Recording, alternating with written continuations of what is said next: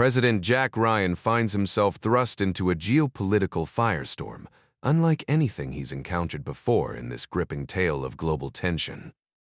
When a brazen assassination attempt rocks Moscow, the newly elected American leader dispatches his most capable operatives, including counterterrorism expert John Clark, to assess the volatile situation.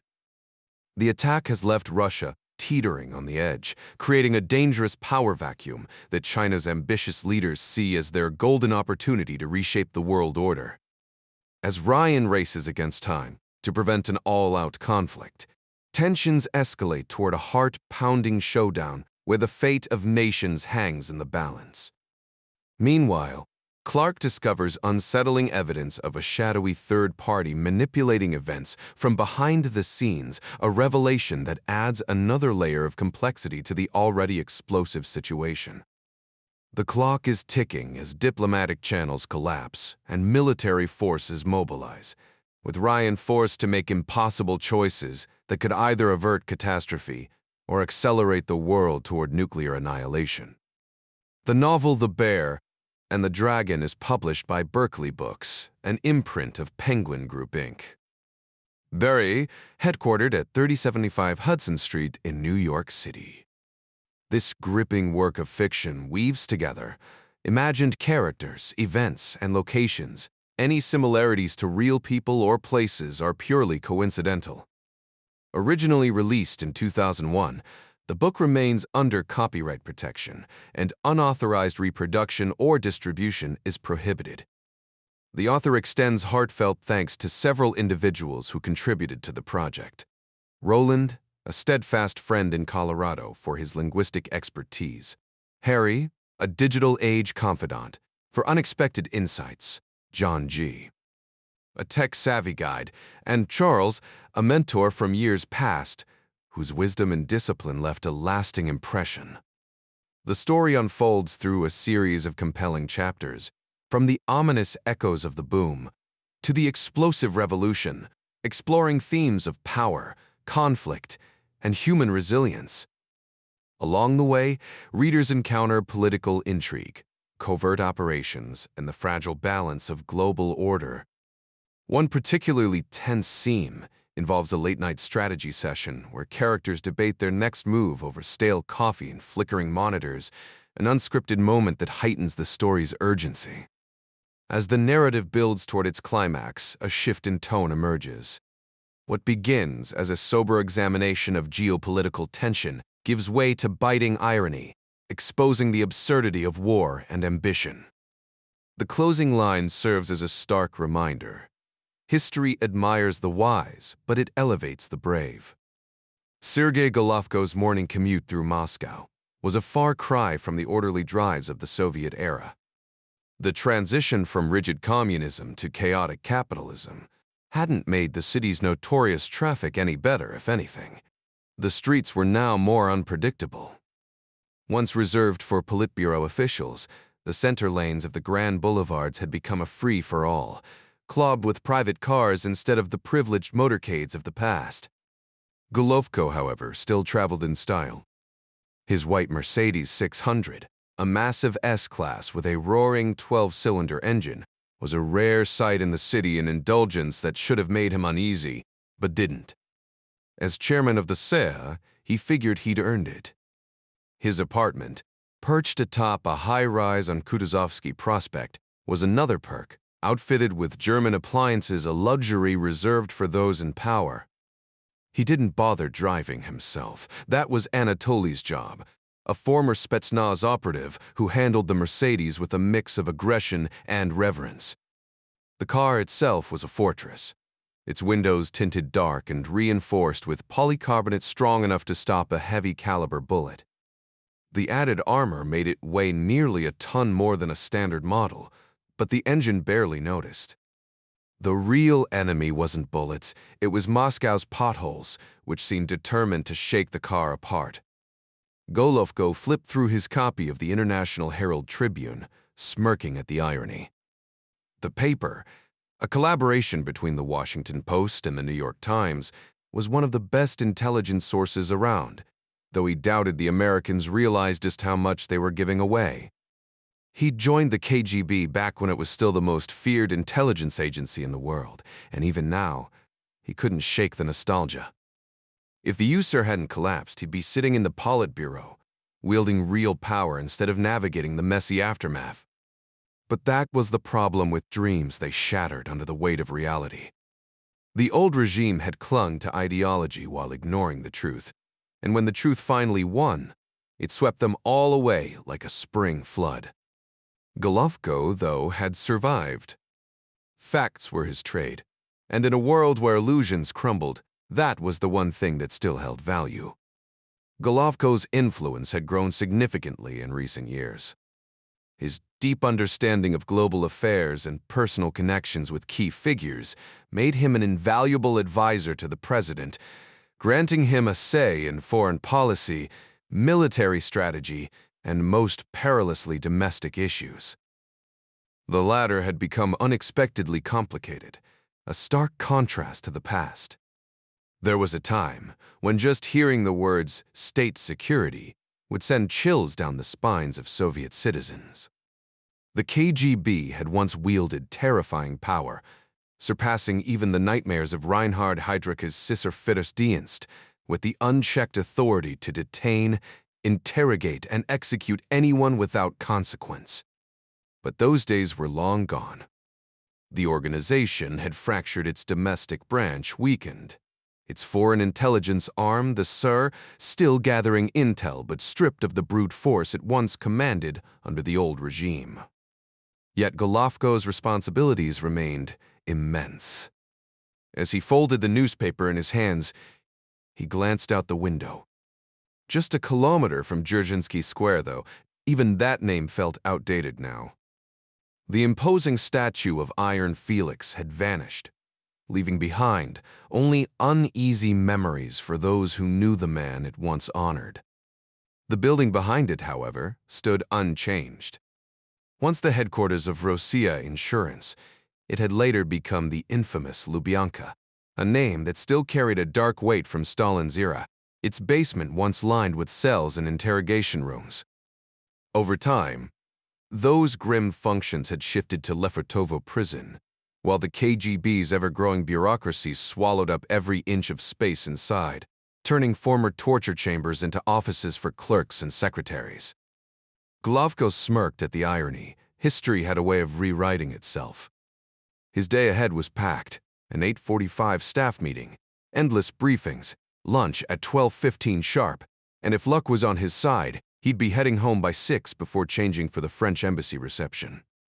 The wine would be excellent, even if the small talk was insufferable. His thoughts were interrupted by a familiar sight, another white Mercedes S-Class, identical to his own, cruising purposefully down the street. Anatoly, his driver, slowed behind a dump truck, one of Moscow's ever-present eyesores, its bed cluttered with tools instead of dirt. Further ahead, another truck crawled along uncertainly. Golovko shifted in his seat, craning his neck for a better view, already craving the first sip of his morning Ceylon tea. Then, movement. A figure rose from the back of the distant truck, lifting something unmistakable. Friotring say, Freebium. Golovko barked, but his driver couldn't see past the hulking vehicle in front of them. The man in the truck steadied himself, gripping the unmistakable shape of an RPG, its bulbous warhead poised for fire. The sniper raised his weapon, taking careful aim as the target vehicle came to a halt in the congested morning traffic. The driver of the second white Mercedes spotted the threat too late, his escape route cut off by gridlocked cars. With barely a sound, the rocket-propelled grenade launched, leaving only a faint wisp of smoke before slamming into the hood. The impact wasn't cinematic, no Hollywood fireball, just a sharp crack, followed by billowing gray smoke as the explosion tore through the car's frame. The trunk blew apart in jagged fragments, leaving no doubt about the fate of those inside. Then came the secondary blast as fuel ignited, flames licking across the asphalt. Golovko's driver, Anatoly, cursed under his breath, wrenching the wheel hard to the right. Tires screeched as he weaved through paralyzed traffic, his knuckles white on the steering wheel. Most drivers had frozen in shock, but Anatoly spotted gaps and punched through them, racing toward Moscow Center's gates. Security forces were already mobilizing, rifles at the ready. A lieutenant recognized Golovko's car and waved them through, barking orders to two soldiers who flanked the vehicle as it screeched to a stop. Golovko barely registered the hands guiding him inside, his mind still replaying the attack. His office offered a grim vantage point through the window. He watched police scramble toward the wreck. 3 bystanders hovered near the flames, foolishly hoping to help. The Mercedes was a mangled shell, its roof peeled open like a tin can. Whoever had been inside never stood a chance. The RPG cheap, brutal Soviet engineering had turned luxury into a coffin in milliseconds. A cold realization hit him. That could have been his car. His hands trembled as he imagined the split-second transition from reading the morning news to oblivion. But this wasn't random. White S-600s didn't just explode by accident in Moscow. Someone had planned this. And if they'd missed today, they'd try again. Chairman. Anatoly stood at the office door, his usual composure shaken. Yes, Anatoly? Golovko turned from the window, his legs unsteady as he moved toward his chair. He gripped the oak desk to steady himself, the familiar stacks of paperwork now feeling surreal against the backdrop of what had just happened outside. Anatoly, usually unflappable, looked pale, his blue eyes wide with disbelief. This was a man who'd spent years in Spetsnaz before transitioning to intelligence work. Yet nothing in his training had prepared him for witnessing an explosion just steps from their building. Golovko exhaled sharply, forcing his mind back into focus. Anatoly, we need answers. Find out who was in that car and whether they meant to hit us instead. The younger man nodded and vanished into the hallway, leaving Golovko alone with his thoughts. Outside, firefighters doused the smoldering wreck while paramedics stood by, though the chairman already knew their efforts were futile. His hands clenched involuntarily, rage would come later. Right now, survival instincts took over. A sudden, humiliating urgency sent him to the private washroom. Fear had a way of stripping away dignity, a lesson Hollywood never taught. As he washed his hands, one question burned in his mind. Who wants me dead? Meanwhile, across the city, the American embassy hummed with quiet efficiency. Rows of antennas sprouted from its roof, feeding signals to a room full of analysts, military and civilian, who monitored Russian communications. One technician adjusted a scanner, catching fragments of police chatter about the explosion. The tape recorders whirred softly, preserving every word for review. It was just another morning in Moscow, except for the smoking crater outside Golovko's office. The Moscow police were still using outdated radio equipment, the same unencrypted models American law enforcement had phased out decades earlier. For embassy staff, monitoring these frequencies was effortless, offering a real-time glimpse into the city's escalating crime wave. It helped them steer clear of dangerous neighborhoods and keep tabs on incidents involving you, the Javans, citizens. The explosion. An army sergeant monitoring the feed suddenly stiffened. Lieutenant Wilson, the cops just reported a blast right outside Moscow Center. What kind? Sounds like a car bomb. Fire crews and ambulances are already there. He grabbed a pair of headphones, straining to catch the details. White Mercedes, license plate. He scribbled the number on a notepad. 3 confirmed dead, driver and 2 passengers. And oh damn. What is it, Rains? Sergei Golovko. The sergeant pressed the headphones tighter, eyes shut. Isn't that his car? Lieutenant Susan Wilson cursed under her breath. Golovko was high on their watch list. Is he one of the casualties? Too soon to tell, ma'am. But the chatter's going wild, some captains rushing to the scene. Wilson rocked in her chair, weighing her options. Better to over-report than miss something big. Where's the station chief? Already en route to the airport, St. Petersburg trip, remember? With a sharp exhale, she grabbed the secure line and stoop-ass and dialed Fort Meade. The encryption key was in place, the connection live. Watch room, came the reply from halfway across the globe. Station Moscow here. Possible assassination, Sergei Golovko. His usual vehicle just blew up in Dzerzhinsky E Square. The severed chief. The voice on the other end sharpened. Confidence level. Police radios are frantic. My operator says it's chaotic. Upload the feed. Already on it. The line clicked off, and Major Bob Teeters, once a C-17 pilot, now grounded after a motorcycle wreck, signaled a Navy petty officer to take over. The sailor, fluent in Russian, began transcribing the intercepted chatter in real time. Teeters watched the screen as the first line appeared. License plate confirmed, white Mercedes, registered to G. Somewhere in the background, keyboard taps echoed. The Russians had upgraded, but not enough to outpace the game. Major Teeters stared at the address on his screen. 677 Protopopov Prospect, apartment 18A. The name Avsienko rang a faint bell, though not necessarily a pleasant one. Good for someone's records, bad for Avsienko himself. Time to escalate. Rear Admiral Tom Porter, the senior watch officer, was likely lounging in his office across the compound, sipping coffee and half watching the news. Teeters dialed the direct line. Admiral Porter, came the weary response. Sir, Major Teeters in the watch center. We've got a developing situation in Moscow, he said, keeping his tone crisp.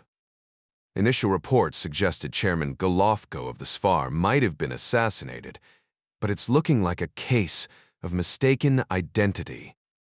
The victim's name is Avzienko, spelled Avsyenko.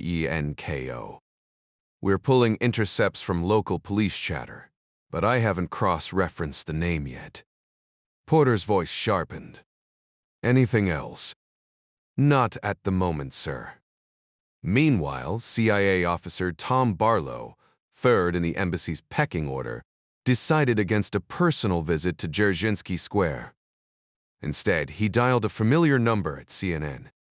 Mike Evans, the reporter answered. Barlow adopted his usual alias. Jimmy here. There's been a messy hit on Dzerzhinsky Square, somebody in a Mercedes. Sounds like a show. Evans scribbled a note. Ooh, got it. We'll move. Barlow checked his watch, 8:52 a.m. Evans was relentless. A satellite truck would be rolling within minutes, feeding footage straight to Atlanta. The Pentagon's Fort Belvoir downlink would snag the signal, bouncing it through classified channels to every interested agency. If this had been Golovko, the stakes would have been sky high. But Avsienko. Barlow fired up his compact and tapped into the CIA's Russian name database. Langley's systems mirrored his search. A VSYENKO. Nothing. Begifte 7 and 2. Why does this sound familiar? He muttered. A colleague leaned over, tweaking the spelling. Try it like this. Still no match. A third attempt finally hit. For it, bingo. Thanks, Beverly, Barlow said, scanning the file. Rasputin. A real piece of work. Guess going straight didn't pan out for him, he added with a dark laugh. Across town, Golovko arched an eyebrow. Rasputin? That uncultured swine. He allowed himself a smirk before turning to his security chief, who looked like he'd aged a decade in the last hour. The chief's to-do list was growing, First, inform Sergei Nikolaevich that his flashy white Mercedes was now a liability. Second, grill the rooftop snipers. How had they missed a man with an RPG in a dump truck barely 300 yards away? Not a single radio warning until Avzisenko's car was shredded. The chief had already cursed his way through the morning, and the day wasn't done. How long since he left the service? Golovko pressed. Major Shelepin didn't miss a beat. Since '93, Comrade Chairman. The answer had come seconds earlier, but repetition was protocol. The air in the room thickened. Someone had just made the game a lot more dangerous. The initial wave of layoffs had come and gone, but Golovko noted with grim amusement that the former pimp had adapted seamlessly to capitalism. The man had done well for himself, too well, judging by the bullet-riddled Mercedes S600 now serving as his coffin. Success like that bred enemies. Or maybe he'd just been collateral damage in someone else's game. That was the unanswered question gnawing at the chairman. By now, the shock had worn off, leaving his mind sharp and calculating. A man in his position didn't waste time asking why someone would want him dead. He already knew. Power attracted knives in the dark, though most were too cautious to actually strike. At this level, vendettas were bad business, which was why they rarely happened. The intelligence world preferred its bloodshed tidy, wrapped in legal formalities. Traitors still swung from the gallows, of course, but even that followed procedure, what the Americans love to call due process. As if lawyers could sanitize murder. Who else was in the car? Golovko demanded. His driver, ex-military police, and one of his girls. No ID on her yet, Major Shelepin replied. Golovko's jaw tightened. What was Grigori doing there at that hour? Still unclear, Comrade Chairman. The local police are investigating. Dolar is handling it. Lieutenant Colonel Shablikov. Yefim. Good. Golovko exhaled. Let him work. These things take time. More time than it took to drown Rasputin, he thought bitterly. Life had a cruel sense of humor, solid as stone, until it shattered like glass. Dat. They took their secrets with them, unless you believed in fairy tales. Funny how facing death left him less terrified than intrigued. Maybe this was courage. Or maybe he was just too stubborn to panic. Either way, he'd find who'd pulled the trigger before they got a second chance. Halfway across the world, Dr. Sack. Benjamin Goodley rolled into Langley's parking lot at 5:40 a.m., earlier than usual. His social life had been sacrificed on the altar of national security, a fact that rankled. Here he was young, sharp, with a career most would kill, for yet his love life consisted of briefing papers and midnight coffee. He parked his Ford Explorer and smirked at the irony. The so-called experts claimed global warming would bring record cold. Maybe he'd ask the president's science guy to explain that one, preferably without the jargon.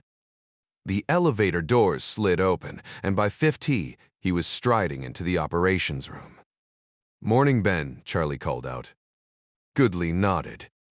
Another day in the circus. Ben Goodley leaned back in his chair, rubbing his temples as Charlie Roberts walked in with that familiar smirk. "Got something juicy for you," Roberts announced, tossing a file onto the desk.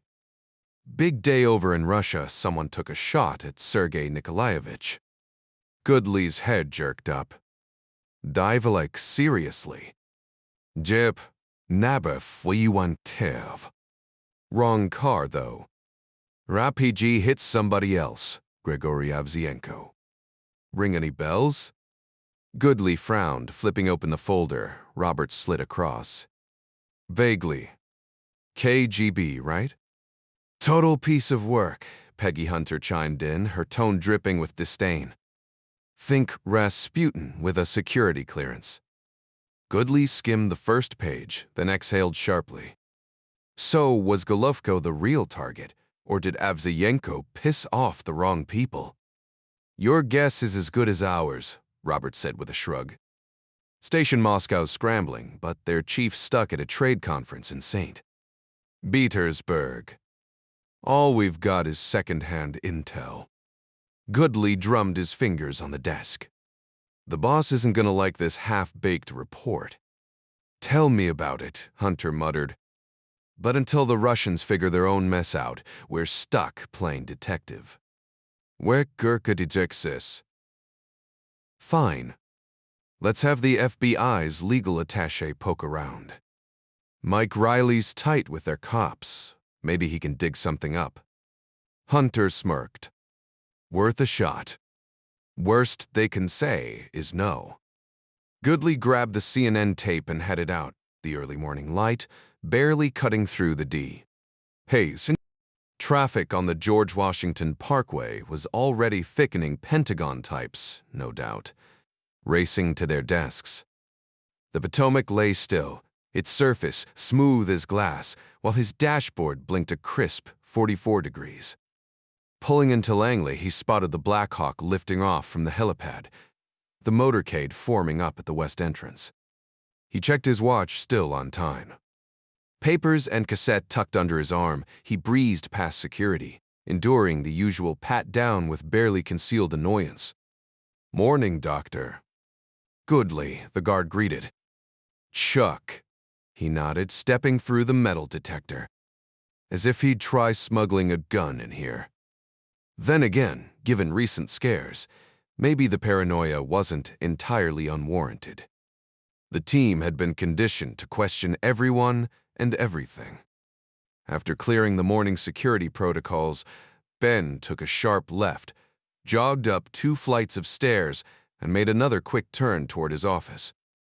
Someone, maybe an admin assistant or a Secret Service agent, had already fired up the office coffee maker, filling the room with the rich aroma of hazelnut blend.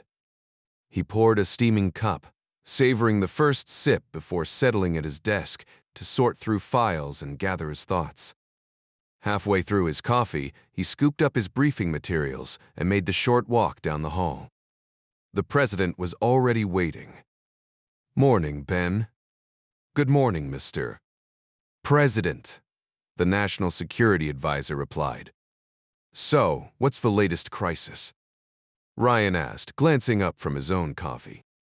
Ben briefed him on the morning's developments, including an apparent assassination attempt on Sergei Golovko. He popped a tape into the VCR, and the screen showed the wreckage of what had once been a luxury car, now little more than scrap metal. Damn, Ryan muttered. Who got hit instead? A man named Gregory Avziyenko, 52. That name rings a bell. Where do I know him from? Better known as Rasputin. He used to run the KGB's Sparrow School. Ryan's eyebrows shot up. That son of a gun. All right, what's his story? Ben explained that after being forced out in the early 90s, Avziyenko had gone private, apparently turning his old skills into a profitable business. The car wreck had also claimed the lives of a young woman and a driver. Ryan nodded grimly. The Sparrow School had been the Soviet Union's infamous training ground for honeypot operatives, women, skilled in extracting secrets through seduction. With the Cold War over, Rasputin had simply taken his expertise to the free market. So, you're saying this could have been a hit from a rival, and Golovko might have just been in the wrong place? Possible, sir. We don't have confirmation either way. How do we get more intel? Our legal attaché in Moscow has solid connections with Russian law enforcement, Ben suggested. Good. Call Dan Murray at the FBI and have his people dig around. Ryan briefly considered reaching out to Golovko directly. They had history, after all, including a tense first encounter involving a gun at Sheremetyevo Airport, but decided against it.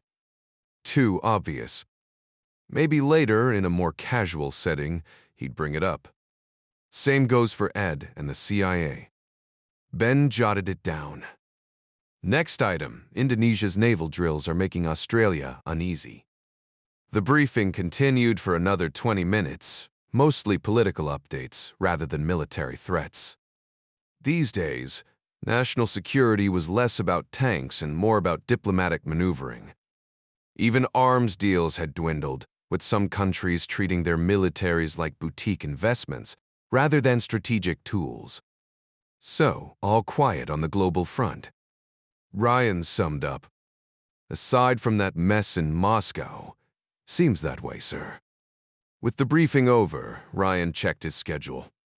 As usual, his day was packed, no time to waste. The rare moments when President Ryan found himself alone in the Oval Office were usually spent reviewing briefing materials for upcoming meetings, most of which had been scheduled weeks in advance. He slid off his reading glasses with a sigh, rubbing his tired eyes as the familiar throb of an impending headache pulsed behind his temples. A quick glance at his schedule confirmed there'd be no breaks today, no visiting Eagle Scouts from Montana, no championship baseball team, no cheerful parade of local beauty queens to lighten the mood. Just another relentless stretch of policy debates and political maneuvering. The irony of the presidency wasn't lost on him.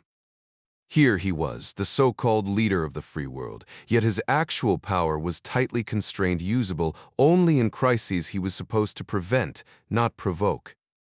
Most of the job was negotiation, a skill he'd lacked until his chief of staff, Arnold Van Dam, drilled it into him.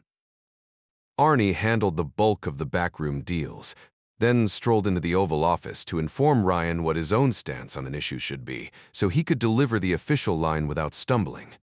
It wasn't much different from a lawyer shielding a client from the messy details, Ryan mused. And yet, he had it easy compared to past presidents. His Congress was cooperative mostly. He couldn't imagine the chaos of dealing with a hostile legislature. Sometimes, in the quiet between meetings, he'd catch himself wondering how the hell he'd ended up here. The campaign had been its own special kind of torture. Even with Arnie calling it a cakewalk, the grind was brutal, 5 to 9 speeches a day, the same words regurgitated in different cities, tweaked only slightly by an exhausted staff racing against the clock. The worst part? He'd started craving spontaneity, the urge to toss the script and say something wild just to keep his own brain from flatlining. But that wasn't an option. A candidate had to be predictable, polished, a human press release. Still, there'd been moments that made it bearable. The roar of crowds, whether in a packed New York arena or a sun-baked parking lot in Iowa, had been intoxicating. People shouted his name like he was one of them, yet also something more. From his first major speech after taking office, he'd recognized the addictive pull of that adoration. It fueled him, pushing him to perform, to be the flawless leader they expected. But after 311 identical rallies, even the high had started to wear thin. The press coverage was eerily uniform across the country. Reporters posed identical questions, recorded predictable responses, and repackaged them as fresh headlines in every regional newspaper. Editorial boards showered Ryan with praise, while voicing concerns that this election cycle felt hollow, save for congressional races where he'd strategically endorsed candidates from both major parties to preserve his independent image, a move that risked alienating everyone. Of course, not everyone was charmed. Critics seized airtime on nightly talk shows, dredging up his unconventional career path and condemning his aggressive response to the Ebola crisis years earlier. Sure, it worked then, but what about next time? They'd argue, dismissing his self-proclaimed common-sense approach as naive. Thankfully, Arnie had anticipated every attack. When detractors called Ryan out of touch due to his wealth, he'd fire back. My dad wore a badge, I built my fortune honestly, and these days my wife returns me anyway. Accusations of political inexperience. Politics is broken because everyone thinks they're an expert. Maybe I don't fit the mold, but I'll get results.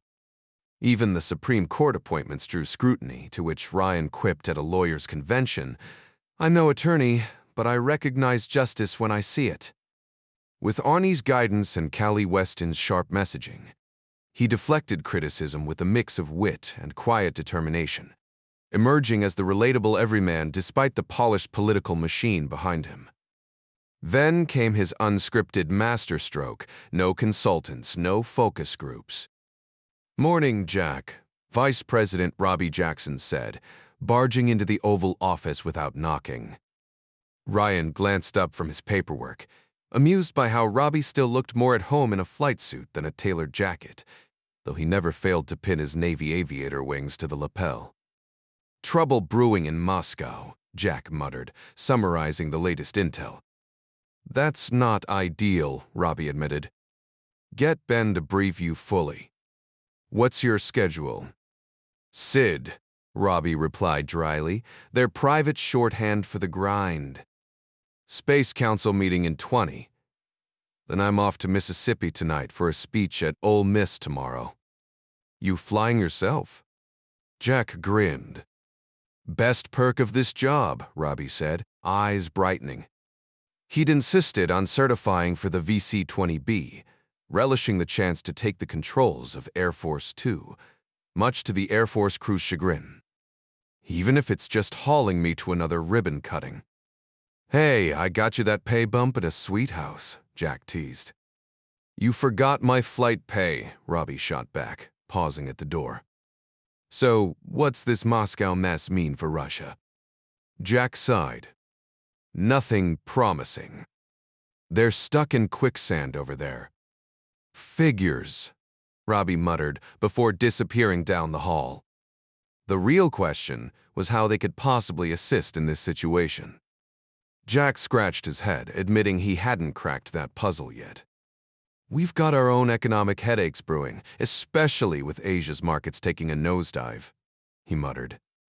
Robbie sighed, rubbing his temples. "I need to get up to speed on this financial jargon, basis points, derivatives, the whole mess." Jack smirked. "Spend a few hours with George Winston. He's fluent in that nonsense, and trust me, it's not as intimidating as it sounds." Robbie gave a mock salute, his southern drawl thickening. "Duly noted, sir." Jack rolled his eyes. "Since when do you call me sir?" Grinning, Robbie leaned back. "You're still the big boss, oh mighty leader. Meanwhile, I'm stuck handling the grunt work as your XO. Jack chuckled. "Consider this your crash course in leadership, Rob. At least you're learning the easy way I sure didn't." Robbie's expression softened. "I remember. You stumbled through it, but you made it work. Why else would I let you derail my career?" Jack feigned offense. "Not even for the fancy house and chauffeurs." Robbie shook his head. "Or some historic first black nonsense. When the president asks, you say yes, even if it's to work for a knucklehead like you." With a laugh, he headed out, tossing a casual later over his shoulder. The moment the door shut, the speakerphone crackled. "Mr. President, Director Foley on line 3. Jack grabbed the secure phone. "Morning, Ed." Foley's voice was brisk. "Jack, we've got updates from Moscow." Jack's instincts kicked in. "How'd we get the intel?" "Intercepts," Foley replied, which meant it was solid. People didn't bother lying over open comms. The militia's chattering nonstop. This case is top priority over there." Jack exhaled. "All right, lay it on me." Foley hesitated. Initial theory. Rasputin was the mark. Guy was raking in cash with his enterprises and stepping on toes. Maybe someone pushed back harder than he expected. Meanwhile, in a dimly lit Moscow bar catering to expats, FBI agent Mike Riley swirled his vodka, listening to Lieutenant Oleg Provolov's skepticism. Coincidences? "I don't buy them," Provolov muttered. Riley, a seasoned OC specialist, had spent years dismantling New York's 5 families. His rapport with Moscow's cops was solid, especially after arranging FBI training for their top brass. Ever seen a hit like this back home? Pruvalov asked. Riley shook his head. Guns. Sure. The tactical tank weapons. Not a chance. Too flashy for our wiser guys. They prefer subtlety, like car bombs. So, who was Avzienko really? Revelov's lip curled. Thig tuechesait. Exploited women, pocketed their earnings. No loss there. But his absence, that'll create a power grab. Riley leaned in. You think he was the target, not Golovko? Pruvalov's silence spoke volumes. Taking on someone like him would be sheer insanity. The head of such a critical government agency. I doubt even the boldest criminals in our circles would dare. Riley considered the remark, but kept his thoughts to himself. Jumping to conclusions at the start of a major case was never wise, but pointing that out to Oleg Grigorievich wouldn't help. Their friendship was solid, but Provolov had a fragile ego, especially when comparing his department to the FBI, something he'd been painfully aware of since his time at Quantico. Right now, he was following standard procedure, shaking the bushes, sending his team to question Avzienko's known contacts about grudges, conflicts, or any hint of trouble. Informants were being tapped for whispers in Moscow's underworld. Forensics was where the Russians struggled, Riley knew. They hadn't even located the dump truck yet. No surprise, given the thousands roaming the city. It might have been stolen without the owner realizing it was gone. Eyewitnesses described the shot coming from above, meaning there'd be minimal traces left in the cargo bed to identify the vehicle. Without the right truck, recovering hair or fibers would be impossible. No one had caught the license plate, and in the chaos of rush hour, not a single bystander had snapped a photo so far. Sometimes, though, a witness surfaced days later. Big cases often hinged on luck, usually in the form of someone who couldn't resist bragging. The real challenge was dealing with criminals who knew how to stay quiet. Thankfully, most weren't that disciplined except for the sharp ones. In Moscow, Riley had learned, had plenty of those. They fell into two categories. First, there were the ex-KGB operatives cut loose during the massive downsizing what Americans called rifts. These were dangerous professionals, trained in covert ops, skilled at recruitment, and experts at vanishing. They'd outmaneuvered the FBI's counterintelligence division more than once. Then there were the remnants of the old regime, the Tokachi, or pushers. Under communism, they'd been the shadowy fixers who made the system work, navigating unofficial channels to move goods. Now, in a country still grappling with capitalism, their skills were worth a fortune. With communism's collapse, the Tokachi had become the new elite, their influence morphing into wealth, then power, then corruption. Crime followed, drawing the FBI into Moscow almost as deeply as the CIA had ever been. And for good reason. The alliance between ex-KGB and former Tokachi was forging the most advanced criminal network the world had ever seen. So yeah, this Rasputin-fitting name, given its meaning, might have been part of that empire. His death could be tied to it or something entirely different. Either way, this case was shaping up to be fascinating. Riley offered a final assurance. If you need backup, Oleg Grigorievich, just say the word. I'll do what I can. Thanks, Mishka, he said before they went their separate ways, each lost in their own thoughts. Chapter 1. After the blast, so who wanted him dead? Lieutenant Colonel Shablikov pressed, his voice sharp. Grigory Filipovich made plenty of enemies. He had a big mouth, insulted too many people, stepped on too many toes. That's not enough, Shablikov cut in. Nobody gets blown up in broad daylight just for hurting someone's feelings. What else? The informant hesitated, then leaned in. He was getting into the drug trade, starting small but with big ambitions. Shablikov's eyes narrowed. If this stole please did this. Grisha had connections, Colombians. Met them in Geneva a few months back. He was working on a deal to move cocaine through Odessa, then funnel it straight to Moscow. Word was he was setting up the whole supply chain. And how was he planning to pay for it? The colonel scoffed. Russian rubles weren't exactly in high demand. This is be hard cash. Grisha had plenty of that Western clients, a few wealthy Russians. He knew how to keep them happy for the right price. Rasputin, Shablikov thought bitterly. The man had been a disgrace selling young women, even boys, to line his pockets with foreign currency. Enough to buy a luxury German car outright. No loans. And now drugs. That meant upfront payments, American style. No doubt he planned to flip the product for more hard cash. Colombians sure as hell didn't want rubles. The world wasn't worse off without Avzienko. Whoever took him out probably deserved a medal.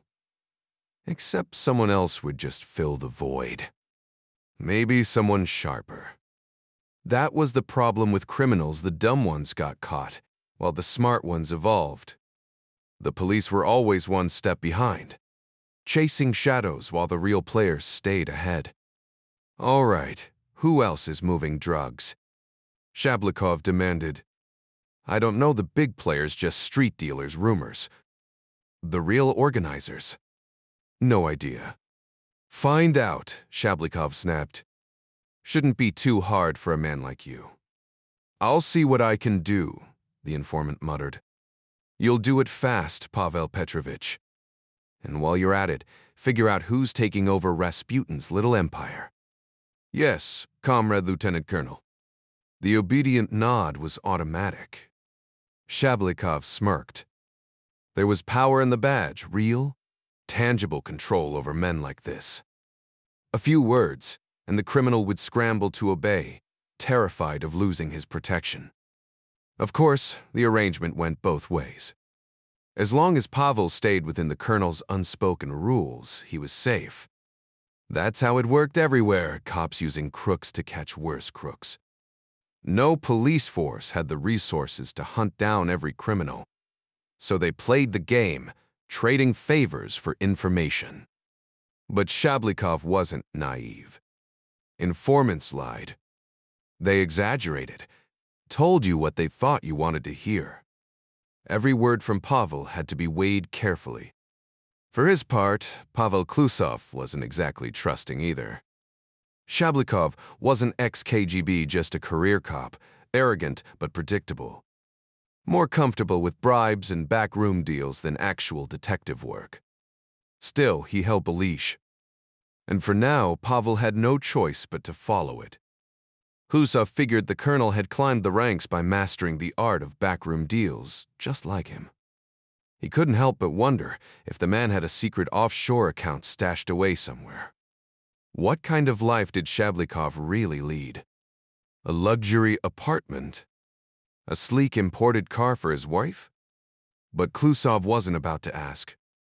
His own shady business ventures flourished under the colonel's protection, and tonight, he had plans, drinks with Irina Egonovna, maybe more, and a chance to gauge how much Avzienko's old team actually missed him. Understood, Comrade Colonel, Klusov replied smoothly. I'll report back tomorrow. Shablikov's response was sharp, like a teacher scolding a lazy student. Not try. You will do it, Pasha. Meanwhile, Zhang Han-san stood before the premier, his latest operation already in motion. Let's hope this goes better than the last two, the premier remarked, his tone dry as dust. The stakes were undeniably higher this time. Japan's bold moves in the Pacific and Iran's chaotic nation-building had been mere background noise. China had nudged things along quietly without direct involvement. But this was different. No shortcuts, no half measures. We've had bad luck, Zhang admitted. The premier barely glanced up from his papers. Okay, perhaps. That single word sent a chill through Zhang. The premier had always treated him with respect. Even warmth, his advice usually carried weight. But now, nothing. Just cold indifference. We've lost nothing tangible, Zhang pressed on. Except now there's an American ambassador in Taipei. And worse rumors of a defense treaty, warships docking regularly, maybe even a permanent base funded by Taiwan. All under the guise of replacing Subic Bay. The island's economy was booming, foreign investment pouring in money that should have gone to the mainland. President Ryan's sudden recognition of Taiwan had blindsided everyone.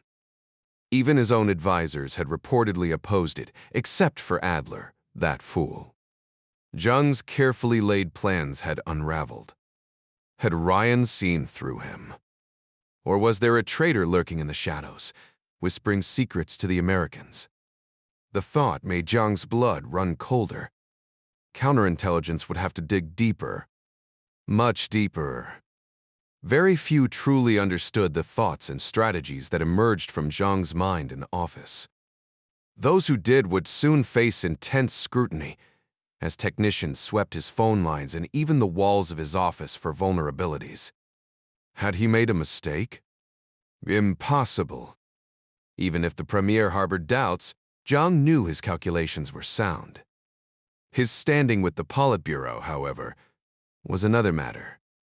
Too many viewed him as a reckless schemer with dangerous influence over key decision-makers. They were happy to take credit for his policy victories, but would distance themselves the moment trouble arose. Typical political maneuvering at the highest levels of power. Taiwan remained a thorn in their side, but Zhang saw little strategic value in force.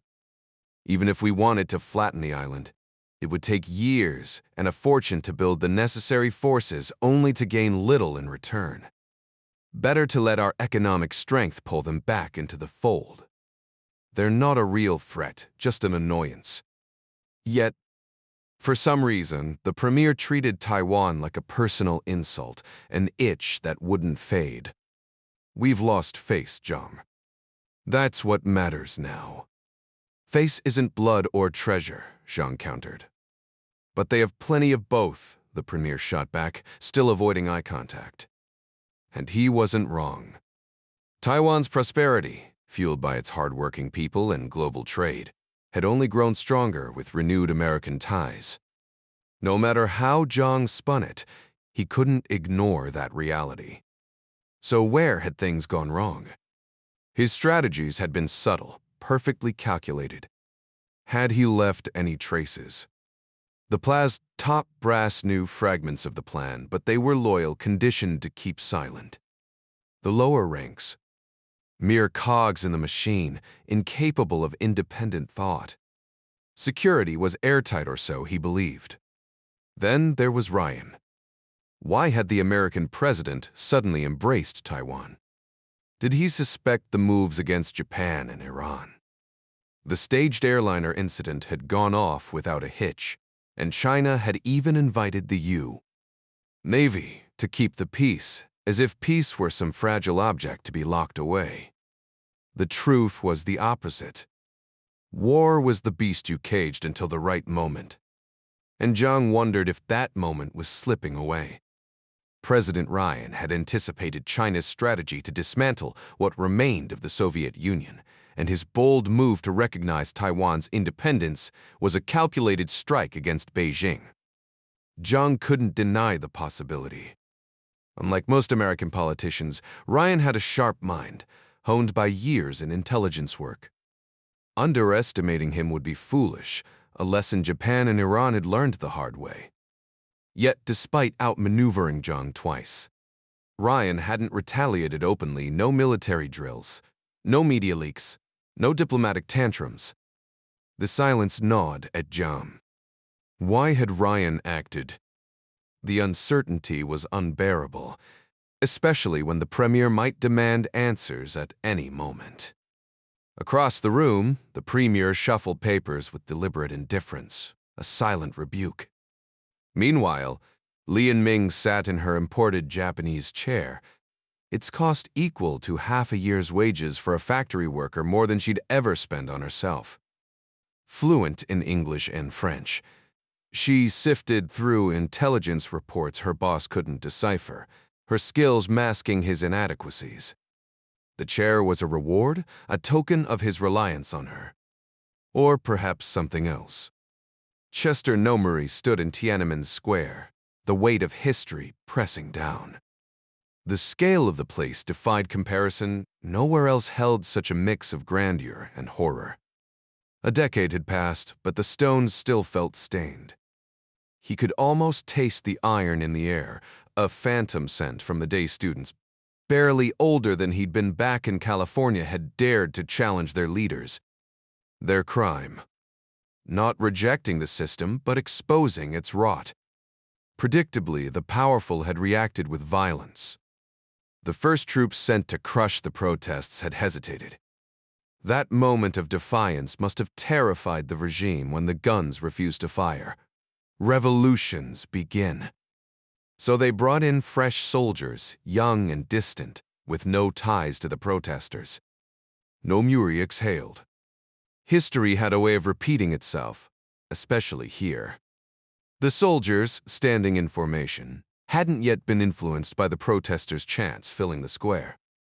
Their minds remained closed to the demonstrators' pleas, unwilling to question why their government had armed them against unarmed civilians rather than hearing their grievances.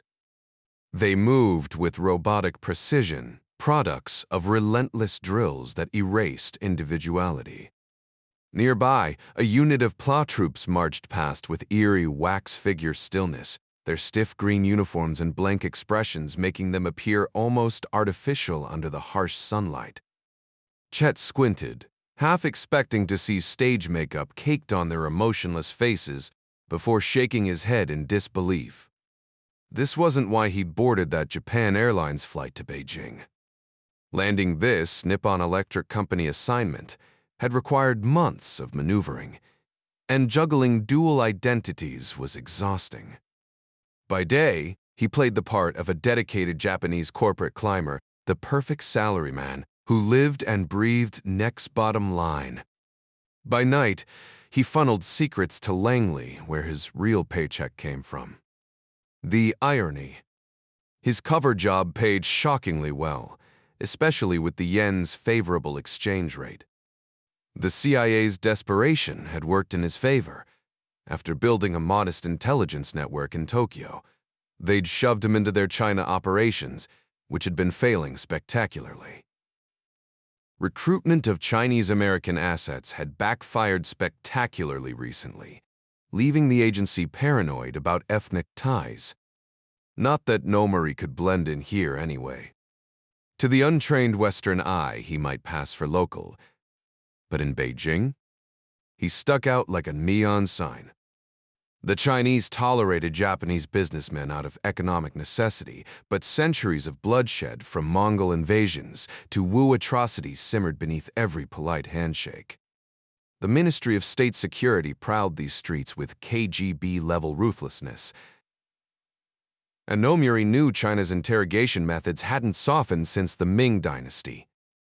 He joined the CIA for patriotism and adventure, but the reality was darker.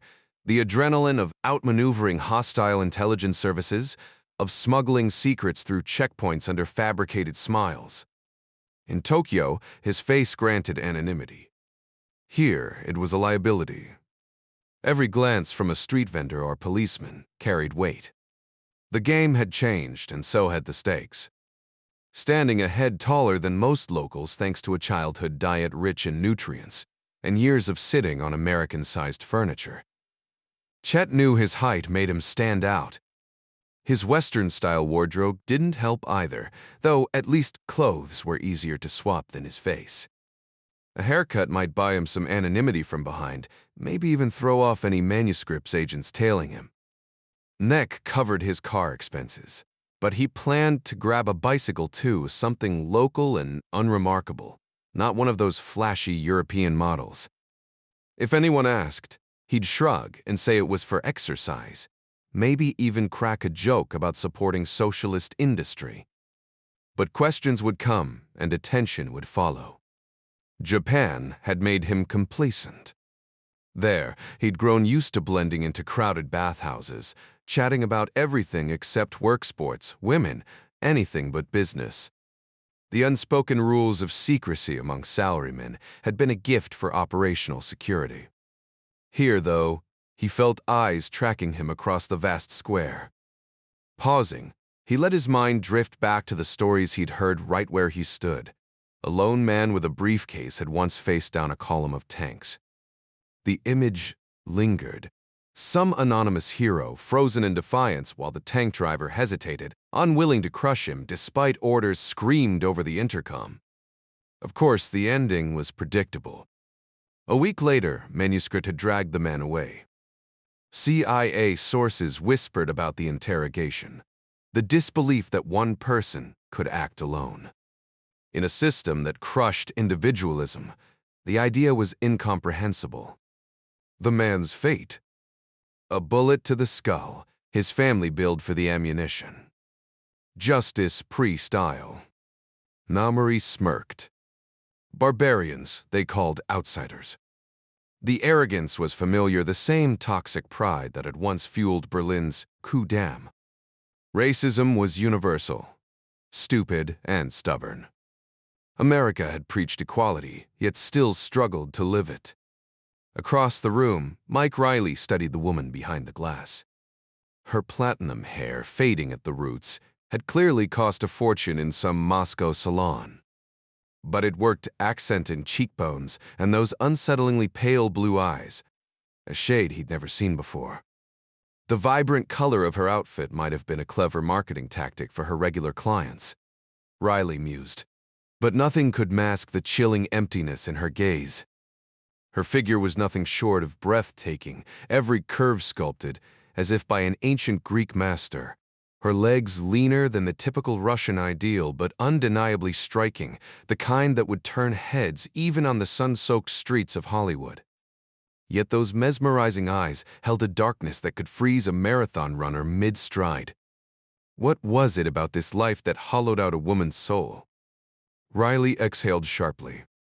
Prostitution wasn't his usual beat, mostly left to local cops, and he'd never spent enough time around it to truly grasp the psychology of those trapped in its orbit. But Tanya Bogdanova defied every expectation. At 23, she had the face of an angel and the body of a silver screen siren, yet her presence radiated something unsettling. Maybe she was just wired differently, like so many career criminals. Maybe trauma had shaped her. But the way her eyes locked onto her interrogator suggested a lifetime of weariness, far beyond her years. Riley flipped open her file from the militia archives. The lone photograph inside showed a younger Tanya, her features alive with charm, laughing with some anonymous client, probably another even, he thought with a dry chuckle. That version of her was pure illusion. A performance worthy of Ingrid Bergman's most captivating roles. The woman sitting across from him now? She could have carved a man apart with a nail file and strolled into her next high-end hotel appointment without a second thought. Who were his enemies, Tanya? The interrogator pressed. She sighed, boredom dripping from her reply. He had none. You have enemies. Too many to count. Her Russian was polished, almost aristocratic. Rumor had it her English was just as flawless, no surprise, given the international clientele willing to pay extra for the privilege. Riley could almost picture her sweetening the deal with a coy smile, whispering rates in dollars or euros before sealing the transaction. Before or after? The question flickered through his mind. He'd never paid for companionship, but staring at Tanya, he understood the temptation. How much does she charge? He muttered to Privalov. More than my salary, the detective snorted. 600 euros, maybe more for the whole night. Medically clean, though. Her purse is a damn summit of condoms American, French, Japanese. Riley studied her posture, the effortless poise. Ballot background. Pruvalov smirked. Too tall, too curvy. 55 kilos of trouble. Could have been a model, but know her stories as grim as they come. Dead parents, both drank themselves into early graves. State school, mediocre grades. No family left. She's been Rasputin's property for 4 years now. The room felt colder suddenly. Tanya's fingers drummed the table, her nails tapping out a rhythm that sounded like a countdown. The Sparrow School had never produced such a refined courtesan. Grigory Filipovich certainly seemed to think so, whether he kept her for private pleasures or public appearances. Yet whatever fondness he held for her clearly wasn't mutual. Did she have any close connections? Brovalov shrugged. None we could find, not even a single noteworthy female friend. Riley sighed. This interview was going nowhere, just like the 26 others about Avzienko's death. Everyone conveniently ignored the 2 other bodies in the car, collateral damage, most likely. What they really needed was the truck, something solid. Physical evidence was everything: blast residue, fingerprints on the greasy weapon wrappings, maybe even a discarded cigarette with DNA traces. That last one was the FBI's golden ticket these days. Good luck arguing against a 600 million to 1 match in court. He'd been pushing for Russia to adopt the same DNA tech, but good luck getting them to fund it. The only lead they had now was the RPG warhead fragments, surprisingly intact, with a serial number that probably wouldn't lead anywhere. Still, you chased every lead because you never knew which one would stick when you stood before a jury.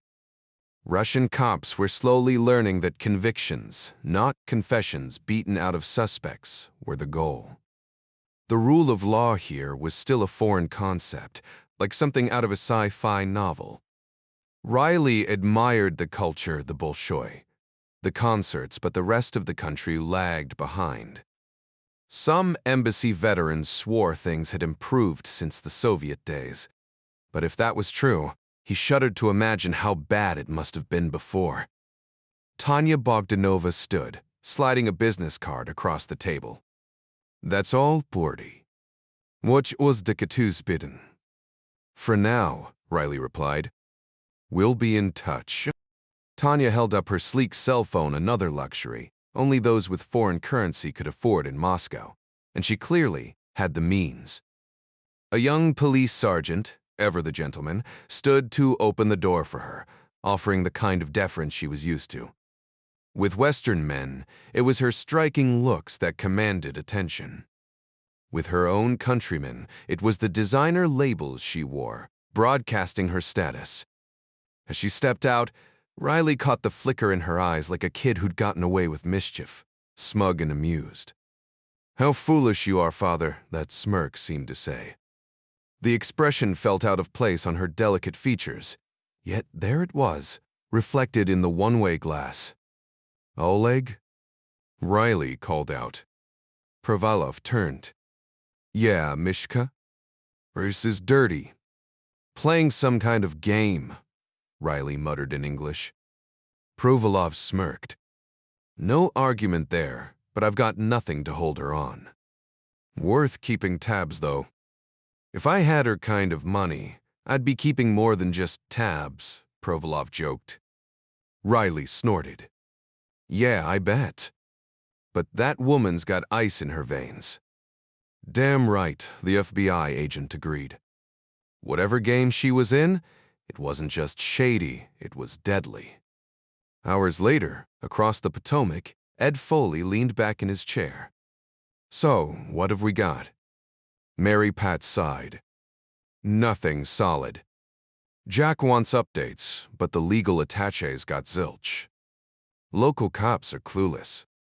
Could have been an attempt on Sergei, but the Legat thinks Rasputin was the real target. The DCI shrugged. Man had enemies, no surprise there. Meanwhile, down in Mississippi, the vice president wrapped up his speech to thunderous applause. 8 new destroyers meant jobs, money, and a very happy governor, cheering like his team had just won the championship. Southerners took their football and their politics seriously. Robbie stifled a grimace. Politics, what a circus. Haggling like merchants in some medieval market, trading favors like livestock. Was this really how a nation was run?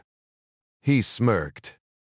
At least in the Navy, he'd climbed the ranks by skill, not schmoozing best damn fighter pilot to ever launch off a carrier.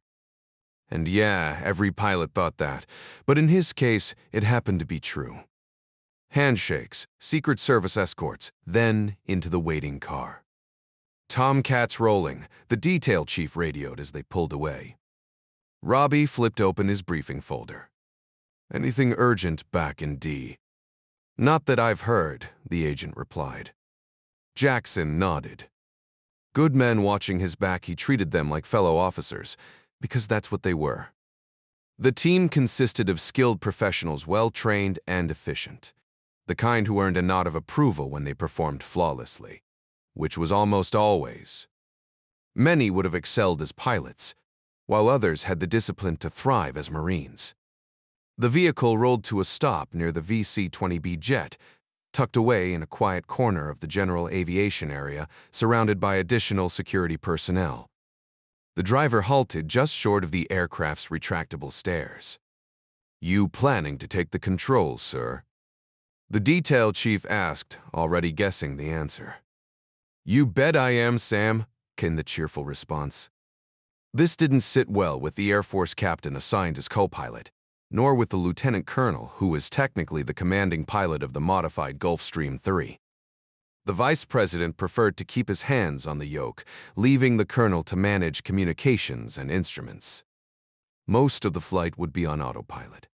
But Jackson, regardless of his seat, insisted on being in charge, and no one dared argue. So the captain ended up in the back, and the colonel, though technically in command, had little to do. Whatever, he thought. At least the VP told entertaining stories and wasn't half bad for a Navy guy. Clear on the right, Jackson announced moments later. Clear left, the colonel confirmed after checking with the ground crew. Starting engine 1, Jackson called, followed shortly by starting engine 2. The gauges responded smoothly. All systems green, sir, the lieutenant colonel reported. The Gulfstream was powered by Rolls-Royce Bay engines, the same reliable units once fitted to British F-4 Phantoms. Tower, Air Force 2, ready to taxi. Air Force 2, cleared for taxiway 3. Roger, Tower, taxiing via 3. Jackson released the brakes, letting the jet creep forward, its powerful engines sipping fuel even at idle. On an aircraft carrier, deck crews in yellow shirts would guide you here. He had to rely on a diagram clipped to the yoke while keeping an eye out for wayward Cessnas, like shopping carts in a crowded parking lot. Finally, they reached the runway's edge and pivoted into position. Tower, Spade requesting takeoff clearance, Jackson said, the call sign slipping out before he could stop himself. The tower responded with a chuckle. This isn't the Enterprise. Air Force 2, no catapults here. But you're cleared for departure, sir. The amusement was audible. Roger, Tower, rolling out. Your call sign was really Spade. The colonel asked as the jet accelerated. Stuck with me since flight school. First CO's idea, Jackson admitted, shaking his head. Feels like a lifetime ago. V1, the Air Force officer announced, then V-rotate. Jackson pulled back gently, lifting the Gulfstream skyward. The colonel retracted the landing gear on cue, while Jackson tested the controls with slight adjustments, ensuring the aircraft responded as it should. Within minutes, they were cruising on autopilot, set for a smooth climb to 39,000 feet. Kind of dull, isn't it? Jackson remarked. Just means it's safe, sir, the colonel replied. Jackson suppressed a smirk. Typical transport pilot, he thought. No fighter jock would ever admit to preferring boredom. Then again, he had to admit, he always buckled up before driving, and even in a fighter, he'd never been reckless. Robert Jackson couldn't help feeling irritated as the Gulfstream's autopilot handled most of the flying. This sleek bird could practically land itself. Not that any self-respecting Navy pilot would ever admit to using such systems unless forced. He'd logged countless hours in the cockpit, yet today, his role felt more like babysitting microprocessors than actual flying. The irony wasn't lost on him. Back in his Phantom and Tomcat days, engines barely lasted a single mission before needing overhaul. Now, these British-made Spey engines ran for decades. One stubborn owner even refused Rolls-Royce's offer to swap his 30,000-hour workhorse for a brand-new model. The aircraft's flawless systems left little for Jackson to do except monitor the weather radar's cheerful display, which promised smooth skies all the way to Andrews. His fingers hovered near the controls, half hoping for some mechanical drama to justify his presence. By chance, modern aviation had become so reliable, it bordered on boring. Mr. Vice President. An Air Force sergeant interrupted his thoughts, handing over a classified message. Jackson passed control to the co-pilot with a nod and scanned the urgent dispatch. The cover sheet's security markings would have terrified him years ago, back when leaking secrets meant hard time in Portsmouth. These days, he could probably hand the damn thing to a reporter without consequences. Not that he would. The real shocker was the content. CIA analysts were completely blindsided by a potential assassination plot against Russia's top intelligence officer. If Langley didn't see it coming, nobody did. Meanwhile, in the Oval Office, President Jack Ryan rubbed his temples as Treasury Secretary George Winston hesitated over protocol. "For God's sake, George, just call me Jack in here," Ryan snapped, nearly upending his coffee. He'd grown weary of presidential formalities, especially with trusted advisors. Sometimes he fantasized about returning to Wall Street, where the Secret Service still knew him by his old trader code name, instead of navigating Washington's endless bureaucratic mazes. Trade negotiations loomed ahead, another headache in a job that kept rewriting the rules on him. The higher he climbed, the less anything made sense. After stepping away from the presidency, an event Jack Ryan supposedly thanked God for nightly. If rumors were to be believed, he faced the inevitable question of what came next. The world of high finance called to him, a realm where he'd already proven his uncanny knack for turning investments into fortunes. Winston couldn't help but recall Ryan's last major venture, Silicon Alchemy, a California-based tech firm lost in a sea of competitors. Yet Ryan had seen something others missed, guiding it to a wildly successful IPO. His stake in South, its stock symbol, had ballooned to over $80 million, securing his place as the richest former president in U.S. history. Arnold Van Dam, his shrewd chief of staff, wisely kept that detail out of the headlines, knowing how the press loved to paint wealthy men as villains, unless, of course, they owned the media outlets themselves. Even among Wall Street's elite, few grasped the full extent of Ryan's financial acumen. If he ever returned to trading, his reputation alone would ensure profits rolled in effortlessly. Winston had no qualms admitting that Ryan had earned every penny, no matter what the pundits sneered. "Is China?" Jack asked, cutting to the chase. "Exactly," Winston confirmed with a nod. He'd adopted the Secret Service's habit of calling Ryan boss, a title the former president tolerated. "They're facing a cash crunch and want to make a deal with us." "How bad is it?" "Projections put it around $70 billion annually." Ryan let out a dry chuckle. "That's what we call serious money." "Anything with a B qualifies," Winston agreed. "And this breaks down to roughly $6 billion a month. Where's it all going?" "Hard to say for sure, but military spending's a safe bet." The French have been cozying up to them ever since Britain blocked that Rolls-Royce engine deal. Ryan sighed, flipping through the briefing papers. Basil talked the PM out of it. Sir Basil Charleston, head of British intelligence and an old friend from Ryan's CIA days, had pulled strings behind the scenes. Gutsy move. Paris didn't see it that way. They rarely do, Ryan muttered. Dealing with the French was always a puzzle sometimes. They were staunch allies, other times distant strangers, with no clear pattern to their shifts in loyalty. So, you think Beijing's rearming? Aggressively, Winston said. But not their navy, which is a small comfort to Taiwan. Recognizing Taiwan had been one of Ryan's quieter victories after the collapse of the United Islamic Republic. The real reasons, suspicions of China's meddling in the Persian Gulf and tensions with Japan never made the news. CIA analysts speculated that China's eyes were fixed on Siberia's untapped resources, hinted at in intercepted emails from Japanese industrialists who'd pushed their country toward conflict. Ryan leaned back, rubbing his temples. Some problems never changed. The Japanese had once labeled Siberia the Northern Resource Area, echoing their past designation of Southeast Asia as the Southern Resource Area during the Second World War. Now, with China aligning itself against American interests, President Ryan and Secretary Adler saw no choice but to respond. Taiwan, after all, was a thriving democracy, its leaders chosen by the people, a system America had always championed.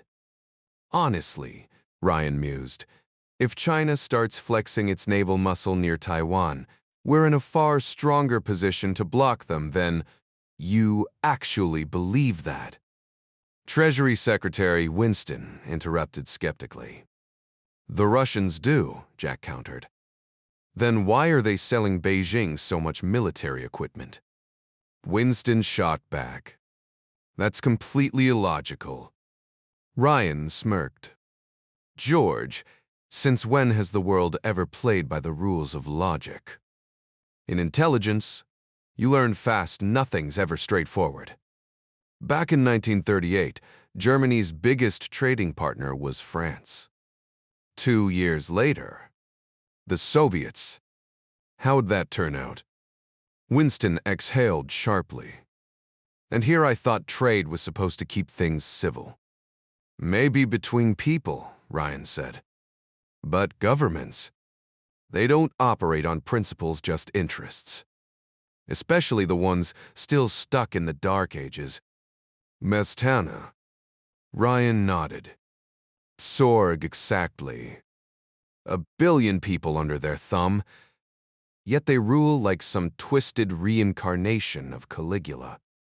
They've got Marx's grand theory, polished by Lenin, then butchered by Mao, a man whose appetites were as grotesque as his policies. Winston raised an eyebrow. Murder appetites? Oh yeah, Ryan said dryly.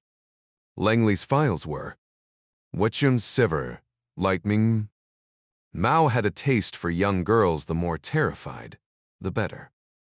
Our psych profile suggested it wasn't about pleasure, just power.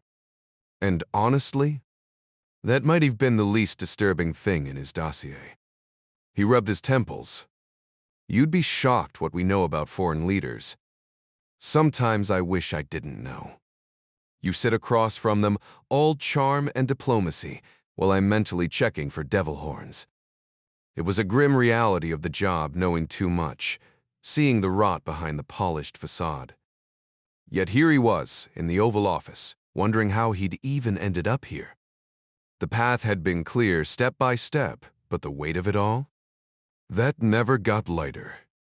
If anything, the doubts only grew. How do you protect a nation from those who see power as nothing more than a prize to be seized? Ryan sighed. The questions never stopped. Neither did the stakes. Jack Ryan had no room for excuses this time around. He'd actually gone and run for president, if you could even call it that. Arnie Van Dam certainly didn't, though legally speaking, Ryan had checked every box required by the Constitution. Legal experts across the country had debated it endlessly, turning cable news into a circus of opinions. Not that Jack had been glued to the screen back then. He had better things to do. But the truth was, being president meant dealing with people you'd never willingly share a meal with, let alone invite into your home. And it wasn't about manners. Many of them oozed charm when they wanted to. Arnie had warned him early on. Politics was the art of smiling at people you'd rather avoid, then cutting deals like you were lifelong friends. So, what's the latest on our friends in Beijing? Winston asked, leaning back in his chair. The current regime, I mean. Still piecing it together, Jack admitted. The agency's making progress, but they've got a long way to go. Their comms are sloppy cell phones left unencrypted, calls leaking like a sieve.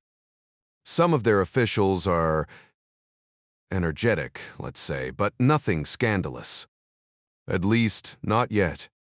Though a few seem awfully close to their assistants. The Treasury Secretary smirked. Sounds familiar. And not just over there. Even on Wall Street? Jack arched an eyebrow, playing along.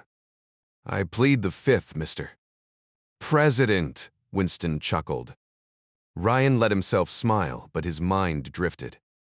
The Oval Office had been scrubbed clean of its past new rug, new furniture, except for that damn desk. History clung to it like a stubborn stain. People claimed the public had a short memory, but that was a lie. The whispers never stopped. The knowing glances, the stifled laughs, all of it made him feel like he was wearing someone else's dirty laundry. And the worst part? He couldn't do a thing about it. In a free country, anyone could sling mud without consequence. The president didn't get the luxury of settling scores in a bar fight, no matter how satisfying that might be. Sending Marines after gossipers wasn't exactly a great look either. Politicians were supposed to have skin thicker than a rhino's. They took the hits, shrugged off the lies, and kept smiling. Maybe some of them actually managed it. Or maybe they just didn't care. But Jack did. That was the problem. Let's refocus, he said, shaking off the thought.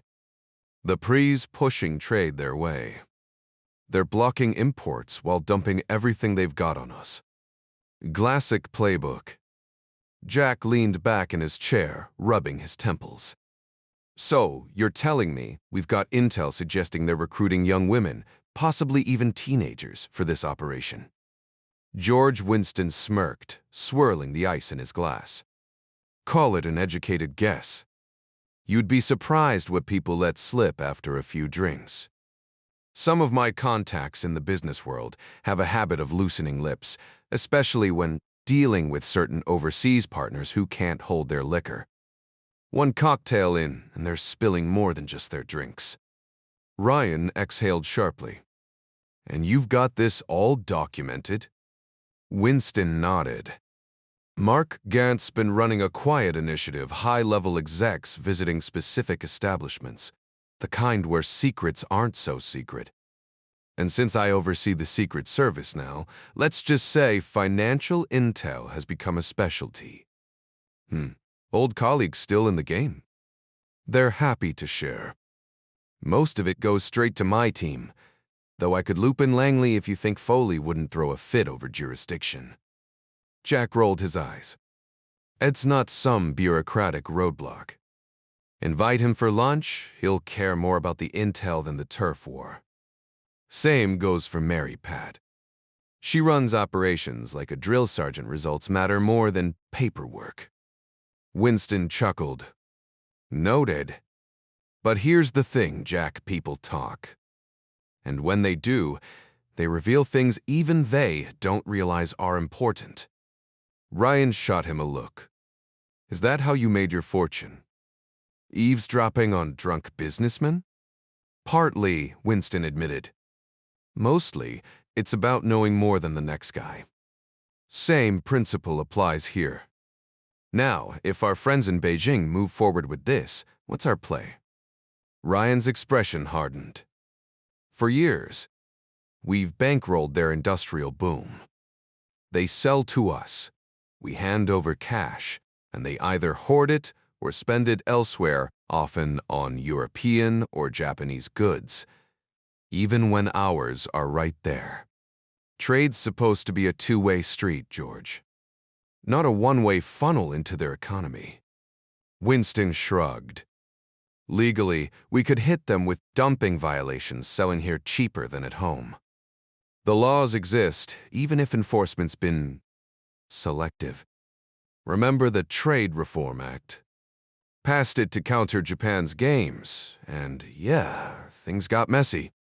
But it's still on the books, and it's not exclusive to Tokyo. Ryan's jaw tightened. You're suggesting we flip the script. Treat them the way they treat us. Exactly. Squeeze their foreign reserves. If they start flooding our market with cars the same way they do with electronics, our deficit'll explode. I'm done financing their growth while they buy German cranes and Japanese steel. Winston leaned forward. Fair trade. We'll win every time. American workers don't need handouts, just a level field. The room fell silent, the weight of the decision settling between them. Outside, the distant hum of D. Traffic buzzed like a warning. George leaned back in his chair, his expression hardening. Jack, if we let them play us for fools, we're no better than suckers at a Vegas poker table. Only this time, the pot isn't just chips, it's our entire economy. Jack sighed, rubbing his temple. I get it, but we can't just strong-arm a superpower without cause. Things are running smoothly right now. Why not show a little goodwill? Goodwill? George scoffed. I'm talking about a nudge, not a shove. The threat of losing most favored nation status is already hanging over them like a storm cloud. They know it, we know it. TRA gives us leverage, and we've never even swung it China's way. Why not? Jack shifted uncomfortably. Honestly, because, until now, too many people in Washington were too busy bending over backward to keep them happy. Tastes like boot polish, doesn't it, Mr. President? George smirked. Jack grimaced. Yeah, it does. Fine, take it up with Scott Adler. He handles the ambassadors. Carl Hitch is our guy in Beijing, late 50s, sharp, finishing his career there. Bet that's a sweet retirement gift after decades of fetching coffee, George muttered. Jack shrugged. Something like that. State Department wasn't my playground. He didn't add that the CIA had been headache enough. Meanwhile, across the country, Admiral Bart Mancuso settled into his new office, the weight of 4 stars on his shoulders now. It was a far cry from his days commanding the USS Dallas, back when covert missions were his bread and butter. Now, he occupied the same space once held by legends like Nimitz, with a sprawling residence, a staff at his beck and call, and even armed escorts because, apparently, not everyone loved admirals. His mornings began with intelligence briefings, a flood of classified details he now had full access to as SINPAC. The Pacific seemed calm today, but he remembered the not-so-distant chaos. The shadow war with Japan, the submarines lost to what he still called betrayal, though others might have called it strategy. The perks were nice, but the responsibility? That was the real weight. Every piece of intel, every decision, funneled up to Defense Secretary Bretano, then straight to President Ryan. Mancuso smirked to himself. Not bad for a guy who once thought Annapolis was the peak of his career. Previously, Admiral Mancuso had only received updates on his submarine fleet, but his new role as theater commander expanded his responsibilities dramatically. Now, his morning intelligence briefings covered aircraft carriers, destroyers, cruisers, supply ships, marine units, and even Army and Air Force assets, all technically under his command. These extended sessions often dragged on through 3 cups of coffee, leaving him eyeing his executive head with weary relief. His intelligence coordinator, Army Brigadier Mike Lahr, was a West Point political science professor on his joint service rotation.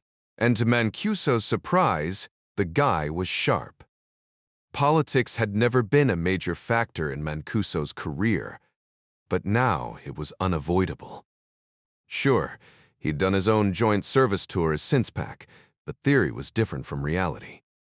The weight of command made him question his grasp of the other branches, how to deploy them, how they operated.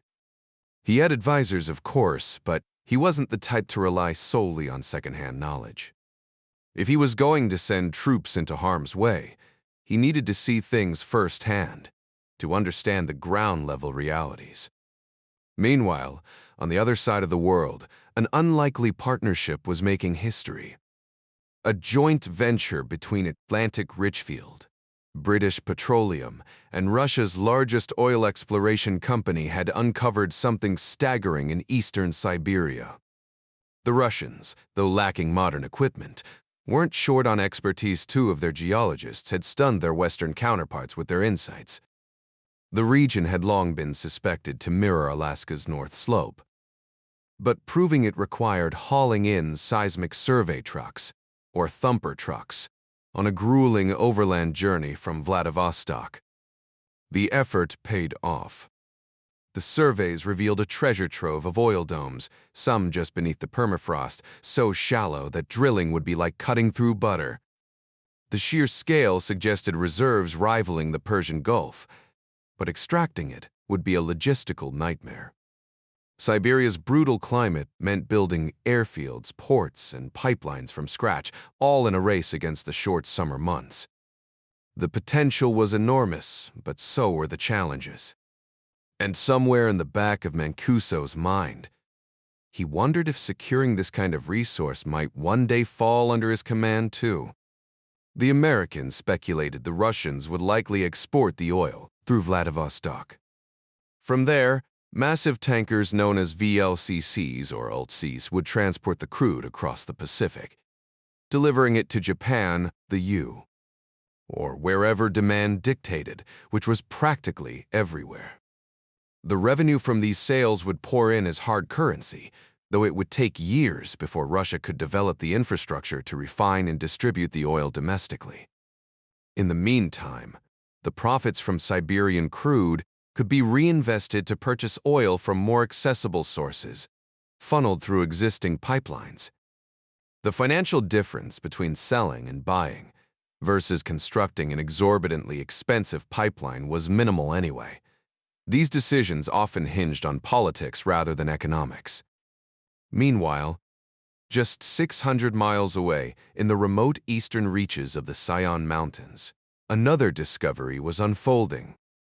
Semi-nomadic reindeer herders, whose families had roamed the land for generations, had stumbled upon strange, glittering yellow rocks and brought them to a government outpost.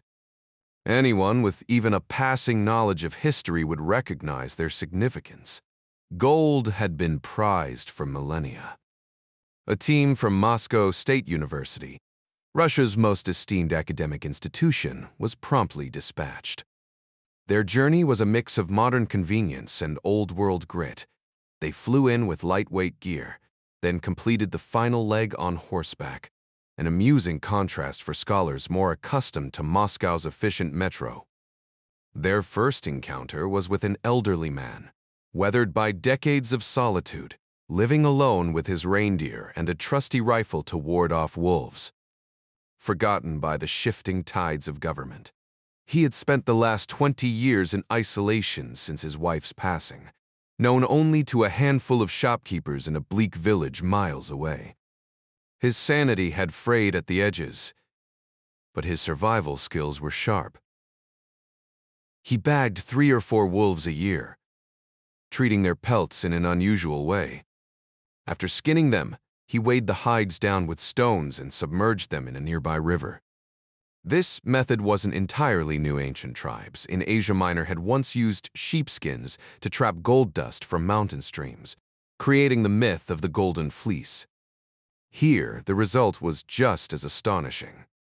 The wolf pelts inside the old man's hut looked like gilded masterpieces, each one coated so evenly they could have been crafted by Renaissance artisans or Egyptian goldsmiths.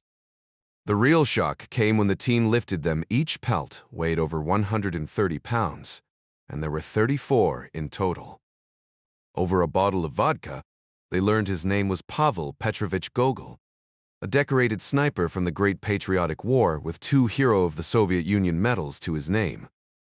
His marksmanship had been legendary in battles near Kiev and Warsaw, and a grateful nation had allowed him to return to his ancestral lands, descended from the bold Russians who'd ventured into Siberia generations earlier. Forgotten by bureaucrats who never questioned where the local reindeer meat came from, or who cashed his pension checks to keep his rifle stocked, Pavel had become a relic of another time, sitting atop a fortune in gold-laden wolf pelts. Pavel Petrovich understood exactly how valuable his gold discovery was, yet he never touched a single ounce of it. His simple, solitary life suited him just fine.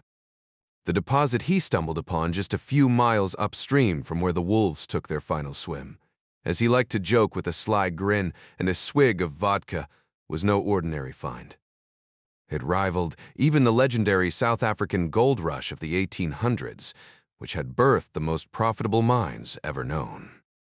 The Siberian wilderness had kept this treasure hidden for years, thanks to its brutal climate. Freezing temperatures made thorough surveys nearly impossible, and the rivers stayed frozen so long that the gold dust beneath the ice went unnoticed. Both the oil and mineral survey teams had come prepared with satellite phones, eager to report their findings the moment they made them. Ironically, both teams called in their discoveries on the same day. The Iridium satellite network they used was revolutionary small. Portable devices could connect to a web of low-orbit satellites, bouncing signals at lightning speed, to traditional communication satellites and down to Earth. It was designed for speed, not security. Sure, 128-bit encryption existed, but hardly anyone bothered with it. That oversight made life a whole lot easier for the National Security Agency, tucked away at Fort Meade between Baltimore and D. Inside those walls, a system called Echelon scanned the airwaves, hunting for keywords.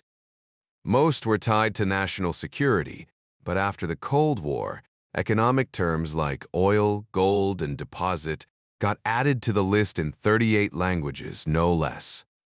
When a flagged word popped up, the conversation got recorded, transcribed, and sometimes translated all by machine.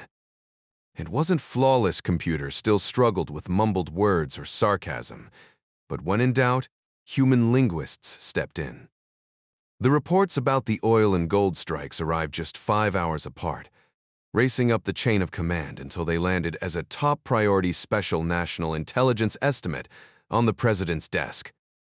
His national security advisor, Dr. Benjamin Goodley, would hand it to him after breakfast. Before that, CIA analysts and Petroleum Institute experts would comb through the details, careful to label their findings as preliminary to avoid future blame if things went sideways. Their early assessment, packed with cautious but glowing praise. "Damn," the president muttered at 8:10 a. "O.D. Jeffel." Ben leaned back in his chair, arms crossed. "Seriously, how massive are we talking here?"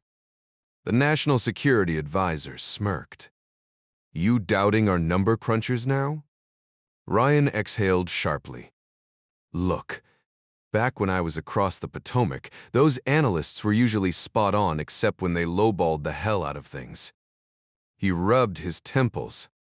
"But if these estimates are conservative, we're staring at a game changer." Goodley, standing just outside Ryan's usual circle, cleared his throat. "Mr. Pethovin." "President." We're looking at a floor of 200 billion in liquid assets over 5 to 7 years. That's cash they can deploy immediately. Ryan's eyebrows shot up. And the ceiling. Goodley hesitated, then dropped the bomb. 1 trillion. Maybe more. The oil analyst CIA consulted. They basically spent the whole meeting muttering expletives. Ryan flipped through the intelligence report with a dry chuckle. Well, the Russians finally caught a break. He tapped the document. Get this to George Winston. I want his take on how Moscow plays this windfall. Goodley nodded. I'll loop in Atlantic Richfield, too. Their president, Sam Sherman, was knee-deep in the initial surveys. You two should talk. Ryan shrugged. Never met him. Worth a coffee? If you want unfiltered intel, absolutely. Ryan gestured toward the door. Ellen can set it up. His secretary, just a few strides away, was already typing furiously. The conversation pivoted to Moscow's latest chaos, a pimp turned into scrap metal by what witnesses described as a small explosion. Provolov, the lead investigator, sifted through the carnage with the detachment of a man who'd seen too many battlefields. The RPG had left little recognizable, save for a jawbone with distinctive dental work and a blood-type match. DNA would confirm it. But the charred remains in the plastic bin told their own story. Provolov handed the autopsy notes to his American counterpart with a grimace. Efficient way to go, he muttered. Quick. To mine. Milkien de Mom. Saves on cemetery space. Riley, the American, scanned the report. Police work was universal witnesses, suspects, victims. Except this victim wasn't talking. Not ever again. Riley hadn't anticipated finding anything useful, but his time with the FBI taught him to leave no stone unturned. Criminal cases were as unpredictable as betting on 10 football games weeks in advance. Human behavior defied logic, especially when it came to violence. The driver's autopsy report was nearly worthless, offering only blood-type details that might match military records if they could be tracked down. His body had been mangled beyond recognition, though ironically, his wallet and ID survived intact. The woman beside him fared no better, her purse, and identification remained pristine, while her face and torso were obliterated. Riley flipped through the crime scene photos, forcing himself to match the remains to the victims. The driver was unremarkable, maybe a little fitter than most. The woman, another high-end escort from the pimp's roster, had once been stunning Hollywood material, Playboy-worthy. Now she was just another case file. Provolov broke the silence. So, Mishka, does this kind of thing even faze you anymore? Riley exhaled. Boo, honestly. No, not really. We don't see many homicides unless they're on federal land reservations bases. Non-kidnappings, though? Those stick with you. He didn't add the worst part, how modern abductions weren't about ransom anymore.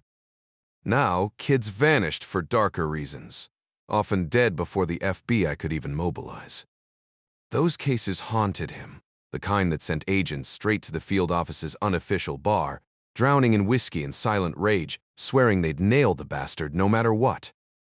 Most did get caught, tried and either sentenced to death or tossed into gene pop, where even hardened criminals had no mercy for child predators.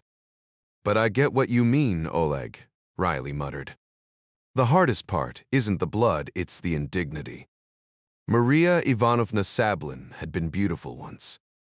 Now, just a memory for men who'd paid to use her, who mourned a dead prostitute. Not the clients, already scrolling for the next girl. Not even her co-workers in the trade. And her family? They'd remember the shame, not the child she'd been. Riley clenched his jaw. Victimless crime, what a joke. He wished the people who said that could see these photos. "Anything else, Oleg?" he asked, voice tight. The investigation into Avzienko's death pressed on, with officers questioning anyone who might have known the victim. "He crossed the wrong people," one source muttered with a dismissive shrug, as if the answer were painfully obvious. After all, how else would a man of Avzienko's influence end up dead in such a dramatic fashion? When pressed for details, the informant hinted at former state security colleagues. Who else would have access to heavy weaponry like an RPG? Street thugs would have settled for a pistol or a blade, but an explosive? That took connections. The sergeant jotted down notes as the informant described a suspect tall, broad-shouldered, with reddish hair and piercing green eyes. "His friends call him the boy because he looks younger than he is," the source added. "Used to be state security, but not in the usual roles."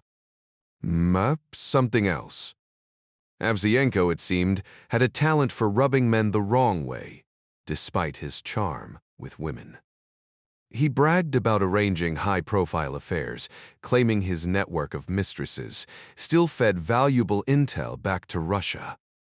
The sergeant barely stifled a yawn. Criminals love to inflate their own importance.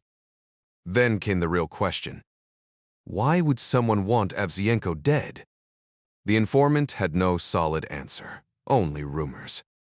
Some said he'd toyed with the idea of drug trafficking, but logistics were a problem. Using his girls as distributors was risky. They'd turn on him the second things got dangerous. Setting up a new operation wasn't any safer. Maybe he'd just been talking big, testing the waters without ever diving in. The sergeant leaned back, tapping his pencil. If Avzienko had truly been considering the drug trade, he might have stepped on toes without even realizing it. And in their world, hesitation could be just as deadly as action. The militia sergeant wasn't entirely convinced the deceased had managed to smuggle anything before his untimely demise. Competitors with similar business plans? The officer pressed. "You know as well as I do there are always connections for those seeking cocaine and other substances." The cop glanced up, realizing he didn't actually have concrete evidence, just the usual street whispers and unreliable tips that never quite amounted to solid intel. Like most Moscow law enforcement, he assumed any major drug operations would surface first in Odessa, that notorious Black Sea port with its centuries-old underworld traditions. With international trade flourishing again, Odessa remained Russia's unofficial capital of shady dealings. If narcotics were creeping into Moscow's shadows, the operation must still be in its infancy. He'd have to make some discreet calls down south to check the pulse of things. "Care to name names?" the sergeant asked, figuring it wouldn't hurt to get ahead of any emerging distribution networks. Meanwhile, Chester Nomuri's cover as a Nippon Electric sales rep kept him rubbing shoulders with China's elite bureaucrats, the kind who demanded top-tier gadgets, luxury vehicles, and discreet companionship, all conveniently funded by taxpayer money. While American tech might have been superior, the Pre-T deliberately opted for Japanese computers, just as they favored European Airbuses over Boeing jets, a petty economic retaliation Washington barely noticed before moving on. The Chinese, however, nursed grudges like fine wine. When President Ryan formally recognized Taiwan, Beijing's corridors of power trembled with seismic fury. Nomuri, still relatively new to his posting, had caught fragments of that lingering outrage in unexpectedly aggressive, questioning moments that made him briefly fear his CIA operative status might be compromised. But no, it was just the usual political theatrics, simmering beneath forced smiles as China's leadership balanced their resentment with the practical need for American trade dollars. Now, he stood in a surprisingly plush government anteroom, facing a secretary whose stylish attire stood out among the sea of drab mouse suits. "Good afternoon," he offered with a polite bow. The woman Lian Ming. She introduced herself, worked for Minister Fang Gan, her polished demeanor as intriguing as her name. Chester noted the subtle gold trim on her jacket cuffs, a quiet rebellion against uniformity. Lian's name, meaning graceful willow in Chinese, suited her delicate frame and poised demeanor. Petite, like many women from her country, she carried herself with quiet confidence, her almond-shaped eyes hinting at sharp intellect beneath their calm surface. The only distraction was her unfortunate haircut, a severe bob that looked like something straight out of a Depression-era school photo. Yet her features remained unmistakably Chinese, the kind of face that still turned heads in Beijing's conservative circles.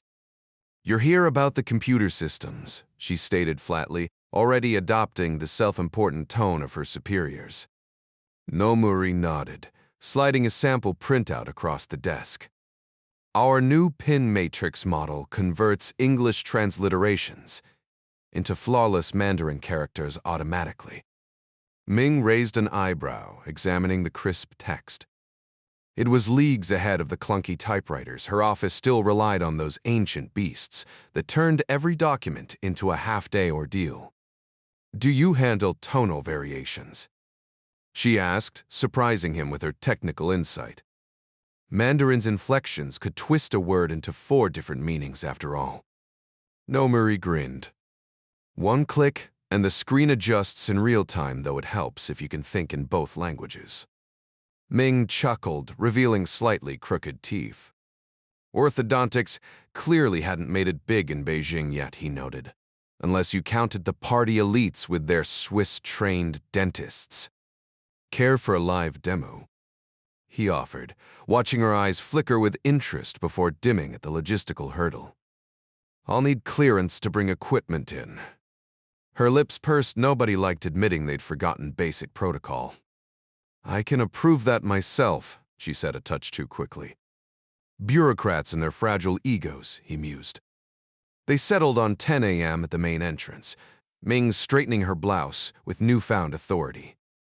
"Until tomorrow, comrade," Nomuri said with a practiced bow, already calculating his next move. This one was sharp, probably the minister's pet project in more ways than one. The elevator doors closed as he mentally reviewed his cover story. Next generous salary barely covered the absurd markup on his foreigner-approved apartment.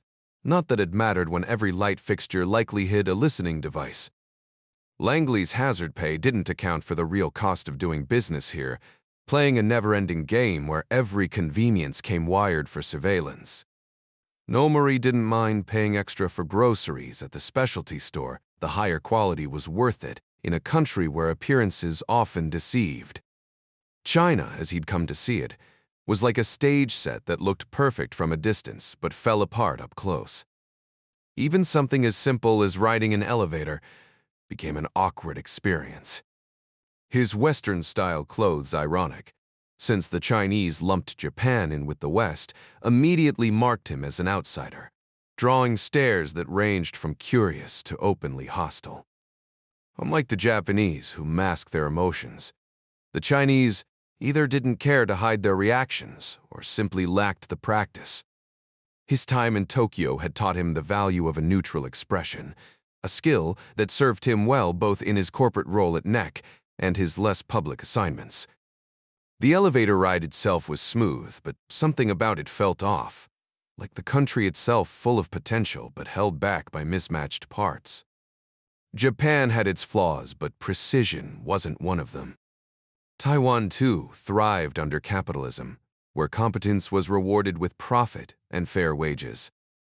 China, meanwhile, was still figuring things out. Sure, they exported plenty cheap sneakers, knockoff electronics, but real innovation was just starting to emerge. The problem was, the government treated its brightest industrialists like glorified peasants.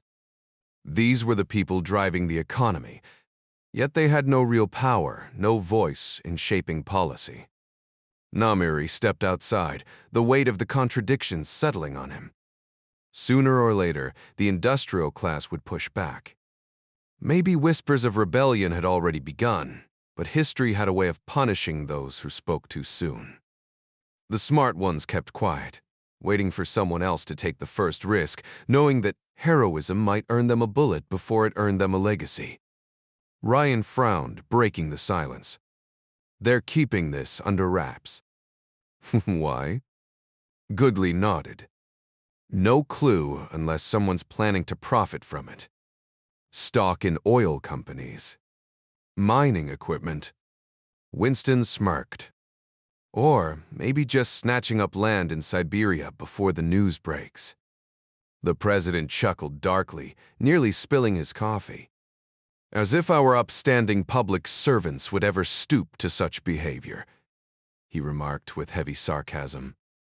Especially not under this administration. Jack Ryan's team had an interesting dynamic with the press. Many were wealthy individuals, which somehow made the media assume their fortunes appeared by magic rather than hard work. It was a strange political bias, this idea, that wealth couldn't possibly be earned honestly, that it must stem from some shadowy, undefined source. Winston joined in with a dry laugh. Honesty's easy when you're not desperate, Jack. Who even needs an oil field or gold mine these days? Goodley shook his head. No updates, sir. Initial reports are holding both. Fines are massive. The oil's the real prize, but the gold isn't insignificant. The Treasury Secretary leaned back. That gold will shake up the market. If the Russians produce at the rate we're hearing, they'll undercut Dakota operations by 25%. Price drops could force a shutdown. Winston shrugged. They'll just idle the mine until prices rebound. You know how this goes after the initial rush. Moscow will slow production to keep the market stable. The South Africans will probably step in, offer some friendly advice on managing the strike. They've played this game for decades, even back when Russia was the user. Business is business, no matter the ideology. He smirked. So, are we offering Moscow a helping hand? Ryan exhaled. Not yet. If Sergei figures out we know, he'll assume signals intelligence, and we like to keep that card close. Rules of the game. Some habits died hard, like keeping secrets. Van Damme had warned him about that, how modern democracy demanded transparency. But Ryan had learned government from James Greer, and old instincts ran deep. Winston tapped his fingers on the table. I'll reach out to Sam Sherman at Atlantic Richfield. If he confirms it, then it's public enough. Can we trust him? Sam knows which flag to salute. He won't betray his board, but he won't betray us either. Ryan nodded. Fine. Keep it quiet. Winston grinned. Yes, sir, Mr. President, sir. Damn it, George. Cetrez rolled his eyes. When are you gonna learn to relax in this damn job? Ryan sighed. The day I walk out of this museum for good. He paused, then conceded with a half smile. You're right. Jack Ryan was still adjusting to the demands of the presidency, realizing that his tendency to get worked up over trivial matters wasn't doing him or the nation any favors. His edginess only gave people like Treasury Secretary George Winston more opportunities to yank his chain. Something Winston seemed to enjoy, possibly because it helped diffuse the tension. Why do you keep telling me to relax in this job? Ryan finally asked during one of their meetings. Winston leaned back in his chair, grinning. Because, Jack, you're here to get things done, and being wound up like a spring won't help. Loosen up, maybe even find something about this gig you actually like. Ryan raised an eyebrow. Diskerverendig. Winston chuckled and gestured toward the outer office. Well, for starters, there's no shortage of bright-eyed interns out there. Ryan scowled. We've had enough scandals already, thanks. Then, despite himself, he cracked a smile. Besides, my wife's a surgeon. One wrong move, and I might wake up missing something vital. Winston barked a laugh. Yeah, can't have the president walking around without his dignity intact. People might stop taking us seriously. He stood, gathering his files. Anyway, I've got to get back to Treasury and stare at some spreadsheets. Ryan shifted gears. How's the economy looking? Solid, Winston replied. No red flags from me or Mark Gant. As long as the Fed doesn't tinker with rates, we're golden. Inflation's flat, no pressure points in sight. Just then, National Security Advisor Ben Goodley flipped through his notes. Oh, almost forgot. The Vatican's sending a papal nuncio to China. Winston paused mid-step. What's you, now? Ryan jumped in. Think of him as the Pope's ambassador. People forget the Vatican operates like a sovereign state diplomat, intelligence, the whole package. Winston looked intrigued. Wait, the Vatican has spies. Ryan smirked. The oldest intel service in the world, George. Priests hear things, and the nuncio's job is to pass it all along. Back in the 30s, State Department cryptographers even tried breaking their codes. One guy quit over the ethics of it. Winston turned to Goodley. We still do that. Goodley glanced at Ryan for approval before answering. Fort Meade takes a peek now and then. Their encryption's outdated. We can crack it with brute force. And what about ours? Winston pressed. Goodley shrugged. Tap dance is theoretically unbreakable unless someone reuses a key, but with 647 million possible transpositions per disk, good luck with that. Winston wasn't done. What about secure phones? Stu's systems use 256-bit encryption, Goodley explained. It's breakable, but you'd need serious computing power, and time shorter messages are tougher. Fort Meade's even experimenting with quantum decryption, but don't ask me how it works. That stuff might as well be magic. Ryan grinned. Get Mark Gant on it. He speaks computer. And while you're at it, have him look into those Russian developments. Sounds like they're up to something. Winston leaned back in his chair, swirling his drink thoughtfully. Jack, he might be able to predict the impact on Russia's economy, but only if they actually follow the rules. Given how corruption's been bleeding them dry for years. Good luck getting a straight answer. Across the room, Sergei Nikolaevich set down his vodka glass half empty. Even now, Russian vodka was unmatched, though lately. That was about the only thing his country could still claim with pride. The thought twisted his expression into a scowl. Mr. President, we can't afford another disaster, he said, voice low. These discoveries are a godsend. Used right, they could rebuild our infrastructure, stabilize the economy, but only if we keep the money from vanishing into Swiss accounts. He didn't mention the inevitable handful of well-connected individuals who'd skim their share, himself included. Integrity was a luxury, after all, and the press? They'd sell out for a headline anyway. The Russian president tapped his fingers on the desk. So who gets the contracts? For the oil, our state exploration team partners with Atlantic Richfield. They've got Arctic drilling experience, and we need that expertise. Pay them well, but no ownership stake. As for the gold, Sergei smirked. That's simpler. Old man Gogol found it, and all he wants is a warm cabin and a decent rifle. No foreign hands involved. Total value, 70 billion. Easy. We'll need Caterpillar's equipment, best in the world for this job. The president raised an eyebrow. Not the Japanese. Better quality, slightly pricier, Sergei admitted, biting back a cynical laugh. Even after decades of ideology, everyone still thought like capitalists. And who's first in line for the cash? The military, naturally, Sergei said, rolling his eyes. Some things never changed. The president sighed.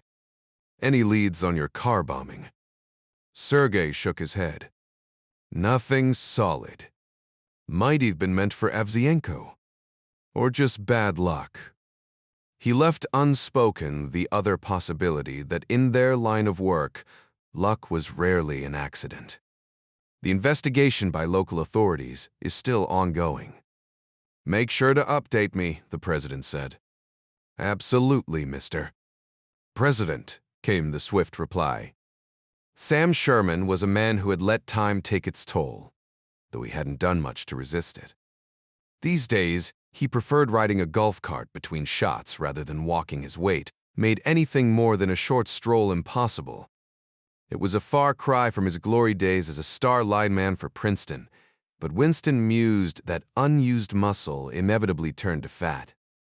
Still, Sherman's mind remained razor-sharp. He'd graduated near the top of his class with degrees in both geology and business, then added an MBA from Harvard and a PhD from the University of Texas. That combination made him uniquely qualified. He could discuss rock formations with geologists 1 minute and balance sheets with investors the next. No wonder Atlantic Richfield's stock was among the strongest in the oil industry.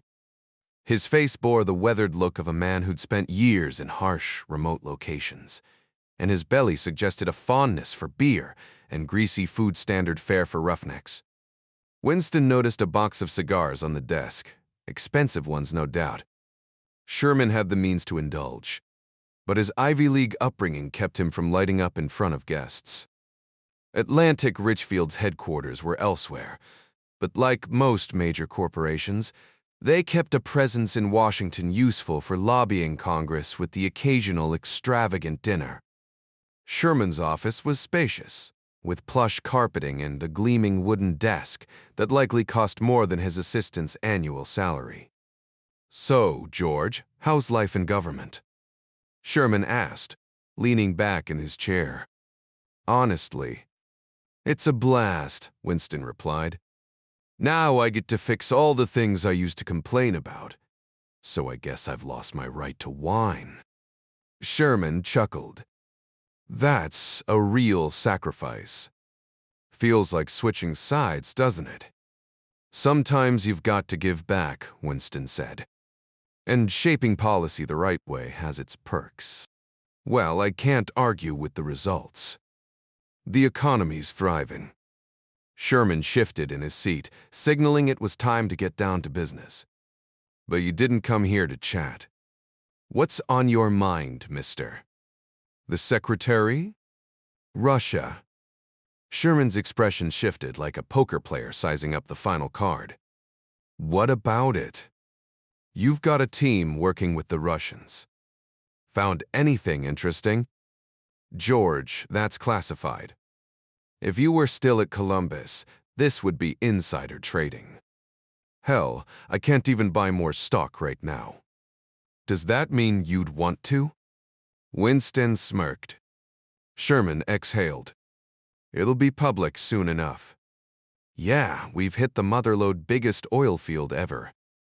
Bigger than the Persian Gulf, bigger than Mexico, bigger than Prudhoe Bay and Western Canada combined.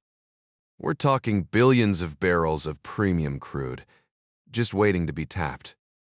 The only catch, it's buried in the middle of nowhere. Getting it out will be a nightmare, starting with a $20 billion pipeline. Alaska will seem like child's play compared to what we're tackling, but the payoff will be massive. The Treasury Secretary leaned forward. What's in it for you? A shadow crossed the speaker's face. Still hammering out the details. The Russians started lowballing a few $100 million annually, but we all know how these negotiations go. They'll settle around $1 billion per year for a decade, mark my words. Not bad for consulting work, but I'm pushing for a 5% stake in the discovery. Fair deal, considering nobody else has our expertise in Arctic oil extraction.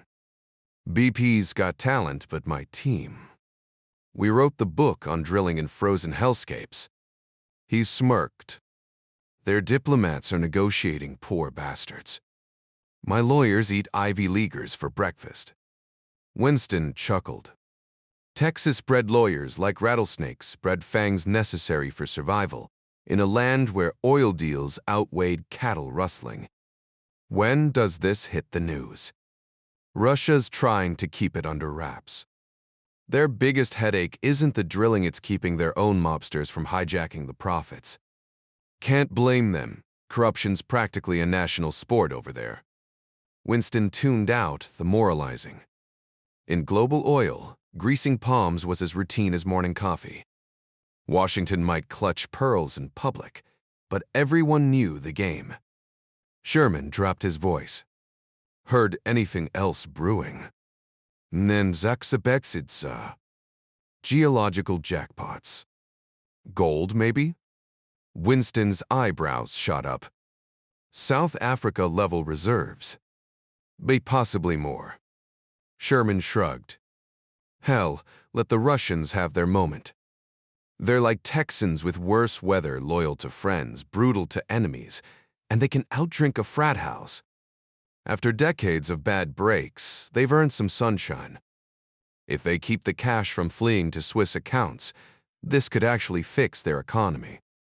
Their new mob. Scary efficient. Almost admire them. He sipped his bourbon. Wait, take it avert. Instead of read. The conversation took a darker turn as Sam Sherman recalled the loss of an old acquaintance. It's unsettling, honestly. They took out someone I knew over there, he admitted. When George Winston pressed for details, Sherman continued. We called him Grisha. He handled VIP clients in Moscow with real finesse. If you needed something discreet, he was the guy. Then they took him out in broad daylight with a bazooka. Made the news, remember? Winston vaguely recalled the CNN coverage, just another brutal crime story that faded as quickly as it appeared. Sherman shrugged off the memory, shifting to lighter topics. I don't go there often, maybe twice this year. I usually take the Gulf Stream straight from Reagan or Dallas. Long haul, but at least it's nonstop. Haven't checked out the new oil field yet, but I'll wait for summer. Trust me, you don't know cold until you've been that far north in winter. And forget golf, there's not a decent course for miles. Winston joked, bring a rifle instead. Bag yourself another bear. Sherman laughed, gesturing to a photo on the wall. Already got 3 polar bears.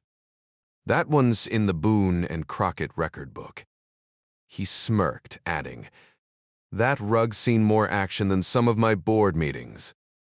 The pelt, he explained, lay in front of his aspen fireplace, a trophy from Prudhoe Bay back in '75. One shot, 60 yards with a some B8 Winchester. These days, they'd probably want me to give the bear a hug and relocate it. Winston chuckled. I'll stick to Treasury matters. Let the tree huggers handle the wildlife. Sherman rolled his eyes. Tell me about it. My kids think every polar bear's a Disney character now. Meanwhile, our strike in Alaska and Canada's keeping the shareholders happy. With a knowing grin, Sherman hinted at his stock options. Let's just say the board's been generous. Elsewhere, President Jack Ryan noticed a change in his principal agent, Andrea. Marriage suits you, he remarked, noting her brighter demeanor. She smiled. So I've heard, sir. Ryan laughed. I'd never dare comment on a woman's appearance. My wife still picks my ties. The lightness of the moment contrasted sharply with the earlier talk of violence and business, a reminder that even in high-stakes worlds, life had its softer edges. The shift was noticeable enough that even someone like me could pick up on it. I appreciate that, Mr. President. Pat's one of the good ones, even for an FBI guy. Where is he now? Currently in Philadelphia. Director Murray assigned him to a bank robbery case. 2 officers were killed in the line of duty. Saw it on the news last week. Bert, who is? The Secret Service agent gave a grim nod. The way they executed those cops' shots to the back of the head showed zero mercy. But you know how it is, some people out there just don't care. Anyway, Murray wanted HQ's roving inspector to handle it. So naturally, Pack got the call. Tell him to watch his back, Ryan said. Inspector Pat O'Day had saved his daughter's life less than a year ago, an act that guaranteed him the president's lasting gratitude. He does, sir. Every single day, Special Agent Price O'Day assured him. So, what's on the agenda? Ryan already had his official meetings laid out on his desk. Every morning, after his national security briefing with Ben Goodley, Andrea Price O'Day walked him through the day's schedule. Pretty standard until after lunch. Chamber of Commerce delegation at 1:30, then the Detroit Red Wings at 3-0 in Stanley Cup champs this year. Just a quick photo op with the press should wrap up in 20. Maybe I should let Ed Foley handle that one. He's the hockey nut. He's a Capitals fan, sir. And the Red Wings swept them in the finals. Director Foley might take it a little personally, Price O'Day remarked with a smirk. Fair point. Didn't we hook his kid up with jerseys and gear last year? Yes, sir. Great sport, hockey. Maybe I should catch a game sometime. Think that'd be a hassle to set up? Not at all. We've got arrangements with all the local arenas. Camden Yards even built that custom box for us, helped design the security features ourselves. Ryan let out a dry chuckle. Right, gotta remember all the folks who'd love to see me gone. That's my job to worry about, sir. Not yours, Price O'Day reminded him. Except when you won't let me hit the mall or catch a movie. Neither Ryan nor his family had fully adjusted to the constraints of presidential life. It was hardest on Sally, who just started dating something her father wasn't thrilled about. Dates now meant a lead car and a tail car if the guy drove himself, or an official vehicle with an armed escort if he didn't. All that firepower tended to make her suitors nervous, not that Ryan minded, though he'd never admit it to Sally unless he wanted the silent treatment for a week. Her lead agent, Wendy Merritt, had become a mix of top-tier protector and honorary big sister. They hit the mall twice a month with what seemed like a lighter detail, though in reality, it was anything but. Sally never realized those shopping trips to Tyson's Corner or Annapolis Mall were meticulously planned days ahead, with agents scouting locations and blending in among shoppers. The rifle team shadowing her at St. Mary's school didn't help either. She half-jokingly called them her personal sniper squad. Some days, the whole thing felt like a gilded cage. Little Jack found the whole situation exciting, especially after getting permission from his dad to train at the Secret Service Academy in Beltsville, Maryland, something they kept quiet to avoid media backlash over the idea of the president's son handling firearms. His main instructor was Mike Brennan, a red-headed Irish-American from South Boston, a third-generation agent who'd once played baseball at Holy Cross. Brennan often tossed a ball around with little Jack on the White House lawn, turning drills into something resembling a casual game. The president, however, wasn't as thrilled with the trappings of power. He hated the idea of growing accustomed to the constant protection, the endless protocols like needing an escort just to grab a burger. You never actually stopped me from doing anything, Ryan muttered to Price, his lead agent. You just make me feel guilty enough to back down. He shook his head, half amused, half annoyed. The thought of becoming one of those leaders who expected royal treatment made him cringe. He was still the same guy who, first thing in the morning, headed straight for the bathroom like any other man. Where's Robbie today? Ryan asked, shifting the subject. Long Beach Naval Base, came the reply. Giving a speech at the shipyard. Testa Kand, Uwayan smirked. I work him too hard, don't I? Arnie Van Dam, his chief of staff, leaned in from the doorway. That's the job. And Robbie doesn't complain. He looked relaxed, sporting a deep tan from his recent vacation. You actually enjoy this chaos, don't you? Ryan asked, incredulous. Wouldn't trade it, Arnie replied with a grin. Andrea, Ryan's assistant, excused herself to return to her office in the old executive office building, right above the Secret Service's command center. Once she left, Ryan poured himself a cup of the White House's signature coffee, a rich Colombian Jamaican blend he'd miss when his term ended. All right, Ryan sighed. Hit me with today's political mess. There's a tubbled. You still don't get it, do you? The economy's thriving, but that's the Fed's doing, not yours. Ryan shot him a look. Heap shot.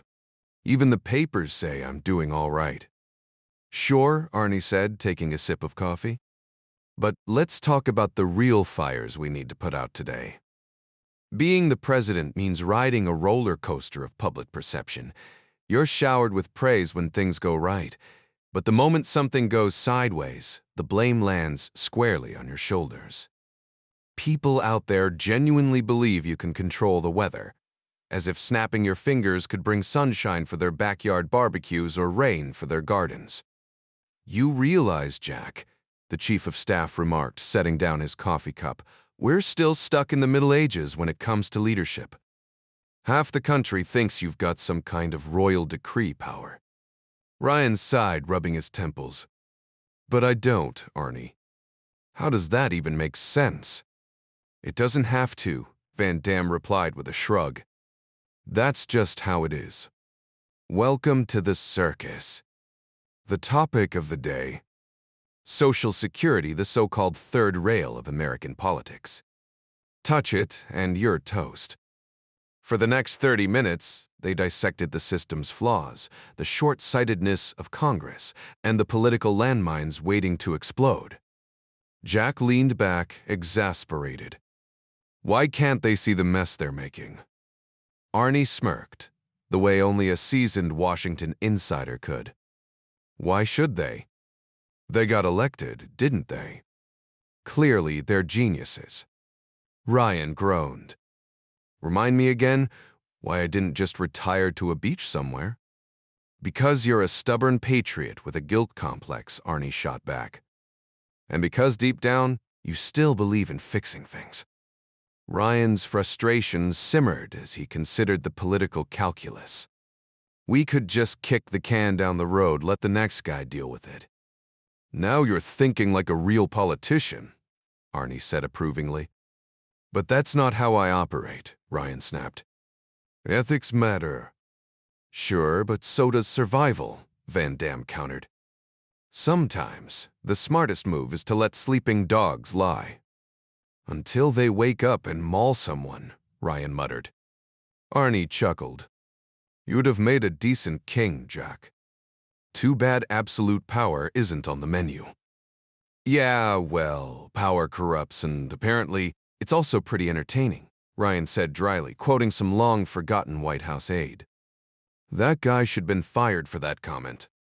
Relax, it was a joke, Arnie said. Though your sense of humor could use work. Ryan exhaled, rubbing his eyes. The worst part? I do see the absurdity in all this. He leaned forward, lowering his voice. I've got George Winston running a quiet project on Social Security. And I mean quiet, black budget quiet. Arnie shook his head. Your obsession with secrecy is your Achilles heel, Jack. Because if we go public too soon, the media circus starts before we even have answers, Ryan argued. Then we're stuck debunking nonsense from every talking head with a microphone. Arnie nodded. You're catching on. That's exactly how this town works. If you can call it working, Ryan muttered. This is Washington. Efficiency would scare people, Arnie said with a grin.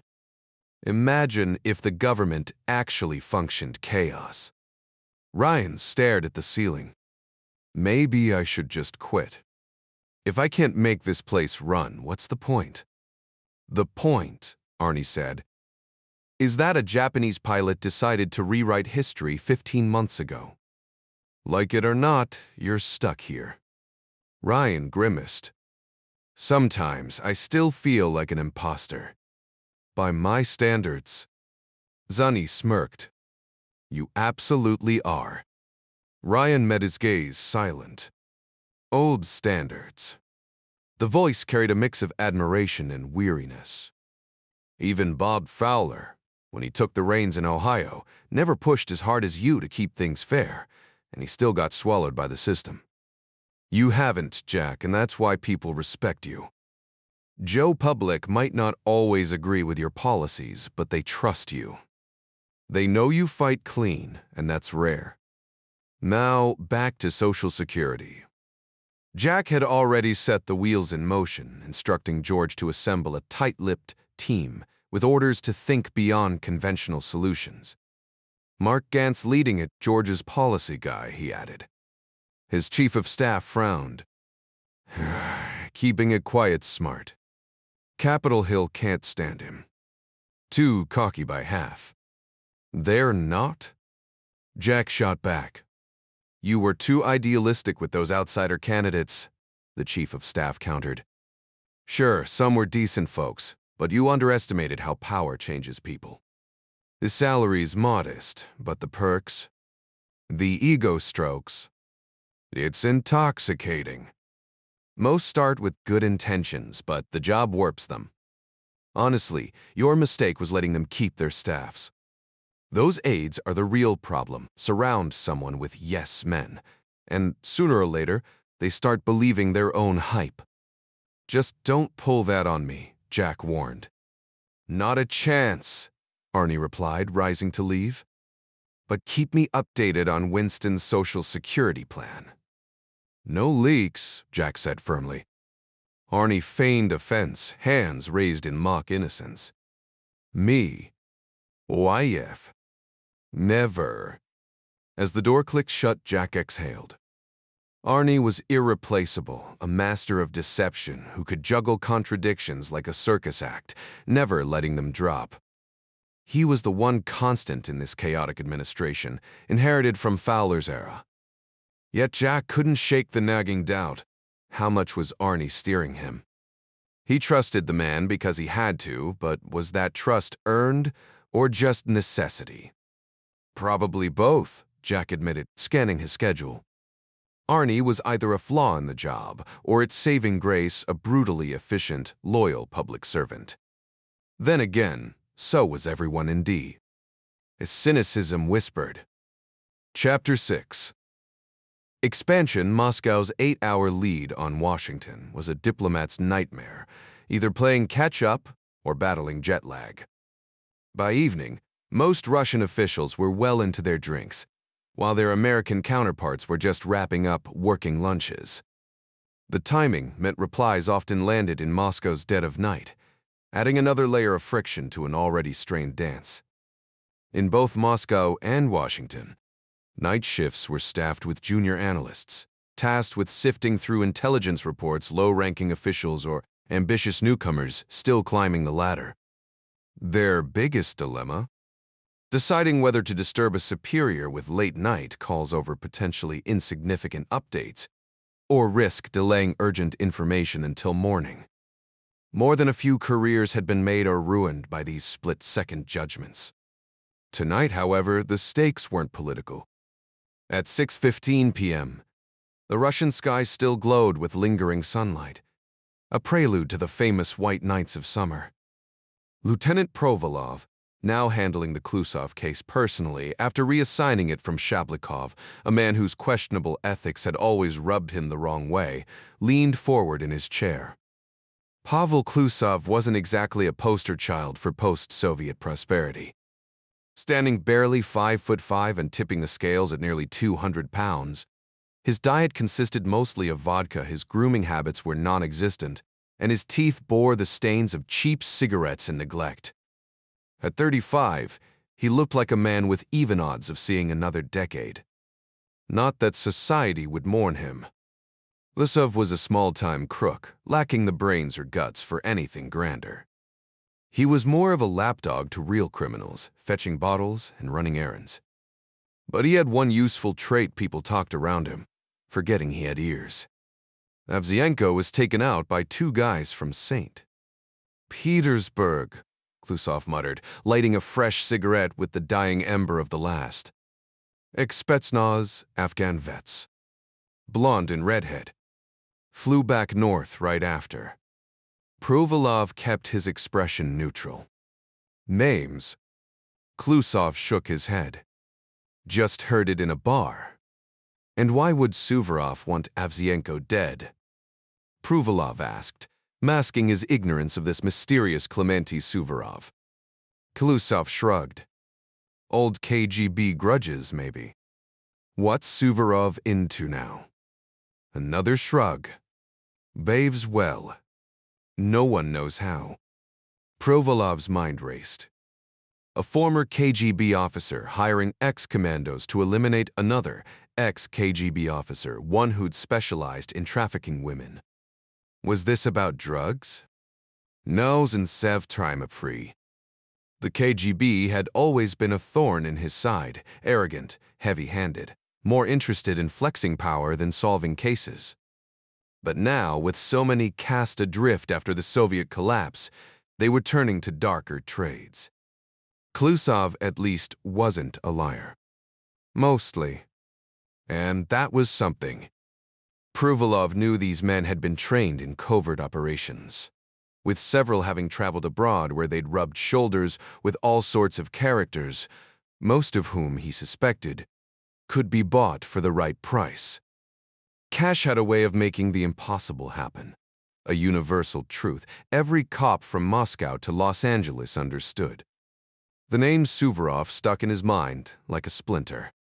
He'd need to dig into this Clemente Ivanovich background, skills, even a mugshot if possible. That everything? Provolov asked, swirling his vodka before taking a sip. Chertsov shrugged. For now. The lieutenant dismissed him with a nod, knowing the informant would leave him with the tab, just another cost of doing business. This could be something big. Or like half the leads in police work, it might fizzle into nothing. Either way, Provolov had learned patience. Still, he caught himself, he hadn't pressed Klusov on the source of this sudden intel. Too caught up in the details. Two ex-Spetsnaz, one blonde, one redhead, Afghan vets, flying into St. Petersburg just before the murder. He jotted it down. Commandeer Porpoderster. Pull flight records, cross-reference passenger names, with criminal databases, military files. If they got a match, he'd send someone to question the flight crew, then have local cops sniff around their addresses. Provolov preferred to watch interviews himself. Body language never lied. The way a suspect held a cigarette, met an interrogator's gaze, or fidgeted in their seat, told more than any alibi. Outside, the cold air hit him like a slap. You really ought to find a less obvious spot for these chats, Oleg, came a voice from the shadows. Provolov turned to see Riley smirk. Plenty of dimly lit bars in this city, he countered. Yet here I am, Riley said, falling into step beside him. Provolov briefed him on the Spetsnaz angle. This be two pros. Pricey job, Riley mused. $5,000 easy. Who's got that kind of cash? Provolov scoffed. Half the crime bosses in Moscow. Rasputin wasn't exactly beloved. Then, almost as an afterthought, there's another name, Suvorov. Lysov acted like I should know him. Riley shrugged. Happens. New players pop up all the time. The streetlights flickered overhead as Provolov exhaled, watching his breath curl into the night. Somewhere in this city, answers were waiting. He just had to ask the right questions. Should we look into him? Definitely. I'll run a background check. Turns out he's ex-KGB too. Seems like half the city used to be, Riley joked, guiding his friend into the sleek bar of a recently opened hotel. Pruvalov smirked, swirling his drink. What's your plan when the CIA finally gets dismantled? Without missing a beat, the FBI agent grinned. Pop champagne and take a long vacation. Might tried.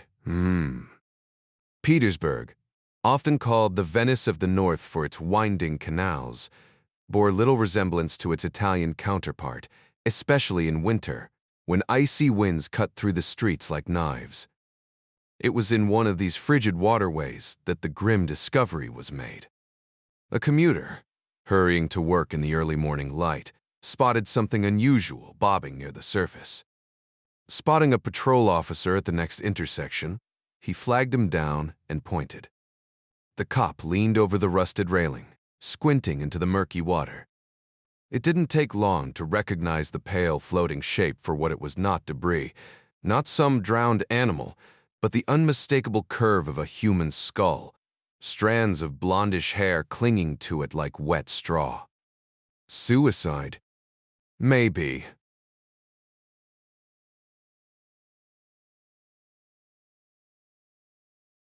More likely. Either way, it was a problem for homicide. The officer made the call, and within half an hour, a squad car rolled up, followed closely by an unmarked van. While waiting, the cop had chain-smoked 2 cigarettes, his breath fogging in the crisp air as he kept glancing back at the water, half hoping the thing would vanish. The detectives who arrived were seasoned, their expressions unreadable. The van carried 2 city workers, technically technicians, though their real expertise lay in unclogging drains and repairing sewer lines. Still, they'd handled enough floaters to know the drill. One of them, the younger of the pair, suited up in waterproof gear and heavy gloves before descending a ladder into the icy river.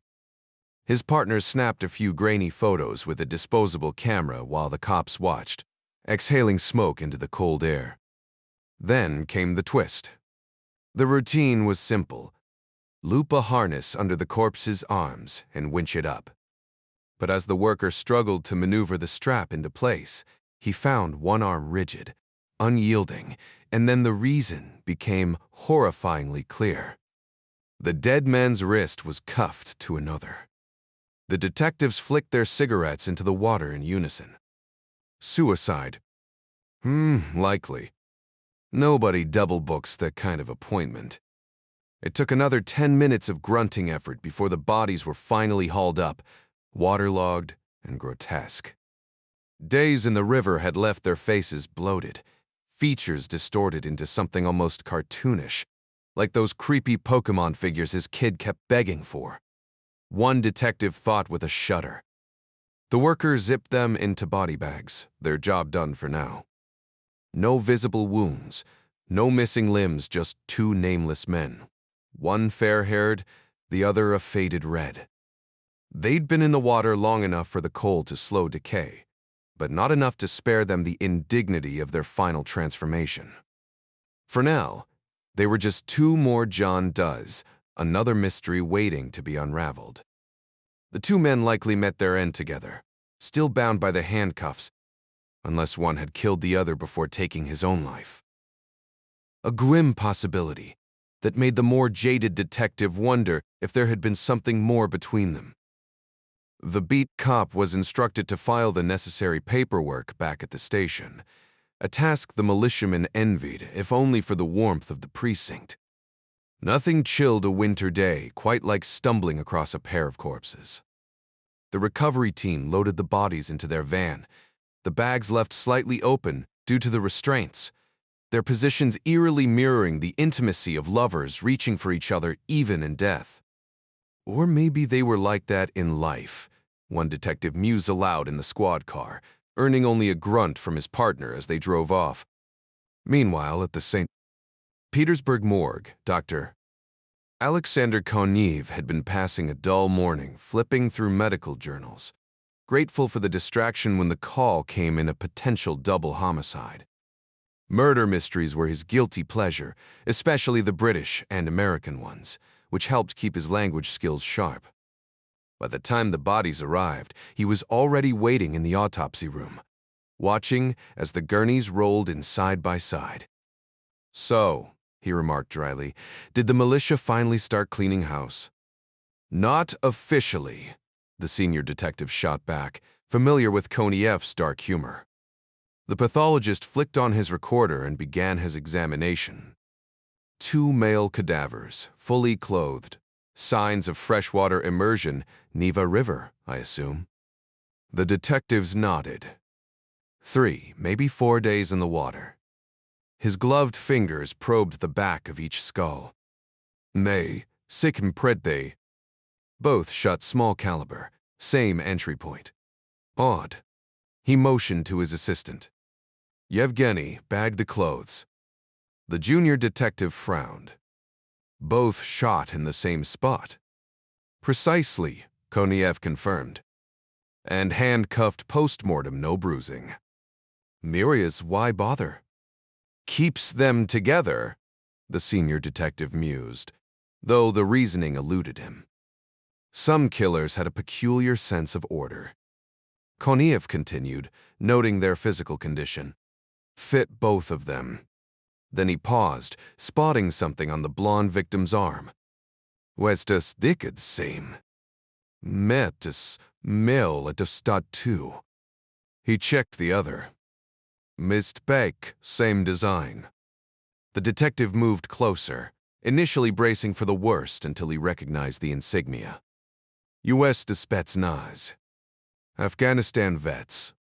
He turned to his partner. "Let's go through their clothes while the doc works."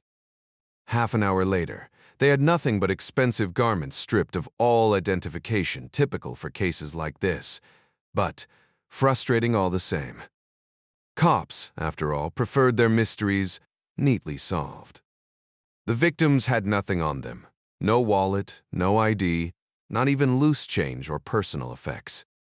Their clothes still had tags, though, and their fingerprints were intact, so identification wasn't completely hopeless. Whoever pulled off this double homicide was smart enough to leave the cops with some hurdles, but not sharp enough to cover every track. The lead detective mulled it over. If you really wanted to stop a murder investigation, you'd make sure the bodies vanished. No bodies, no proof of death, just a missing person who might have skipped town for love or a fresh start. And honestly, getting rid of a body wasn't rocket science if you put some thought into it. Most killers, though, were impulsive idiots who couldn't keep their mouths shut, practically handing themselves over on a silver platter. But this was different. If it had been a crime of passion, word would have spread by now. Those types couldn't resist bragging, as if they wanted to get caught. No, this had all the marks of a pro. Both men taken out the same way, then cuffed together, probably, to make disposal easier. No defensive wounds, both clearly in peak physical shape. They'd been ambushed, which usually meant betrayal by someone they trusted. Why criminals ever trusted anyone was beyond the detectives. Loyalty was a joke in their world, yet they clung to the idea like it meant something. As the medical examiner drew blood for tox screens, the detectives exchanged glances. Maybe the victims had been drugged first, unlikely, but worth checking. Nail scrapings were collected, though they'd probably lead nowhere. Fingerprints were taken, but with Moscow's records being a bureaucratic nightmare, they'd have to dig locally for answers. "Yevgeny," one detective muttered, "these weren't the kind of men you'd cross without a damn good reason." His partner nodded. Someone either didn't fear them at all, or feared them enough to act fast. Normally, their cases wrapped up quick confessions, witnesses open and shut. This one? This would test them. They'd need backup. Photos of the victims' faces were snapped, but the damage made them useless for ID. Just procedure, though. Doctor. Koniev never cut corners. Stepping outside for air and to smoke, the detectives returned to find the bullets bagged small, light rounds, fired at close range from a PSM pistol. Professional work, clean and quiet. Someone knew exactly what they were doing. The standard issue police sidearm might have drawn a scoff after all. These guns had a habit of slipping into the hands of Russian criminals. The Americans would label this a professional hit, Yevgeny remarked dryly. Anatoly nodded. No question, it was executed with precision. But first things first, we need to figure out who these poor saps were. Then, we'll dig into who wanted them dead badly enough to pull this off. Meanwhile, across the globe, Nomori found himself unimpressed with the local cuisine. The Chinese food in Beijing just didn't measure up to the vibrant flavors of LA, probably due to subpar ingredients, he mused. If China even had something like the FDA, it clearly wasn't doing its job. The restaurant itself was a cramped, family-run hole in the wall, squeezed into the ground floor of what might as well have been someone's living room. The kitchen, barely big enough to turn around in, somehow managed to serve 24 customers. The rickety table and stiff chair were hardly inviting, but the mere existence of such a place spoke volumes about the shifting political winds in the country. Across from him sat Lian Ming, clad in the drab, government-issued boiler suit that seemed to be the unofficial uniform for mid-level bureaucrats. Her hair was cropped short, giving her a no-nonsense, almost militarized look. Whoever designed the fashion scene in Beijing must have had a personal vendetta against beauty, Nomori thought. The city's women dressed as if they were allergic to style, except for the occasional Hong Kong transplant, who stood out like a peacock in a flock of pigeons. Back in California, USC had been a melting pot of culture's women of every background, each with their own distinct flair. Italians with their effortless charm, French women radiating confidence, Brits with their polished restraint, not to mention the vibrant mix of Latinas, Africans, and Japanese Americans. In LA, looking good wasn't just encouraged, it was practically mandatory. But here, monotony ruled. Same clothes, same haircuts, same rigid conformity. Yet Lian Ming was different. There was something beneath the surface, something that made her worth the risk of this dinner. Seduction was an age-old tactic in espionage, though Nomori had never played that card before. His time in Japan had offered some romantic opportunities, but there was a bitter irony. Many local women preferred American men, whispering about certain advantages they supposedly had. The thought almost made him smirk. But tonight wasn't about past frustrations. Tonight was about seeing if Lian Ming could be swayed, and if she might just be the key to unlocking something far more valuable. There was a common belief that American men treated their partners better than their Japanese counterparts, and given how much more submissive Japanese women tended to be compared to Western women, these cross-cultural relationships often worked out well for both sides. But Chet Nomori wasn't just any American. He was an undercover CIA operative, posing as a Japanese salaryman, and he'd blended in so flawlessly that local women saw him as just another unremarkable Japanese businessman. His professional success had, ironically, sabotaged his love life, a frustrating reality for a man who, like many Americans, had grown up idolizing the suave, womanizing exploits of James Bond.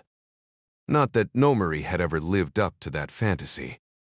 The last time he'd even held a gun was during his training at the farm, the agency's covert facility tucked away near Yorktown, Virginia, and he hadn't exactly been a marksman. Still, as he maintained his carefully neutral expression, he couldn't help but think this situation had potential.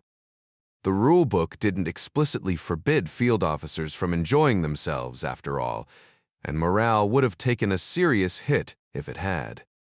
Stories of romantic conquests were practically a tradition during those rare gatherings at the farm, where operatives swapped tips over beers, though Nomori's time in Beijing had been far less exciting, limited mostly to late-night browsing on adult websites. Ming, the woman sitting across from him, wasn't exactly his usual type.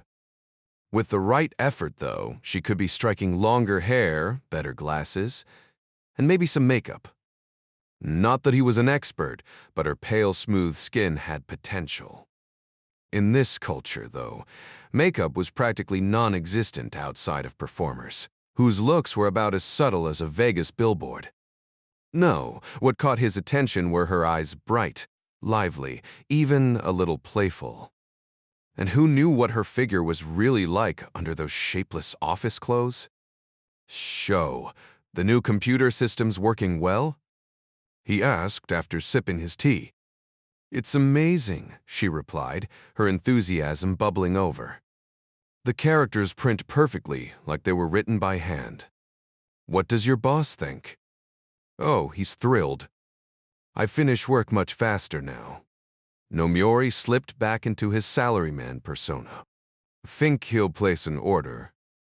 I'll have to check with administration, but I'm sure they'll be pleased."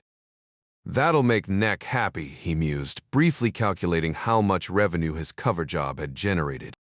His Tokyo supervisor would have choked on his sake if he knew Nomori's real employer. But the irony was that he'd earned every promotion at Neck on merit, all while serving his true country. It was almost funny how well his two lives fit together. Growing up bilingual in a traditional household had given him more than just language skills. It had instilled in him a deep sense of duty, one that far outweighed any loyalty he pretended to have toward Japan. Nomori couldn't help but think of his grandfather's shadow box back home, the polished combat infantryman's badge, resting on blue velvet, flanked by gleaming medals that told stories of bravery under fire. The bronze star with its combat V, the presidential unit citation.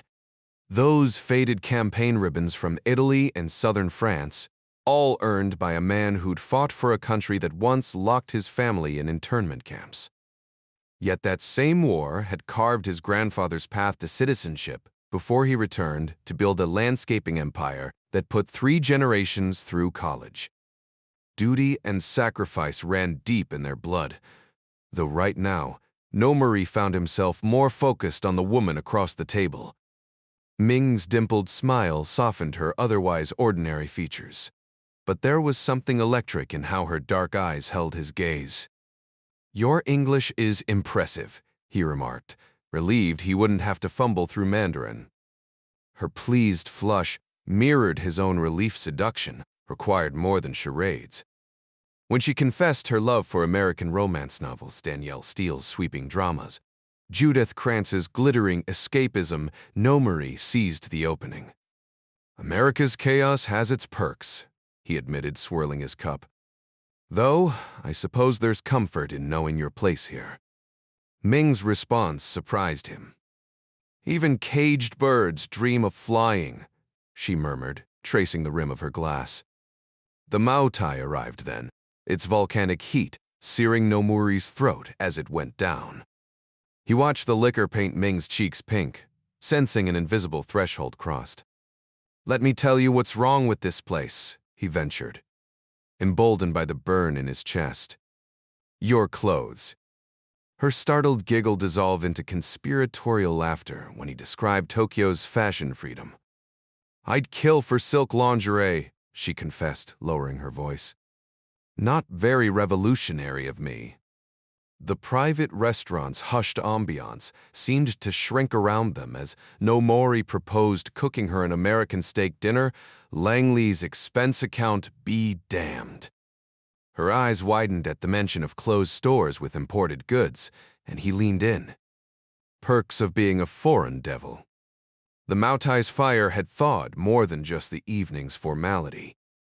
As Ming admitted her dead-end government job, a glorified secretary with a master's degree, Nomori hid a satisfied smile behind his cup.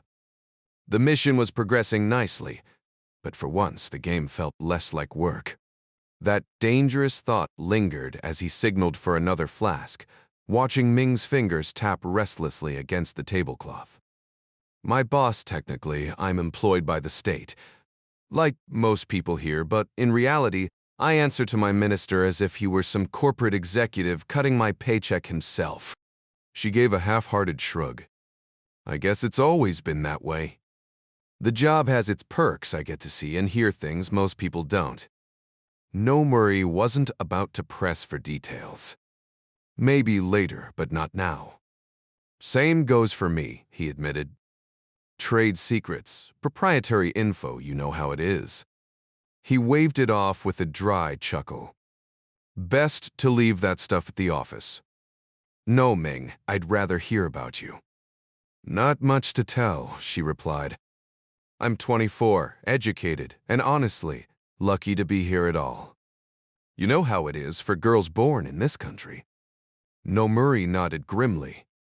He'd heard the story's ugly, heartbreaking things. Some fathers, desperate for a son, would drown their infant daughters in wells, hoping the next child would be male. The one-child policy wasn't just a rule here. It was enforced with chilling efficiency. Unauthorized pregnancies might be allowed to reach full term, but at the moment of birth, a syringe filled with formaldehyde would be plunged into the baby's skull, snuffing out its life before it even began. The government never openly admitted to the practice, but everyone knew. Nomuri's sister, Alice, was an OB-GYN trained at Euclid. He knew she'd rather die than carry out such an atrocity or put a bullet in whoever ordered her to. Yet somehow, some unwanted girls still made it into the world, only to be abandoned, later adopted by Western families, since no one here wanted them. If this had happened to any other group, it would have been called genocide. But in China, it was just population control. One day, this culture will remember the worth of women, Nomuri said, more hopeful than certain. Ming sighed. Maybe. What's it like for women in Japan?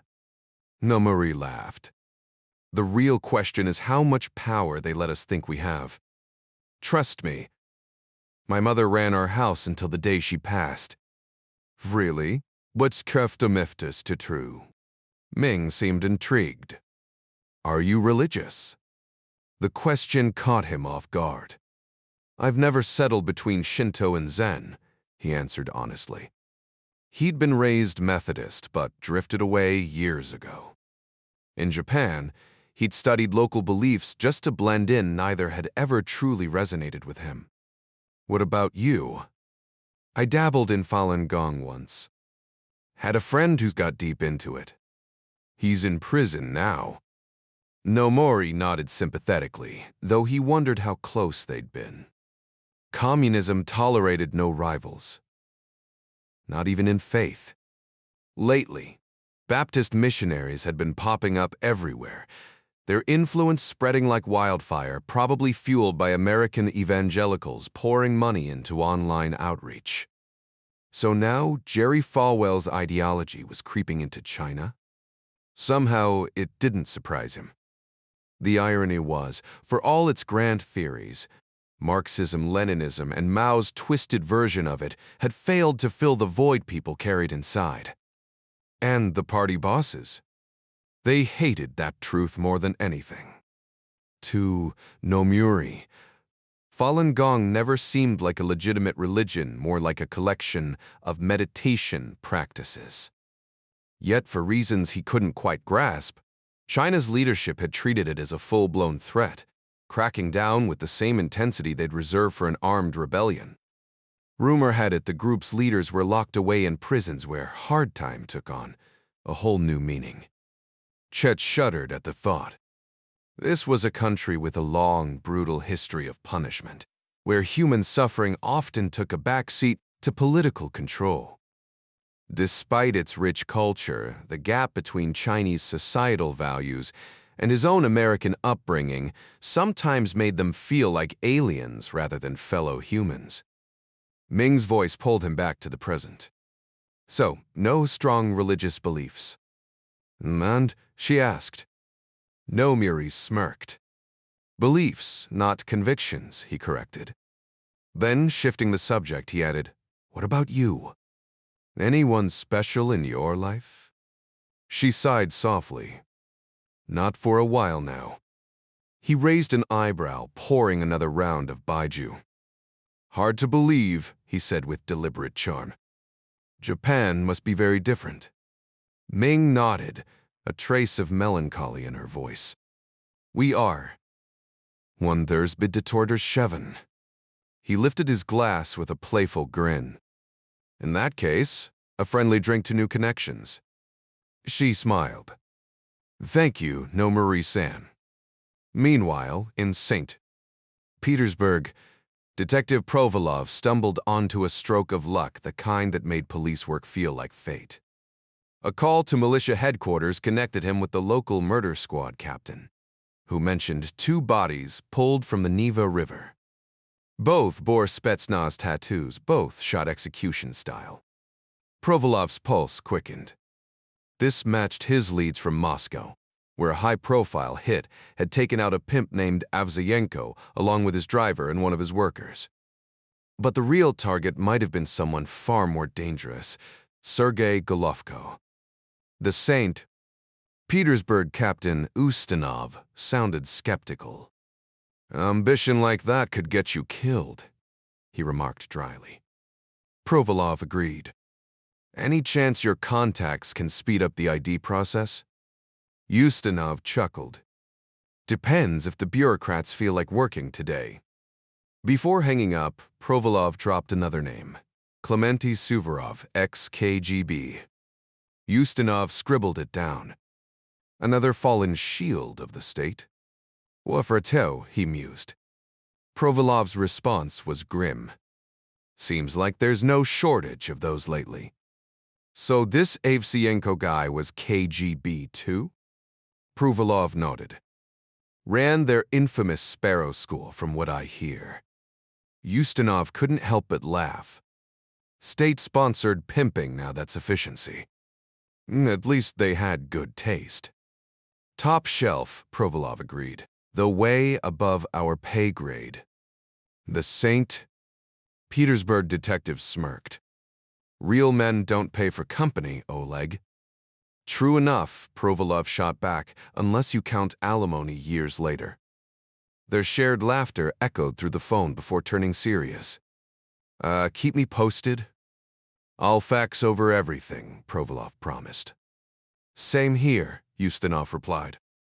There's an unspoken brotherhood among murder cops worldwide, after all. No government tolerates citizens playing executioner. That privilege belongs solely to the state. Back in his dim Moscow office, Provolov scribbled notes until his hand cramped. Too late now to shake down Central Army records that would have to wait for morning.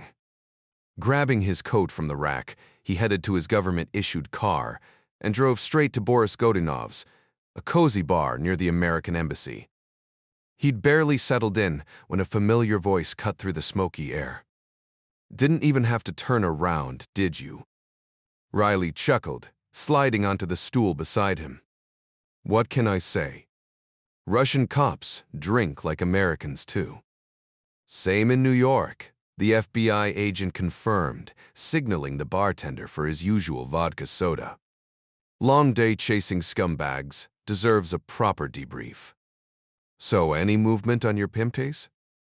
Provolov drained his glass before explaining the St. Petersburg developments. Riley whistled. Classic mob playbook, either cleanup or payback. Saw it last year in Brooklyn. Hitman gets whacked mid-job so he can't talk. Or maybe your guy screwed up and their employer got vindictive. 6 of one, half dozen of the other. Like Russian nesting dolls, Provolov mused.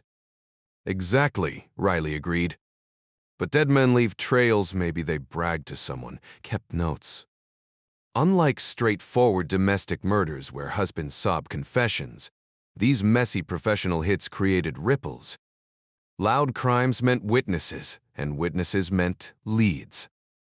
These Russian investigators might lack forensic gadgets, but they had sharp instincts and shoe leather. Most criminals weren't masterminds. The truly smart ones never got caught because they never left bodies in alleys or paper trails in ledgers. The perfect crime leaves no crime scene at all. As Riley flagged down another round, Provolov realized the bar's bustle had quieted. A jazz trio had started playing in the corner, their melancholic trumpet weaving through the clink of glasses, an unexpected touch of elegance in this cop's sanctuary.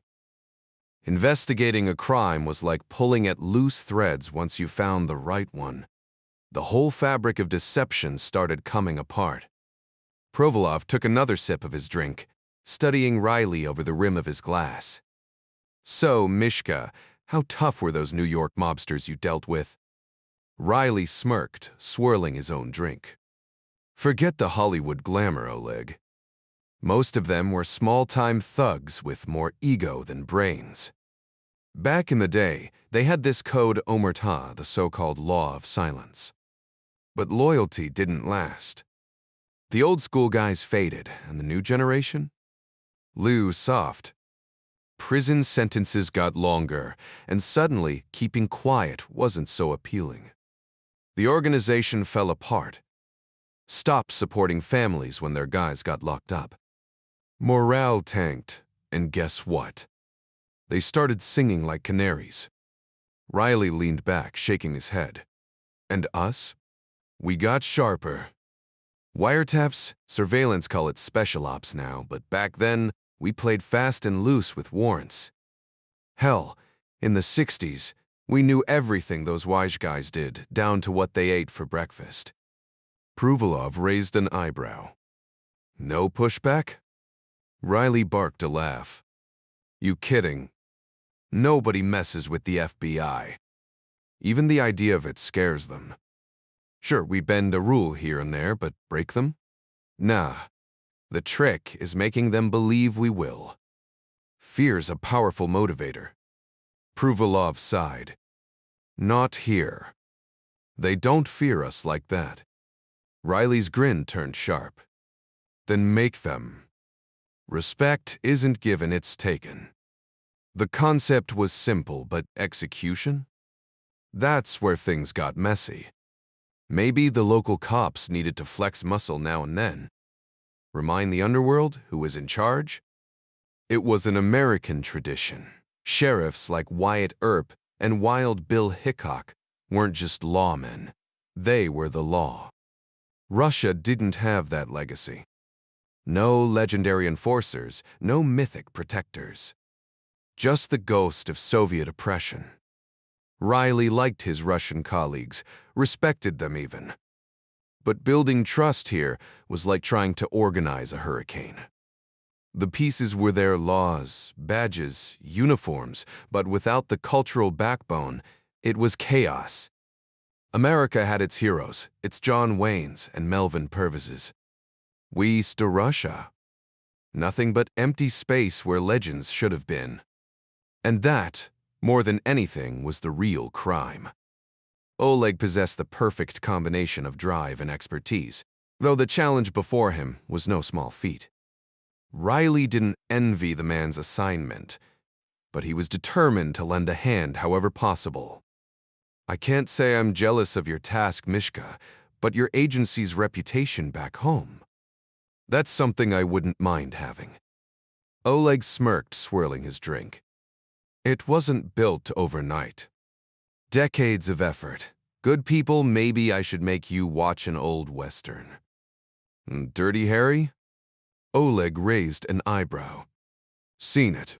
Fun, but not exactly a documentary." Riley chuckled. "No, try Hang 'em High. It's about you. Marshals in the Wild West, back when life was supposedly simpler. Except it wasn't. Contrary to the movies, crime was rare out there." Oleg nearly choked on his vodka. "Then why does every film say different?" "Because plowing fields doesn't sell tickets," Riley shot back. "Most settlers were Civil War vets, men who'd survived Shiloh, weren't about to cower from some two-bit outlaw." A professor dug into court records years back and found that, aside from drunken bar fights, the West was pretty tame. Everyone was armed, and everyone knew how to shoot. That tends to discourage troublemakers. He took a sip, grinning. "Honestly, a pissed-off civilian's scarier than a cop. Less paperwork for them to worry about." Oleg snorted. "Sounds familiar. And those quick-draw duels. Pure Hollywood. If it worked, they'd have taught us at Quantico." But unless you're a trick shooter with a fixed target, it's impossible. You're serious. Oleg looked skeptical. Riley shrugged. I trained agents for years. Couldn't pull it off myself. Good shot, though. Decent, Riley admitted, though decent was an understatement. He'd aced the FBI's toughest marksmanship test, one of fewer than 300 ever to do so. Before transferring to organized crime, he'd been second in command of Kansas City's SWAT team. Still, he missed the weight of his Antamildir 1076. Diplomatic duty meant leaving it behind, but at least the vodka here was top shelf, and his official plates kept the traffic cops at bay. So, Riley mused, our pimp was likely the main target? Probably, Oleg agreed. But we're keeping the Golovko angle open. It'd grease some bureaucratic wheels. Riley burst out laughing. Oleg, you've got the politics down better than I do. He signaled the bartender. Next round's on me. Mary Patricia Foley couldn't help but marvel at the internet. It was practically a spy's dream come true. She still felt a surge of pride for having handpicked Chester Nomery for the Directorate of Operations. That sharp young Nisei, barely pushing 30, had already proven himself in Japan before jumping at the chance for Operation Genghis in Beijing. His cover as a mid-level exec at Nippon Electric was perfect, and he'd slipped into the role with the effortless grace of a seasoned performer. Extracting the intel, almost laughably simple. Years earlier, the CIA had discreetly partnered with a Silicon Valley tech firm to produce a seemingly flawed modem one with a suspiciously slow connection time. What eavesdroppers dismissed as static was actually a sophisticated encryption layer, masking transmissions as random noise. Chester just had to punch in his message, secure in the knowledge that it was wrapped in NSA's toughest 256-bit cipher, so complex that even their own supercomputers groaned under the strain. Setting up a throwaway domain through a public ISP? Child's play. Even a direct line between computers was safe. Any adversary trying to crack it would need a supercomputer the size of a small building and a team of codebreakers working overtime. Mary Pat smirked as she read Chester's latest report. Lian Ming, secretary to him? Now that was an interesting lead. The kid had even tactfully hinted at the personal angles of recruitment. She could practically picture him squirming as he typed it out, too earnest to leave out a single detail. Definitely time for a promotion. James Bond-san, she mused, scribbling a note for his file. Her reply was brief. Approved. Proceed. No need for warnings. Nomuri had instincts most junior operatives lacked. She grabbed the secure line to her husband's office. Got a minute? She asked, her tone playful but purposeful. Ed Foley knew better than to keep her waiting. One steady, one way. No ways. The director's office was sleek, all dark wood and panoramic views of the Potomac. Security would have had a meltdown if they knew how exposed those windows really were. Ed glanced up as Mary Pat settled into the chair across from him. Good news. Better than Eddie's hockey stats, she teased, flashing him that smile, the one nobody else ever saw. And considering their son was excelling engineering at RPI while leading their NCAA-dominating hockey team, that was saying something. Little Ed had the talent to potentially make the Olympic team. But professional hockey wasn't in the cards. Why chase pucks when he could rake in serious cash as a computer engineer?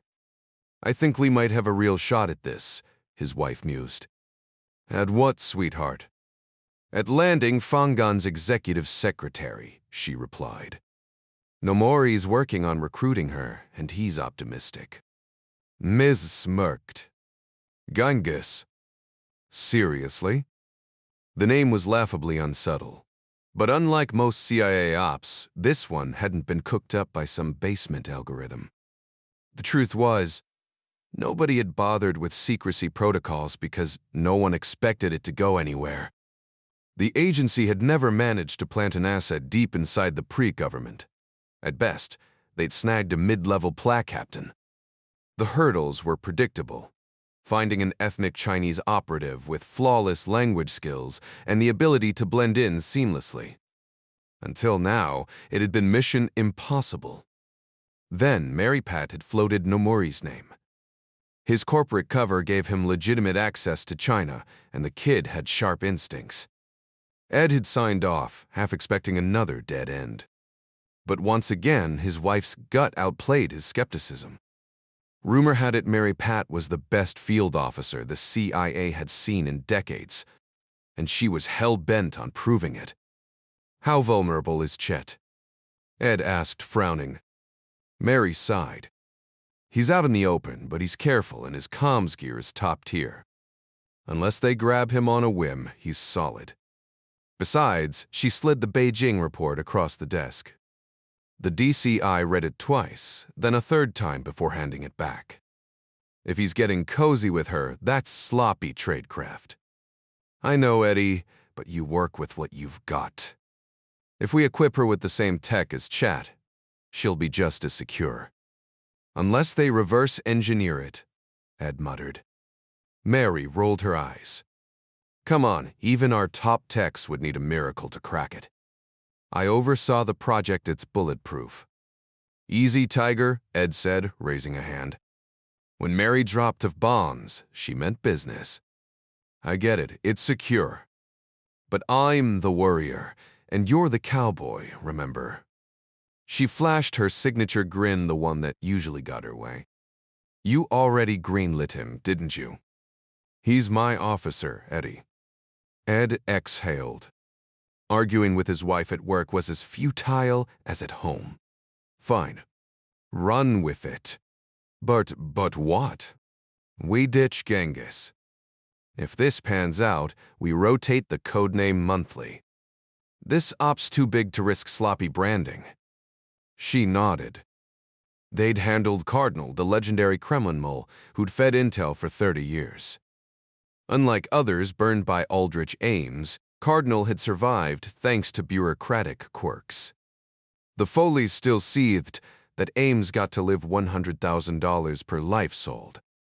"Monthly rotations it is," Mary conceded. "Always the cautious one, Eddie. Was that your phone or mine?" "Mend the day?" she asked. "Let's hold off until she delivers something worthwhile before jumping through hoops. And we should switch Genghis, it screams China too loudly." With a mischievous grin, she added, "How about Sorge for now?" The name belonged to Richard Sorge, a legendary German spy who worked for the Soviets, and might have single-handedly prevented Hitler from crushing Stalin on the Eastern Front. Not that Stalin returned the favor when Sorge faced execution. The Soviet leader didn't lift a finger. "Gratitude," Stalin once sneered, "is a dog's weakness." The director chuckled. His wife had a sharp wit, especially when it came to work. "Any idea when we'll know if she's cooperating?" "Probably around the same time Chet finishes celebrating his latest conquest." She shot back with a playful smirk. "Ed, really? That's a guy's game, not mine well, except with you, sweetheart." She scooped up her files and breezed out, leaving him grinning. Meanwhile, the Alitalia flight landed ahead of schedule thanks to a tailwind, much to Cardinal de Milo's relief.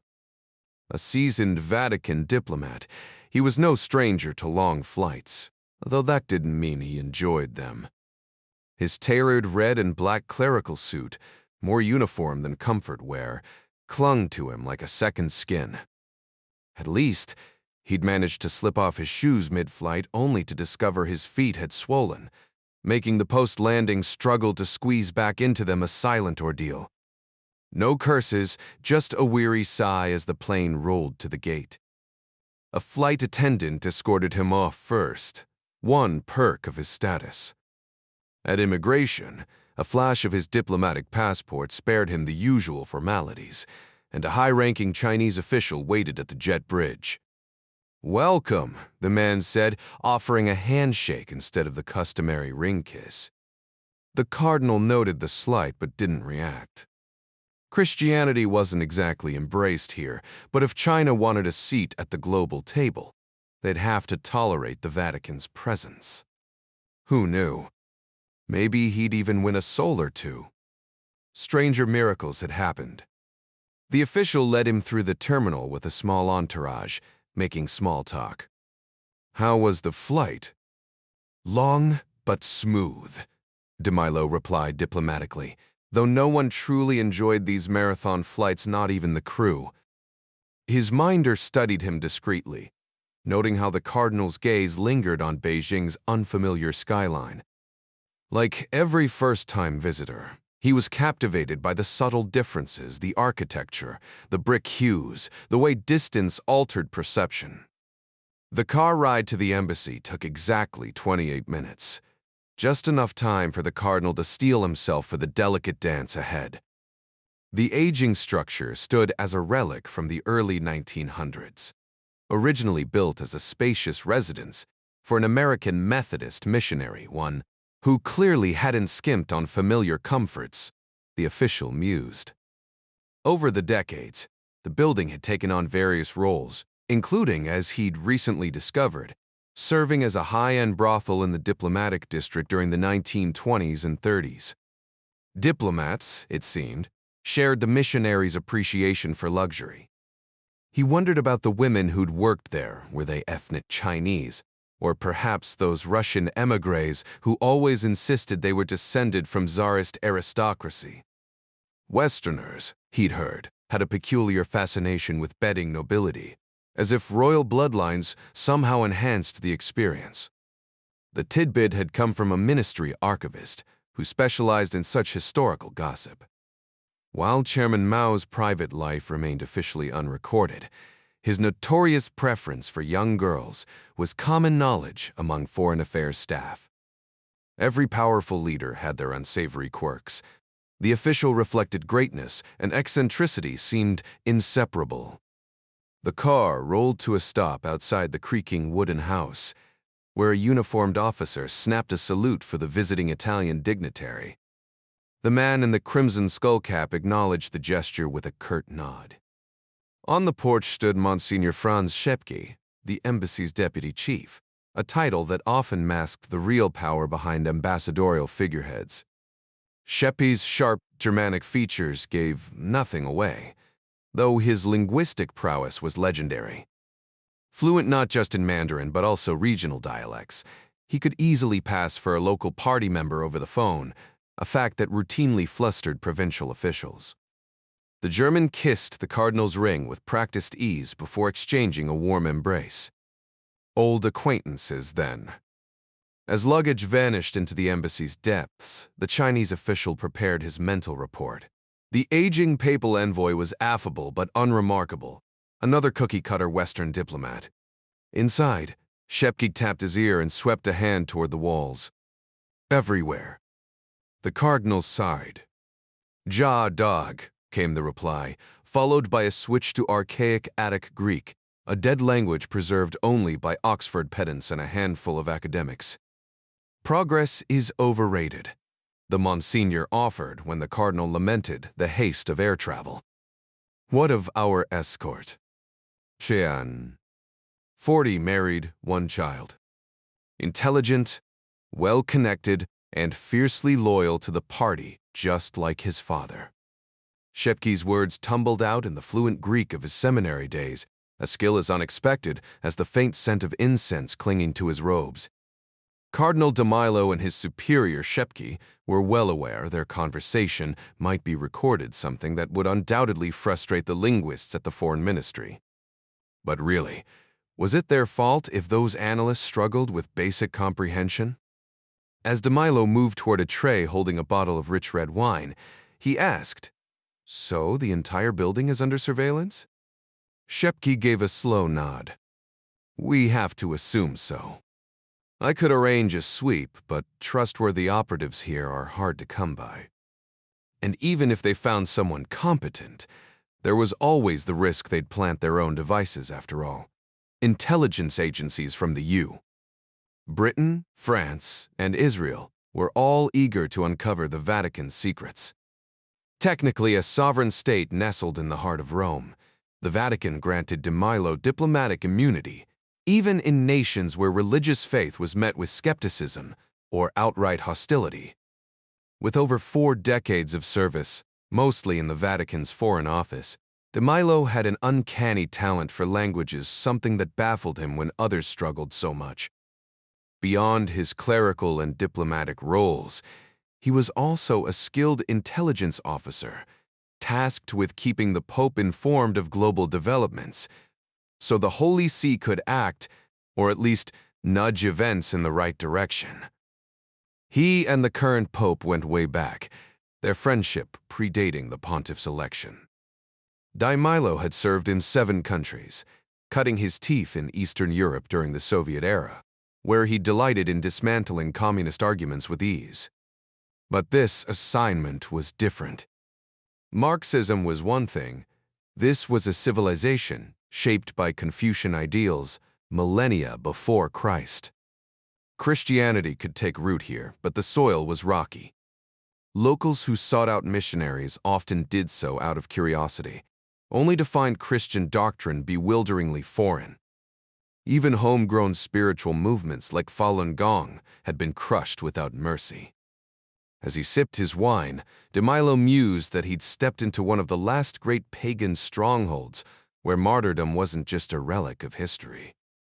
The wine's familiar warmth brought a fleeting sense of home, though Moscow and Prague had never truly felt distant. Beijing, however, might prove far more isolating. Chapter 8: Subordinates and Secrets. This wasn't his first time, and the thrill hadn't faded, the risk, the adrenaline, the sharp focus required. But the real challenge: converting imperial measurements to metric on the fly. The ideal woman's figure was once measured in inches, 36, not centimeters, which made everything sound far less appealing. Chester Nomery remembered his last shopping blunder at the Beverly Center Mall in L, where he'd misjudged Maria Castillo's waist by 3 inches. She'd laughed it off, but he knew better. Women preferred their numbers underestimated, except when it came to cup sizes. A 36B mistaken for a 34C. No harm done. But call a 24-inch waist a 28. That was a quick way to ruin an evening. Stress came in all forms, and right now it was wrapped in silk and lace. He needed this gift to be perfect, not just to secure Ming as an asset, but because he wanted her in his bed. Red was the obvious choice. In China, it symbolized luck, but to Chester, it meant something far more personal: boldness, mischief, and a hint of recklessness. Exactly the mood he wanted to set. Ming wasn't tall, barely 5 feet, but she had a sturdy frame, the kind that wouldn't shrink no matter how many salads she skipped. In California, she might have been labeled curvy, but here, she was just Ming. No amount of dieting would whittle her waist below 27 inches. And her chest? A hopeful 34B, maybe a B+ if he was lucky. He pictured her slipping into red silk, something daring enough to make her blush at her own reflection. That private moment of surprise, the quiet smile, that's when he'd know he had her. The Victoria's Secret catalog was practically designed for men like him, full of impossible fantasies. The models looked like they'd been airbrushed into existence, faces that could launch wars, bodies that defied physics. He flipped past them, stopping cold at page 26. A woman with striking features, the kind that could charm a dictator or a warlord, wore a racerback bra and matching bikini panties in a shade between red and purple. Tyrian scarlet, the Romans called it, a color once reserved for emperors and senators. The front clasp design. Practical for her, thrilling for him. Chester grabbed the catalog and headed for the racks.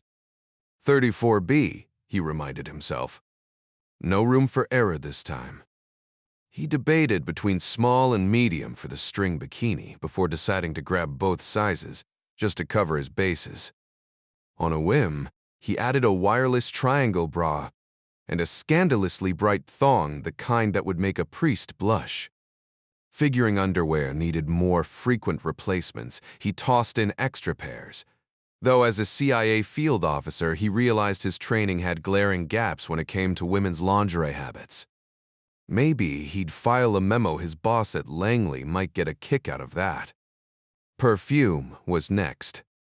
In a city like Beijing, where the air carried the industrial tang of coal and steel, a pleasant scent was practically a public service. He settled on Dream Angels, a brand that came in sprays, lotions, and other mysterious forms he didn't fully grasp.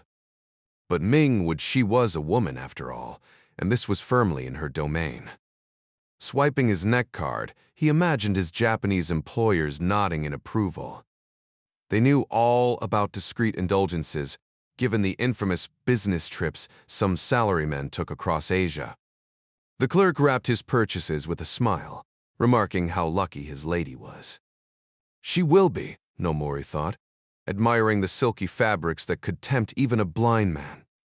Ming wasn't some glamorous seductress, just an ordinary secretary with a government minister. But then again, his first girlfriend at 17 hadn't been a beauty queen either, just clean and willing. At least Ming hadn't fallen victim to the American obsession with plastic surgery, where women turn themselves into walking science experiments. The things people did for attraction, what a waste of perfectly good energy. As he slid into his company Nissan, his mind shifted gears. Back at the White House, Ryan raised an eyebrow over his coffee. CIA is launching something called Sorge in Beijing. After Richard Sorge, his advisor confirmed. Ambitious, right? Their man's Chester Nomuri, posing as a neck salesman. He's targeting a secretary connected to Fangan, a pre-minister who plays fixer for the Politburo. Ryan smirked. James Bond strikes again. Nomuri did solid work in Japan. This isn't for my sign-off, just a heads up? Exactly, Mr. President. Foley was leading this operation and thought you should be in the loop. Ryan nodded, pushing back the discomfort of hearing about someone else's personal or at least intimate affairs. Got it. Let MP know I'm open to whatever intel comes from this. Chester Nomuri had picked up plenty of lessons over the years from family, mentors, and his training at the farm, but patience in his personal life wasn't one of them. Still, he wasn't reckless. That's why he'd run his plans by Langley first. Sure, it was awkward briefing. A woman on his romantic intentions, especially someone as sharp as MP, who handled intel leaks with the same ease as sipping coffee. But he wasn't about to let the agency think he was some reckless playboy on their dime. He loved the job too much. The adrenaline was as potent as the drugs his old college buddies used to mess with. Maybe that's why Mrs. Foley had taken a liking to him. They were cut from the same cloth. Mary Pat Foley had a reputation in the Directorate of Operations. They called her the cowgirl for a reason. She'd strutted through Moscow's streets during the Cold War's final days like some gun-slinging legend. And even after the KGB's second directorate burned her, she hadn't cracked. Whatever operations she'd been running, still classified to hell and back, must have been brutal. Because she never went back into the field. Instead, she climbed the CIA ladder like it was a race to the top. The president trusted her instincts, and in this business, having the commander-in-chief's confidence meant everything. Especially when that president had once pulled off the impossible, extracting the damn chairman of the KGB himself. The details were murky, but the rumors were enough to make even seasoned operatives raise an eyebrow. Nomuri figured he was in good hands, so he kept his bosses informed, even if it meant making the deputy director of operations blush. He'd chosen a Western-style restaurant in Beijing, one of the many popping up to cater to homesick expats and wary tourists. The food wasn't exactly stateside quality, but it beat the mystery meat he suspected lurked in some local kitchens. He arrived early, nursing a glass of mediocre bourbon when Ming walked in.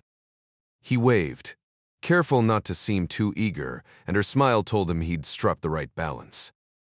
She made her way to his corner table, and he stood a small gesture of respect that stood out in a culture where women weren't always valued the way they should be. As she sat, Nomori couldn't help but think about the darker side of this country, the discarded lives, the forgotten daughters.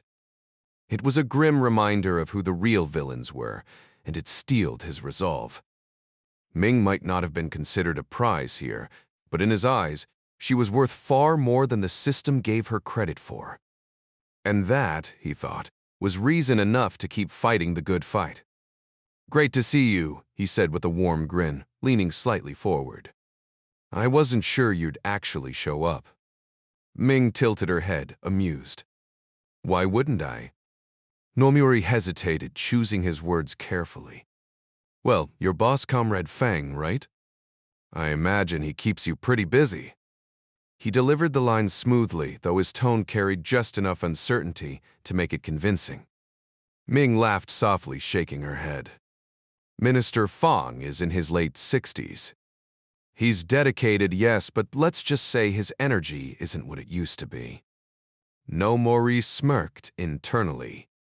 So, the old man's stamina isn't keeping up with her expectations. Maybe she's looking for someone with a little more vigor. Then again, if Fang was still active at his age, maybe the guy deserved a nod of respect, though that thought vanished as quickly as it came. "Ever been here before?" he asked, gesturing around the dimly lit restaurant. Vincenzo's tried hard to pass as authentic Italian, though the owner, a Vancouver-born half-Italian, half-Chinese, would have been laughed out of Naples with his butchered accent. Still, in Beijing, the place had enough faux European charm to impress. Ming's eyes widened as she took in the decor. Wine bottles wrapped in twine, flickering candles, red and white checkered tablecloths, straight out of a 1950s film set. It was nothing like the local eateries she knew, despite the Chinese waitstaff. The dark wood paneling and coat hooks by the door could have placed it in Boston or Philadelphia, some old-school family joint where the food mattered more than the ambiance. "Never tried Italian food?" Nomori asked, noticing her curiosity. "It's some of the best in the world. Mind if I order for you?" Ming's eager nod was almost childlike. Women were predictable, treat them right, and they melted like butter. He was starting to enjoy this part of the job, and who knew? Maybe the skills would come in handy outside work too. He flagged down a waiter, ordering a pricey Italian white wine surprisingly. The selection here was top-notch, and, with a grin, the richest fettuccine Alfredo on the menu. Ming didn't strike him as the type to shy away from indulgence. "So, the new office setup's working well?" he asked casually. Ming beamed. "Minister Fang actually praised me in front of the whole department for choosing it. You've made me look brilliant, Comrade Nomori." He nodded. Though the title Comrade made him pause, was that a good sign or a red flag? Glad to hear it. Actually, we've got a new portable system, coming same power as your office mainframe, but you can take it home. Even has internet access. Ming's eyes lit up. "Really? What terste prevered, Taff?" "We barely get to go online at work unless the minister requests something."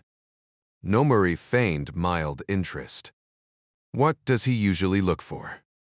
"Mostly Western political analysis, American and European papers.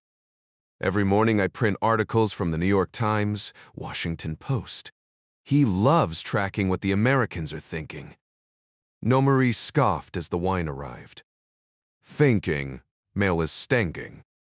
That's generous." Loud, undereducated, and their women, he cut himself off with a dismissive wave. Ming leaned forward, curiosity lighting her eyes as she posed the question Comrade Nomori had been waiting for. "What about their women?" she asked right on cue. Nomori took a deliberate sip of the Tuscan wine, savoring its richness before signaling the waiter to pour properly. Ever seen an American Barbie doll?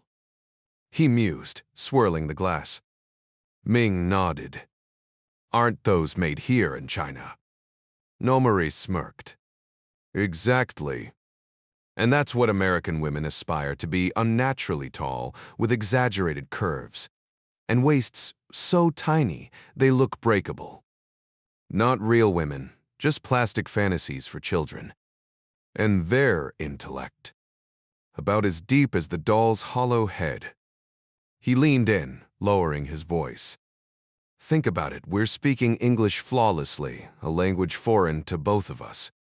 How many Americans do you think can hold a conversation in Mandarin? Or Japanese? He scoffed. Stipple explain me. They're uncultured, unsophisticated. They're women. Even worse. Paying surgeons to inflate themselves like cheap balloons, pathetic, really. And seeing them undressed? He chuckled darkly. A spectacle of absurdity. Ming's eyes widened. You've seen them like that? Nomori gave a self-satisfied nod.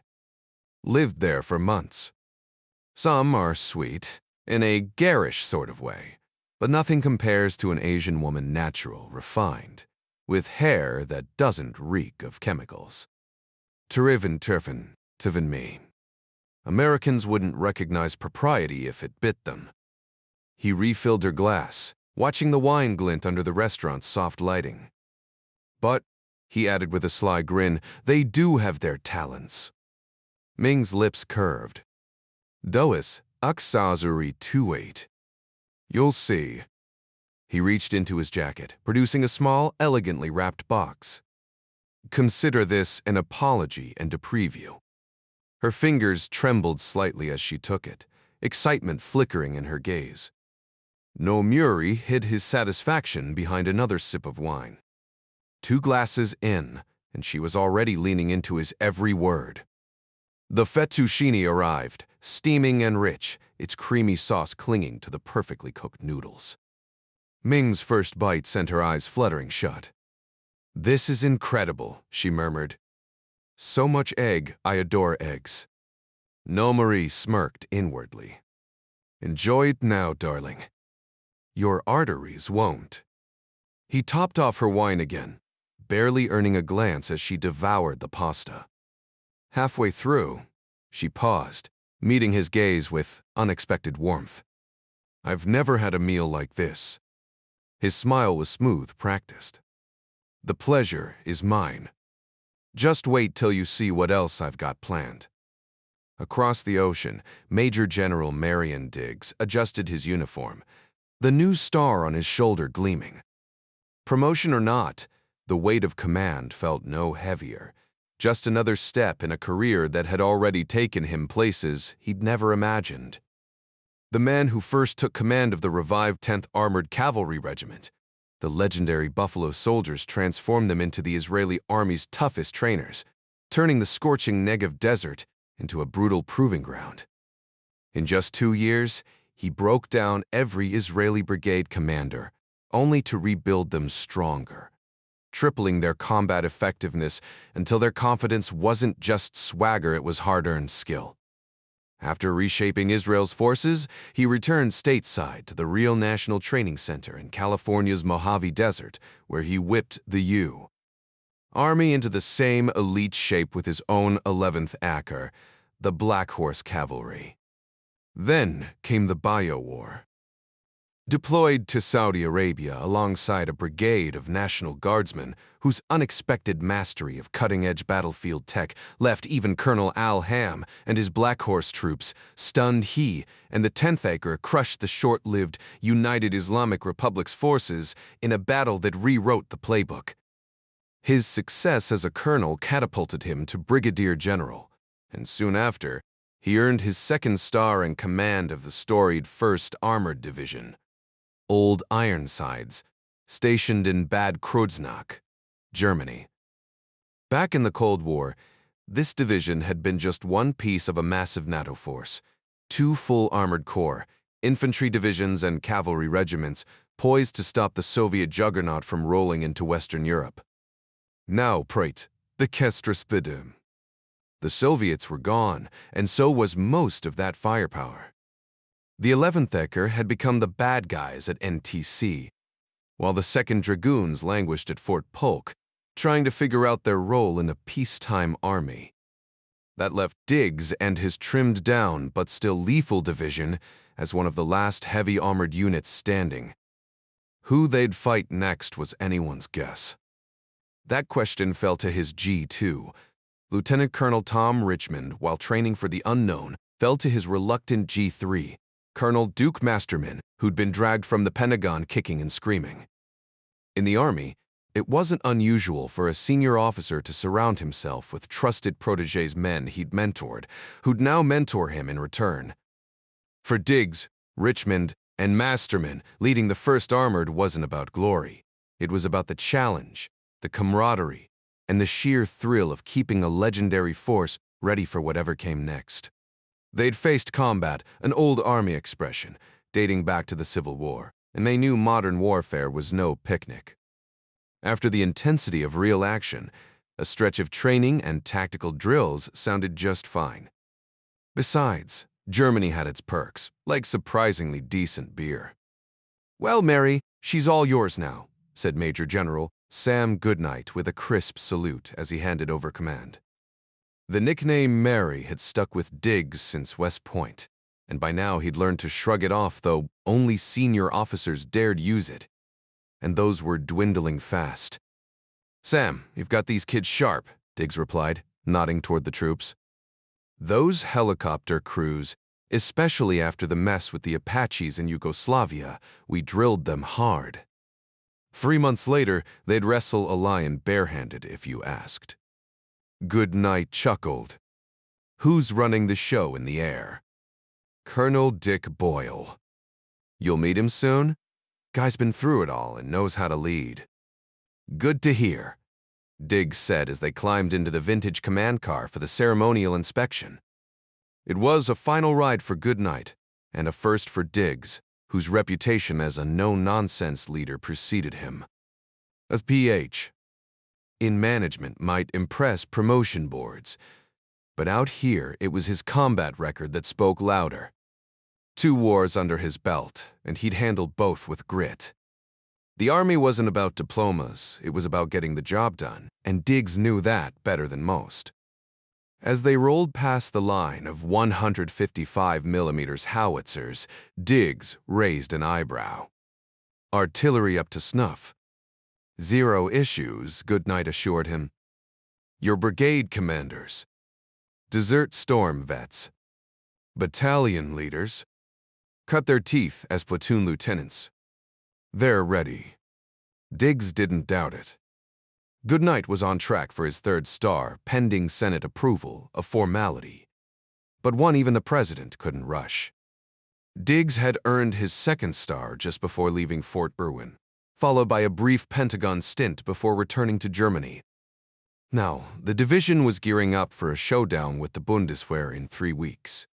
1st Armored Division against 4 German brigades, a mix of tanks and mechanized infantry. A real test, but that was Colonel Masterman's headache.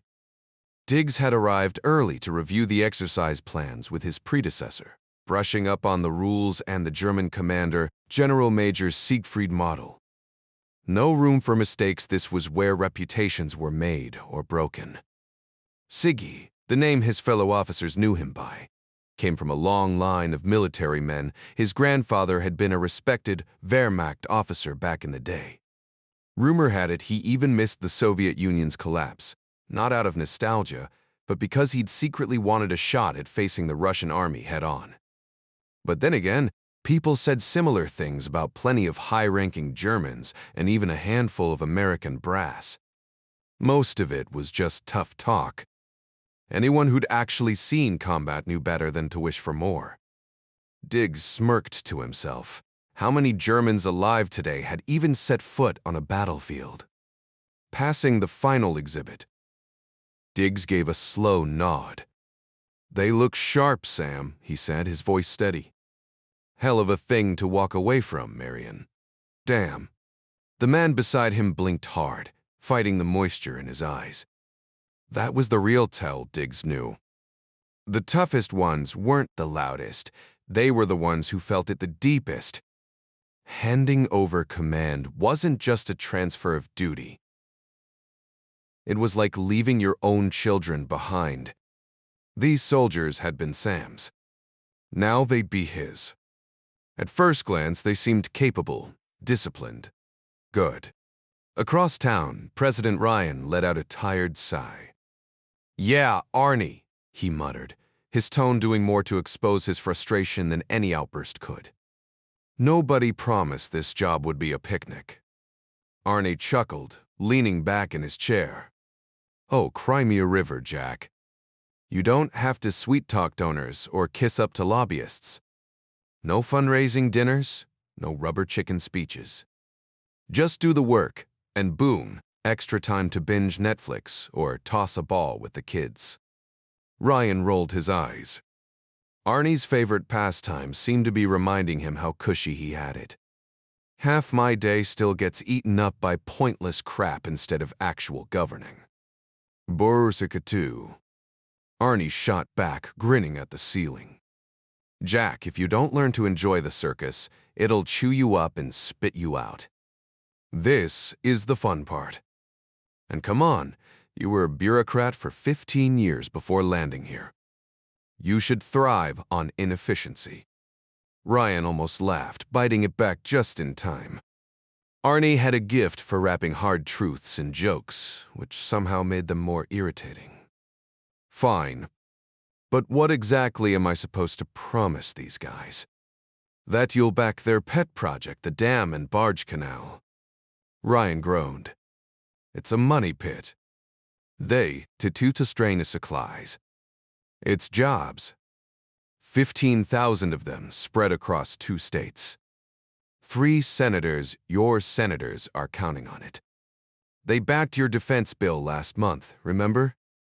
You scratch their backs, they scratch yours." Ryan flipped open the folder on his desk. $3.25 billion to ruin a perfectly good river. Arnie shrugged. "Since when do you care about fish? Trout don't vote, Jack. Even if the barges flop, you'll get a shiny new tourist spot, water skiing, fishing, maybe a golf course or 2. "I don't like lying to people," Ryan grumbled. Van Dam smirked. "For a politician, that's like showing up to a gunfight with a slingshot. Khrushchev nailed it, politicians build bridges where there aren't even rivers. So we're just supposed to burn taxpayer money." Ryan snapped. "It's not ours to waste." Arnie's expression didn't waver. Since when has politics ever been about what's right? Those senators, they're already on their way here. You need them. Period. A beat of silence. Then Ryan exhaled, long and slow. The game, as always, went on. President Ryan exhaled slowly, his expression carefully neutral. "That appropriations bill was crucial, wasn't it?"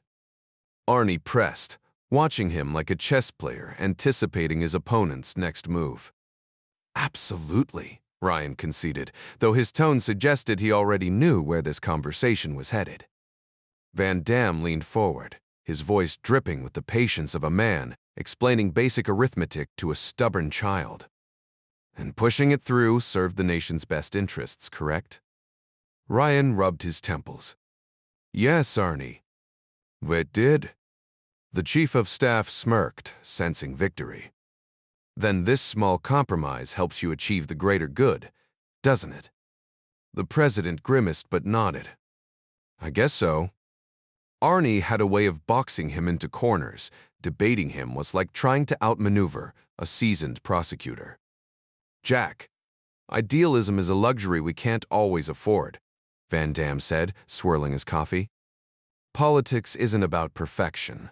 It's about tipping the scales just enough so the right things outweigh the wrong ones over time."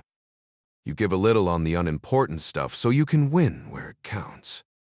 That's how you stay in control. He took a sip, letting the words sink in. You're getting better at this, but you still overthink it. One day, it'll be second nature, like tying your shoes or remembering not to curse on live TV. Ryan snorted. 40% of the country thinks I'm failing. And 60% don't, Arnie shot back. Hell, some of your critics still voted for you. If approval ratings dictated leadership, half the greats in history would have quit before breakfast. Ellen Sumter slipped in silently, a cigarette already between her fingers. Ryan took it with the practiced ease of a man who'd perfected the art of covert stress relief. Thanks, he muttered, lighting up. She gave him a knowing look before disappearing again. Arnie shook his head. Just don't let the press catch you. These days, a puff of smoke is worse than a scandal. Ryan smirked around the cigarette. Right. Because nothing says national crisis like a nicotine habit. Van Damme ignored the jab. Your job isn't just about defending borders. It's making sure people feel safe in their daily lives. Paychecks, vacations, Sunday football. Keep them happy, and you'll cruise through 2 terms.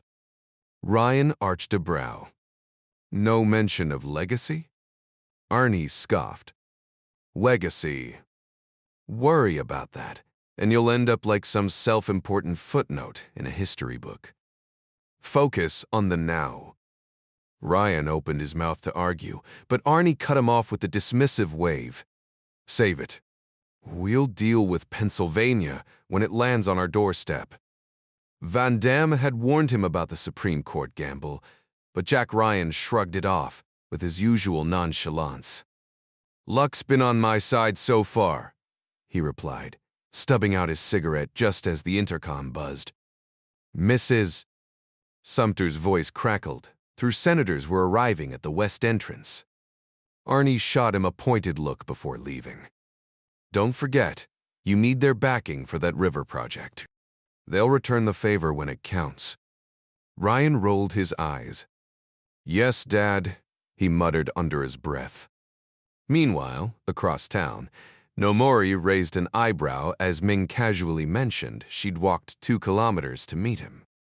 Good for the appetite, she quipped with a playful grin. He couldn't help but notice how effortlessly she'd demolished her fettuccine, earlier like a predator tearing through its prey. But guilt nagged at him. He'd orchestrated this evening meticulously, and if she was walking into his trap, was it really her fault? As she slid into his company car, he caught himself admiring her easy confidence. The drive to his apartment was silent, tension humming between them. His building, a peculiar blend of American-style garden apartments with Chinese practicality, stood quietly under the dim glow of streetlights. Nomuri's unit, tucked away from the usual Western expat clusters, offered a sliver of privacy. No obvious surveillance, just the faint paranoia that came with living in Beijing as a foreigner. The Ministry of State Security had better things to do than monitor every expat's late-night escapades, he told himself. His Yale lock clicked open, and Ming stepped inside, taking in the movie posters lining the walls. So this is where a capitalist hides, she teased. He smirked. Just a salaryman's humble abode. The air between them crackled with unspoken anticipation. Nomuri's pulse quickened weeks of planning, the thrill of the chase, all leading to this moment. Had she seen through him? Or was she just as eager? The wine at dinner had loosened her inhibitions, but her sharp eyes betrayed nothing. As he closed the door behind them, he wondered if the real trap had been set for him all along. I'm not entirely sure if I qualify as a capitalist, Comrade Ming, he said with a playful smirk, gesturing toward the couch. Make yourself comfortable. Can I offer you something? She glanced at the neatly wrapped gift box on the chair before replying. Another glass of wine, maybe. Nomori grinned. Coming right up. He disappeared into the kitchen, where a bottle of chilled California Chardonnay waited in the fridge. After uncorking it with ease, he returned with 2 glasses, handing one to her. "All right," he added, picking up the red-wrapped box. "This is for you, Ming." Her eyes sparkled with curiosity. "Mind if I open it now?" "By all means," he replied, flashing a charming yet slightly mischievous smile. "Though you might prefer some privacy. Unless you'd rather do it here." She arched a brow. "Are you suggesting your bedroom?" He chuckled nervously. "Just thought you might appreciate the space. Forgive me if I'm being too bold." The amusement in her gaze told him she wasn't offended.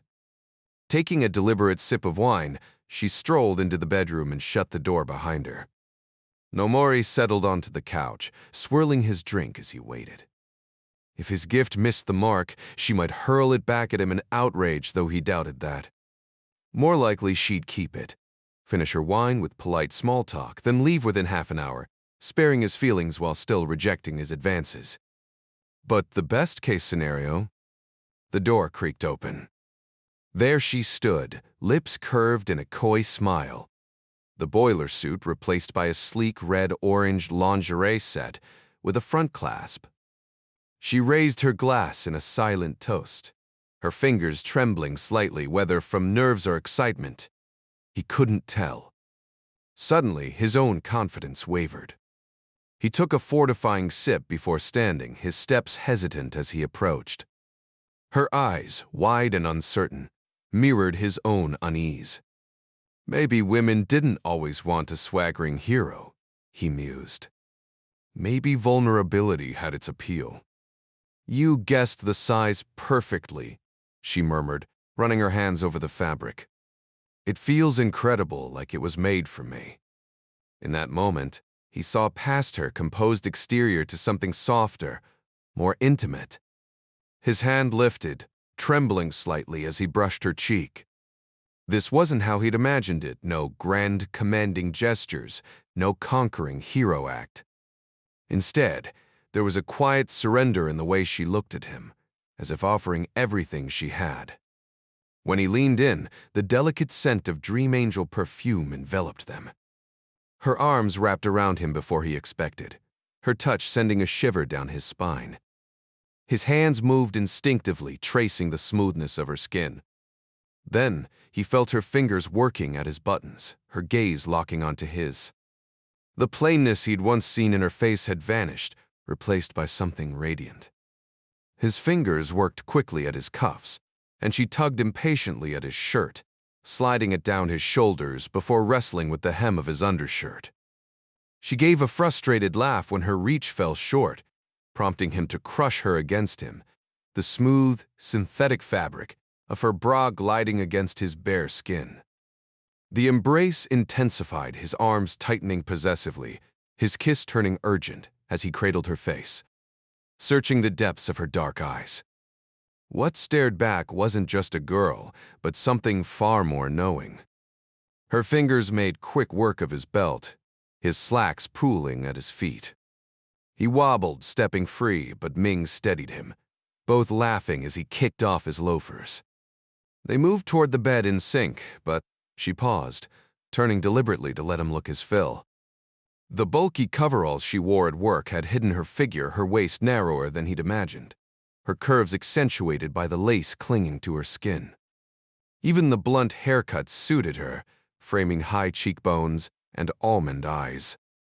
Nomori reached for her, fingertips tracing the outline of her breast through the sheer fabric, watching for hesitation. Instead, her lashes fluttered, lips curving faintly as if amused by his caution. The front clasp of her bra gave way easily, then came the reflexive clutch of her arms across her chest. A beat passed before she dropped them, pulling him flush against her. The bra slipped to the floor, and suddenly there was nothing between them but the heat of skin.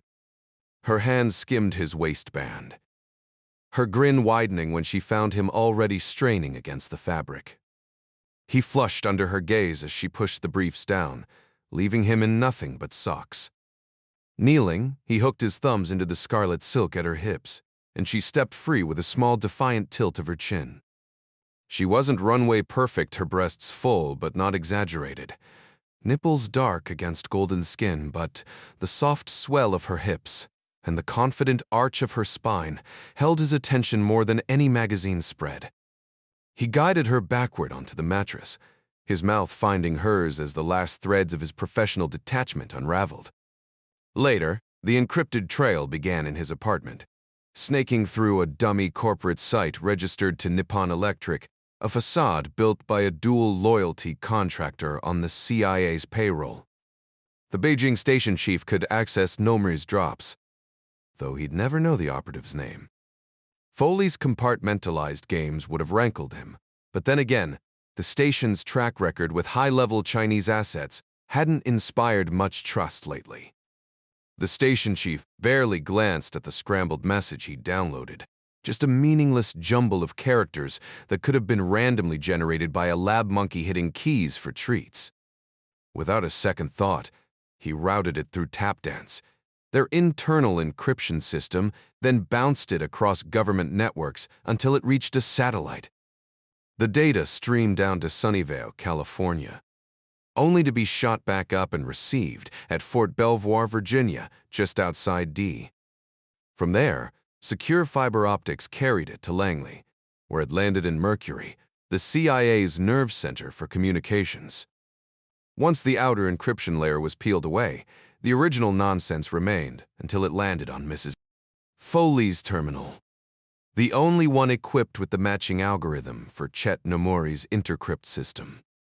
Distracted by other tasks, it took her 20 minutes to notice the Sorge alert. Her pulse quickened. She decrypted it, frowned at the garbled result, then remembered Nomori was a day ahead thanks to the international dateline. Adjusting the key sequence, the message finally resolved. She printed a copy for her husband and saved an encrypted version before marching down the hall. Ed barely looked up when she entered. "Hey, baby," he muttered, recognizing her step.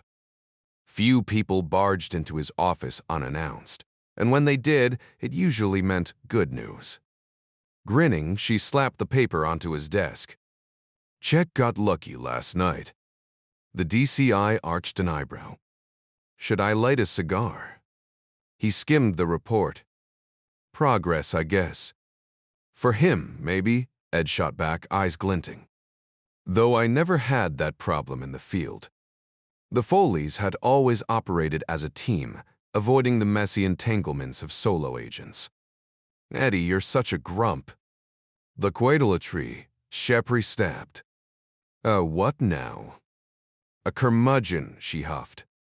"This could be huge." "The woman's Fongon's personal secretary. She's got access to everything we need."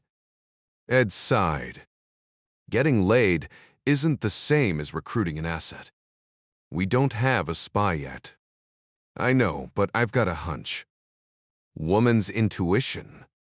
He scanned the message again, half expecting salacious details, but it read like a dry debrief, no mention of rigid rods or warm sheaths. At least, Nomori had some discretion, though Ed couldn't help imagining the guy's California-bred confidence. First times were always awkward, but hey, biology usually sorted itself out. "So what's your reply?" Ed teased. "Rate his performance on a scale of 1 to 10? "Damn it, Ed." She glared, cheeks flushing. "You know exactly what I'm going to propose." Ed Foley considered the slow burn approach, letting the relationship develop naturally while gently steering her toward discussing work. Patience was key here. If it paid off, the results would justify the time invested. And if it didn't? Well, Chester wasn't exactly suffering either. How many careers out there rewarded employees with both promotions and personal perks? "Mary," he called out. "Yeah, Ed," she replied. "Doesn't it feel a little strange that the kid's giving us a play-by-play of his love life? Doesn't that make you even a little uncomfortable?" "It would if he were saying it to my face." "But emails." Much less awkward. Less personal, more professional. Ed raised an eyebrow. You're sure the intel transfer is secure? Mary sighed. They'd been over this. Yes, Ed. The encryption is solid.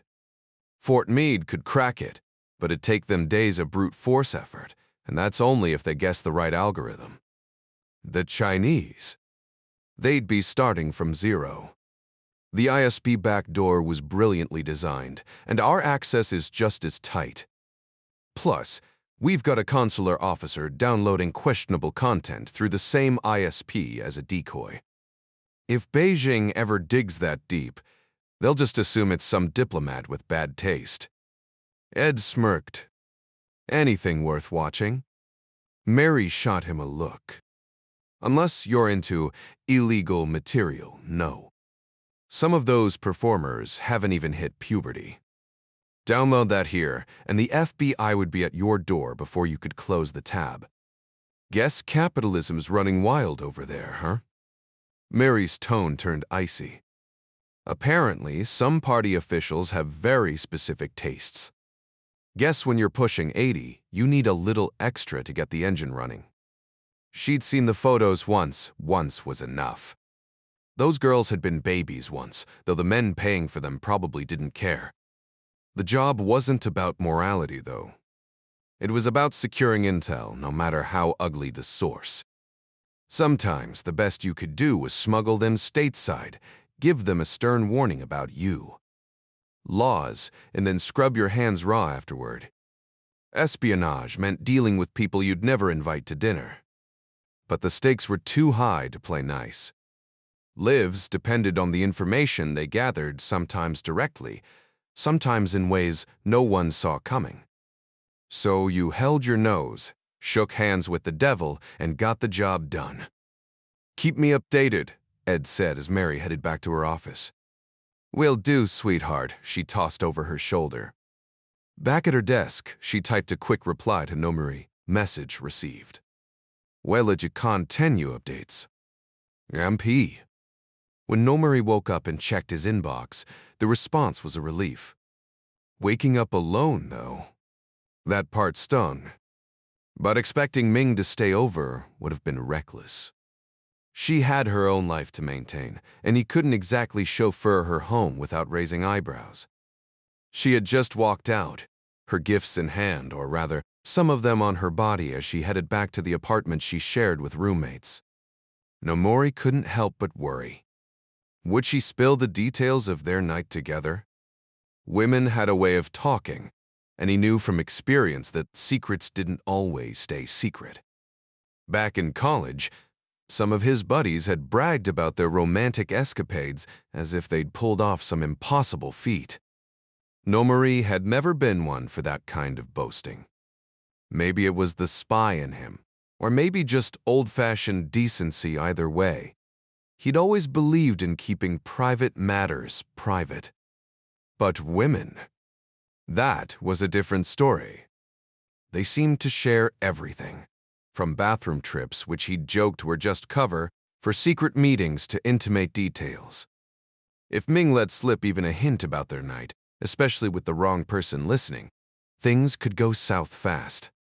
A single careless word to a roommate with manuscript ties, and suddenly she'd be getting a visit from security officers. They'd demand she return the lingerie, threaten her job, and forbid her from ever seeing him again. Worse, Nomuri himself would be under surveillance, his every move scrutinized. In a place where due process was a joke and suspicion was enough to ruin a person, that was a risk he couldn't afford. The thrill of the evening was fading, replaced by cold reality. He hadn't just had a fling, he'd crossed a dangerous line. His safety now depended on Ming's discretion, and he hadn't even warned her to stay quiet. How could he? It would have turned something intimate into something transactional, and that wasn't who he was. Chester, no, Nomuri shook his head. He wasn't some suave, emotionless spy. He couldn't just walk away like nothing had happened. There was a connection, however small, and that complicated everything. He wasn't built to treat people like pawns, no matter how much the job demanded it. He needed guidance, but this wasn't something he could hash out over email. No, he needed a real conversation face to face with someone who understood the stakes. Someone in Tokyo, maybe, who could help him navigate the mess he'd stepped into. Because right now, the only thing clearer than the memory of Ming's smile was the fact that he was in way over his head. Nomori wrestled with the dilemma: if ordered to sever his connection with Ming, how would he respond? It wasn't just about physical needs, though those were undeniable. Cutting ties might jeopardize the delicate trust he was building with a potential asset. The agency didn't strip away human instincts, no matter what the training manuals implied. The jokes shared over beers after long days of drills now felt naive, the bravado of rookies who hadn't yet faced the real world. Back then, he'd been green, even during his time in Japan. Now, isolated in a country that viewed him with either suspicion or outright hostility, he had to navigate alone. The decision, in the end, rested with Ming, a reality he couldn't control. Her colleagues noticed the shift immediately. Ming's smiles came more often, softer, carrying a secret warmth. Some assumed she'd found happiness, though they wouldn't pry. Privacy was sacred, even among women who swapped stories about their minister's awkward, drawn-out attempts at romance. He wasn't a bad man, just clumsy, and as a boss, occasionally insufferable. But today, Ming barely registered his flaws. Her eyes sparkled, her movements lighter as she settled at her desk. The office hummed with routine. Ming's fingers flew across the keyboard, translating Western news articles for the Minister's Review, London, New York, Washington, all dissected for their takes on China's policies. The new computer system was a marvel, though rumors swirled about voice-activated typing rendering secretaries obsolete. A darkly amusing thought crossed her mind. At least a machine couldn't replace everything a human provided. Meanwhile, Minister Fang pored over manuscript reports detailing Russian resources, oil and gold, vast and untapped. Zhang's predictions had been correct, even underestimated. Siberia was a trove of wealth, wasted on a nation that couldn't harness it. The irony wasn't lost on him. The Russians birthed Marxism, then botched its execution, only to fumble their capitalist transition just as badly. Some people, he mused, simply lacked vision. Fang reached for another cigarette, his fifth that morning, despite his half-hearted attempt to quit before turning 70. He exhaled a cloud of smoke as he tossed the classified manuscripts documents onto his mahogany desk, the unfiltered tobacco bite sharp on his tongue. Siberia's untapped resources, timber, rare earth minerals, vast empty spaces, taunted him through the haze. Zhang had been right all along. Their northern neighbor held everything China desperately needed, especially room to breathe. The irony wasn't lost on him. Here they were, bulldozing families into single-child compliance, while Siberian wilderness stretched endlessly just beyond their borders. Sure, the party had its reasons: too many mouths. Not enough rice bowls, but the unintended consequences were piling up like unread reports. Peasant families, desperate for a son to care for them in old age, made brutal choices. A daughter could vanish down a well before breakfast, while a son meant security. Someone to prop you up when your knees gave out. Fang knew the math. He'd played it himself. His own parents had dined on banquets in their golden years, while his late wife's family got table scraps. Even she'd accepted the hierarchy, leveraging her status as an official's spouse to scrape together what dignity she could. Now the demographic time bomb ticked louder. Millions of surplus men with no wives, no futures. Would they turn to each other? The party still pretended homosexuality was a Western decadence, though they'd stopped arresting men for it. Fang smirked, imagining Politburo members sweating over spreadsheets of lonely bachelors. Meanwhile, orphanages shipped unwanted girls overseas by the plane-load, discarded like last season's fashions. The thought twisted in his gut before he crushed it. Sentimentality was for poets and fools. He stubbed out the cigarette, glancing at his satellite TV where a Japanese adult film flickered on mute. Privilege had its perks. Imported whiskey, a chauffeur waiting downstairs, silk sheets on a bed he rarely shared. The system worked for him. Let the next generation sort out their own mess. Fang didn't speak Japanese, but then again, who needed subtitles to enjoy an action flick? The explosions and fight scenes spoke for themselves. His routine never wavered up by 6:30, at his desk before 8, surrounded by a team of assistants who kept his world running smoothly. A few of the younger secretaries were particularly attentive, visiting his private quarters once or twice a week. At his age, Fang took pride in his stamina. Unlike certain historical figures, he had no interest in exploiting children, a habit he'd always found distasteful, even if others turned a blind eye to such flaws in the name of greatness. Men like him deserved the finest comforts, spacious offices, nutritious meals, and well-deserved leisure to recharge. Leading the world's most populous nation wasn't for the faint of heart. It demanded sharp minds, and sharp minds needed proper maintenance. Ming glided in with her usual stack of news clippings, offering a respectful, "Good morning, Minister." Fang responded with a nod, more warmth in his voice than he granted most. She'd earned that much, after all. He'd even made sure her office chair was top of the line. As she retreated with a deferential bow, Fang barely glanced up, already skimming the headlines with his pencil poised. Cross-referencing these with ministry reports was his way of reminding state security that the Politburo didn't need hand-holding.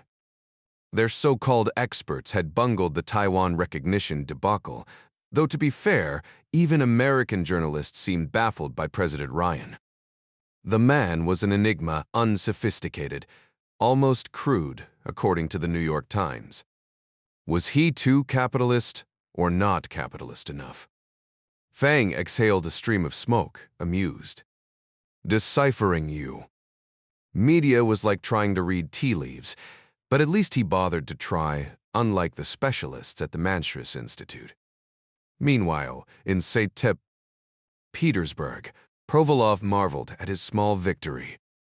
Central Army Records had actually coughed up the files on the two unidentified bodies and sent them straight to him, not Abramov or Ustinov. The magic of name-dropping, Golovko, still worked wonders. The fax machine whirred to life, spitting out decades-old service records. Pyotr Amalrik and Pavel Zemyanin, once model soldiers. Their faces in the photos were young, blank, but their careers spoke volumes: Spetsnaz training, Afghanistan tours, survival against the odds. In that war, making it home alive was its own kind of medal.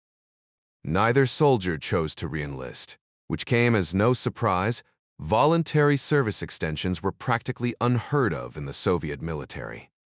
After their discharge, they ended up working at the same industrial plant near what was then known as Leningrad, slipping back into the monotony of civilian routines.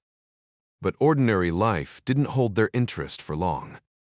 Amalrik and Zemyanin, he suspected, had wandered into more shadowy pursuits. The details would have to be uncovered by investigators in St. Petersburg. He slid a routing form from his desk drawer, wrapped a rubber band around the file, and set it aside for courier delivery. Abramov and Ustinov would have their fun dissecting the contents soon enough. A sharp buzz from the intercom interrupted his thoughts. "Mr. Sherman on line 3, sir," his secretary announced. "Sam," the Treasury Secretary greeted, lifting the receiver. "What's the word?" "That northern oil field we've been eyeing," the Atlantic Richfield president replied. "Turns out it's even bigger than we thought, roughly 50% more reserves." "How confident are you in those numbers?" "Solid as one of your treasury bonds, George." My lead geologist, Ernie Beach, has a nose for crude. Makes your Wall Street days look like amateur hour. The unspoken jab hung in the air. Winston's pride in his financial acumen was no secret. Break it down for me, Winston pressed. When this field goes live, Russia could buy Saudi Arabia twice over and still have change left for Kuwait. East Texas, a drop in the bucket. This is game-changing. Extraction challenges. Tough, expensive, but doable. If you're betting on stocks, grab shares in Russian winter gear manufacturers. They'll be working overtime for a decade. And the economic ripple effect. Sherman exhaled. 8 to 12 years before full production. When it hits, we're looking at $100 billion a year in crude flooding the market. The prices, they'll wobble like a drunk on ice. How long's the payoff? 20 years, maybe 30. Moscow's begging for secrecy, but leaks are inevitable. Give it a month before the press catches wind. The gold strike. Radio silence on that front, but my Moscow contact says they're sitting on a golden goose. Might dent global prices short term, but they'll rebound before the first ounce hits the market. Russia just won the lottery, George. Winston mused. No downside for us. Tiv tavotemter.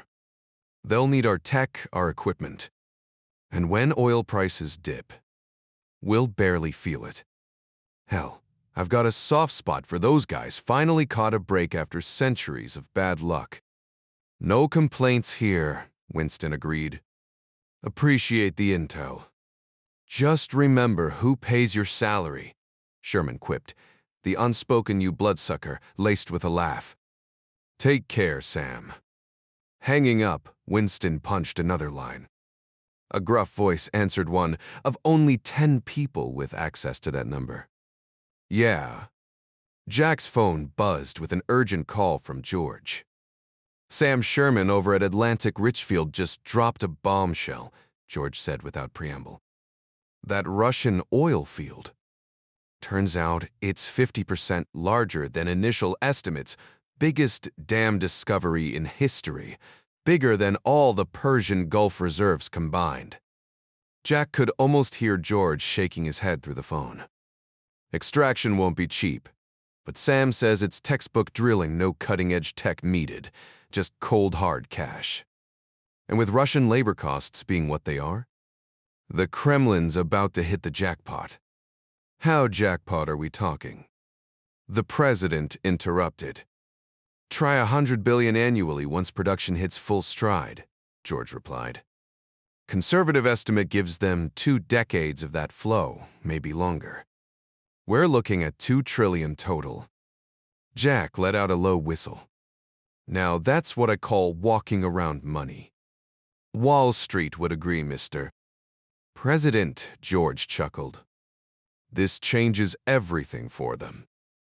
That kind of hard currency lets Russia rebuild entire industries overnight if they don't blow it all on Swiss bank accounts and oligarch yachts. So what's our play? Jack leaned back in the Oval Office chair, the leather creaking under his weight.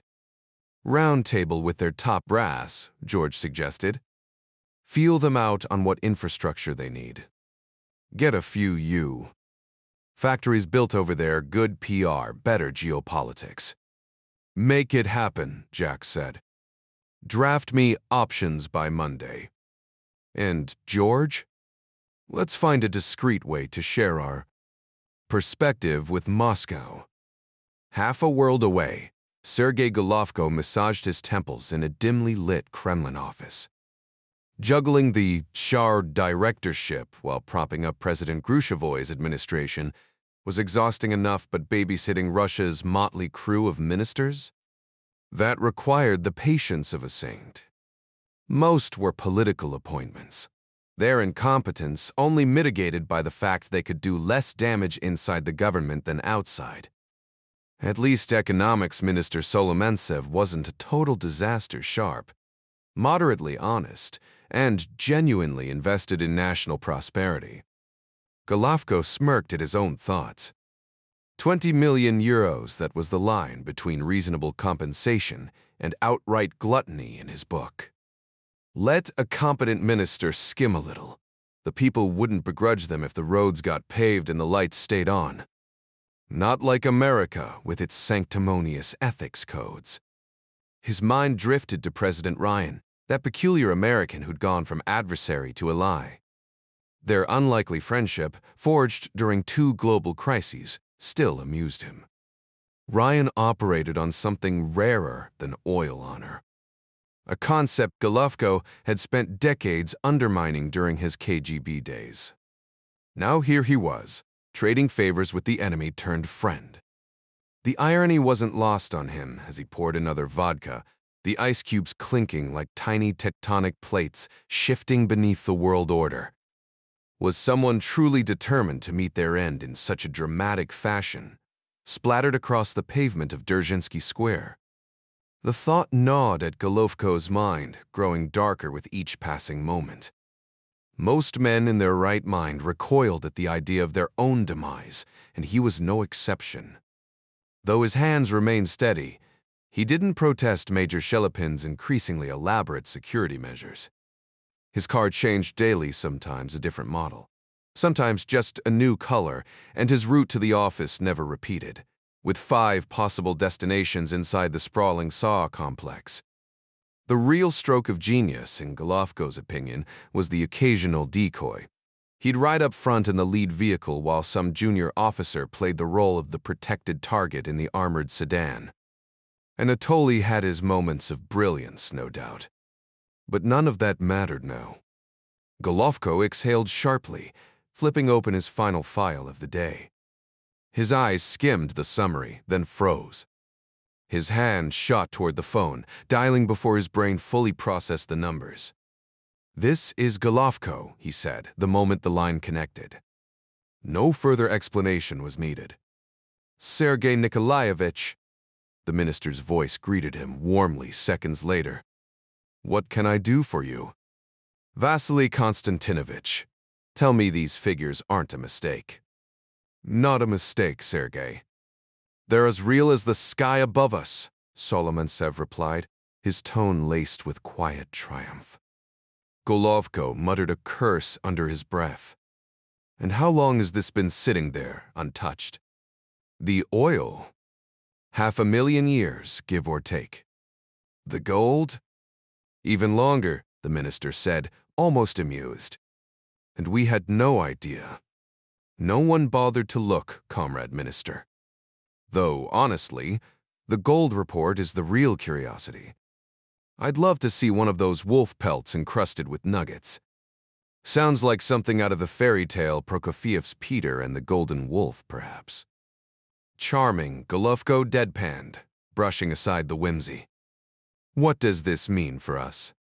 "Sergei Nikolaevich, I'd need a crystal ball to give you a full answer, but in the long run, it could save this country.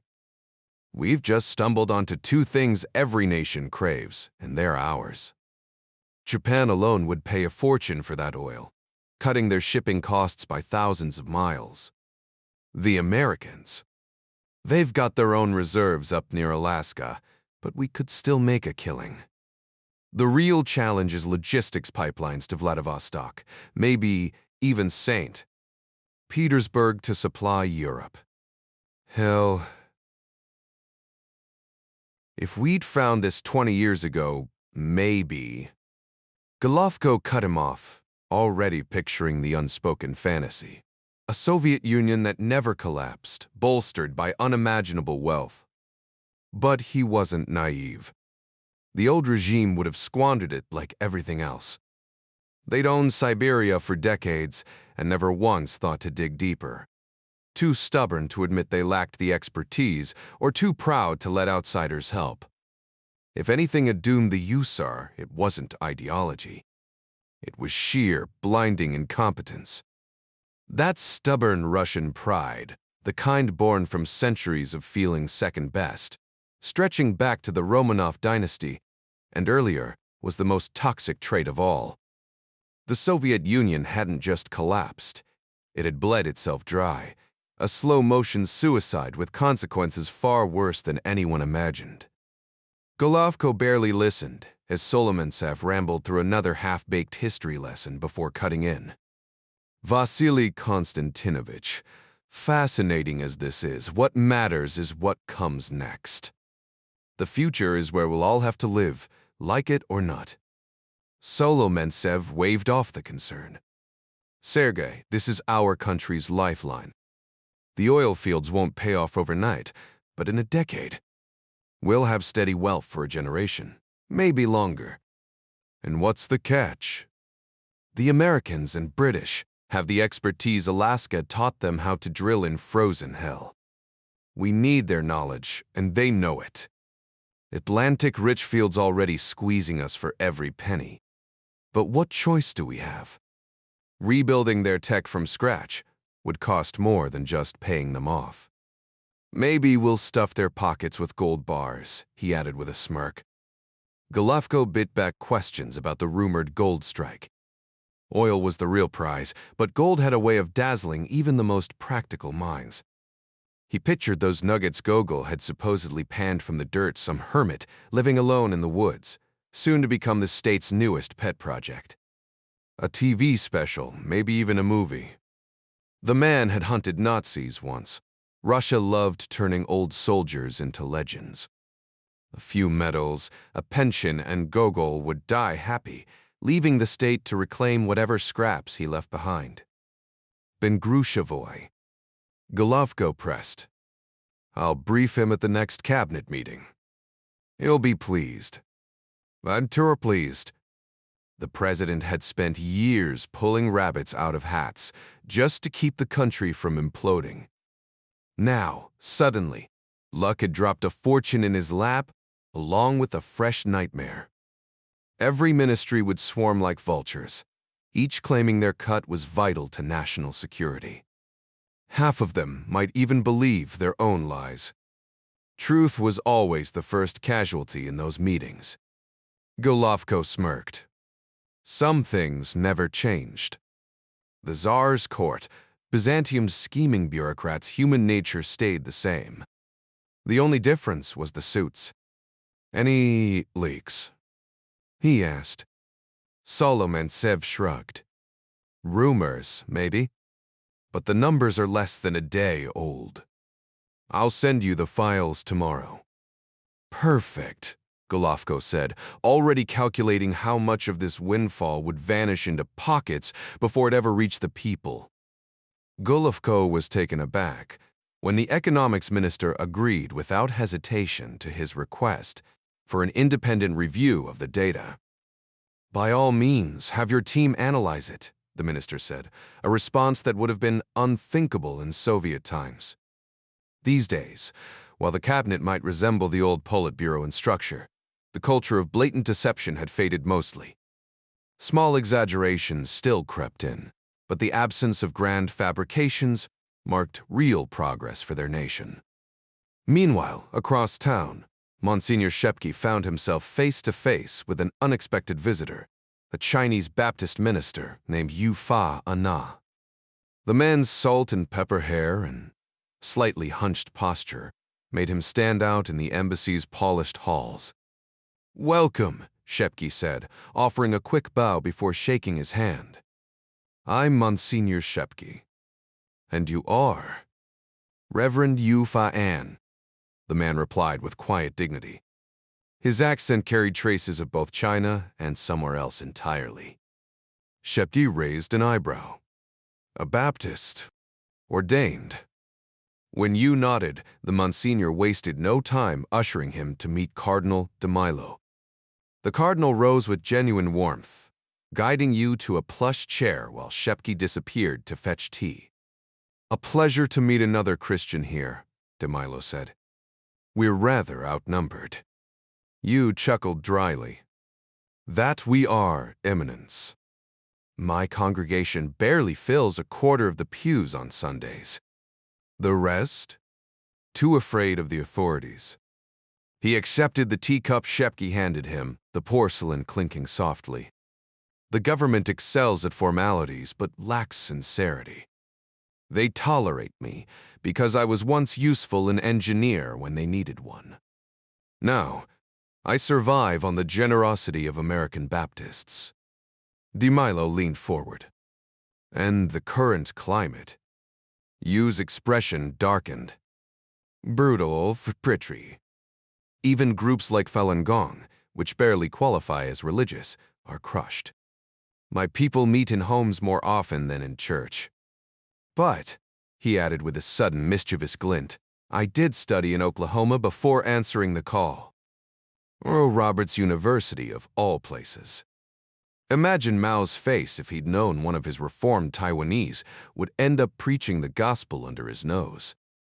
The cardinal couldn't help but laugh. Divine irony indeed. In Mississippi, there's a cluster of churches known for their generosity, many of them historically black congregations. Just yesterday, Reverend Yu received heartfelt letters from some of them. Back in his days at Oral Roberts University, he'd been close friends with Jerry Patterson, who now leads a thriving congregation near Jackson. Their bond had endured over the years, rooted in shared faith. Patterson's church was flourishing, and he'd never forgotten his old friend. You almost joked that Patterson had more money than he knew what to do with, though. In America, that might mean luxury cars and a grand parsonage, while in Beijing, it translated to a sturdy bicycle and charity for his community. The cardinal leaned in with a warm smile. "Where are you staying these days?" Yu reached into his pocket and handed over a business card, its back printed with a small map, a common touch for Chinese professionals. "Perhaps you and your wife would join us for dinner." The cardinal offered graciously. "We'd be honored," Yu replied. "Do you have children?" "Two," Yu said, pride flickering in his eyes. "Both born in America, thankfully spared from the oppressive laws here." The cardinal nodded solemnly. "Change will come, but we need more faithful voices first." A knowing glance passed between them as Yu subtly gestured around the room. "You're aware your quarters might be monitored?" The cardinal chuckled. "Oh, we're quite familiar with such hospitality. Even the driver assigned to them was Catholic, an amusing irony neither man found surprising. The church had weathered far older and craftier regimes than this one." Their conversation lingered another half-hour before Yu departed with a firm handshake. Outside, the breeze carried their voices beyond any hidden microphones. "First time meeting him," the cardinal mused. "Strong faith unshaken by persecution. His background checks out Oral Roberts, Jerry Patterson in Mississippi. Easy enough to verify." Within hours, encrypted messages traveled from Beijing to Rome, then to New York, where Cardinal McCarthy, overseeing Vatican intelligence in the U, reviewed the details over breakfast. The FBI, still heavily Irish Catholic in its ranks, proved cooperative, especially with a conservative institution like Oral Roberts involved. Some traditions, it seemed, still held fast. The university clerk didn't hesitate when Assistant Special Agent Jim Brennan from the FBI's Oklahoma City office called. The request seemed routine. A quick database search revealed that Yu Fa-an had earned 2 degrees, a bachelor's in electrical engineering and later a doctorate in divinity, both with honors meaning he'd never scored below a B+. The alumni office even provided his current address in Beijing, noting his missionary work in what they casually referred to as pagan territory. Brennan jotted down the details, replied to New York's email inquiry, then headed to his morning briefing with the special agent in charge to discuss ongoing federal operations in Oklahoma. Meanwhile, in Jackson, Mississippi, the scene played out differently. The SAC himself paid a visit to Reverend Jerry Patterson's First Baptist Church, a wealthy congregation in an upscale neighborhood. The church, over 150 years old, exuded prosperity, and Patterson himself was the picture of Southern charm: crisp white shirt, blue striped tie, his suit jacket draped over a chair to combat the stifling heat. With the grace of a seasoned host, He ushered the agent into his plush office and asked how he could help. When the FBI agent mentioned you, Patterson's face lit up. Skip. That's what we called him. Fa sounded too much like a musical note. Brilliant man, even back in college. Honestly, he could teach Jerry Falwell a thing or two about faith. He chuckled, then added, "We send him about $25,000 a year. Want to see a photo? It's hanging in the sanctuary, both of us, looking young and full of fire." Patterson's admiration was unmistakable. Skip's got real courage. Preaching in China, not exactly a walk in the park. But his letters, nan det tagsroll. We need more men like him. Sack Mike Leary leaned in. That high of praise. Patterson didn't miss a beat. He's a hero, plain and simple. Coming from a man whose church hadn't seen a mortgage in decades, that meant something. As Leary stood to leave, Patterson couldn't resist asking why the FBI was interested. Just routine, Leary assured him. No trouble on our end. Patterson relaxed, then dropped another detail. You know, we're not the only ones supporting Skip. Ever heard of Hosea Jackson? Leary raised an eyebrow. The vice president's father. Patterson grinned. Exactly. His congregation sends Skip $5,000 to $10,000 yearly, and he's rallied other black churches to chip in too. Leary walked away, shaking his head. Mississippi's white and black congregations banding together to fund a Chinese preacher. Times had certainly changed. The world seemed to be shifting in unexpected ways. For the first time, Cardinal McCarthy found himself wondering if there might be deeper truths to Christianity than he'd previously considered. As his official car carried him back to the office, he felt a rare sense of satisfaction today. He'd done real investigative work, even if it wasn't technically for the FBI. His secretary informed him that both of his information requests had been fulfilled before lunch, an efficiency that even surprised him, given the usual pace of the FBI church collaboration. After a quick meal, the cardinal personally encrypted the responses and sent them off to Rome. He didn't fully understand the purpose of the inquiry, but he trusted that if it mattered, the Vatican would fill him in eventually. There was something darkly amusing about being the church's top intelligence operative in America, though he might have been less entertained if he knew the National Security Agency was also keeping tabs on his little side project. Deep beneath the sprawling complex at Fort Meade, Maryland, NSA's massive thinking machine supercomputer hummed to life. Once a source of both pride and frustration, the machine had been little more than an expensive paperweight, until recently when a clever mathematician cracked the code to unlocking its potential. Designed to mimic the human brain's parallel processing, it had spent years gathering dust because nobody could figure out how to program it effectively. But then, inspiration struck. Quantum mechanics, of all things, held the key. 7 months of feverish work later, and the agency had not one but 3 new operating systems capable of decrypting anything on the planet.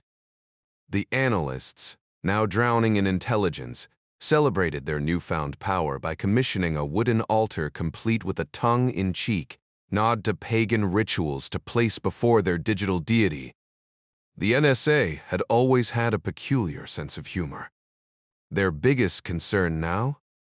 That the world might discover tap dance, their unbreakable, totally random encryption system so chaotic that even they found it a bureaucratic nightmare to manage. Meanwhile, the Cardinal's encrypted messages were intercepted, as usual, and fed into the cruncher. Within moments, the decrypted text landed on the desk of an analyst carefully selected for his lack of Catholic affiliation. He frowned at the screen. Why is the Vatican digging into some Chinese minister? And why New York? He scanned further. Educated in the U. Connections in Mississippi. What's the angle here? He was supposed to be the expert, but half the time, he had no clue what he was reading. Honest enough to admit it, he forwarded the report up the chain. His supervisor skimmed it, tagged it, and sent it to the CIA, where 3 more analysts shrugged, filed it away, and moved on. Some mysteries weren't theirs to solve.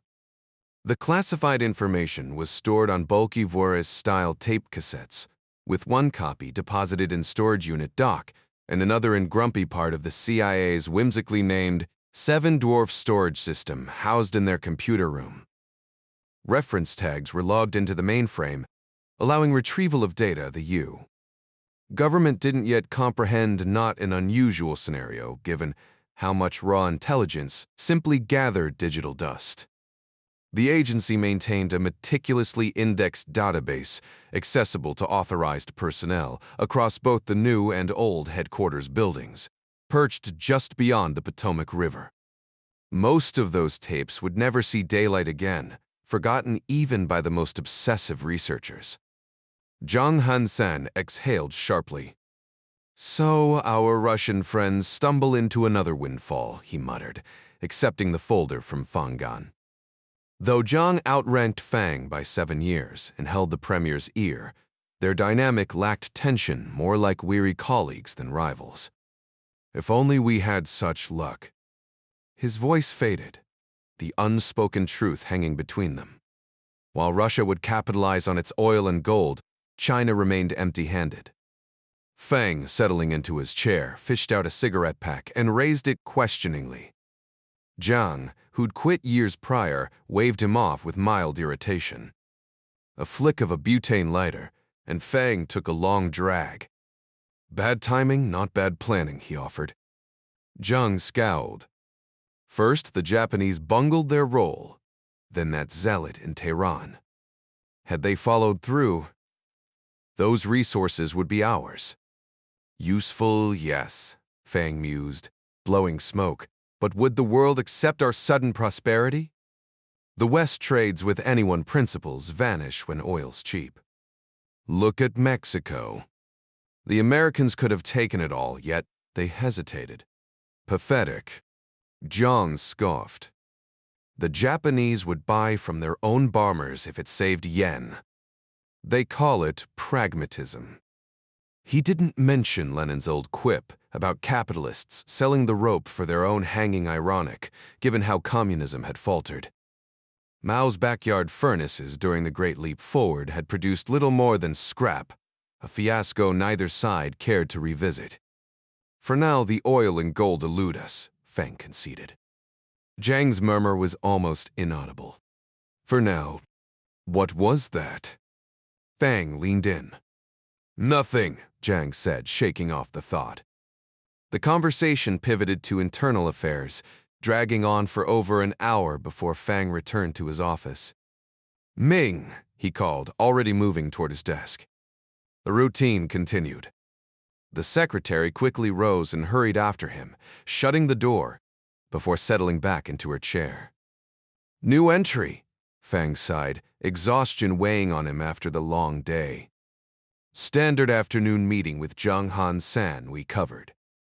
His voice continued, methodically recounting the details of their discussion. Ming diligently transcribed every word into her minister's official log. In China, meticulous record-keeping was practically a national pastime, especially among Politburo members.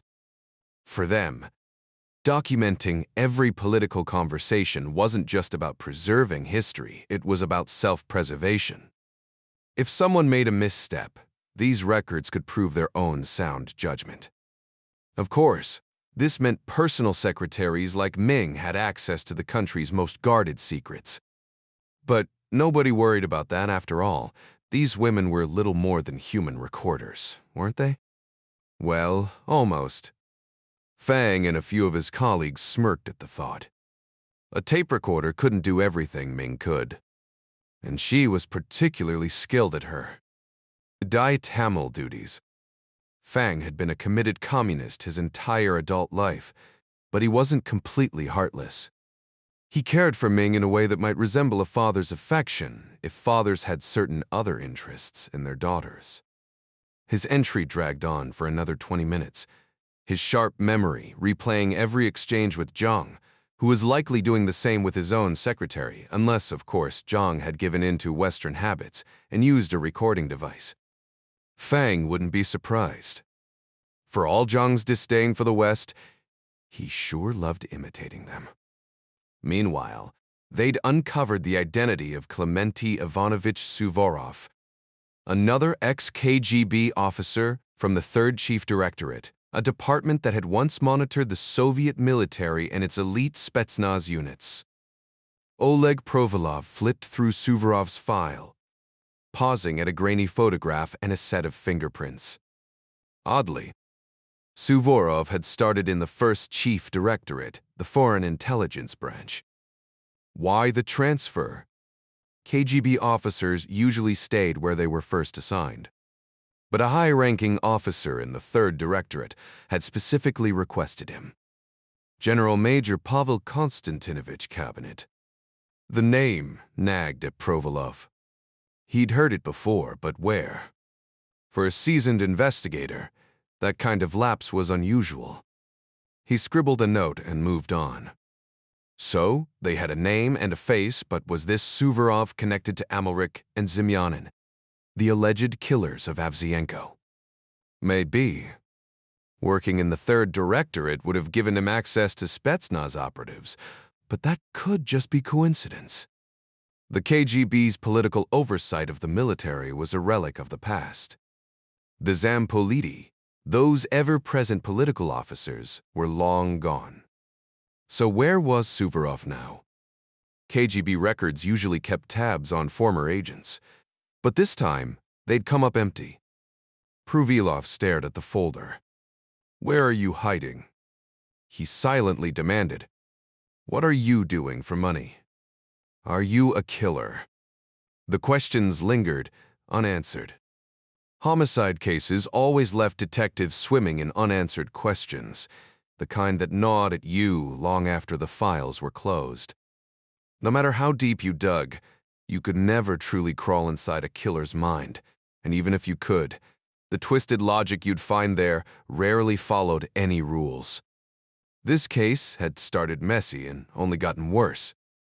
3 bodies, Avzienko, his driver, and a woman from the streets, and now the pieces seemed to scatter further apart. The detective had initially pegged the pimp as the primary target, but if Suvorov, a former KGB lieutenant colonel, had orchestrated the hit through Amalrik and Zimyanin, why waste resources on a small-time criminal? Unless the real mark was Sergei Golovko all along. That would explain why the supposed shooters ended up dead, a cleanup job for missing the actual target.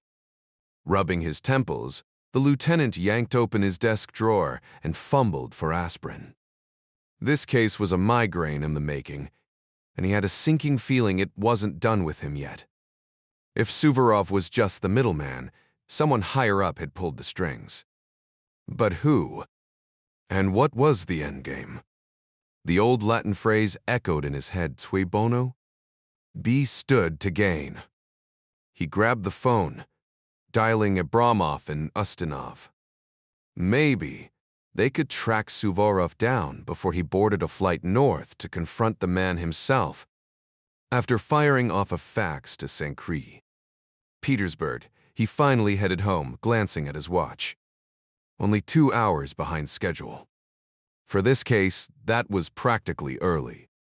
Across town, General Lieutenant Gennady Bondarenko leaned back in his chair, surveying the walls of his office. 3 stars on his shoulder, a career milestone, but not the endgame.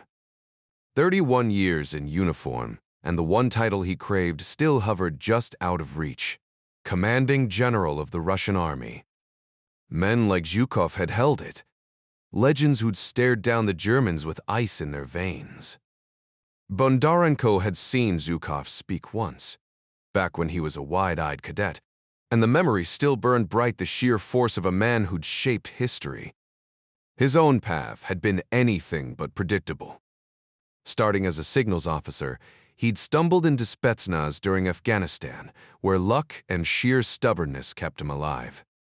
2 close calls, 2 medals, and a reputation for keeping his head when others lost theirs.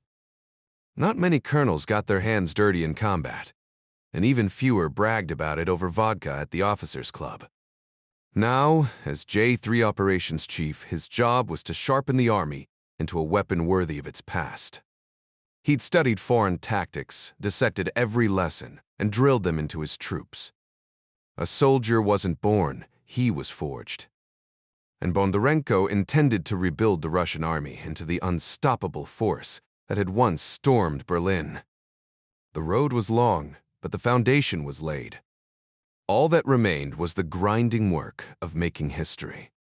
In a decade's time, his forces might finally achieve their objective, and he'd still be around to witness it, though comfortably retired by then. Naturally, with his medals proudly displayed in polished frames and grandkids climbing onto his lap. He imagined himself dropping by headquarters occasionally, offering seasoned advice, like other retired generals, though for now he lingered at his desk, avoiding the dull chatter of his wife's gathering with fellow officers' spouses. A book had arrived from the military attaché in Washington, Swift Sword, written by Colonel Nicholas Eddington of the U. Army National Guard. The name rang a bell. Eddington was the officer whose part-time soldiers had been training in California's Mojave Desert when they got the call to deploy to the Gulf. Against all expectations, those citizen soldiers hadn't just held their own, they'd fought like demons. Bondarenko smirked, flipping a page. The colonel's troops, alongside hardened U. cavalry units, had torn through 4 mechanized corps like they were cardboard cutouts. Rage had fueled them. No doubt biological attacks on American soil had turned clerks and mechanics into berserkers overnight. Will to combat, the manuals called it. Or, as Bondarenko scribbled in the margin, sheer bloody-minded fury. Eddington, a history professor in peacetime, had grasped that truth better than most career officers. Luck? Sure, but also smart leadership. His reservists had trained together for years, building trust most active-duty units never knew. And then, there was that game-changing IVAS system, real-time battlefield intel flowing both ways, letting every grunt see the big picture while commanders tracked every flicker of movement. Eddington's book hammered home another point, knowing what your subordinates weren't saying. Bondarenko tapped his pen. Continuity in command wasn't just doctrine, it was survival. He'd order copies for the entire general staff. Maybe even push for a Russian edition. Across the Atlantic, another routine unfolded. President Ryan set down his coffee cup as Treasury Secretary Winston strode in through the underground tunnel, a relic from Roosevelt's era. Their mid-morning ritual involved buttery croissants and bad news. "All right, George," Ryan sighed. "Hit me with it." Winston didn't mince words. The Chinese just walked out of trade talks. Slammed the door on their way out. They're refusing to cooperate at all. What's the problem? Jesus, Jack, where do I even start? The trader wiped grape jelly from his fingers before continuing. Their state-run tech firm is blatantly copying Dell's patented hardware component, the innovation that boosted their stock by 20% last quarter. They're installing these knockoffs in every system they manufacture, both for domestic sales and their new European market expansion. It's a clear violation of international trade agreements, but whenever we bring it up during negotiations, they stonewall us. Dell stands to lose nearly $500 million on this alone. If I were their legal team, I'd be hiring private security along with the lawyers. And that's just the beginning. They're threatening to cancel Boeing's 777 order for 28 planes if we push back, switching to Airbus instead. Ryan leaned forward. "George, what's our current trade deficit with them?" $78 billion and climbing, all in their favor, as you know. Is state handling this? The Treasury Secretary nodded. Scott's team at Foggy Bottom is competent, but they need stronger White House backing. Ryan pressed. And the broader impact? Well, American consumers get cheap electronics, and toys. About 70% of imports are low-value goods. But here's the kicker. High-end products now make up 30% of their exports to us, doubling in under 3 years. That's going to gut you. Manufacturing jobs, both in production and exports. They flood their own market with subsidized laptops while blocking superior American products. We've confirmed they're funneling trade surplus cash directly into their tech sector's strategic industrial policy, plain and simple. Not to mention arming regimes we've sanctioned, the president added dryly. Because nothing says diplomacy like shipping AK-47s to warlords. 2 weeks prior, Customs had intercepted 1,400 automatic rifles traced to a Beijing procurement office, a fact buried to protect intelligence sources. The irony: China's telecom infrastructure built with you. Adjacent contractors had loopholes the NSA exploited. Rules bent when national security demanded it. They rewrite the game as they go, Winston muttered. Damn right, Ryan agreed. So what's the move? Hit them where it hurts, remind them we hold the leverage. Careful, Ryan warned. Nuclear powers tend to resent racial slurs and threats. Winston threw up his hands. Jack, either trade's fair or it's war. They're hoarding our cash while sabotaging our industries. Yeah, they're pissed about Taiwan, but you made the right call. They funded attacks on Americans from the Gulf to that Ebola outbreak. They earned every sanction. A pause. Hell, maybe we should start shipping them gopher-infested farmland. Of course we can't hold them accountable for murder and aiding an attack against America, right? We're supposed to be the bigger people, too noble for revenge. Noble my foot, Jack. Those conniving snakes helped, dare I slaughter 7,000 of our people, and all they got was a slap on the wrist with that Taiwan diplomacy stunt. A laughably light punishment, if you ask me. They need to grasp one simple truth: the world operates by rules, and breaking them comes with consequences. Until they learn that, this cycle of disrespect will never end. They've had plenty of time to figure it out. Enough waiting. Fair point, but consider their perspective. Who are we to dictate the rules to them? Absolute nonsense, Jack. Winston shot back, one of the few who could get away with that tone in the Oval Office.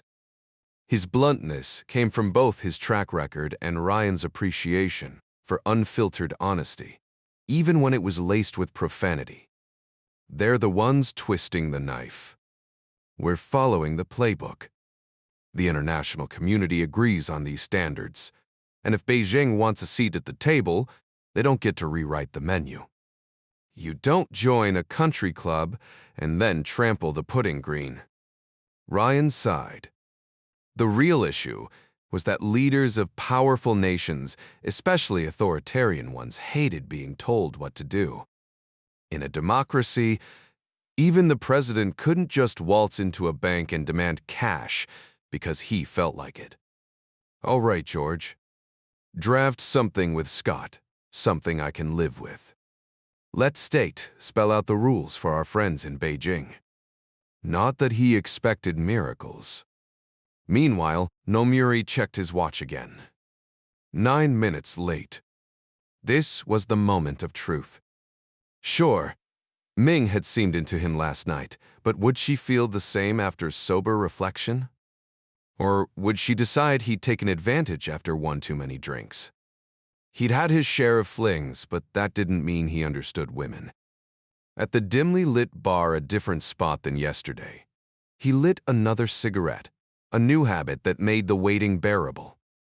The blue Bic lighter in his hand bore a tiny Prague flag, fluttering in an imaginary breeze. Ironic, given the tension humming under his skin. His reflection in the mirror behind the liquor bottle stared back. Was that anxiety?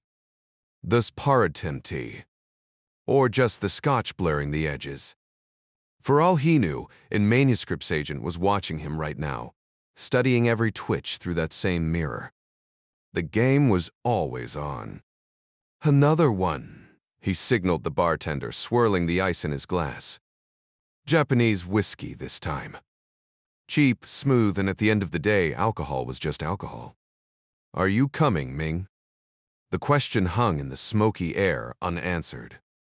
Chester Nomori sat angled at the bar, his body subtly positioned to keep the American in his peripheral vision while forcing any surveillance team to adjust their gaze.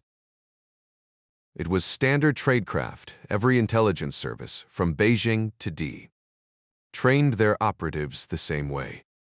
Human nature didn't change, whether you were tailing a smuggler or a spy.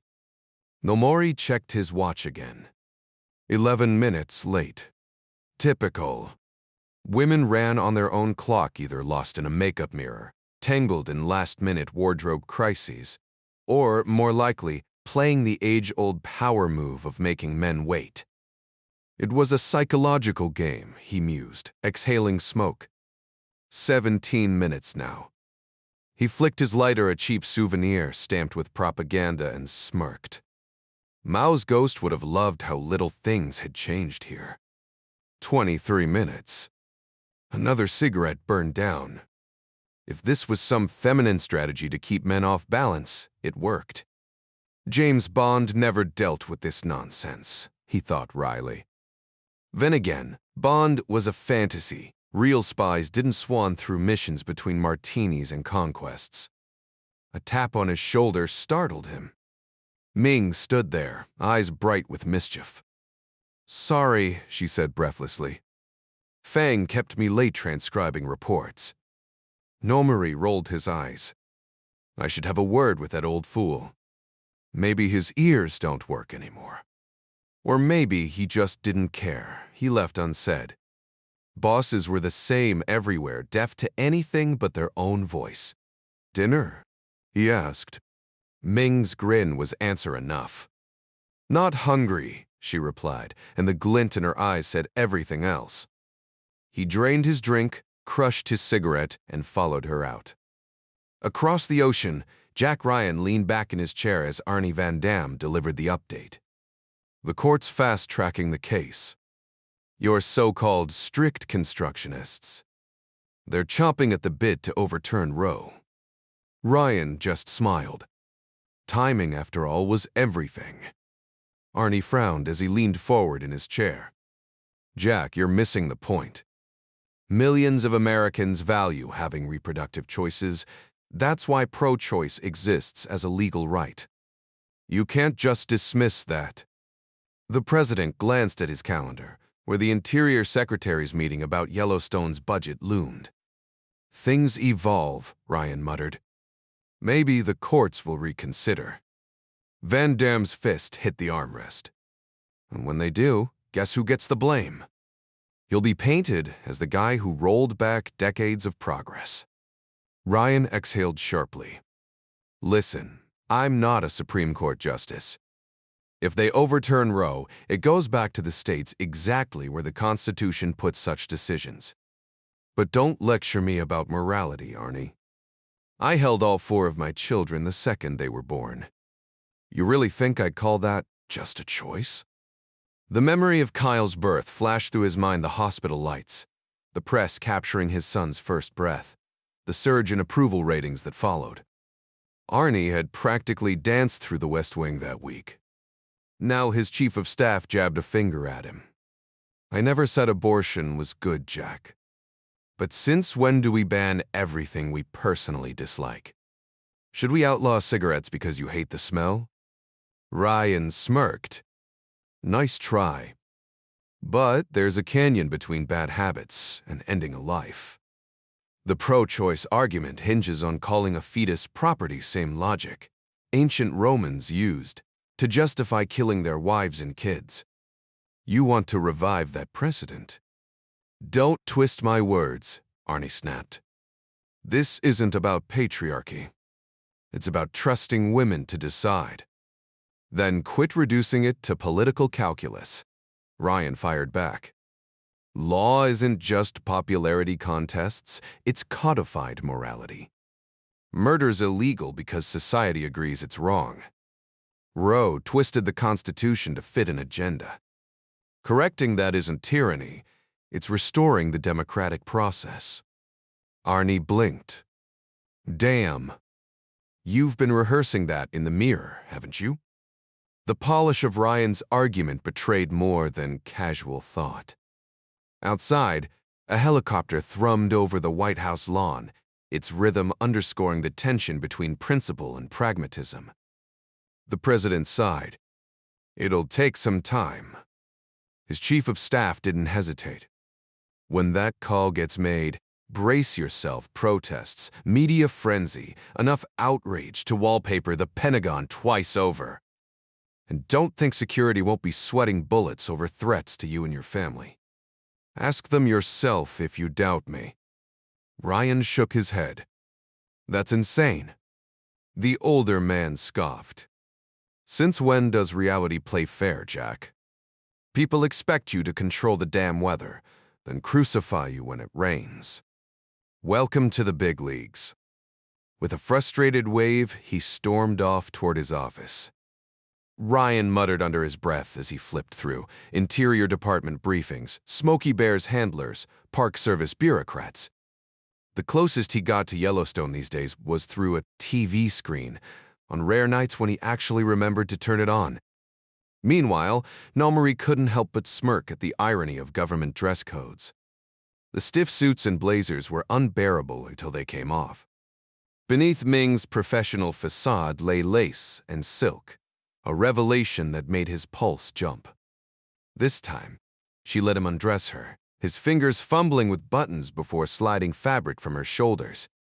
The sight of her in lingerie was enough to make his breath hitch. He lifted her, kissing her deeply before tumbling them both onto the mattress. Traffic, he teased as she caught her breath. She rolled her eyes. Minister Fang's weekly marathon meetings. Guess who gets to transcribe every word afterward? Nomori kept his voice casual, though his mind raced. Still using that laptop I gave you? One birdies. Modem working all right. She nodded. For news sites mostly. Perfect. Business handled. He leaned in again. Ming laughed softly. I put this on right before the restaurant, she said, gesturing to her smudged lipstick. No makeup at the office. Noted, he murmured, kissing her longer this time. Her arms wrapped around him, proving her tardiness had nothing to do with reluctance. His hands traced her curves, pausing at the front clasp, broad genius invention. A quick twist and it gave way, revealing skin so soft he couldn't resist tasting it. Her gasp of pleasure made him grin. Lover, psivtri fur. Me psibia, partner. Holpoitema. Warjait, distusgand. The farm never covered this scenario beyond vague warnings about boundaries. But cold professionalism wouldn't have gotten him this far. And right now, with her arching against him, he wasn't complaining. Sure, she wasn't some California fitness model, but her hips curved just right, and that was more than enough. Ming would never struck down a runway in New York. Those stick-thin models barely looked human anyway. Chet had to accept reality. His girl wasn't cut out for the fashion world. Shoving CIA business from his mind, he focused on the moment, just a man in boxers beside a woman in barely there lingerie. The fiery orange fabric could have doubled as a bandana, though he chuckled, imagining some tough guy pulling silk from his pocket. What's funny? Ming tilted her head. You, Nomori murmured, tracing her cheek. And she was stunning, not in some airbrushed magazine way, but with a glow no photo shoot could capture. Her skin was flawless. lips still glossy from hastily reapplied makeup, tasting faintly of cherry balm when he kissed her. Their bodies melted together, her compact frame slotting perfectly against his. His fingers combed through her pixie-cut hair, no tangles, just silky strands between his fingers. When he grazed the dark curls under her arms, she squirmed with laughter, pressing closer. Then came that breathless pause as his hand drifted lower. Her sudden stillness, an unspoken question. Her eyes sparkled with mischief when his touch found the waistband of those ridiculous panties. With a theatrical kick, she launched them skyward like a neon flare. Men like surprises, no? Nas, she teased. Nomuri's laugh caught in his throat as his palms discovered the smoothness beneath. You did this today. With my own razor. She hooted, swatting his shoulder. Her hands wandered then, bold and curious. You're nothing like Fang, she whispered against his neck. The comparison made Nomuri tense until she added, that idiot needed violence to feel like a man. Once a girl asked if he'd even. Well, you know. Ming mubbed a punch to her face. Next day, she came to work bruised. That night, he summoned me. Her shrug held more weariness than shame. We all learned to keep quiet. Nomuri brushed his lips over her temple. Would you say it to me? Never. Ming grinned, nipping his earlobe. You're no string bean, more like a proper bratwurst. Crude, but effective praise. As they moved together, two realities warred in Nomuri's mind. The warm woman beneath him and the asset she might become. Inexperience blinded him to the risks, how her eyes might glaze over not from pleasure, but a bullet's impact. He shuddered, burying the image as she arched against him. Tonight was about connection, not calculation. If espionage entered this bed later, he'd damn well make sure she remembered him fondly first. If it brought him some satisfaction as well, that was merely an added perk.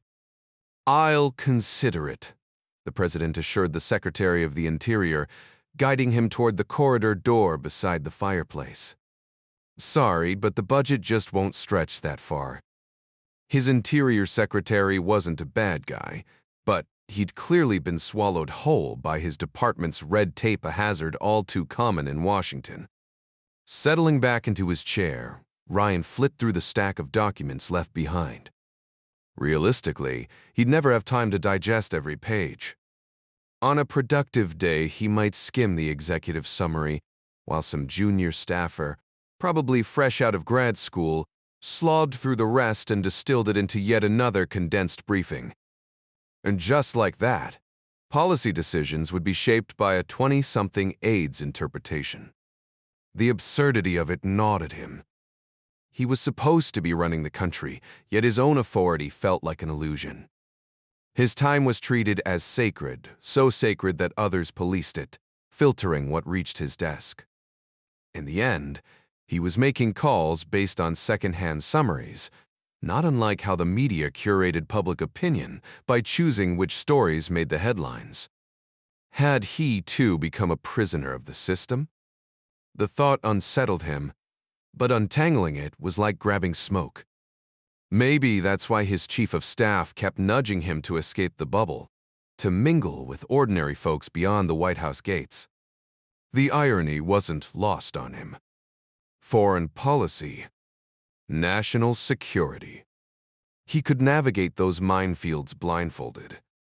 But domestic issues left him feeling like an outsider. His wealth hadn't exactly kept him grounded. When was the last time he'd fretted over grocery prices? In this place, even milk arrived like a prop in a period drama, served in crystal by a uniformed steward. Meanwhile, real people out there agonized over tuition bills and mortgage payments. His job was to keep the economy steady so they could afford their summer vacations, their football tickets, their overstuffed Christmas mornings. But how? He recalled Caesar Augustus's frustrated rant upon learning citizens were praying to his statue for miracles. What am I supposed to do? Cure their gout. The parallel was uncomfortably sharp. How much of governance was just theater? Even the small government hawks who railed against bureaucracy loved a good military parade. Ryan had never stopped to wonder why. Liberals often recoiled from using force like vampires avoiding a crucifix. Yet they eagerly expanded government reach into people's lives, draining resources through endless taxation to fund their growing ambitions. Strangely, the economy kept humming along. Despite bureaucratic meddling, ordinary Americans still found jobs, mostly in the private sector, exchanging goods and services with their hard-earned post-tax dollars. Yet the term public service seemed reserved for politicians, as if doctors, teachers, and firefighters weren't serving the public every single day. Why did the media act like only Ryan and Robbie Jackson, along with 535 lawmakers, held that title? Jack shook his head, exasperated. How had he even ended up in this mess? Running for office had pleased Arnie, and even the media, though he suspected they just enjoyed having a new target. Caffey hadn't objected, but now he questioned his own judgment. Here he was, the president, floundering without a clear vision, making snap decisions instead of grand strategies. Sure, there were issues: tax reform, defense restructuring, healthcare, but nothing that ignited real passion in him. George Winston handled taxes, Tony Britano managed defense, and Kathy discreetly oversaw a health commission with her Johns Hopkins colleagues. Then there was Social Security, the so-called third rail of politics. Touch it and you're finished. The public clung to it, not because it worked, but because they believed in the promise, however flawed. Polls showed they knew it was broken, yet they still trusted the government to fix it. Congress, though, had plundered Social Security far worse than any corporate thief. At least embezzlers went to prison, lawmakers just rewrote the rules to absolve themselves. The Founding Fathers had assumed future leaders would share their integrity, but George Washington's shadow no longer loomed over Capitol Hill. Without that moral compass, Congress saw a surplus in the 1960s and thought, we can't have that, and promptly spent it. Some legacy. Wealth was what defined the privileged class, those who, by necessity, had to be morally questionable, since no one amassed a fortune without stepping on a few backs along the way. Not that it stopped politicians from cozying up to them for campaign donations. Naturally. And once those profits rolled in, they had to be spent. Even Social Security taxes, which were technically premiums for Alazi, got funneled into the general budget like everything else. Back when Ryan taught history at the Naval Academy, one of his students had gifted him a small plaque for his White House desk, inscribed with a biting observation from Alexis de Tocqueville. The American Republic will endure until Congress realizes it can bribe the public with the public's money. Ryan took it to heart. There were moments he fantasized about wringing Congress by the throat, if only it had one collective neck to squeeze. His chief of staff, Arnie, constantly reminded him how unusually cooperative this Congress was, especially the House, which defied the usual chaos. With a sigh, Ryan checked his schedule. Another day dictated by others. Every meeting locked in weeks ahead. Briefing papers prepped overnight so he'd know exactly who was walking in and what they'd inevitably ask for. His responses were mostly pre-scripted, designed to send visitors away feeling heard, if not victorious. Straying from the script risked an outburst, "What the hell are you asking me for now?" which would rattle both the guest and the stone-faced Secret Service agents lurking behind them, hands hovering near their holsters. Later, those agents would unwind at their usual cop bar, swapping stories about the day's parade of clueless dignitaries. Did you see the boss's face when that idiot from Nowheresville started rambling?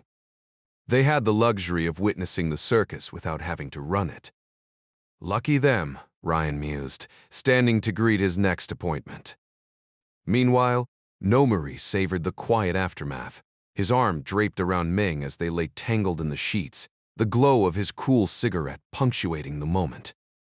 The night outside was deep, the city lights replacing the sun. He fetched 2 glasses of wine and Ming propped herself up, taking a slow sip. Her skin was irresistible, and he couldn't help tracing his fingers along her arm. "My brain's still offline," she murmured after a few swallows. Namari smirked. "Sweetheart, there are times when brains are overrated." She grinned, her hand drifting lower. "Yours certainly isn't doing the thinking down here." "Easy, he's earned a break," Nomori teased, though he didn't stop her. Ming leaned in, pressing a soft kiss to his chest. "He didn't just keep up, he caught you," he countered, lighting another cigarette. Then came the surprise. Ming produced her own, lighting it with practiced ease before, exhaling a slow, deliberate stream of smoke. "Dragon lady." Nomori laughed.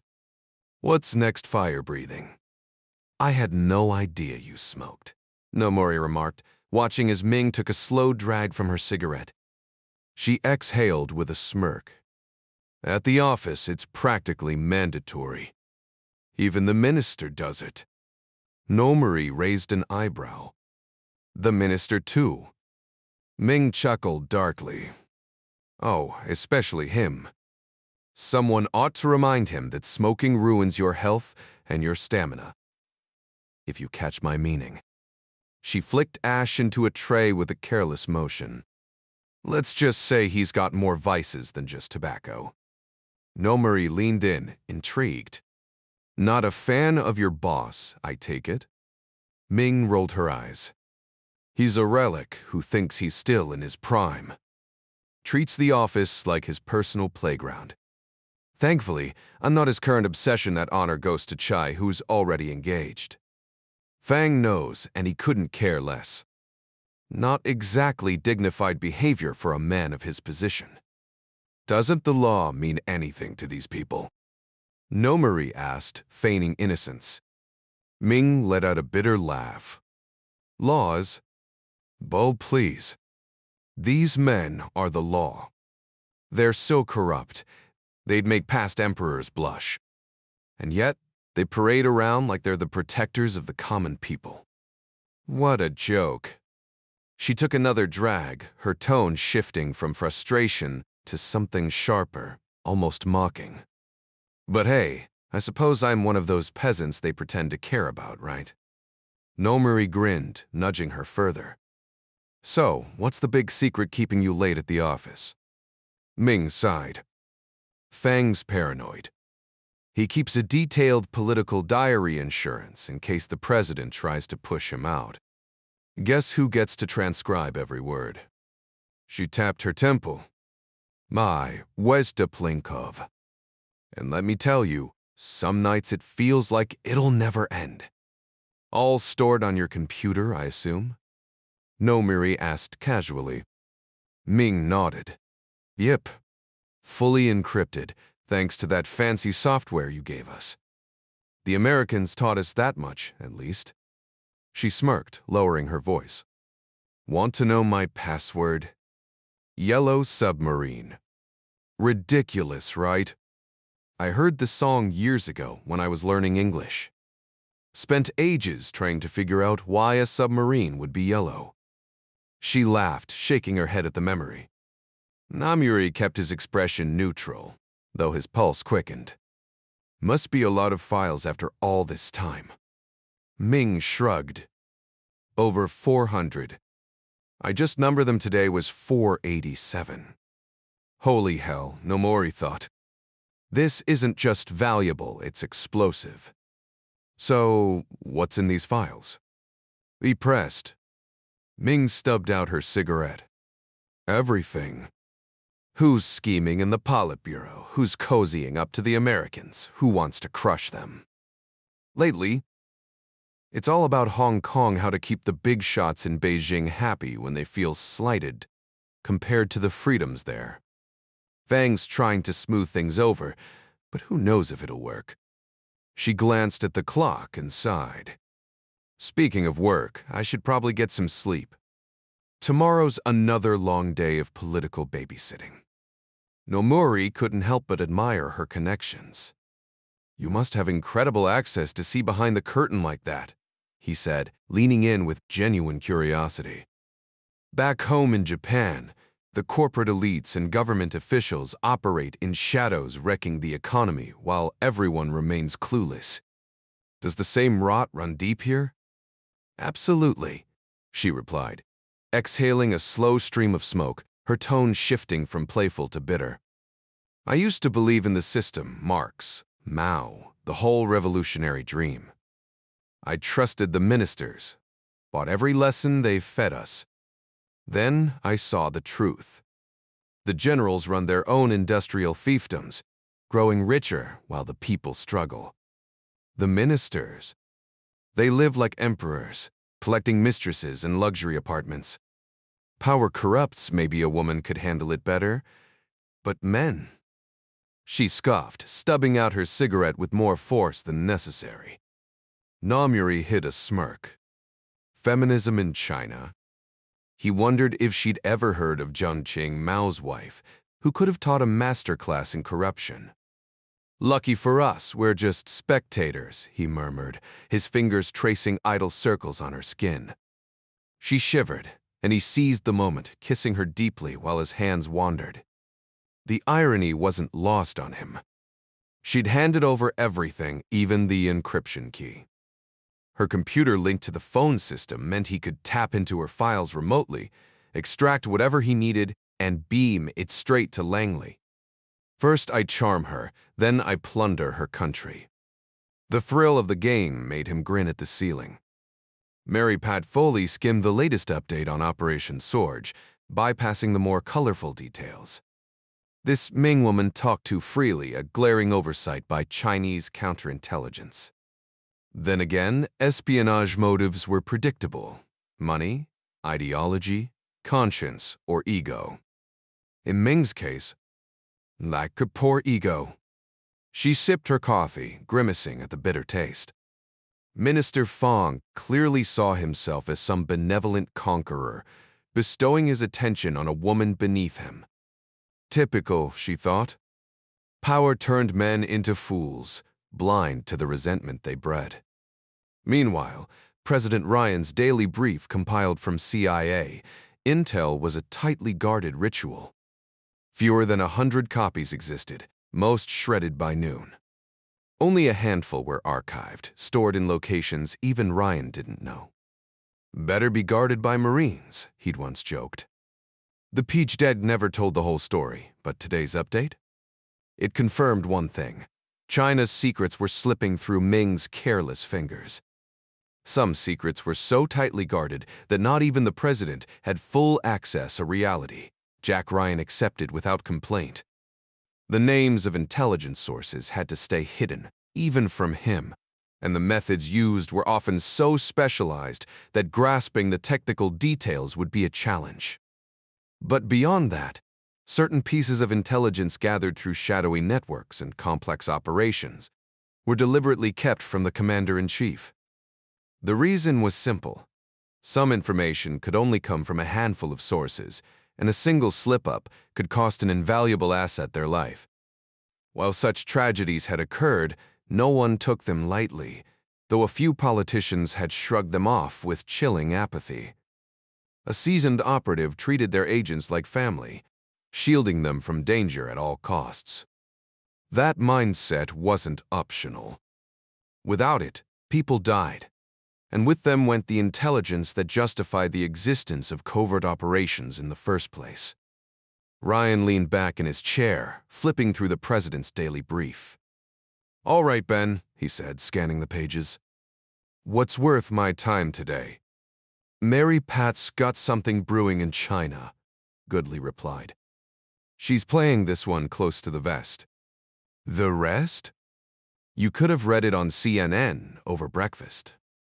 That was often the case, a depressing reminder of how little truly sensitive information made it to his desk.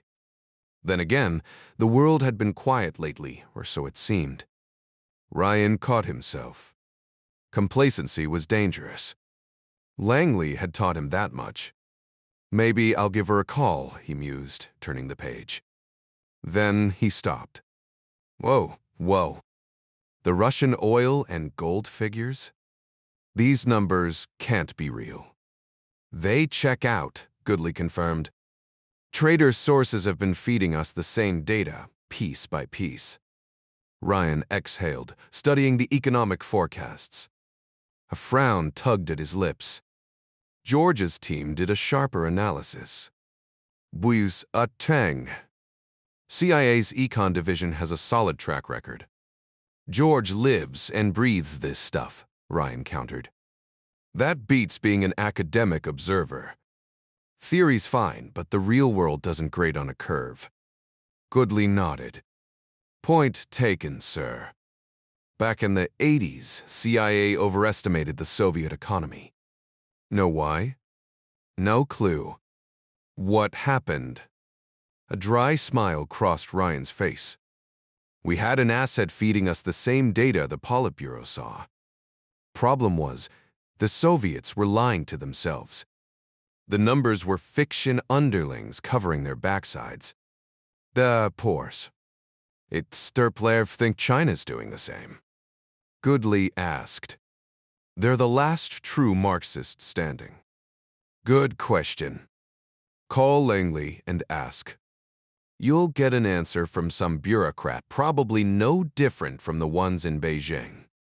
But as far as I know, we don't have a deep cover asset there who can hand us the real numbers. Ryan's gaze drifted to the fireplace across the room. He made a mental note to have the Secret Service light a proper fire in it someday. No, the Chinese probably have better data, he continued. Their economy's functional, more or less. But they still lie to themselves. It's human nature. Marxism doesn't change that. Even in America, with its free press and checks and balances, politicians often got blindsided by reality. Everywhere, people clung to ideological fantasies, and those types usually ended up in politics or academia fields far kinder to dreamers than the real world ever was. A voice interrupted from the doorway. Morning, Jack. Hey, Robbie. Ryan gestured to the coffee tray. Help yourself. Vice President Jackson poured himself a black coffee, eyeing the pastries before deciding against them. His uniform fit a little snug these days, not that he'd ever been the picture of athleticism. Fighter pilots often carried extra weight, and Jack mused whether that bulk helped them handle G-forces better. You catch the president's daily brief this morning? Jackson asked, stirring his coffee. This Russian oil and gold situation, is it really that serious? George thinks it's worse, Jack replied. You ever sit through one of his economics lectures? Jackson smirked. Got a golf game with him at Burning Tree this weekend.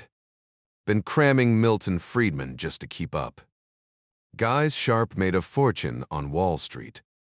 I mean, if you stacked his cash in hundreds, you'd need a forklift. Must be nice, Jack muttered, remembering his own modest government salary before the presidency. Hey, money's overrated. At least the coffee here's decent. Not like the old days on the JFK, Jackson said wistfully. Back when I was a lieutenant, launching Tomcats off the deck. Jack chuckled. Rob, hate to break it to you, but you're not 26 anymore. Thanks for the reminder, Jackson shot back. I've cheated death enough times, but doing it in a fighter jet was a hell of a lot more fun than sitting through Senate debates. What's on your schedule today? Believe it or not, I've got to play babysitter at the Capitol. Pretend I care about constitutional procedure.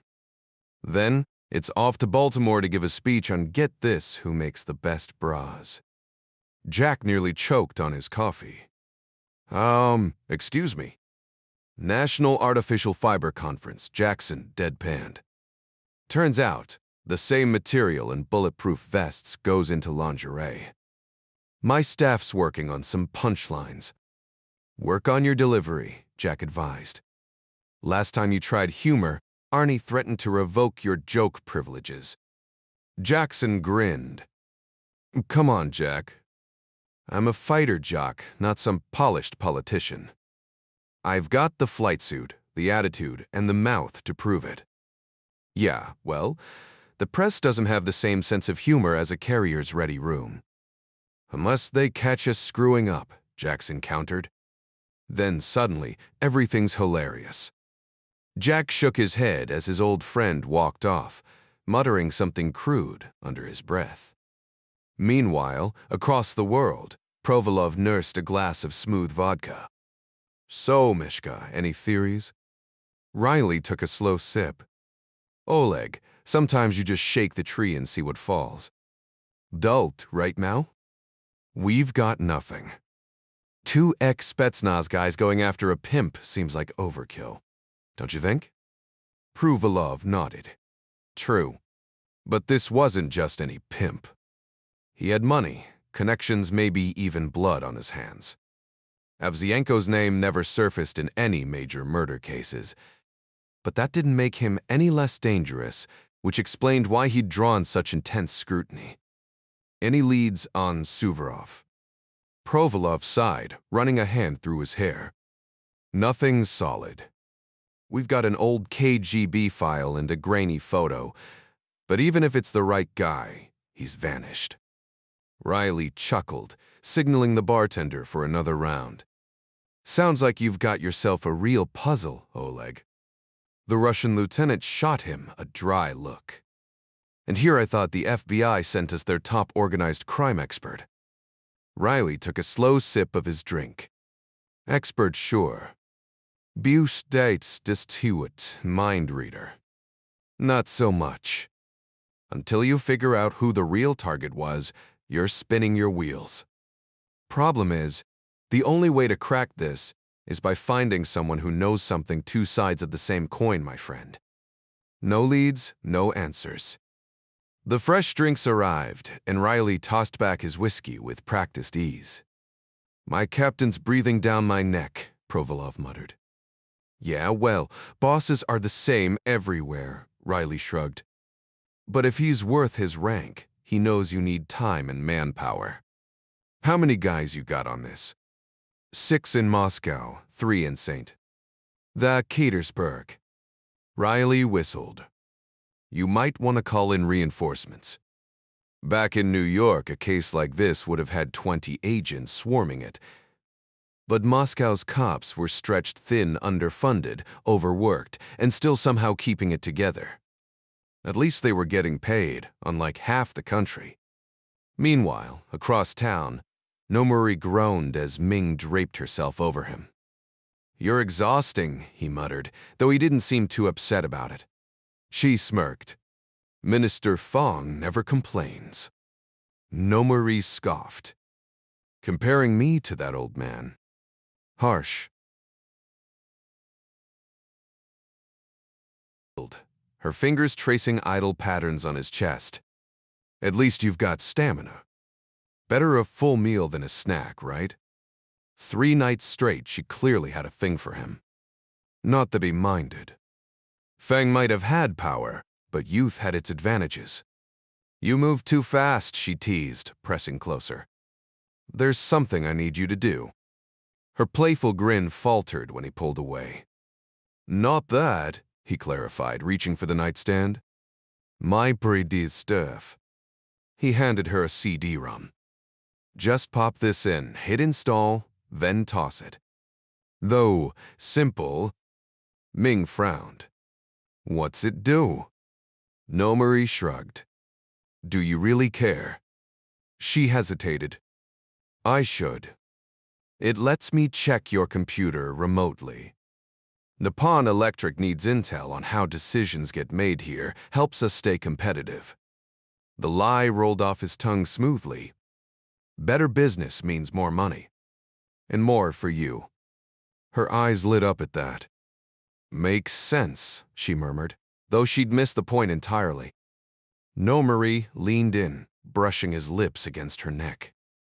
Her breath-hitched distraction always worked. If only she knew the real game. But for now, The shaking in his hands stayed hidden, and the mission stayed on track. Ming didn't resist the idea, or at least she didn't let it interfere with what they were doing, which suited Nomori just fine. The intelligence officer briefly wondered if guilt would catch up with him later for manipulating her like this, but he pushed the thought aside. Business was business after all. No one will find out, she asked, her voice tinged with hesitation. Absolutely not, he assured her. And it won't cause problems for me. At that, he shifted, pinning her gently beneath him as he cradled her face. Ming, would I ever put you at risk? Never, he murmured before sealing the promise with a kiss. Afterward, neither mentioned the CD-ROM. She slipped into her bag a sleek counterfeit of some high-end Italian brand, the kind you'd find on street corners in Beijing, not unlike the discounted designer goods sold in New York alleys. Saying goodbye was never easy. She lingered, reluctant to leave, and truthfully, he didn't want her to go either. But keeping her here would raise too many questions. Sharing an apartment? Unthinkable. Ming had a security clearance after all, and though she'd sat through the mandatory manuscripts briefing delivered by some disinterested officer, she'd conveniently forgotten to report her relationship with a foreigner. Maybe it was denial, or maybe she just believed her personal life was her own business. Either way, the consequences of getting caught never fully registered. Nomori watched her disappear around the corner, hoping luck would be on her side. The things the manuscripts did to people in their interrogation rooms weren't something he wanted to dwell on, not after the last 2 hours. Stay safe, he whispered, shutting the door before heading to the shower. Sleep didn't come that night. Would she follow through? Would she get caught? If security inspected the CD, they'd see nothing but a pirated soundtrack from Rocky. But a closer look would reveal the hidden binary code waiting to execute. No virus, just a silent, efficient program that would scan her hard drive in seconds, cataloging every file before compressing it into an unassuming package. Only an expert would ever notice it was there.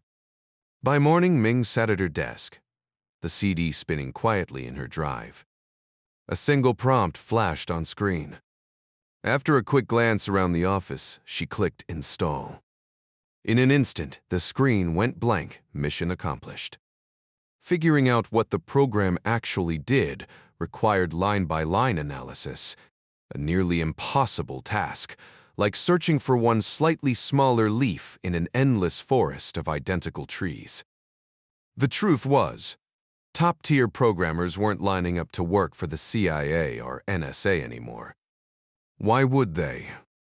Silicon Valley was throwing around signing bonuses bigger than a government salary. And who wants office politics when you can have stock options? But money still talked. Contractors got paid triple what employees earned, with the added perk of never having to explain what they were building. Not that they could, really. Half the time, even they didn't fully grasp the scope of the projects. This particular program had roots stretching back to World War II, when the Nazis rolled into the Netherlands. The Dutch response was bizarrely contradictory. Some collaborated eagerly, even forming their own SS division, while others built Europe's most ruthless resistance network. Among them was a mathematician working for the National Phone Company, a man who'd stumbled onto a game-changing idea. Back then, phone systems were a mess, operators manually plugging calls into switchboards, a system that collapsed under demand. Then a Southern funeral director, sick of losing business to a rival because the local operator kept redirecting grieving families, invented the rotary dial. Overnight, calls became automated. But the Dutch engineer saw something else in those circuits. By tweaking the dialing sequences, he created invisible pathways. Resistance fighters could communicate without knowing who they were calling or even the real numbers. A British SO officer spotted the trick, mentioned it to an OCHIS agent over pints in London, and that report eventually landed on the desk of William Friedman, America's top codebreaker. Friedman wasn't an engineer, but he recognized genius when he saw it. In that moment, he knew this wasn't just a wartime tool, it was the future. Because when the guns fell silent, the real war, the quiet one, fought in ciphertext and shadows would keep going. And this was a gift. During the 1940s and 1950s, the NSA recruited America's top mathematicians, tasking them with collaborating with AT&T to develop a covert telephone operating system for intelligence operations. At the time, AT&T was the NSA's only real competitor for hiring skilled mathematicians, and the company was already a major contractor for nearly every government agency. By 1955, the project was complete, and AT&T rolled out a global telephone system model adopted by most countries priced surprisingly low, ostensibly to ensure compatibility with international networks. The 1970s introduced push-button phones, which used frequency-controlled codes, making call routing simpler for electronic systems and far easier to maintain than the old electromechanical switches. These upgrades also made it effortless for AT&T to secretly modify the system for NSA use. The operating system, originally developed at AT&T's Parsippany Research Lab in New Jersey, received annual updates, boosting efficiency so much that nearly every phone network worldwide relied on it. Hidden within that system were 6 lines of binary code, a concept dating back to Nazi-occupied Holland. Ming finished the installation and tossed the disk into her trash bin. The best way to hide secrets: let the enemy dispose of them in plain sight. Hours passed uneventfully while she handled routine office work, and Nomuri made sales calls for his high-end computers. Then, at 7:45 p.m., everything shifted. Ming was home by then, pretending to relax watching TV, chatting with her roommate, daydreaming about her lover, all while oblivious to the real reason for her quiet smiles. Oddly, she never suspected her roommate had already pieced it together, but chose to stay silent out of courtesy. Her neck desktop had long gone into sleep mode, the screen dark, the indicator light a dull amber. The software she'd installed earlier was tailor-made for neck machines, which, like all proprietary systems, had unique source code the NSA happened to know intimately. The moment it was installed, the Ghost program embedded itself deep within the Windows operating system, hiding in a backdoor created by a Microsoft employee with a personal vendetta. His uncle had been shot down over North Vietnam in an F-105. This flaw meshed perfectly with NEC's code, making the Ghost undetectable even to expert scrutiny. Silently, the Ghost got to work, organizing Ming's files by date and type, skipping system files entirely. The real operation had begun, and she had no idea. The Ghost completely bypassed the NEC transcription software that converted spoken Mandarin phonetics into written characters, yet it eagerly snatched up the resulting text files, along with phone directories and every other document on the 5-gigabyte drive. It copied them all in a lightning-fast 17.14 seconds, leaving behind a hefty standalone file. After a brief pause, the machine sprang back to life. The built-in high-speed modems in the NEC desktops activated silently, their internal speakers disabled to avoid detection. The computer dialed a 12-digit number instead of Beijing's standard 7. Routing the signal through the central switchboard in a prearranged loop designed by Fort Meade engineers, who naturally had no clue about its real purpose or destination. The call connected to a dedicated modem line beside Chester Nomuri's desk, linked to his high-end American-made laptop, because even here, tech still reigned supreme. Nomuri was half watching CNN International, keeping tabs on home while maintaining his cover. Later, he'd switch to a Japanese samurai drama, a guilty pleasure as predictable as the old westerns that once cluttered American TV. The sudden beep from his laptop snapped his attention away. His screen lit up with a 3-key confirmation this was it. Operation Sorge was delivering. His fist clenched in triumph, smacking into his palm with a sharp sting.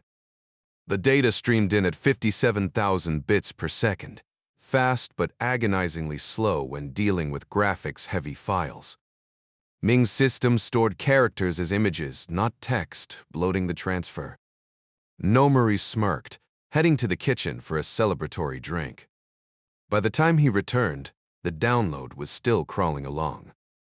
40 minutes later, it finally finished proof that even cutting-edge espionage had its tedious moments.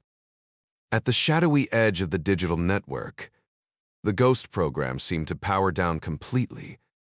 But in reality, it was more like a guard dog napping with one eye open, never losing track of the clock. Once the data transfer was complete, the Ghost quietly logged the transaction in its internal registry. It had transmitted every file up to that moment. From here on out, it would only send new additions, streamlining the process into quicker, more efficient bursts, but only under strict conditions. Late at night, after nearly 2 hours of complete inactivity on the host computer, and only when the system appeared to be in standby mode. Every precaution had been hardwired into its design. Nomuri let out a low curse as he eyed the massive file size. If this were photos, it could have been an archive of every adult entertainer in Hong Kong. But his mission wasn't over yet. He fired up his own software and navigated to the Preferences menu. The auto-encryption box was already ticked. Most of his files were locked down tight anyway, a standard practice for corporate secrecy, especially in Japanese firms known for their discretion. But the files from the Ghost, those got the VIP treatment. A 512-bit encryption key, mathematically unbreakable, plus an extra layer of randomness even he couldn't replicate. The final touch was his personal passcode 52124, the address of his first big win back in East LA. With everything prepped, it was time to send his haul. The program he used was a sibling to the Ghost he'd handed off to Ming, but this one had a different destination. It connected to a local ISP and fired off a lengthy email to an address that sounded harmless enough. Pat's Bakery @Brownianet.com. The domain was supposedly a hub for baking enthusiasts, swapping recipes and photos of their latest creations, a perfect cover for large file transfers given how much space images devour. Unbeknownst to most, Mary Patricia Foley had actually contributed to the site herself, posting a killer French apple pie recipe alongside a photo snapped by her oldest son. It wasn't just about maintaining the facade. She took genuine pride in her cooking, especially after scrolling through the lackluster offerings from a Michigan homemaker weeks earlier. She'd bookmarked a few promising bread recipes to try later. When Nomuri's email landed in the inbox of Pat's Bakery, a real flour-dusted shop near Wisconsin's state capital, the owner, a retired CIA tech specialist turned grandma, barely glanced at the domain she'd set up years ago. Langley was a distant memory. Meanwhile, in Virginia, Mary Pat's computer chirped, "You've got mail." She clicked download, noting the sender, Goodjida Castle. Com. The username was a nod to Gunsmoke Chester Good, Marshal Dillon's loyal deputy. The progress bar taunted her. 47 minutes. "You've got to be kidding me," she muttered, snatching up her phone. One button press, a brief pause, then, "Ed, getting here. Now." Her husband, the director of Central Intelligence, ambled in with his morning coffee, only to find his usually unshakable wife leaning back from her screen like she'd seen a ghost. In 23 years of marriage, he'd rarely seen her retreat from anything. That just wasn't her style. Ed glanced at his wife, holding up the latest package. "This from our guy in Japan." Mary Pat nodded, flipping through the files. "Seems like Chester's been busy." Who knew he had this kind of game? The smirked. "Who taught him those moves?"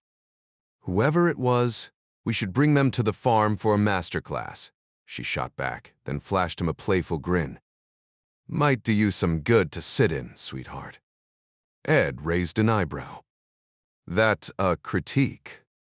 Let's just say there's always room for growth, and before you say it, yes, I could stand to hit the treadmill more, she added, cutting off his inevitable comeback. Normally, he'd bristle at her deflection, but this time his fingers brushed her cheek gently as the download timer ticked down. Who's the brains behind Fort Meade's ghost programs? Mary Pat asked, shifting gears.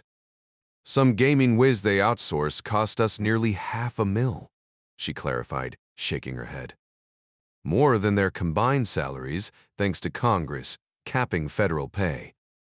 Let me know when this finishes, love, Ed said before she pivoted. Who's our top China analyst? Joshua Sears, Berkeley, PH. Heads the DI's China desk. But NSA's got a linguist, Victor Wang, supposedly sharper on dialects. Mary Pat's skepticism crept in. Can we trust him? The tension around Chinese Americans and intelligence had spiked lately. Ed exhaled. Look, we've vetted Wang twice a year for 8 years. Air Force vet, 3rd-gen American. Tom Porter swears by him. She relented. Fine. Let's vet this intel with Sears first, then loop in Wang if needed. But remember, Eddie Nomori's neck is on the line here. He waved her off. And his ears. Yeah, babe, I know the drill. For the next 20 minutes, Mary Pat sifted through routine cables from Mercury, a reminder of the sprawling, fragile web of operations she was rebuilding. The Dieu's Humint network, gutted in the 70s, was still a patchwork. But Nomuri? He was her pride, a natural she'd scouted at the farm, blending street smarts with a zeal for the job. Now he'd infiltrated the Politburo, a coup even the Russians might envy. The stakes? Higher than a master's putt at Augusta. And Nomuri? He was swinging for the fences. The computer's synthetic voice announced, "File transfer complete," prompting Mary Pat Foley to pivot in her chair. As Deputy Director of Operations, her first move was to secure the freshly downloaded data, backing it up to a secondary drive before burning a copy onto a clunky external disk, nicknamed the Toaster by Tex for its bread slot mechanism. Her fingers flew over the keyboard, entering Nomuri's cryptic passcode, 52040. The number's origin didn't matter, its secrecy did. The screen flickered as file icons morphed. Scrolling through the time-stamped list, she selected the earliest entry. A flood of Chinese characters materialized, an indecipherable sprawl that might as well have been spilled ink from a tipsy calligrapher's brush. Yet within that chaos lay secrets potent enough to tilt global power. Her hand hovered over the phone. Good, Doctor. Sears from the Chinese section. Bei, particular. 6 agonizing minutes later, a balding academic with a cafeteria punch appeared. Joshua Sears adjusted his glasses as Foley thrust printed pages at him. Beijing, March 21st, he murmured. Council of Ministers building. Fang and Zhang discussing Iran's potential takeover of Gulf oil fields. Fang skeptical, Zhang cautiously optimistic. His eyebrows climbed. These are Politburo heavyweights, Mrs. Foley. Xu Kunpiao's inner circle. Foley exhaled. Here it was, the raw pulse of espionage, where a seduced secretary's pillow talk could reroute history like a rudder jamming mid-voyage. For a woman who'd lectured on Dostoevsky in Moscow, the irony wasn't lost her career pinnacle hinged on deciphering chicken scratch she couldn't read. Somewhere in Langley's bowels, Chet Nomuri's extracurricular diplomacy had just handed them the playbook of China's elite. Crazy, isn't it? She muttered, watching Sears devour the text. How the hell do you explain to future historians that world wars pivot on some junior clerk's bad judgment in a Beijing broom closet? Sears chuckled darkly. Same way Caesar's fate turned on a scribe's shorthand.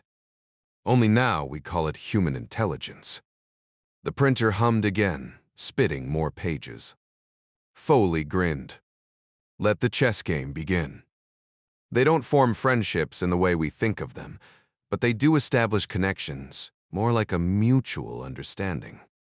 It's about comfort, like sitting at a poker table where you recognize the other player's tells and strategies. You might not walk away rich, but at least you won't get cleaned out. They don't actually gamble, do they? Not in the traditional sense. But this document proves what we suspected. China quietly backed Ayatollah Daria's moves without ever publicly admitting it. From what I can gather, this Zhang character was the driving force behind it, just like he was with Japan's involvement. We've been trying to dig up more on him in Fangan, but it's been slow going. What's the key takeaway here? He held up the page, waiting. It's code word classified, NP replied. Officially, top secret was the highest clearance level, but everyone knew there were layers above that special access programs known only by their cryptic designations. This one's labeled Sorge. She didn't need to spell out the rules. No discussing it, no thinking about it outside secure spaces. And of course, buried in that file was Sears' ticket to a promotion, maybe even a seat at the CIA's high table. Got it, Sears nodded. What's the breakdown? This is a summary of exchanges between Fang, Zhang, and likely other officials. We've managed to breach their document storage, and we're confident the intel is legit. MP finished. Sears knew he wasn't getting the full story on how they'd obtained its standard procedure. But, as a senior analyst in the Directorate of Intelligence, his job was to assess the intel, not question the methods. If the data was bad, his analysis would be too. But Foley's reassurance meant he wouldn't take the fall for bad intel. Still, he'd file a memo or two raising doubts just to cover himself, naturally. All right, ma'am. If this is accurate, we're sitting on dynamite. We've had suspicions, but this confirms it. President Ryan made the right call, recognizing Taiwan. China had this coming. They plotted an aggressive war. And since we got dragged in, you could argue they were scheming against us. Twice, probably. Let's see if any of these other files mention Japan's little misadventure. Remember, those Japanese execs named Zhang directly. Not airtight, but if this backs it up? That's courtroom material.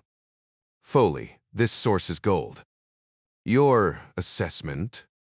It rings true, Sears said, scanning the page again. This isn't polished diplomatic talk, it's raw, unfiltered. Feels like two high-ranking guys hashing things out behind closed doors. Any way to verify? Mefirm, MP pressed. Sears shook his head. Susu prethplete. Zhang's profile mostly comes from Adler's debrief after the Airbus incident, which lines up with what Yamata told the FBI China nudged Japan into conflict with us, all for a shot at Siberia. Bangan. We've got photos of him grinning in his Mao suit, sipping Mao Tai at receptions like the rest of them. He paused, then added with a dry smirk, though I'd bet his smile doesn't reach his eyes when the cameras are off.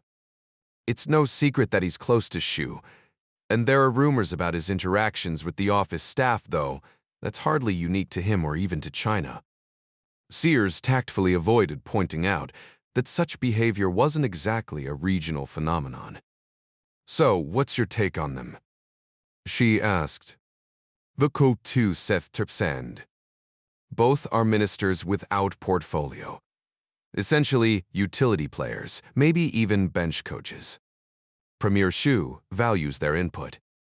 They attend Politburo meetings as full voting members, privy to every discussion and decision. They don't dictate policy so much as refine it. Every minister knows them, and they know everyone.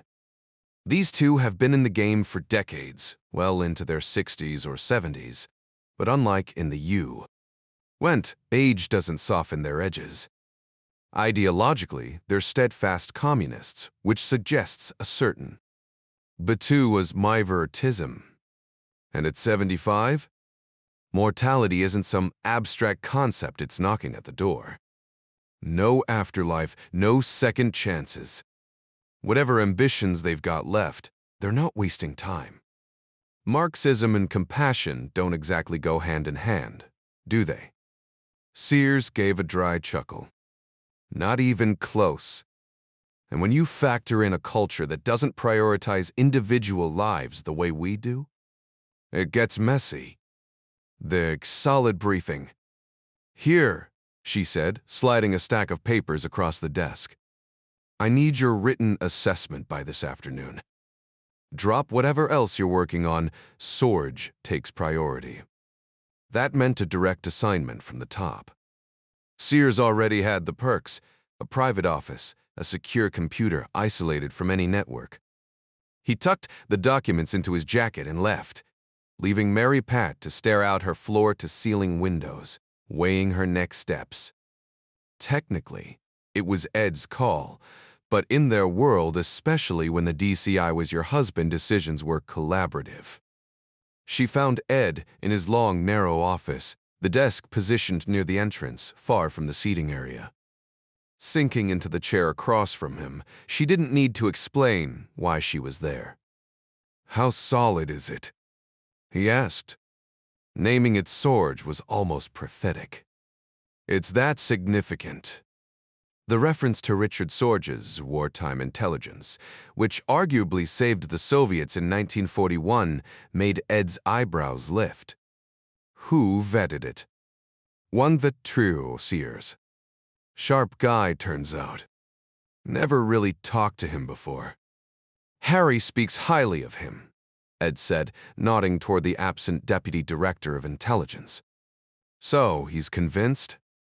Absolutely, Eddie. Take it to Jack. There was no question the president had to see this. Wevely work. Fine by me. A trip to the White House was never hard to justify. Eddie, how wide do we cast this net? Jack, obviously.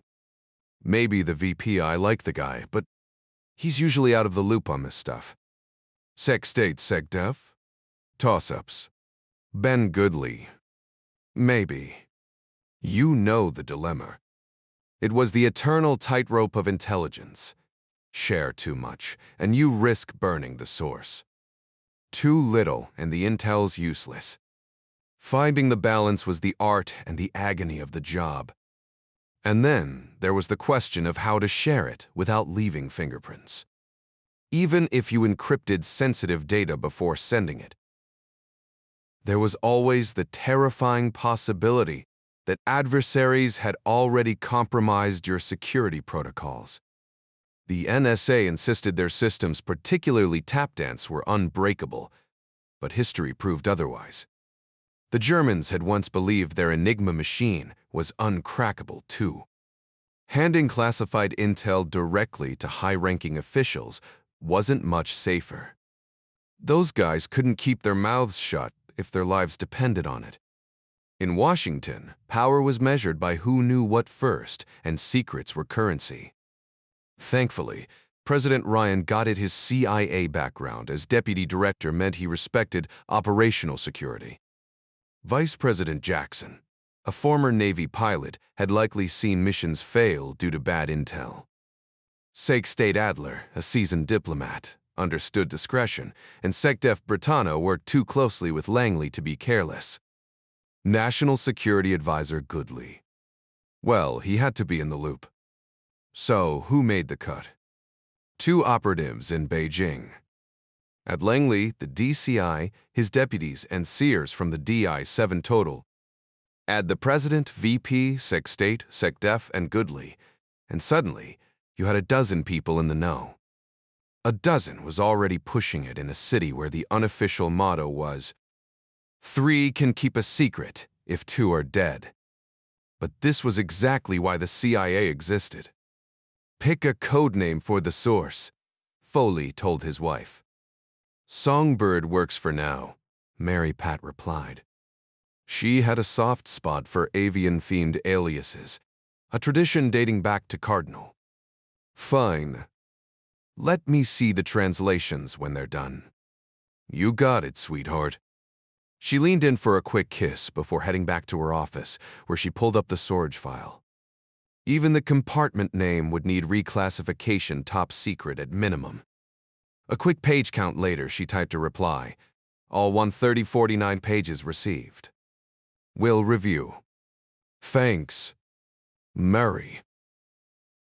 Tripatrincary's sake. With a tap of the return key, the message vanished into the digital labyrinth. Analysts in the old headquarters building would see fragments of storage data under randomly generated code names, but only Sears had the full picture, well, almost the full picture. What he knew might be enough to get Ming killed once Chinese intelligence connected the dots. Langley could offer some protection, but not much. Meanwhile, in Beijing, Nomuri woke early and checked his encrypted inbox.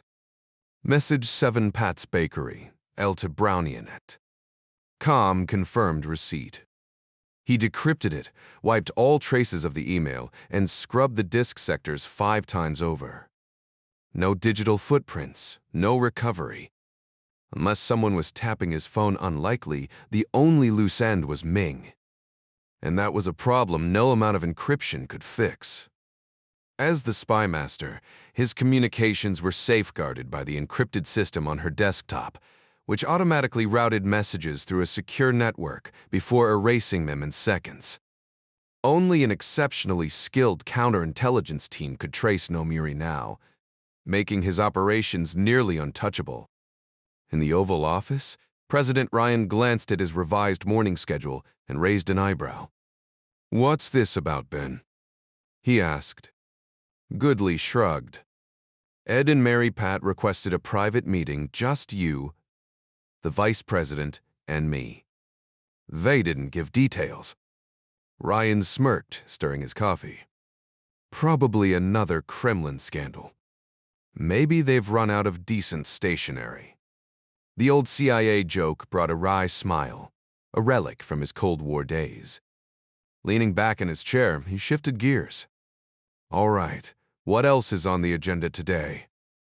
Meanwhile, in Beijing, Cardinal de Milo eyed the glass of Mao Tai with polite skepticism. He'd always found it odd how some denominations frowned on alcohol, given its biblical roots starting with water turned to wine at Cana. Still, this particular drink was harsh, worse than the cheapest Italian grappa. Age had softened his palate, and his stomach protested at the thought. I really shouldn't indulge, Reverend Hugh admitted, though tradition compelled him. Scripture never condemned a modest drink. De Milo countered with a diplomatic smile, noting how Hugh barely touched his cup. The meal itself was another challenge. A connoisseur of fine dining, the Cardinal found Beijing's cuisine lacking compared to Rome's Chinese restaurants, blaming the ingredients rather than the skill of Yu's absent wife, who was visiting her ailing mother in Taiwan. Monsignor Shepke, ever the dutiful aide, played server with military precision, amusing Yu with the Vatican's rigid hierarchy. Yet de Milo's intellect and diplomatic ease impressed him. You cook for yourself? The Cardinal asked. Most Chinese men do. It's something we learn young, Yu replied. De Milo chuckled. I used to, but these days they won't let me near a stove. The conversation turned to Beijing's history. Rome feels ancient until you stand here, de Milo mused. Your jade carving's astonishing. Though the guide couldn't tell us who crafted them. Yu sighed. Emperors cared for beauty, not the hands that made it. And cruelty walked beside it. Still does, Shepke added quietly. Yu's Oklahoma accent lent a surreal touch as he agreed. The state values control over lives. Change won't come easily. The unspoken truth hung heavy. This wasn't just China's struggle. Throughout history, China's complex social fabric has often been misinterpreted through oversimplified lenses. Observers have occasionally claimed that governing such a vast nation required harsh measures rather than compassion, a troubling perspective that gained traction among certain political circles while overlooking its problematic implications. The density of China's population may have contributed to tensions, where crowded conditions sometimes eroded patience and empathy between individuals. Traditional philosophies like Confucianism emphasized social harmony through conformity rather than individual moral accountability, creating a cultural framework distinct from Western religious traditions that prioritized divine moral absolutes. Cardinal de Milo reflected on how this philosophical difference made communist ideology resonate in China. Both systems shared a rejection of universal ethical standards. Without foundational beliefs in inherent human dignity, societies risked descending into moral relativism, where life held no greater value than that of animals. Even secular thinkers recognize religion's profound contribution, the concept that every person possesses intrinsic worth. This principle, found in Christianity, Judaism, and Islam, asserts that universal order stems from a higher purpose, granting humanity its dignity. Ironically, Marxism dismissed faith as mere distraction while offering empty promises of a radiant future, one that never materialized. China's pragmatic embrace of capitalism without accompanying freedoms worked only because its culture already prioritized obedience. But how sustainable was this? Without moral clarity, could progress last? The need for spiritual truth was urgent. Salvation and fulfillment awaited those who embraced it. Yet stubborn resistance remained. Even Mao, who rejected all faith, must have faced sobering questions in his final moments. The conversation turned to the present. The Catholic community here is small, excluding expatriates, de Milo noted. How severe is the repression? You gave a weary smile. It fluctuates, sometimes ignored, sometimes intense. Local officials dictate the mood. I've endured interrogations and where education. He chuckled darkly. Like a dog barking, you learn not to bark back. The Baptist assured Cardinal de Milo he wouldn't face the same dangers as ordinary citizens, given his diplomatic immunity, a remark that made the cardinal shift uncomfortably in his seat. Milo had never considered his life more precious than others, nor did he want his devotion to seem weaker than this Chinese minister's, who'd studied at some flashy Midwestern Bible college while he'd been shaped by Europe's oldest universities, institutions tracing their lineage to Aristotle's lecture halls. If the cardinal had one prideful weakness, it was his razor-sharp intellect. He could dissect Plato in classical Greek, dismantle Marxist theory in flawless German, and outmaneuver seasoned diplomats at their own game. These talents could have made him wealthy at poker tables, but he'd chosen to serve the church instead. The irony. For all his brilliance, even he couldn't foresee how this quiet conversation would spark a global conflict. Does the government give you trouble? De Milo asked, swirling his tea. His host gave a wry smile. Now and then. I'm planning a public prayer rally to test their tolerance. Might get interesting. The unspoken challenge hung between them until the cardinal nodded. Keep me and Franz updated. Meanwhile, in Washington, President Ryan leaned forward in the Oval Office. Songbird. What's the story? Ed Foley exchanged glances with the others. Even here, some secrets stayed compartmentalized. The room felt unusually empty without Secret Service agents, their absence speaking volumes. A classified jamming system hummed quietly, distorting the muted CNN broadcast into static snowflakes. Mary Pat slid folders across the resolute desk. Operation Sorge, she announced as Vice President Jackson whistled low. Hold up your minutes. Seriously. The CIA deputy director tapped the cover. Rated B+ for now, no way to cross-check without blowing our source. Jackson chuckled darkly. So this could be an elaborate con job. Ryan studied the documents, weighing each word. The stakes were terrifyingly high, and every page smelled faintly of printer toner and impending chaos. Jim Greer always had a saying that stuck with me: truth is stranger than fiction. The real challenge with these guys is that their worldview is so alien. It's like dealing with a completely different species. Ben Goodley flipped through the briefing folder, pausing halfway. They're not exactly sending us love letters here. This is some explosive stuff. Should we loop in Scott Adler? The DCI nodded. Adler's got a knack for reading people. His take on page 5 alone could be gold. Tony Bertano should see it too. Ryan leaned in. So that's Eagle and Thunder. Anyone else? Ed Foley exchanged a glance with his wife before answering. Just us for now. Jack, we need to keep this tight. We'll find a way to sanitize the intel before sharing, but the source stays buried. Songbird's too valuable to risk. Mary Pat's eyes gleamed. This could be bigger than Cardinal.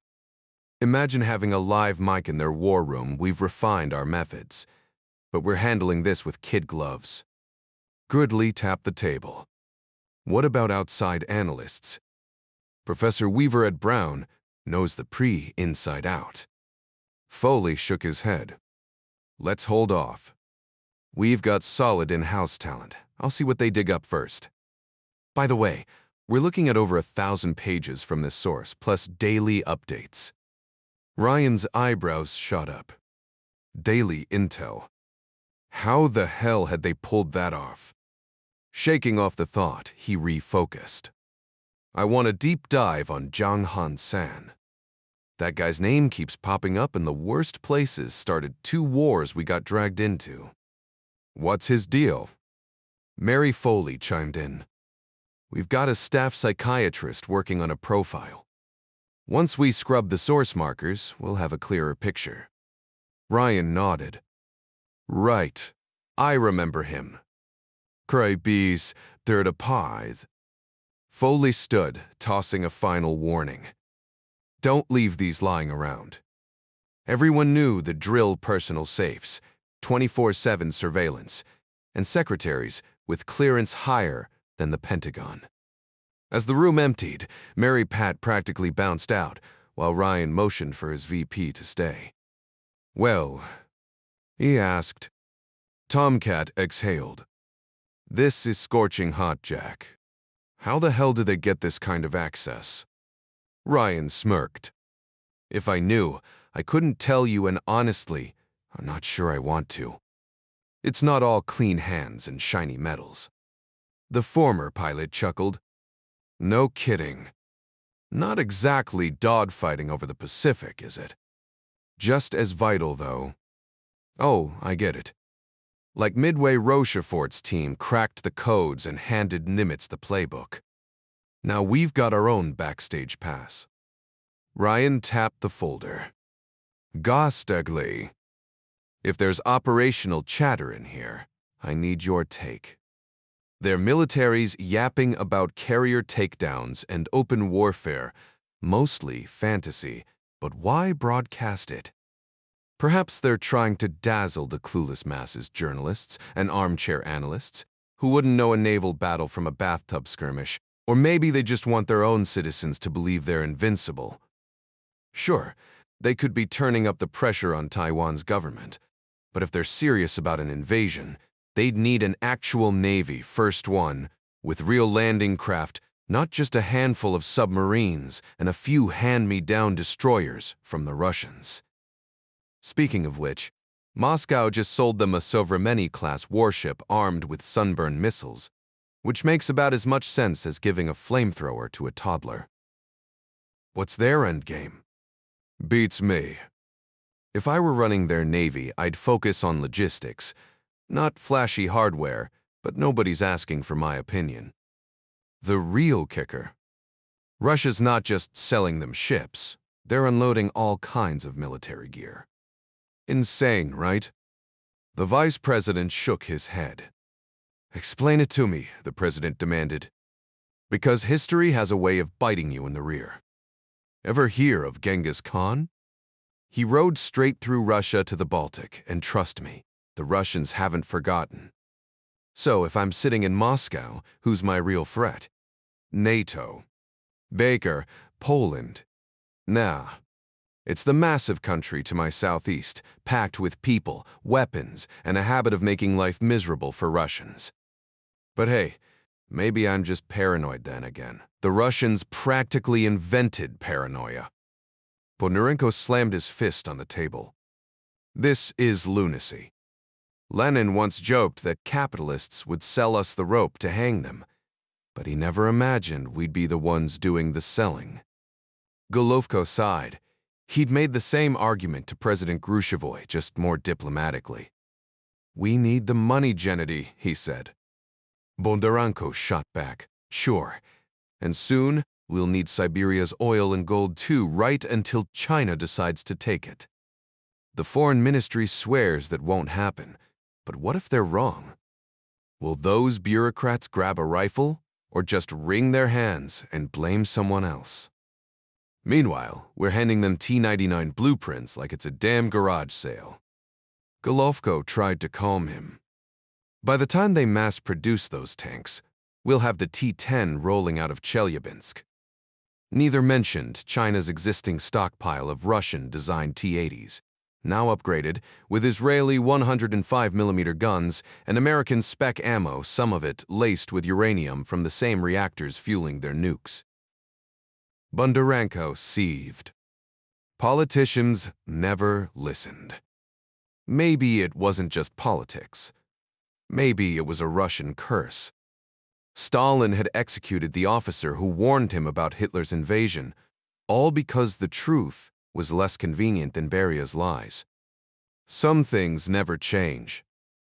Bondarenko couldn't help but marvel at how Beria had dodged the consequences of being utterly mistaken so much for patriotic devotion paying off. If we even have the budget left, and assuming Chelyabinsk hasn't been repurposed to churn out damn appliances, Russia had gutted its military-industrial complex faster than the Americans ever did.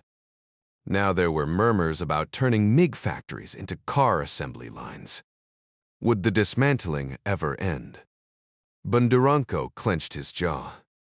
With a potential adversary right across the border, rebuilding Russia's military strength would take years if he could even secure the funding. Asking President Grushevoy for what he needed felt like begging for rain in a drought. A real army required decent pay enough to lure in young patriots eager to serve, and crucially, those who discovered they thrived in uniform. Sergeants, the backbone of any fighting force, deserved wages matching skilled factory workers. The discipline, the brotherhood, the raw thrill of service, no assembly line could replicate that. Men like that still filled the ranks of American, British, and German forces. But Russia? Lenin's obsession with political purity had gutted professionalism decades ago. Funny how history's ghost still haunted them. Golovko's voice snapped him back. General, never forget I'm your ally in the government. A hollow comfort. The defense minister recited the right slogans, but lacked the vision to act on them. A textbook politician. Thank you, Sergei Nikolaevich, Bondarenko replied, masking his skepticism with a nod. Does that mean I'll see a slice of this so-called windfall? At the appropriate moment, I'll advise the president. By then, I'll be retired, Bondarenko thought bitterly, scribbling memoirs or whatever washed-up generals do. Still, he could draft plans for his successor, maybe even handpick the right officer to take his place. He'd risen as high as he cared to, overseeing operations and training. That was legacy enough. Golovko shifted uncomfortably when Bondarenko pressed about China. The truth. Their last high-placed mole in Beijing had vanished retired, conveniently ill. Now they relied on diplomats and attachés, all dancing the same careful waltz with Chinese minders, seeing only what they were allowed to see. The ambassador was sharp, but even he couldn't pierce the veil. Bondarenko suppressed a grimace. They were flying blind. Golovko knew there was no replacement for a skilled intelligence officer managing operatives embedded within foreign governments. Only through such direct access could he truly understand their intentions and provide accurate briefings to his president. While rare, there were moments like now when even he lacked sufficient information, though he'd never admit such gaps to this military man, regardless of rank. Gennady Iosifovich, I have no evidence suggesting China intends to threaten us, he stated firmly. The Army's chief of operations wasn't convinced. Minister, the Siberian reserves are too significant for them to ignore. If I were in their position, I'd draft invasion plans immediately. They rely on oil imports. Controlling those fields would eliminate that dependency and flood their coffers with foreign currency. And the gold. That speaks for itself. Golovko conceded with a nod. Perhaps, but their economy thrives currently, and wealthy nations rarely start wars. Hitler's Germany was prosperous in 1941, the general countered. Yet he marched his troops to Moscow's gates. Even with a full stomach, a man might steal an apple just to savor it. The logic was undeniable. Golovko smirked. We're cut from the same cloth. Gennady always anticipating threats before they materialize. You'd have excelled in intelligence. The three-star general raised his near-empty vodka glass in salute. Before I retire, I aim to leave my successor a strategy to render our nation impervious to attack. I may not see it executed, but laying the groundwork would be enough if our politicians recognize its value. And there lay the true obstacle. External enemies were predictable. Internal ones? Far more treacherous. Friends could stab you in the back while foes at least faced you head-on. I'll arrange your cabinet presentation, Golovko agreed, raising a cautionary hand. But timing is critical. The general drained his glass.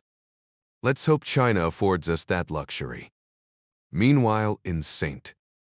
Petersburg, Lieutenant Provolov hit dead ends. Suvorov's a ghost, Abramov admitted. Ex-KGB, discharged in '96. Might be living here under an alias, if that's even his real name. Blonde, 50s, fit.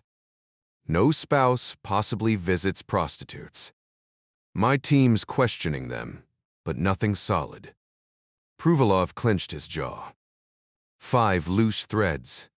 Avzienko, Maria Sablin, a forgotten driver, and 2 Spetsnaz operatives.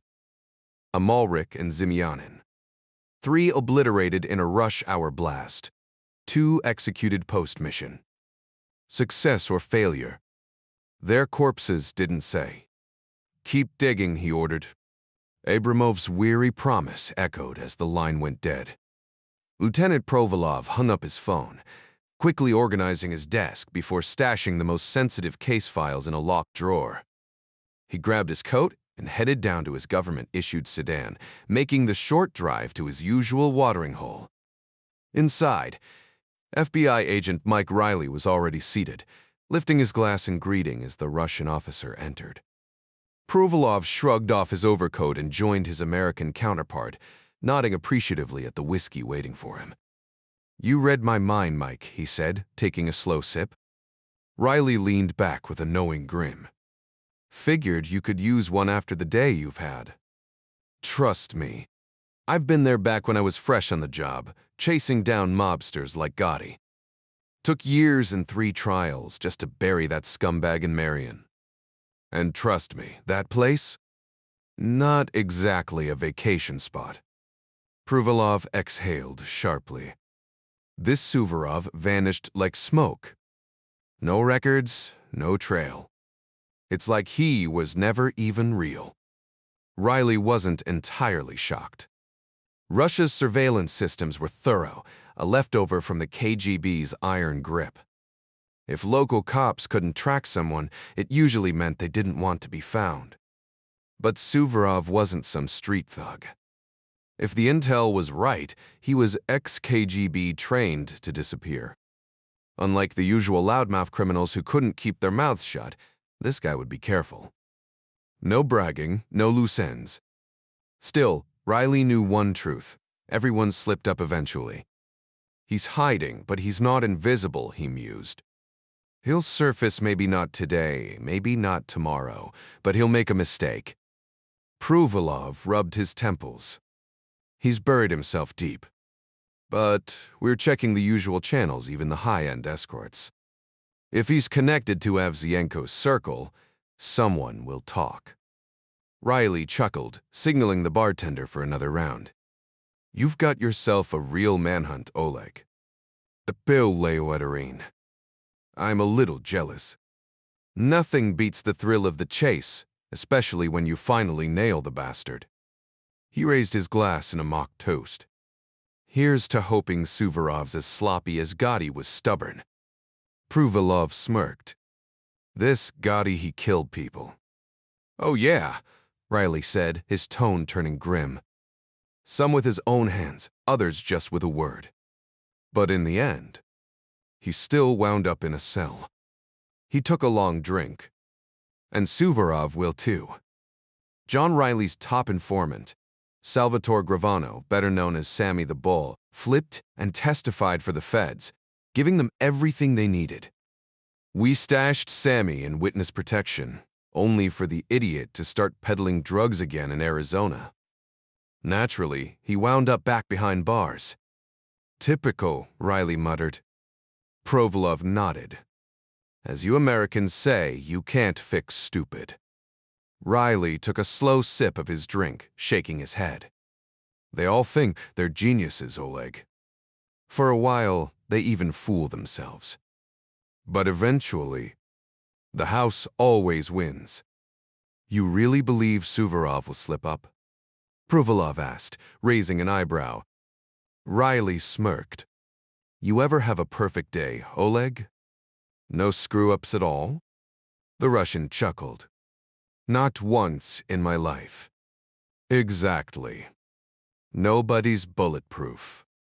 Doesn't matter if you're some hotshot spy or the damn president, everyone trips. The difference? Smart people trip harder because they're trusted with bigger stakes. A private can't lose a war, but a general? Hell, that's his whole job. Riley swirled his vodka, the liquor loosening his tongue. Dots kill patience. Generals lose battles. And guys like Suvorov? They get sloppy where it counts. Fruvalov grinned. You should write a book, philosopher. Nah, Riley snorted. But mark my words, Suvorov's weakness. Probably between his legs. Men like him always think with the wrong head. Meanwhile, across town, Chester Nomori lay tangled in sheets, Ming's head resting on his chest. The afterglow should have been peaceful, but her laughter cut through the haze. You made me a spy. She teased, poking his ribs. Nomori kept his voice steady. But did I? You wanted access to my computer. Sergei, admit it. Would you care if I did? Ming paused, then shrugged. No. Nomori exhaled silently. Too sharp for her own good, but that's why she was useful. Then don't worry about it, he said smoothly. Unless you stop pleasing me, she purred, tracing circles on his chest. Master's sausage strikes again, she giggled. Nomori smirked. Some missions were more enjoyable than others. Pavel Gogol could scarcely believe the scene unfolding before him. Though he'd witnessed the Red Army's armored divisions rumbling through western Ukraine and Poland in his youth. The machines now tearing through his forest dwarfed those memories, massive tracked beasts, flattening trees like twigs, with engineers blasting the stubborn ones that refused to yield. There was no time for delicate road-building techniques here, not in this harsh climate where winter came early. The surveyors had struck gold dust with unsettling speed, and now crews worked around the clock, carving a crude path through the wilderness, dumping gravel where pavement might someday lie. Soon, this makeshift trail would bring monstrous mining rigs and prefab housing for workers invading what had always been his domain. They'd offered to name the mine after him, as if that meant something. The gesture tasted as bitter as last week's vodka. Sure, they'd paid handsomely for his prized wolf pelts, more than fair, he admitted, but the only real treasure they'd given him was that sleek Austrian rifle. The Steyer's polished walnut stock fit his hands like a lover's touch. It's American. Some Chevy 8 rounds capable of dropping anything that walked these woods. He'd tested it with 15 careful shots, each confirming the Zeiscope's deadly precision. Funny how life worked. This weapon could have changed history decades ago. Now it would settle for changing the local wolf population. They kept offering him cushy apartments and Black Sea vacations, like he was some soft-handed city dweller. Gogol spat into the fire. Let them have their televisions and beach resorts. His bones belonged to these trees, to the mountains where even tigers whispered his name. When death came, he'd welcome it here, his body returning to the wild creatures he'd hunted all his life. That was justice. Though he couldn't deny their imported beef tasted damn good, and the TV crew hanging on his every word made for decent company. The reporters coaxed stories from him, tales of bear encounters and lone winters that would play well to audiences in Moscow. Not that he'd ever see the broadcast. Civilization's glow didn't reach this deep into the taiga. What the cameras didn't show was the real prize 17 kilometers east, where a geologist juggled a gold nugget the weight of a cannonball. That fist-sized chunk was just the beginning. The survey team swore they'd found a legend buried in the permafrost, a king's ransom waiting to be melted down. But as the crews celebrated their discovery, Gogol quietly oiled his rifle, listening to the trees groan under the weight of progress. They wouldn't grasp the full extent of the riches until they dug deeper, but the head geologist was ready to stake his career on the claim that this find would dwarf even South Africa's legendary mines, the richest known on Earth. Daily footage from the site was beamed up to a Russian satellite, hovering near the North Pole, since much of the country sat too far north for standard geostationary satellites. Not that it posed an issue for the NSA. Their global network, including a station in Chicksands, England, intercepted the Russian feed and bounced it straight to a military satellite, which relayed everything to Fort Meade. The unencrypted signal was a gift, translated by Russian linguists before being funneled to the CIA and other agencies. As a result, the president would watch the footage a full week before most Russians. Who is this guy, some modern-day prospector?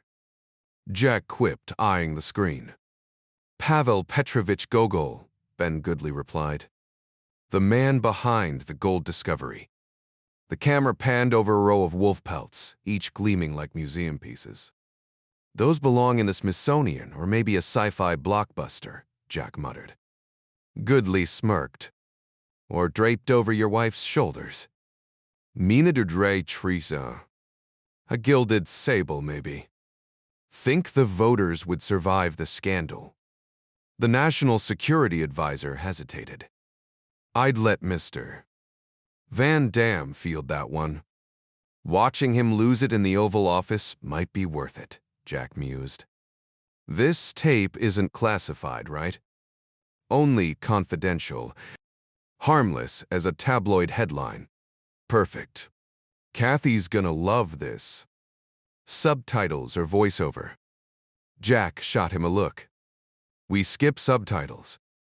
I'll have Langley handle it. She'll lose it over that pelt. Jack had developed a taste for the finer things, especially after his investments paid off. His go-to jeweler, Blickman's in Rockefeller Center, had once sent a sales rep to D. under armed escort with a selection of gems worth millions. Kathy's stunned delight on Christmas morning had been priceless, even if his gift, a set of tailor-made clubs, paled in comparison. For a fleeting moment, he imagined her in one of those wolf coats. Would Sergei Golovko cut a deal? Then reality hit. Where would she even wear it? It looked great in the closet, Goodley said, catching his drift. The gold would have complemented her hair perfectly. Jack shook off the fantasy. What's next? Sorge just dropped new intel. It's on its way. Big deal. Wakaturi kived tempus. Foley never admitted it outright, but everyone understood how these things played out. Yeah, even the smallest details add up when you need them to, someone might say. The bulk of the classified files remained locked away in his personal safe. The harsh reality was that, while he technically had the time to review them, doing so would mean sacrificing precious moments with his family. And unless it was absolutely critical, the president wasn't about to make that trade-off. So, what's the next move for the Americans? Mut, Fang pressed Jiang. On trade. They'll have no choice but to concede granting us most favored nation status and dropping their resistance to our full one membership.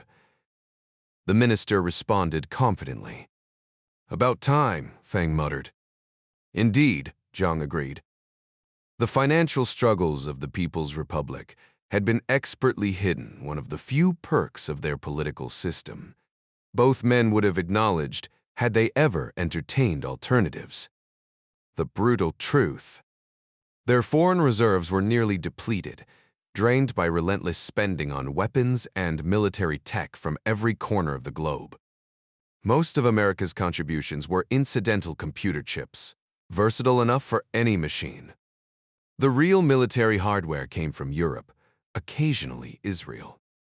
As for the U, whatever arms they released in the region went straight to Taiwan, always paid in cash. To Beijing, it was little more than a persistent itch, not deadly, just irritating, and scratching only made it worse. The mainland boasted over 1 billion people, Taiwan a mere 30 million.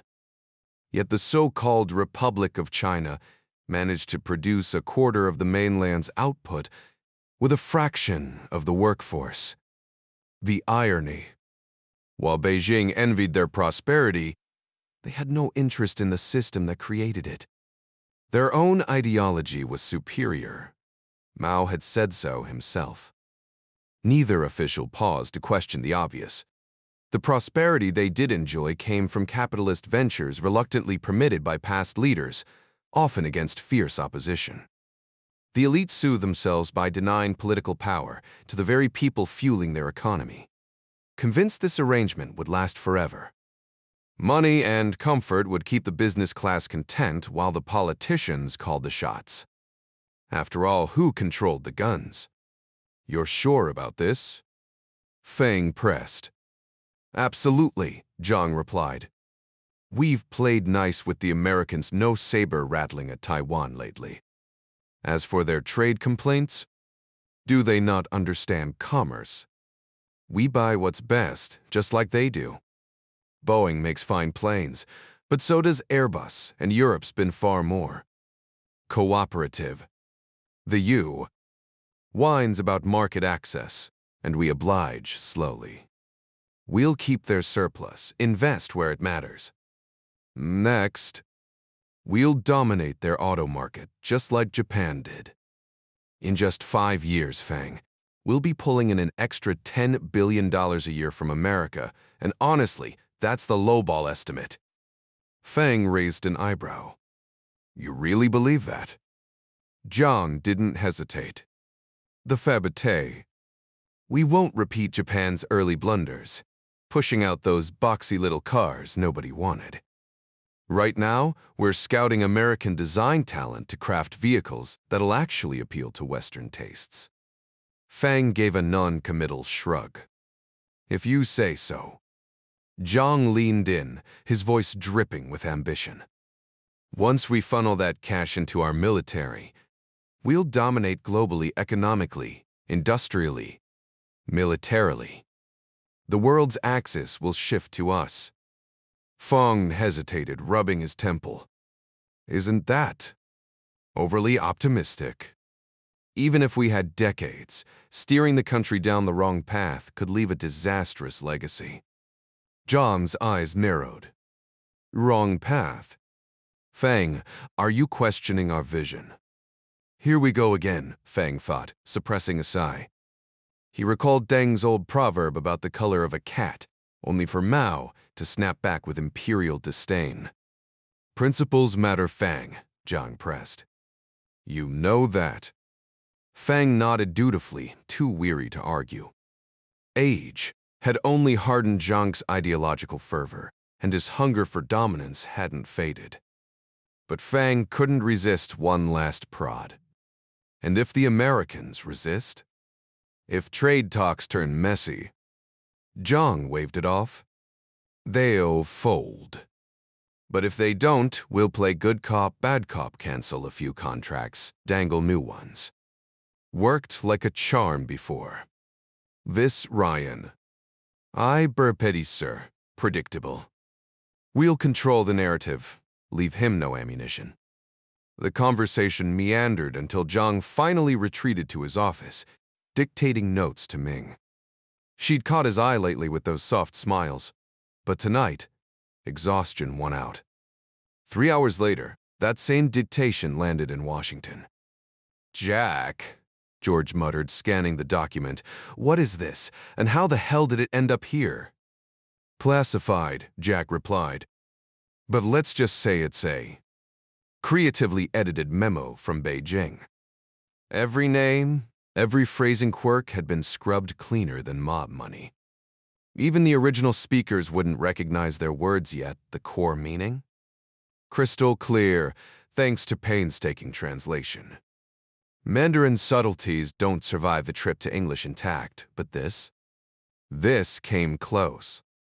The intelligence community's top linguists were some of the nation's finest scholars, who not only decoded languages, but immersed themselves in foreign literature, even publishing academic articles under their real names. Their translations were polished, but President Ryan couldn't shake his skepticism. Across from him, Treasury Secretary George Winston slammed the briefing folders shut, his Brooklyn roots flaring through. These snakes, they're laying out exactly how they'll screw us sideways. Ryan leaned back, stirring his coffee.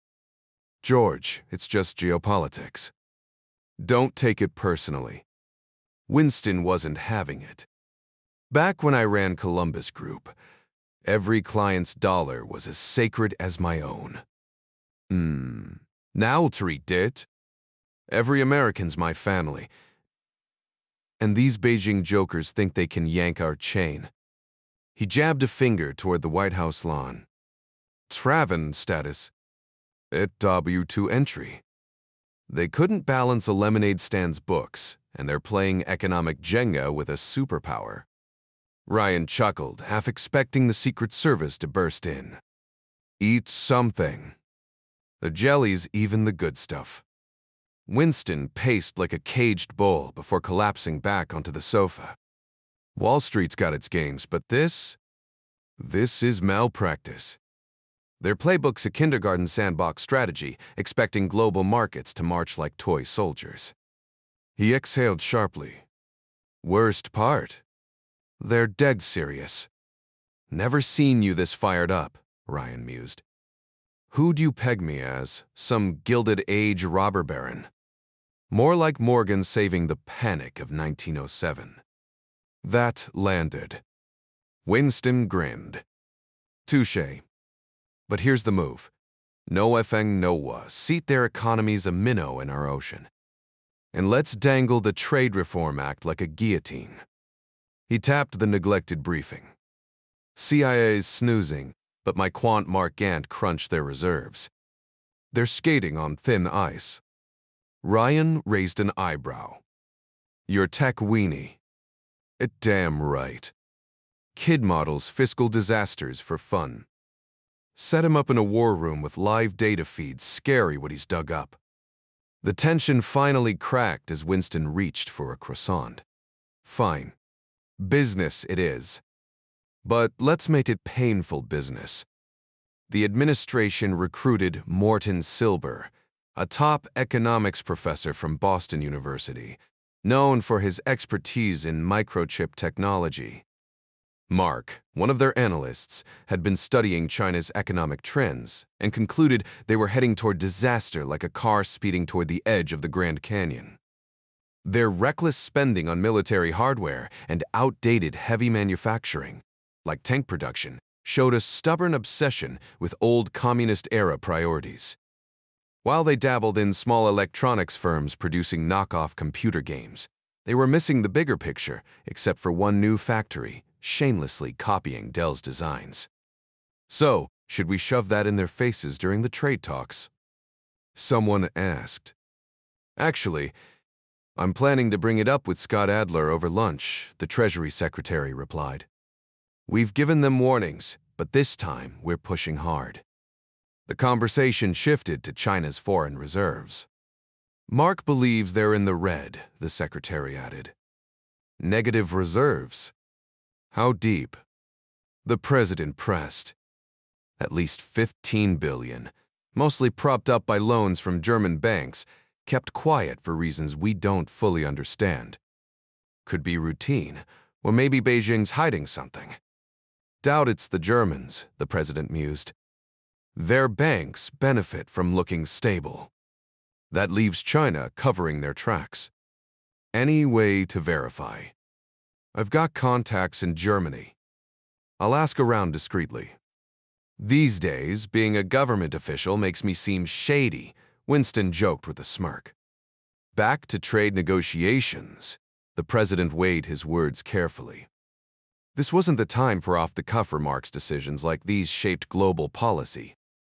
China needs to understand we demand the same market access they get here. No more stealing American tech without paying for it. Level the field, or we hit back hard. Understood, Mr. Wide, President. I'll relay that to Scott. Should I mention this too? Winston held up a classified briefing.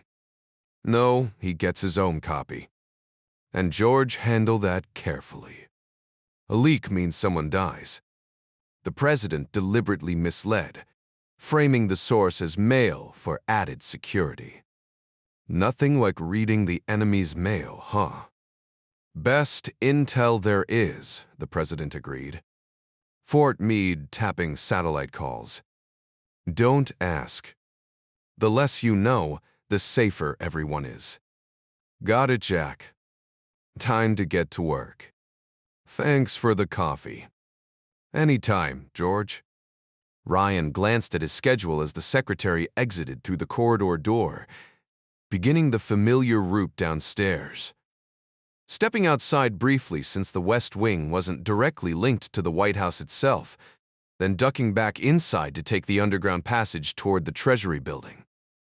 Meanwhile, just beyond Ryan's office, the Secret Service team reviewed the same visitor list, though theirs came with an added layer of scrutiny.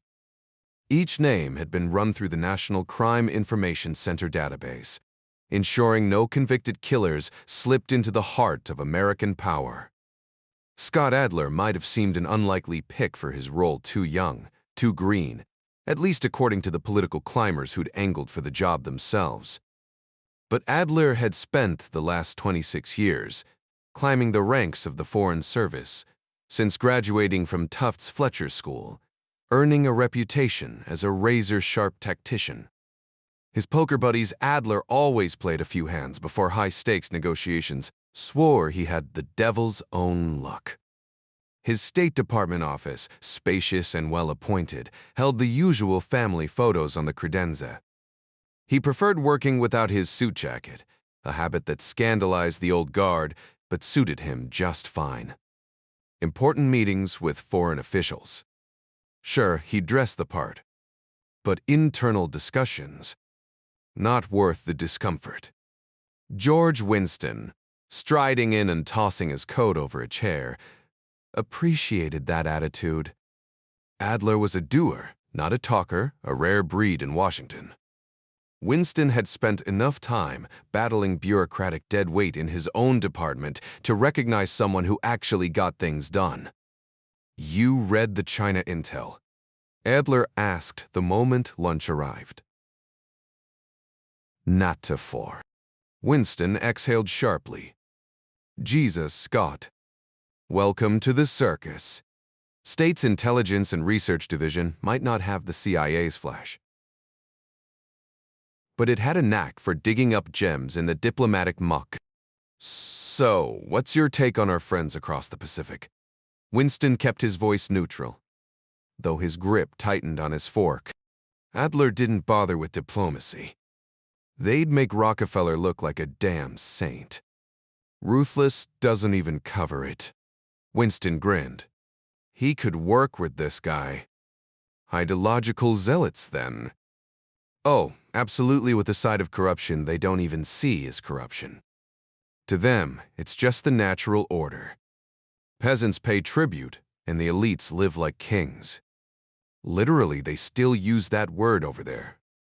So, we're negotiating with feudal lords. Adler nodded. Pretty much. They've never heard no before, and it throws them completely off balance. That's where we have the edge if we're willing to push back hard enough. Winston leaned back, considering. Maybe, just maybe, this was a fight they could win. We haven't crossed that line often, but last year's incident when tensions flared after the Airbus incident pushed us to take a firmer stance. Recognizing Taiwan's government officially didn't sit well with Beijing, even though Taipei has been careful not to formally declare independence. Wait, what? The Treasury Secretary hadn't caught that detail. Yeah, Taiwan's leadership keeps things measured. They've got global embassies, but avoid outright provocation, probably, to sidestep Beijing's meltdown. Maybe they see it as bad diplomacy. Still, there's an unspoken understanding. If anyone threatens Taiwan, the 7th Fleet steps in. Beijing's navy isn't exactly keeping our admirals up at night, so most of this is just posturing over coffee. Adler set down his sandwich with a smirk. Words over weapons, right? Speaking of posturing, Jack and I discussed the trade talks this morning. Adler raised an eyebrow. Let me guess he wants to turn up the heat. No surprise there. Ryan had always favored playing fair, a rarity in global politics. Bringo, Winston said between bites. He appreciated Adler's no-nonsense lunch real food, not some fussy French spread. Lunch meant meat and bread, not tiny portions on oversized plates. How far are we pushing? Far enough to make them realize they need us more than we need them. Adler sighed. That's a tough sell. What if they refuse to budge? Then we knock harder on the table or their egos. You read the same report I did. American jobs are on the line. I get that, but we can't just strong-arm a sovereign nation. The world doesn't operate like that. Winston countered. Then they don't get to strong-arm us either. The Trade Reform Act isn't just paper, it's law now. Adler shot back. And last time that led to bullets flying. And we won. Maybe it's time others remembered that too. The trade deficit with China is unsustainable. If they want our market, they'd better open theirs or we'll find new places to buy our gadgets and toys. Adler leaned in. They'll retaliate by cutting contracts, costing our jobs too. Or we win, sell more goods, and hire more workers. Play to win, Scott. Adler exhaled. This isn't a game with clear rules. It's like sailing blind, no visibility, no finish line. Winston grinned. Then let's get you radar. How about Mark Gant? He's a numbers guy who understands the financial chessboard. Adler considered it. State needed that edge. Too many of their experts had never run a lemonade stand, let alone negotiated trade wars. Fine. Send him over. So, how aggressive are we supposed to be in handling this? Adler asked, rubbing his temple. Winston leaned back in his chair. You'll need to check with Jack on that, but from our earlier chat, he wants things balanced, no more playing nice. Mebler smirked. Easy for him to say. President Ryan was brilliant, no doubt, but patience wasn't exactly his strong suit, and in diplomacy, patience wasn't just a virtue, it was the whole game. All right, Adler finally replied. I'll run it by him before briefing my team. This could get messy. The Chinese don't pull punches. Winston chuckled. That's life, Scott. Deal with it. Adler rolled his eyes. Noted. Let's see what Jack thinks. Anyway, how's Wall Street holding up? Surprisingly steady, Winston said. Ratios are still inflated, but profits are climbing. Inflation's in check, and investors are cozy as ever. The Fed's keeping things smooth, and tax reforms are on track. Smooth sailing makes for easy steering, right? Adler scoffed. Yeah, I'll remember that next time I'm ordered to whip up a hurricane. Meanwhile, General Diggs surveyed his officers. Wills Durant had his report. The colonel from 1st Brigade didn't sugarcoat it. We're stretched thin, sir.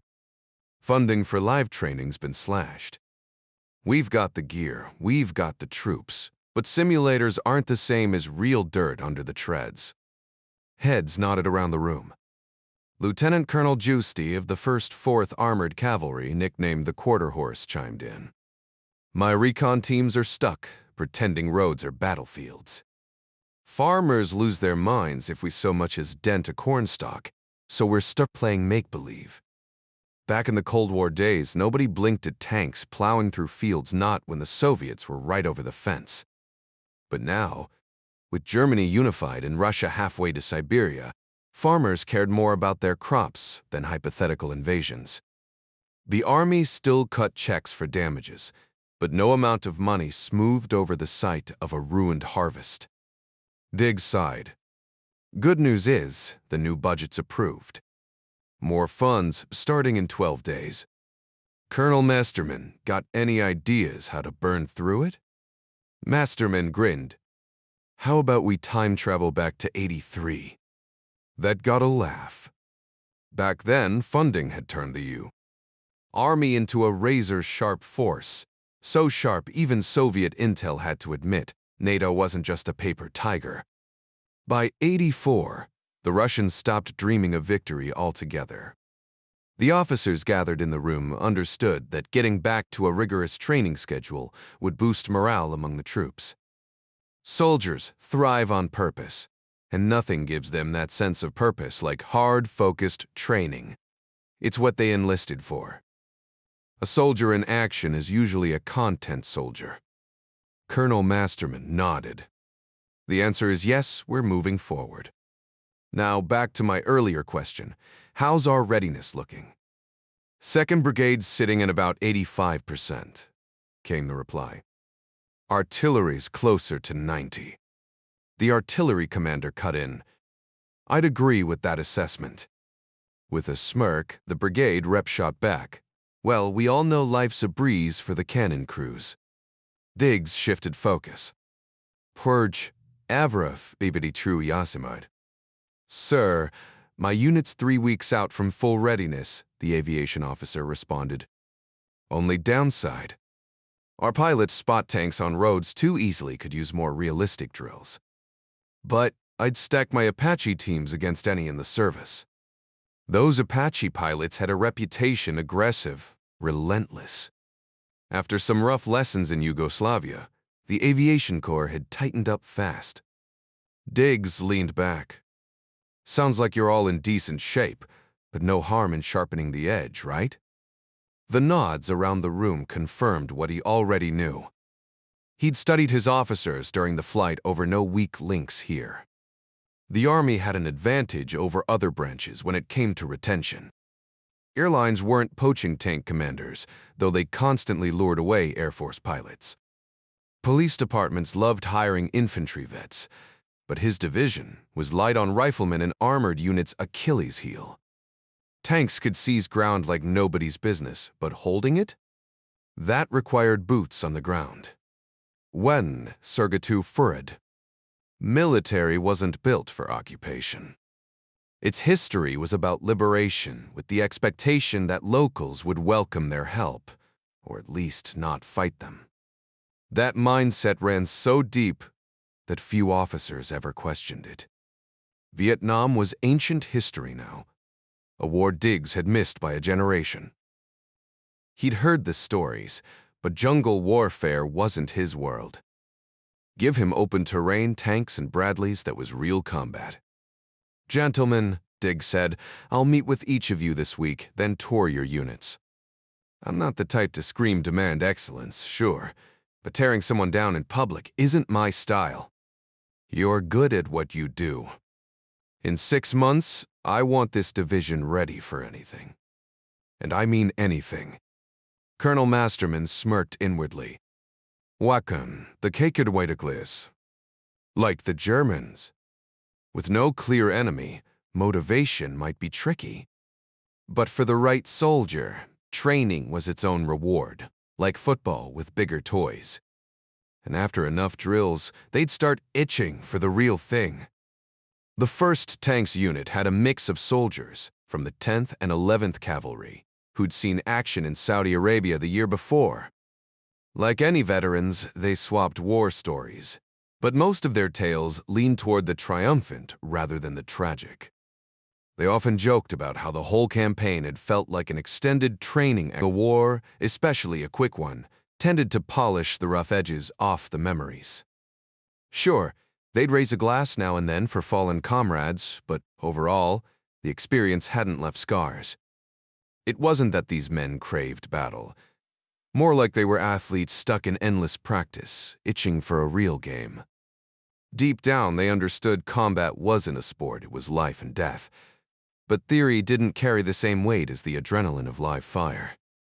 Hitting steel targets during drills gave a fleeting thrill, but nothing compared to watching an enemy tank erupt in flames, knowing you just erased lives in an instant.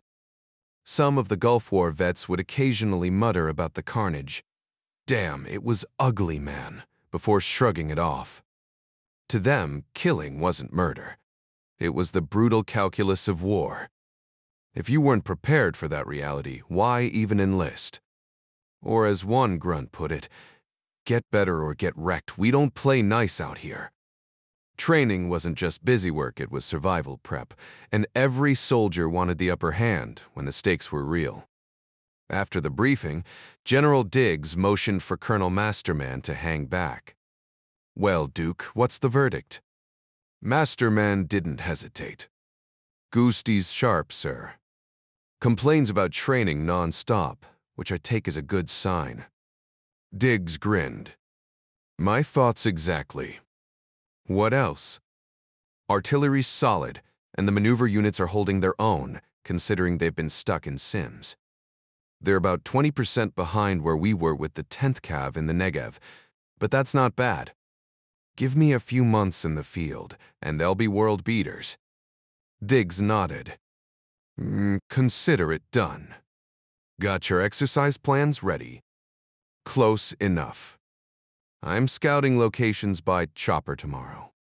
There's a German unit itching to play off for claims they're top tier." Diggs raised an eyebrow. "Think they're for real?" Masterman smirked. "We'll find out. I'd send 2nd Brigade in first. Lyle's got the right instincts, he's overdue for that star." "Agreed," Diggs said. Masterman bit back the question burning in his own mind. What about my promotion? But kept it professional. At least he was working under a cavalryman who got it. "All right, walk me through 2nd Brigade's farmland up tomorrow." "Broad strokes, yes, sir," Masterman said, heading out. As the door shut, someone muttered, "How rough's this gonna get?" Adler leaned back in his chair after hanging up with the president. He made his position clear. We deliver what he wants. No excuses. The Assistant Secretary of State frowned. Scott, pushing Beijing right now is risky. They've held back on Taiwan so far, but this could tip the scales. Adler shrugged. Doesn't matter. The president calls the shots, and American workers are getting crushed by their trade policies. When do we say enough? Rutledge sighed. So Ryan gets to draw the line. That's how the system works, Adler replied. And you want me to handle the meeting? Rutledge asked, already mentally drafting his talking points. Exactly. 4 days. Run your proposal by me first, but make sure they understand we're serious. The deficit has to shrink fast. They can't keep profiting off us while investing elsewhere. Rutledge raised an eyebrow. They're barred from buying our military gear. What's the point of stockpiling weapons? Adler smirked. Who exactly are they planning to fight? They'll claim it's their sovereign right, Rutledge countered. And we'll remind them our economic security is non-negotiable. If they're gearing up for war, the world deserves to know why. Rutledge stood, smoothing his suit. I'll make the case, but I'm not convinced it's the right move. You don't have to be, Adler said flatly. He didn't trust Rutledge. The man had climbed the ladder through connections, not competence. A former ally of Vice President Kealty, he distanced himself just in time when the scandal hit. Now he floated through Washington's elite circles, collecting invites to every high-profile cocktail party. Adler knew Rutledge would land a lucrative consulting gig after this, while he'd probably end up teaching diplomacy somewhere, writing the occasional op-ed. Not a bad retirement, really. As Rutledge left, he muttered under his breath. Ryan's blunt approach was reckless. Diplomacy required patience, not threats. Sure, the U. had little left to offer China, but cutting ties with Taiwan. That would have been the smarter play. Principles were fine, but reality demanded pragmatism. Ryan didn't get that.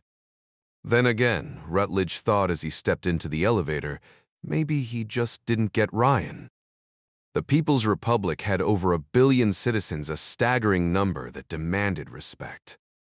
Sure, Taiwan operated with democratic elections, but geopolitically it remained an inseparable part of China, making its status an internal affair.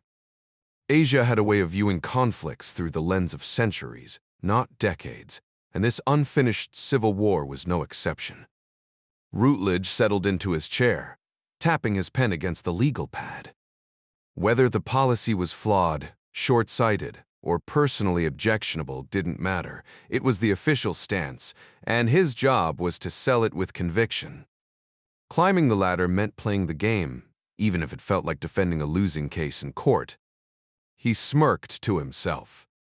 Ryan might fancy himself brilliant, but he still needed people like Rutledge to shape policy. And Kealty, that old fox, had taken their scheming to the grave. No loose ends, no inconvenient truths, just the polished professionalism of a man who knew how to navigate the system without leaving fingerprints. Across the world, General Bondarenko stepped into Golovko's office, greeted by the clink of vodka glasses.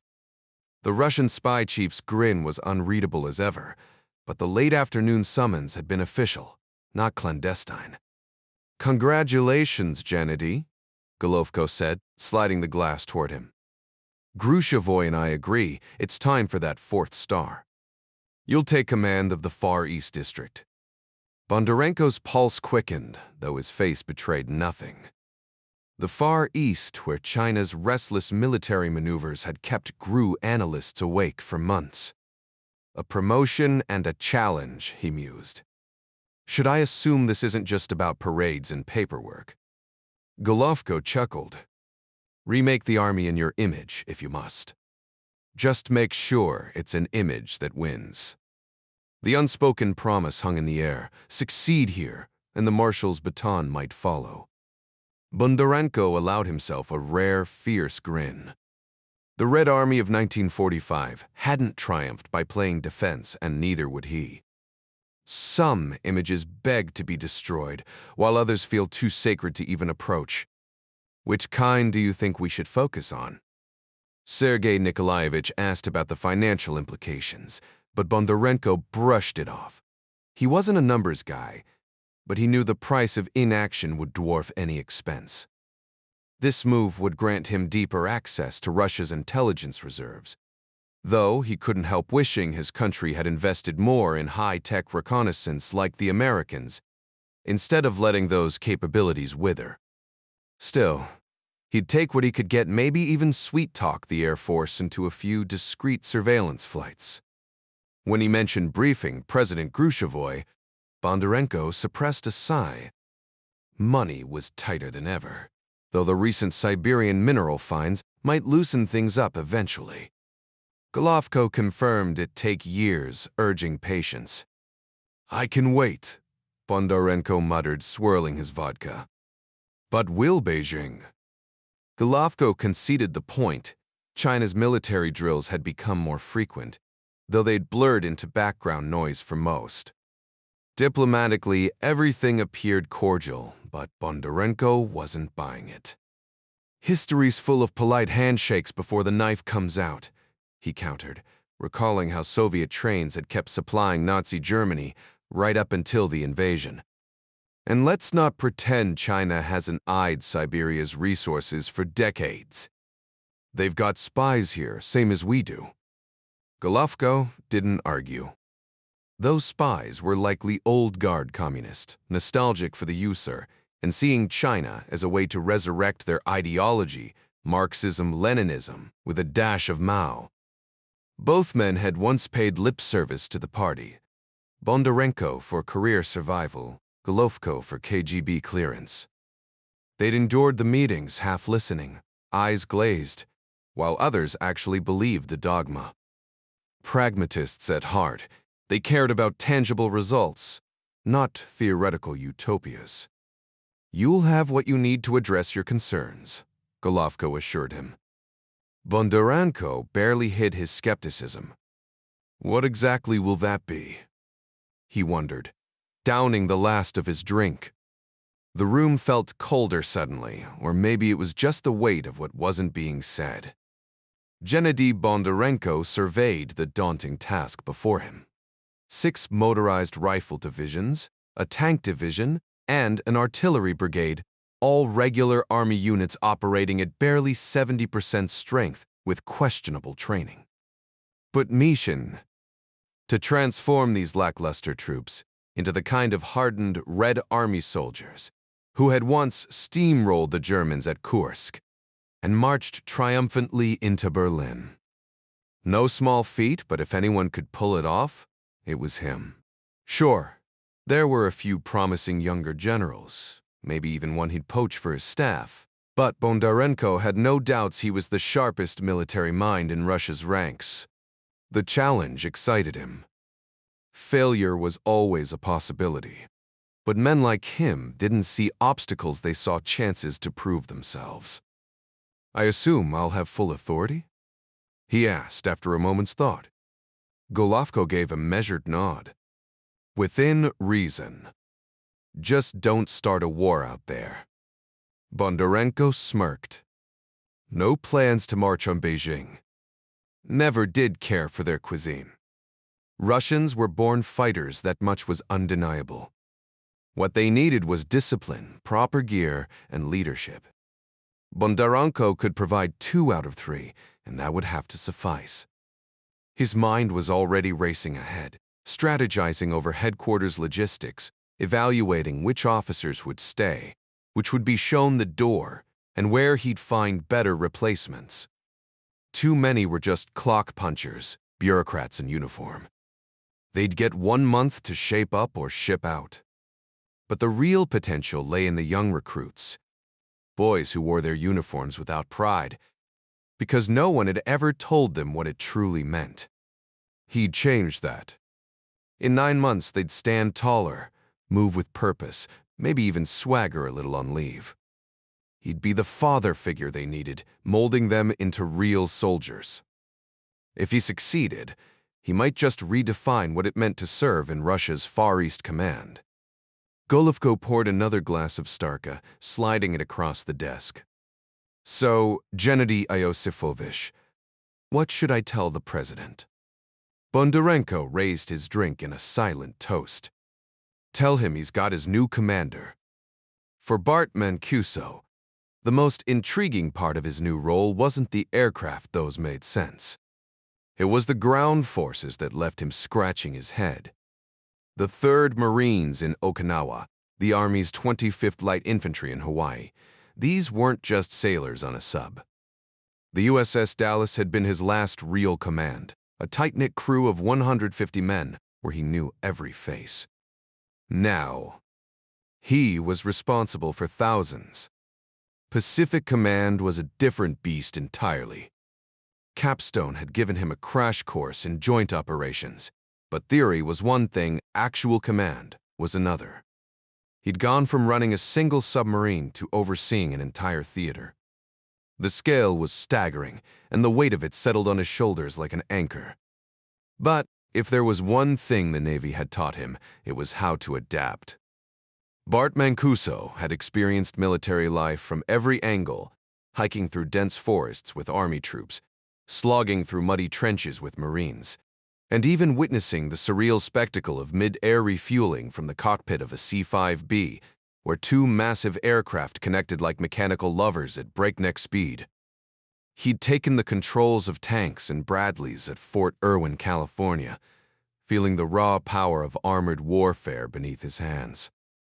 But no matter how much dirt he got on his uniform, or how many war games he played, he knew first-hand experience wasn't the same as true understanding. He had glimpses the scent of diesel and sweat, the unwavering confidence in the eyes of soldiers, sailors, and pilots alike. A tank sergeant wasn't so different from a torpedo specialist, just with more dirt under his nails, and a Green Beret's swagger matched any fighter jock's arrogance.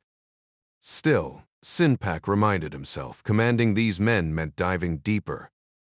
Joint training would have helped, but even the best pilot would need months to grasp what he'd done aboard the Dallas Hell.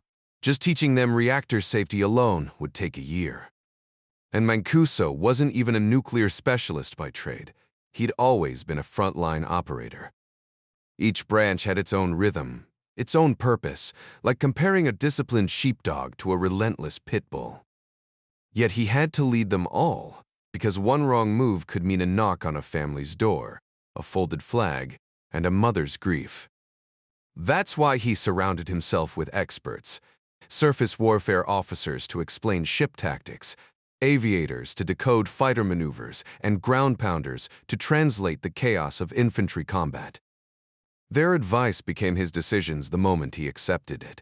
Command meant owning every outcome, even when some fresh-faced sailor made a crude remark about a female crewmate's appearance. The Navy had changed, and not all of it sat well with him. Women on submarines. He could only imagine what the legendary Mush Morton and his wee submariners would have thought. War games were another beast, entirely massive simulations, where half the fleet destroyed the other half, followed by mock marine landings and dogfights between Navy and Air Force jets. The results would spark bar bets, bruised egos, and career-altering fitness reports. But if there was one force he trusted, it was his submarines.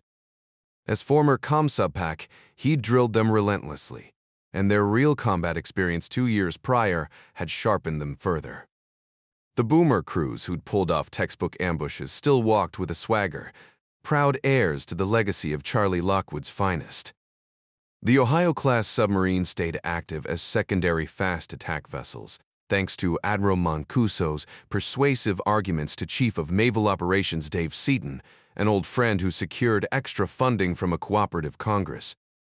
Recent conflicts had reminded lawmakers that the military served more than ceremonial roles, and scrapping the Ohio-class boats still conducting vital oceanographic research in the North Pacific would have been wasteful. Their environmental missions even pleased conservationists, though Mancuso privately scoffed at the influence of what he called fish and dolphin lobbyists. Each morning, Brigadier General Mike Lahr, his intelligence chief, delivered the latest updates, a far cry from the intelligence blackout that had blindsided Admiral Kimmel at Pearl Harbor. On this particular morning, as the steward poured coffee, Lahr dropped a bombshell.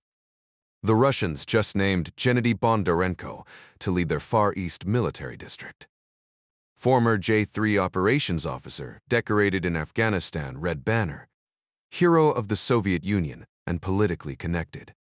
Worked closely with Sergei Golovko, a former KGB heavyweight, who now advises President Grushevoy and has direct access to our own President Ryan. Mancuso raised an eyebrow.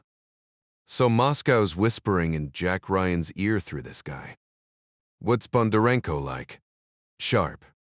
Ambitious. Published an essay comparing the Russian army's shortcomings to the discipline of Roman legions, even quoted Josephus. Pushed for professional sergeants, better training. If he follows through, his command's in for a shakeup. Think he'll manage it. Lahr shrugged. His units are understrength and rusty, but he's not the type to tolerate that. The Navy, though, that's someone else's mess. The Tactical Situation Report laid out the available forces, frontal aviation units, and ground troops, but little else.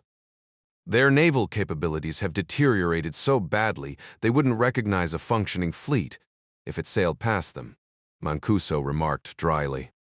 What else should we know? The briefing officer flipped through his notes. Plenty of political maneuvering you can review later. The Chinese remain active near the Amur River, currently running large-scale drills with 4 divisions. Tanks, armored personnel carriers, and live artillery fire dominate the exercises. They've been steadily upgrading their training programs for years now. The terrain works in their favor. Remote and sparsely populated, not unlike parts of Nevada, though with more hills. Initially, we monitored their movements closely, but these operations have become predictable. Mancuso leaned back. And how do the Russians feel about their neighbors flexing military muscle? Lahr shifted in his seat. That's likely why Bondarenko got stationed there. The Chinese outnumber them significantly in the region, but tensions remain low. Diplomatic channels are stable for now. The admiral grunted in response before shifting focus. What about Taiwan? Minor uptick in training near the strait, but nothing resembling amphibious readiness. Just infantry drills. We monitor it closely with assistance from our allies in Taipei. Mancuso nodded. The 7th Fleet's presence was no accident. His ships made frequent courtesy visits to the island, serving as both a deterrent and a morale boost for his crews. The Republic of China offered sailors a lively port of call, though the unspoken benefit was strategic. A warship docked there made the city a risky target. Even a minor incident could escalate, and Beijing knew it. To maintain the balance, Mancuso kept his carriers sharp with constant drills, echoing Cold War-era readiness. Submarines prowled the Formosa Strait, their presence hinted at only through carefully leaked rumors. Rarely did they surface near port. Stealth was their advantage. His files bulged with periscope images of Chinese vessels, some taken daringly close. Tracking their submarines was almost too easy. Their nuclear reactors were notoriously loud, a running joke among sonar operators. Despite Beijing's bluster, an actual move against Taiwan would be disastrous if the 7th Fleet intervened. The PLA lacked the amphibious capacity for a serious invasion, and their buildup showed no signs of changing that. So, business as usual? Mancuso asked as the meeting wrapped up. Pretty much, Lahr agreed. Most of our intel comes from satellites. Human assets inside China have always been scarce. Why is that? Try blending in as a 6-foot American in Beijing, the general said with a shrug. Most of our Asian American talent works in tech, not intelligence. The Army and Navy don't have many to spare either. They're surprisingly scarce in the records, Law remarked. His commanding officer raised an eyebrow. Any theories on that? With a dry chuckle, the intelligence specialist shrugged. Sir, my expertise lies in gathering intel, not analyzing population statistics. The commander nodded, understandingly. Fair point, Mike. Just keep me posted if anything noteworthy comes up. As Lar exited, the operations officer entered, bringing updates on fleet deployments and maintenance issues. Tanya Bogdanova's arrival had been delayed, though her striking appearance remained unchanged. She'd been occupied with a VIP client in St. Petersburg, deliberately leaving her pager behind. He prefers undivided attention, she explained casually, her tone devoid of apology. Pruvalov considered asking about her rates, but decided some mysteries were better left unsolved. She was stunning, almost angelic, if not for the calculating gaze and the complete absence of warmth behind it. Pruvalov cut to the chase. Ever heard of Clemente Ivanovich Suvorov? A knowing smile played on her lips. You tell it to. Intimately. She didn't elaborate, and he didn't press. Instead, he asked for details starting with an address. He uses a different name outside the city, she revealed. Ivan Yuryevich Koniev. Found his papers while he was sleeping. The casual admission didn't faze her. It was as mundane as discussing grocery shopping. Pruvalov bit back a cynical remark about mutual exploitation. The conversation took a sharper turn when she mentioned seeing a former Spetsnaz soldier, Pyotr Alexeyevich, shortly before Grigory's death. The man had been arrogant but unimpressive in bed, she noted with disdain. More importantly, Suvorov had arranged the encounter through Grigory, hinting at a long-standing connection.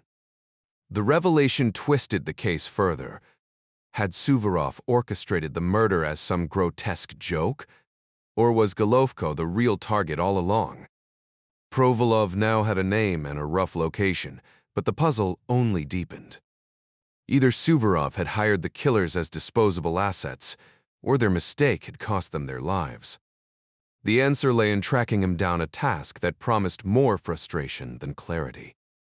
Meanwhile, across the continent at Rainbow's headquarters in Hereford, the lull in activity left John Clark and Ding Chavez itching for action. The quiet was worse than the chaos. The training sessions remained as grueling as always, though nobody had ever collapsed from exhaustion yet. Hitting paper and digital targets might not have the same adrenaline rush as taking down real threats, but the team would never admit that out loud. They maintained a professional front, treating every drill like the real thing and every mission like an extension of training. Their discipline kept them razor-sharp enough to split hairs if needed. Word about Rainbow had spread, not through official channels, but in hushed whispers across Europe. Somewhere between Brussels and Berlin, rumors took hold of an elite NATO unit that had dismantled high-profile threats with ruthless efficiency, only stumbling once against Irish militants who quickly regretted their mistake. The press dubbed them the Men in Black, exaggerating their reputation until they seemed almost mythical. That reputation paid off during a mission in the Netherlands, where armed suspects at a school surrendered the moment they realized who they were dealing with. Nobody wanted a firefight around children, not even the so-called boogeymen of counter-terrorism. The team had seen changes over the months, some members injured, others reassigned. Among the new arrivals was Ettore Falcone, a former Carabinieri officer with a lethal trigger finger. His transfer to Hereford wasn't just about skill, it was about survival. After gunning down 3 mafia gunmen in a Palermo shootout, he'd made powerful enemies. Rome decided it was safer to send him abroad than risk an all-out war with the Sicilian underworld. Falcone quickly earned his nickname Big Bird, not just for his towering frame, but for the way he dominated the range. John Clark, a seasoned veteran, found himself outmatched in a 50-round shootout, losing by a single point despite weeks of preparation. "Where the hell did you learn to shoot like that?" Clark demanded, half annoyed, half impressed. "Police Academy, General," Falcon replied with a smirk, pocketing his winnings. The Italian's calm precision under pressure, especially after facing real gunfire with his family nearby, proved he wasn't just skilled. He had nerves of steel. And if the rumors about his wife's cooking were true, maybe Clark could forgive the loss over a good meal. Before that day, I'd never even held a gun. But with solid training, I picked it up quick, the sergeant remarked with an easy grin. His lack of arrogance about his skill somehow made it sting more. Clark just nodded, zipping his pistol into its case before stepping away from the range. "Calling it quits already, sir?" Dave Woods, the range master, called out as Clark headed for the exit. "Guess I'm not the only one today, huh?" Webbett shot back. Woods paused mid-bite of his sandwich. "Damn right. That kid's got a tab running at the Green Dragon after cleaning me out last week," he declared. Truth was, Woods had trained some of the best, even Wyatt Earp, back in the day, and now he was watching the new generation rise. Falcone wasn't just good, he was near unbeatable, consistently hitting perfect scores. "Looks like I'm in elite company then," Clark said, giving Woods a playful shoulder punch before walking out, shaking his head. Behind him, Falcone was already unloading another flawless round. The guy lived for that top spot, and his relentless practice showed. Clark hated admitting it, but skill was skill. Falcone had earned his wins fair and square. Still, it gnawed at him. Was age finally catching up? He couldn't keep pace with Rainbow's younger operatives anymore, and that stung. Retirement wasn't on his radar, not when he still had fire in him. Grandfatherhood had been thrust upon him, though no takebacks once little Jack arrived. At least he was keeping fit, even if it meant skipping lunch to burn off frustration at the range. Back at the office, Alistair Stanley glanced up as Clark walked in. "How'd it go?" "Kid's a natural," Clark admitted, stashing his pistol in the desk. "Took 5 pounds off me last week, too," Stanley grumbled. "Great, so we're all broke now," Clark muttered, sinking into his chair. "Anything urgent come in?" "Just this Moscow nonsense." "Shouldn't have landed here in the first place," Stanley said, passing over a fax. Upstairs, Ed Foley stared at his wife, Mary Pat. "They want what?" "Vapo training. Their people." "Ours?" she repeated, as if saying it twice might make it sound less insane. Foley groaned. How chummy are we supposed to get with these guys? But he knew the answer. Sergei Nikolaevich had leverage, and debts were debts. "This goes straight to the top," he muttered. In the Oval Office, Jack Ryan's reaction was more colorful. "You've got to be kidding me," he blurted, scanning the fax before catching himself. "Sorry, Ellen." His secretary just smiled, used to his occasional slips. "Need a stress reliever?" she asked, producing a pack of Virginia Slims from her pocket. Ryan took one gratefully. "Well, this ought to be interesting." "You know him, don't you?" Ellen ventured. "Golovko." "Oh, we go way back," Ryan said with a wry grin. Memories flashing of a pistol pointed at him on a Moscow runway years ago.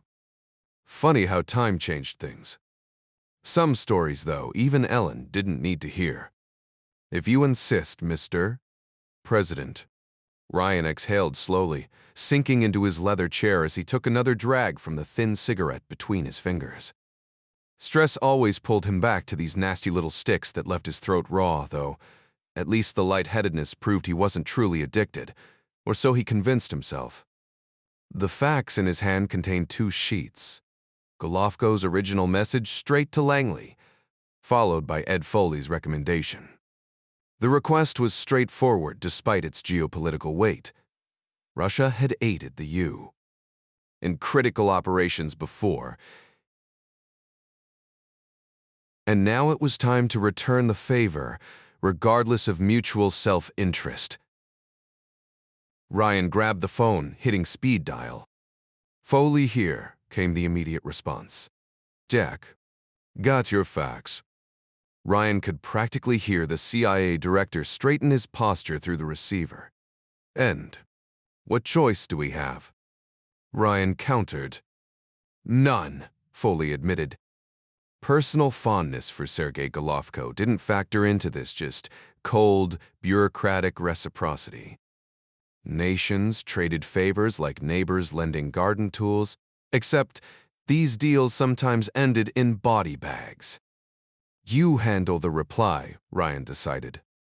"Just keep Rainbow out of the crosshairs." Foley chuckled. "Europe's been quiet since that botched press leak. Terrorists aren't lining up to test Rainbow's reputation, not after the media painted them as boogeymen in tactical gear." The inaccurate reporting had backfired spectacularly, turning the unit into legends. Criminals, like sensible predators, preferred easier targets than elite operatives. Ryan smirked. "Think the Russians will keep this discreet?" "They'd better," Foley said. "But it's not like we're handing over nuclear codes, just basic tactics they could dig up in a library." "Approved." Ryan hung up, picturing Foley's nod. The reply would reach Hereford by evening. When Clark read it, he passed the memo to Al Stanley with a grimace. "Guess we're celebrities now," Al remarked. "They'm said stowed." Nothing like fame to ruin a perfectly good shadow operation. These 2 men had spent years operating in the shadows, the kind of professionals who'd erase their own footprints if they could. "I assume you're leading this one. Who's on your Moscow roster?" Clark didn't hesitate. "Ding and his squad. We've both walked those streets before and shaken hands with Sergei.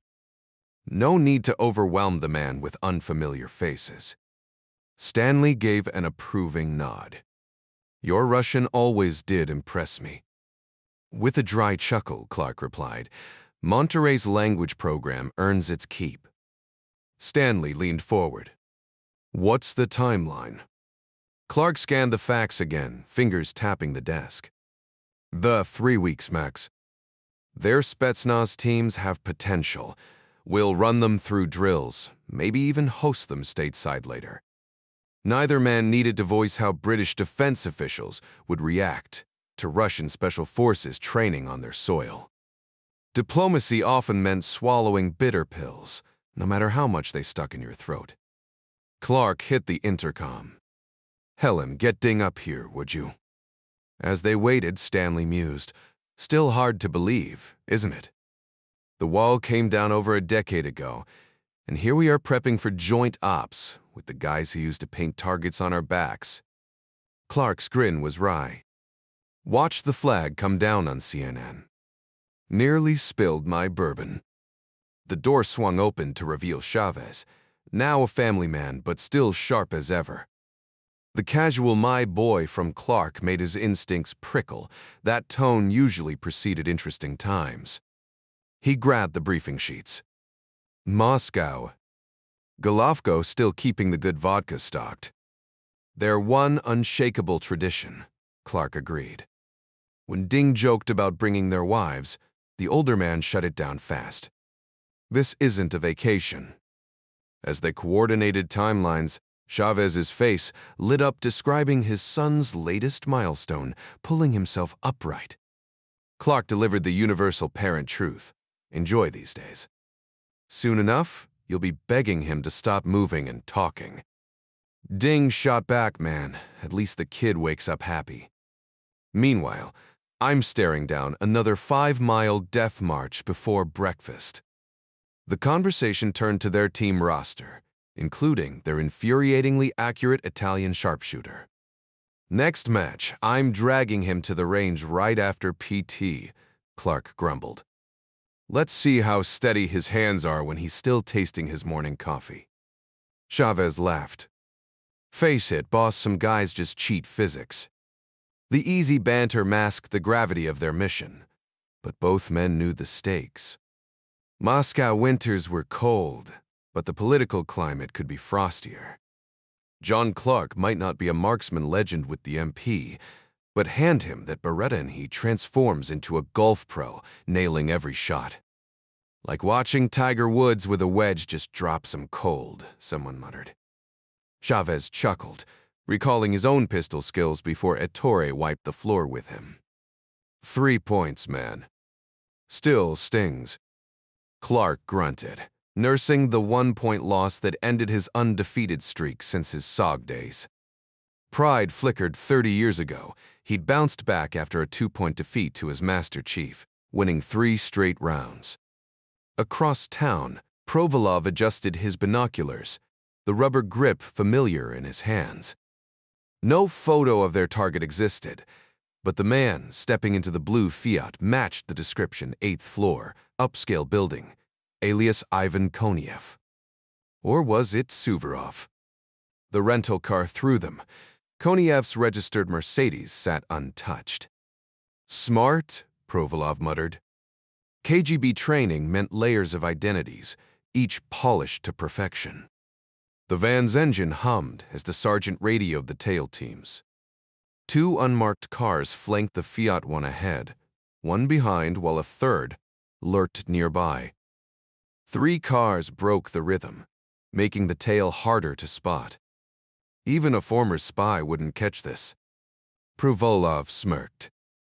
Koniev's real shield was his hidden past, but luck and legwork had cracked it open. The Fiat weaved through traffic, its Italian make standing out against the usual Soviet-era clones.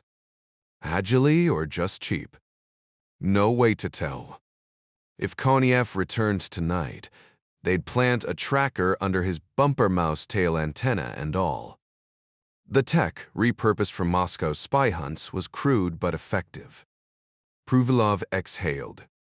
Cops understood luck. The KGB? Not so much. Their obsession with meticulous planning had somehow overlooked the unpredictable nature of fieldwork, perhaps because relying on luck was seen as a flaw that could spell disaster. That oversight told Provolov everything he needed to know about Koniev's lack of real-world experience. On the streets, you learned fast or you failed. The tailing operation was set up with precision. Maintaining a full city block's distance, no easy feat in Moscow's sprawling layout. The van had been modified for the job, its license plate holders designed with 3 rotating sets of tags at the flick of a switch. Even the headlights were adjustable, allowing them to alter the vehicle's silhouette at night, a detail only a seasoned operative would notice. Flip them a couple of times out of sight, and the target would have to be Sherlock Holmes to catch on. The real challenge fell to the lead car, tasked with staying ahead of Koniev's unpredictable turns. But these weren't rookies. They were homicide detectives, men who'd spent years tracking killers smart enough to outwit the average cop. Some of them had even picked up tricks from crime dramas, making Provolov's job harder than it should have been. Then again, nothing sharpened instincts like hunting real predators. "Turning right," his driver muttered into the radio. "Van takes point." The lead car would swing around the next corner, racing to reclaim position while the trailing vehicle dropped back, vanishing just long enough to stay off the radar. Their Fiat clone, dented, dingy, and utterly forgettable, blended seamlessly into Moscow's sea of identical cars. "If that's his only move to shake us, he's either cocky or clueless," the driver remarked. "Let's find out," Provolov replied. 4 minutes later, Koniev proved he wasn't clueless. He veered into an apartment complex's underground garage, cutting through the building like a rat in a maze. Luck was on their side. The lead car had already circled around, catching sight of him emerging on the far side. "Got him," crackled the radio. Easing off. Pruvalov's van surged forward, plates and lights shifting mid-turn. By the time they closed the gap, the van was practically a new vehicle. Koniev might have been slick, but he wasn't slick enough. Confident, isn't he? Pruvalov mused as they tightened the net. The team had weathered his little test, and now they were locked onto him like a missile. Maybe he thought one evasion was enough, that if anyone was tailing him, they'd be alone and easily spotted. Too bad for him, these weren't amateurs. For a fleeting second, Pruvalov wished his FBI contact were here. Even with all their tech, the Bureau couldn't have pulled this off any cleaner. Then again, his men knew these streets better than their own living rooms. "Bet he's heading for a drink," the driver said. "He'll stop soon." Bravalov smirked. "We'll see." Somewhere ahead, Koniev was about to learn the hard way that overconfidence was a slow and insidious killer. The neighborhood boasted a cluster of high-end restaurants, about 10 or 11 in total. Which one would his target pick? As it turned out, the man chose Prince Michael of Kiev, an upscale Ukrainian spot famous for its expertly prepared chicken and fish, not to mention its top-shelf bar. Koniev, or rather, Suvorov, pulled up and handed his keys to the valet before strolling inside. Over the radio, Provolov checked in with his team. "Who's dressed to impress here?" "Bols et pour tu." "That would be you, Lieutenant," came the reply. His other units were dressed like blue-collar workers, which wouldn't cut it in a place like this. Half the clientele were foreigners, and the restaurant had a strict dress code to match its refined atmosphere. Provolov parked a short distance away and made his way to the entrance, where the doorman gave him a once-over before nodding him in. In modern Russia, appearances mattered more than ever. He could have flashed his badge, but that might tip off Koniev, who likely had eyes and ears among the staff. Then a sudden idea struck him. Ducking into the restroom, Pruvalov dialed his phone. "Mishka," came the familiar voice on the other end. "Witrib Sisbrun." "What's up?" Riley answered. "You know Prince Michael of Kiev?" Provolov asked. "Yeah, why?" "Sefertu Beluars." "How fast can you get here?" Knowing Riley lived just a couple miles away, he didn't have to wait long. 15 minutes tops. "Hurry." "I'll be at the bar dressed sharp," Provolov added before hanging up. Riley sighed, already dreading the explanation to his wife about why he was ditching their quiet night-in. Provolov returned to the bar, ordered a spicy pepper vodka, and lit a cigarette. His target sat just 7 stools away, nursing a drink, likely waiting for a table in the packed restaurant. A string quartet filled the air with a piece by Rimsky-Korsakov, adding to the sophisticated ambiance. This place was way beyond Provolov's usual budget, but for Koniev or Suvorov, money clearly wasn't an issue. No surprise there. Plenty of ex-KGB officers were thriving in the new Russia, leveraging their connections and know how to stay ahead in a system riddled with corruption. They had the skills, the networks, and the ruthlessness to make it work. Just as Pruvalov signaled for another drink, Riley walked in. Oleg Grigorievich, the American, greeted loudly, his accent unmistakable. Provilov smirked. Riley was playing the part perfectly, his over-the-top American Russian practically screaming foreigner. He shook Riley's hand warmly and gestured to the bartender. "So, who's our guy?" Riley murmured, leaning in. "Gray suit, 7 seats to my left." "Got him," Riley confirmed instantly. "Who is he, really?" "Goes by Koniev now, but we think he's Suvorov. Ex-KGB, slick as they come." "Nice work tailing him," Riley said, impressed. Despite the Russian police's lack of resources, Provolov had instincts that would have made him a top agent in the Bureau. Tracking a spook through Moscow wasn't like tailing some low-level crook in Brooklyn. As Riley sipped his drink, his gaze drifted past their target to a striking woman in a sleek black dress, her dark hair cascading over her shoulders. The night was just getting interesting. To Riley, she appeared to be just another high-end escort, her presence as obvious as a neon sign. Her sharp, dark eyes swept the room with the same precision as his own, though with a different purpose.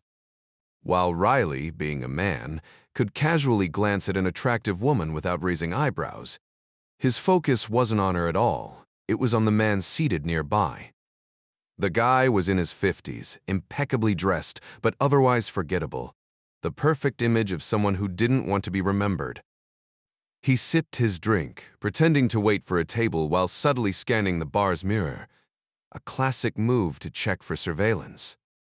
The American and his Russian companion barely registered on the man's radar. Why would an American businessman care about him? And with the American seemingly distracted by the woman beside him, the man's gaze never lingered on the pair. Clever, Riley thought. Oleg was using them as cover while he conducted his own quiet observation. Anything new come up? Riley asked, keeping his tone casual. Provolov shared what he'd uncovered about the woman and the events leading up to the murders. Damn, that's bold, Riley muttered. But you still don't know who the target was, do you? Provolov shook his head, taking a measured sip of his drink. He couldn't afford to slip up, not with someone this dangerous. Bringing him in for questioning would be pointless. Men like this had to be handled with kid gloves, like dealing with a high-ranking official. Provolov's reflection in the mirror gave him a clear view of the man's profile, a probable killer. Yet he looked utterly ordinary. No dark aura, no telltale signs. Just another face in the crowd. Anything else on this guy? Riley pressed. Provolov sighed. No, Miska. We haven't reached out to Sever yet. Worried about leaks? Riley guessed. Oleg nodded. It's a possibility. And an obvious one. The old KGB network was tight-knit. Someone in records might tip off the target if the police started digging. Riley's jaw tightened. The sheer ruthlessness of it sleeping with the man's escorts before killing him was chilling, like something out of a gangster flick. But even the mafia lacked the cold precision of a trained intelligence officer. Those guys were house cats compared to the predators in this game. Then Riley noticed something. Oleg, Sir Oleg? Yeah. He's fixated on someone near the band. His eyes keep going back to the same spot. The man still checked every new arrival, but his attention kept returning to one corner of the mirror. He'd probably decided no one here was a threat. Riley smirked. Even the best operatives had blind spots. Overconfidence could be their downfall.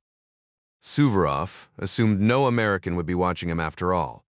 He hadn't crossed any in Moscow, and he was on familiar ground. He'd shaken any tails on the way here, confident in his routine. But arrogance had limits. Genius knew its boundaries, stupidity didn't.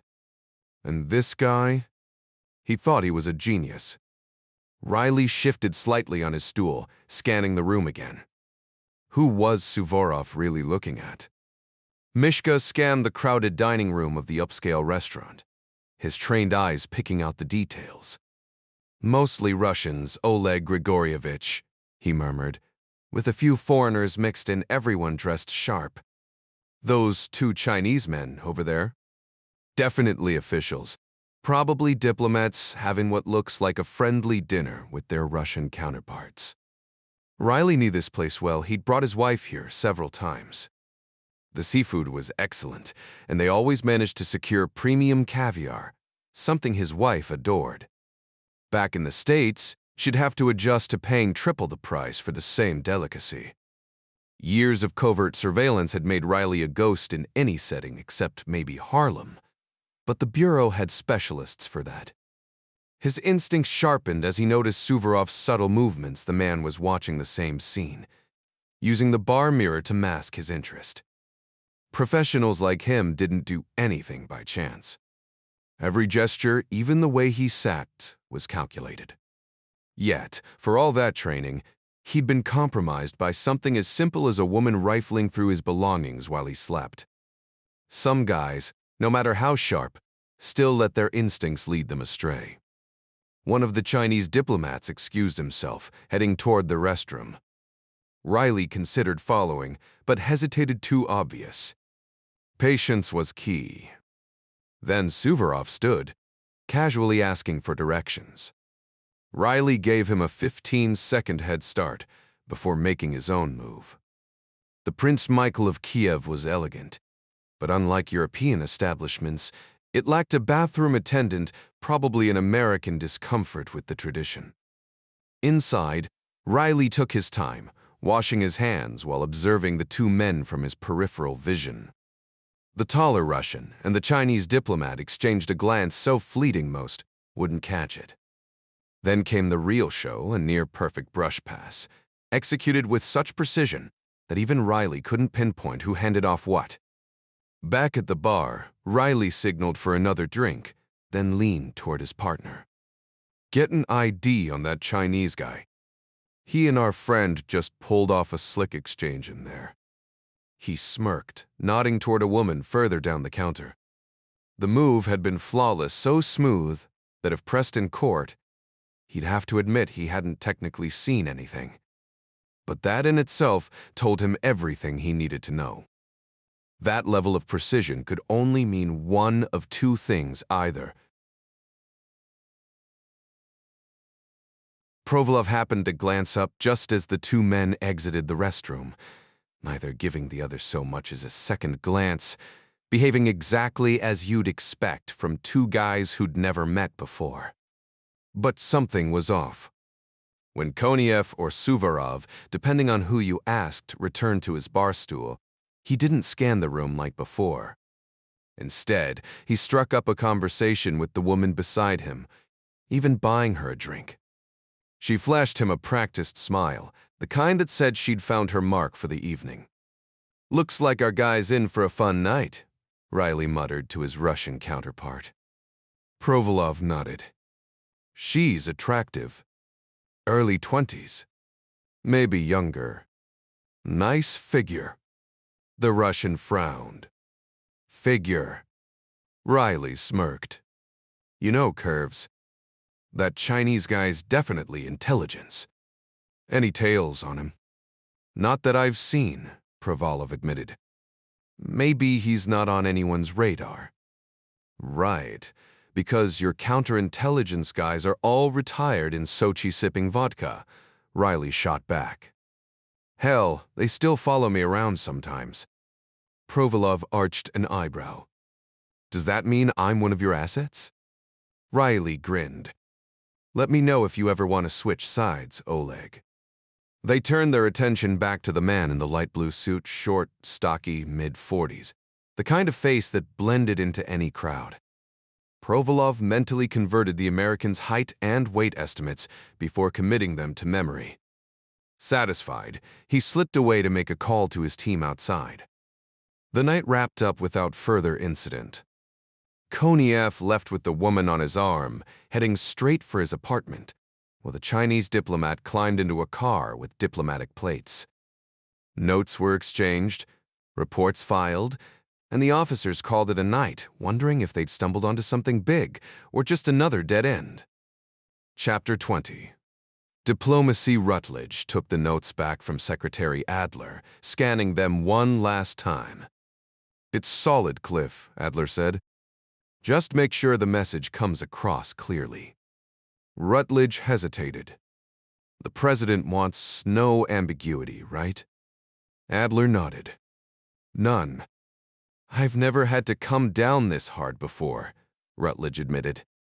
"Ever wanted to?" "With the Israelis, maybe.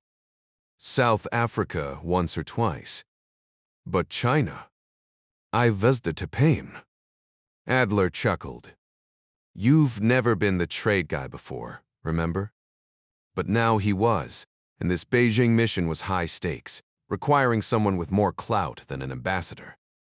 The Chinese already knew the game. Their foreign minister would handle the public side, while a seasoned trade specialist pulled the strings behind the scenes. With Ryan's approval, Adler had been quietly hinting to the press that the rules might be shifting. The only question was whether Rutledge was the right man to deliver that message. But for now, he was the one at bat. Rutledge barely masked his disdain when Adler asked about working with Gant from Treasury. If that guy represented our foreign policy, we'd have every nation declaring war on us by lunchtime, he scoffed. Though I'll admit, the man can crunch numbers and handle systems probably. His irritation stemmed less from professional differences than personal prejudice against the Chicago financier's flashy demeanor, conveniently forgetting his own humble beginnings in a cramped Philadelphia row house. Harvard and diplomatic credentials had polished away those memories like old stains. Adler gave a measured response, careful not to fuel Rutledge's biases. Winston vouches for him, and Ryan trusts Winston keep that in mind. He dismissed Cliff's thinly veiled bigotry. State Department politics demanded pragmatism, not moral grandstanding. Rutledge understood the unspoken threat. His career hinged on Adler's goodwill. Consulting gigs post-government service paid well, but a messy exit from Foggy Bottom would tank his market value. Fine, Rutledge conceded with a stiff nod. I'll need support on the trade deal's financial side anyway. The grudging compliance almost passed for respect. Adler kept quiet about the classified intel from the president. Something about Rutledge, maybe the way he treated intelligence like takeout, demanding it hot and ready without caring how it got to his desk, made trust impossible. When asked about secure comms, Rutledge waved a hand. Beijing's embassy has tap dance, even the new satellite phones. He ignored the system's glitches, recently flagged by Fort Meade. Technical hiccups bored him. He preferred his intel served on a silver platter, no questions asked. In Adler's estimation, Rutledge embodied the ideal diplomat. Charming, calculating, and utterly self-interested. He peddled vague ideals of global harmony while advancing. His own legend, convinced his brilliance alone, could stave off wars. Yet Adler conceded his value. Rutledge could negotiate with velvet gloves, a skill state desperately needed. He was the kind of man who'd quote Shakespeare before stabbing you in the back, though Cliff would faint at the sight of the knife. Switching gears, Adler turned to Barry Wise, already packed for his next assignment. The veteran journalist, a former Marine, turned CNN correspondent, had spent decades in war zones, Nicaragua's jungles, Baghdad's bombed-out streets, Rwanda's killing fields. The horrors lingered in his dreams, but his mission stayed clear: deliver the unfiltered truth. Wise had no grand ideology, just a faith in facts as the ultimate equalizer. His reporting had helped dismantle apartheid and expose communist regimes.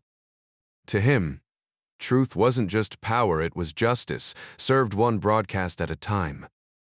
Wise wasn't like most people in his line of work. He actually respected the average Joe, at least those sharp enough to pay attention. They craved honesty, and he took pride in delivering it, even if he sometimes questioned whether he was doing enough. Before heading out, he gave his wife a quick kiss, mumbling the usual promise to grab something for the kids, then hauled his travel bag to his one guilty pleasure, a sleek red Mercedes two-seater. The drive took him south onto the D. Beltway, then farther toward Andrews Air Force Base. He made sure to leave early, ever since some ridiculous movie had the Air Force spooked about security breaches. They turned into nervous wrecks, as if terrorists could just waltz past armed guards and hijack a military aircraft. Wise Kratos. Those guys might not be Marines, but they weren't exactly handing out free passes either. Still, rules were rules, no matter how pointless, a lesson he'd learned well during his own service. Once through the checkpoints where the guards greeted him, like an old friend, he settled into the plush VIP lounge near runway 01 left, waiting for the official delegation. Soon enough, they'd board the aging VC 137 for the grueling flight to Beijing. First-class service and comfortable seats didn't make the endless hours any less tedious. Meanwhile, Mark Gant leaned back in his chair, arms crossed. Never been there before, he admitted, when George Winston asked. So, what's the deal with this Rutledge guy? Winston shrugged. Career State Department. Climbed the ladder the hard way. Used to have solid political ties, ran with Ed Keelty back in the day. Gant raised an eyebrow. And Ryan hasn't kicked him to the curb. Jack doesn't operate like that, Winston replied, though he wondered if stubborn principles were clouding judgment. Still naive, huh? Maybe. But he's honest, and I'll take that. He backed our tax policy, and it's sailing through Congress. Gant smirked.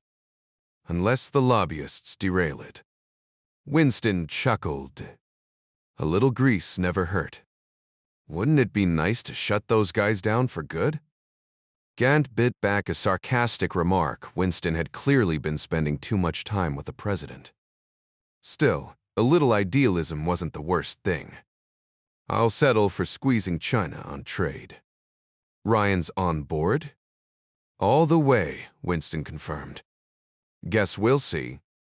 Hope Rutledge can read a spreadsheet. He went to Harvard, Winston pointed out. Gant scoffed. Yeah, and I went to Chicago. What's Harvard but a fancy name? Winston laughed. Not all of them are clueless. We'll find out soon enough. Gant grabbed his suitcase and slung his laptop bag over his shoulder. Cars waiting downstairs. Safe travels, Mark. Elsewhere, young Lianhua clutched her swollen belly, fear gnawing at her. At 34 and 9 months pregnant, she couldn't shake the memory of her first child, Long, their large dragon, lost too soon when a careless cyclist knocked him into the path of a bus. The grief still lingered, sharp as ever. The tragic loss of their son shattered Mrs. Yang's world, leaving even the local Communist Party officials somber during the investigation that cleared the bus driver and never held the reckless cyclist accountable. Overwhelmed by grief, Mrs. Yang turned to Christianity, a faith frowned upon by authorities, though not outright banned. In another era, she might have found peace in Buddhism or Confucianism, but decades of Marxist ideology had scrubbed such traditions from public life, branding all religion as dangerous escapism. A co-worker discreetly introduced her to Reverend Yu Fa An, a soft-spoken man with worldly experience who listened intently as she poured out her sorrow over cups of jasmine tea. He assured her that her son Long now rested in God's care, watching over her from heaven. At first, Mr. Yang resisted. A former People's Liberation Army sergeant, he had been thoroughly schooled in party doctrine. But the emptiness left by their son's death gnawed at him too, and eventually he joined his wife in Reverend Yu's underground services. Slowly, they found solace in the belief that they would reunite with Long in the afterlife. Life trudged forward, shifts at the factory, evenings spent under the glow of state television in their modest apartment near Beijing's Coal Hill Park. Then came unexpected news. Lianhua was pregnant again. But under China's strict one-child policy, even grieving parents needed official approval for another baby. For those deemed politically unreliable, like Christians, permission was often denied. The Yangs now faced an impossible choice: defy the state or lose another child. Unbeknownst to them, security agents had already infiltrated Reverend Yu's congregation, watching. The authorities had flagged the Yang family as politically unreliable, with 3 officials collaborating to ensure no single person could be swayed by personal beliefs. When Lian Huayang reported her pregnancy, an official notice arrived, directing her to Longfu Hospital on Meishuguan Street for a mandatory termination. But Lian Hua, whose name meant lotus flower, had a spine of steel. Instead of complying, she sent a letter claiming she had miscarried, a lie the bureaucracy never bothered to verify.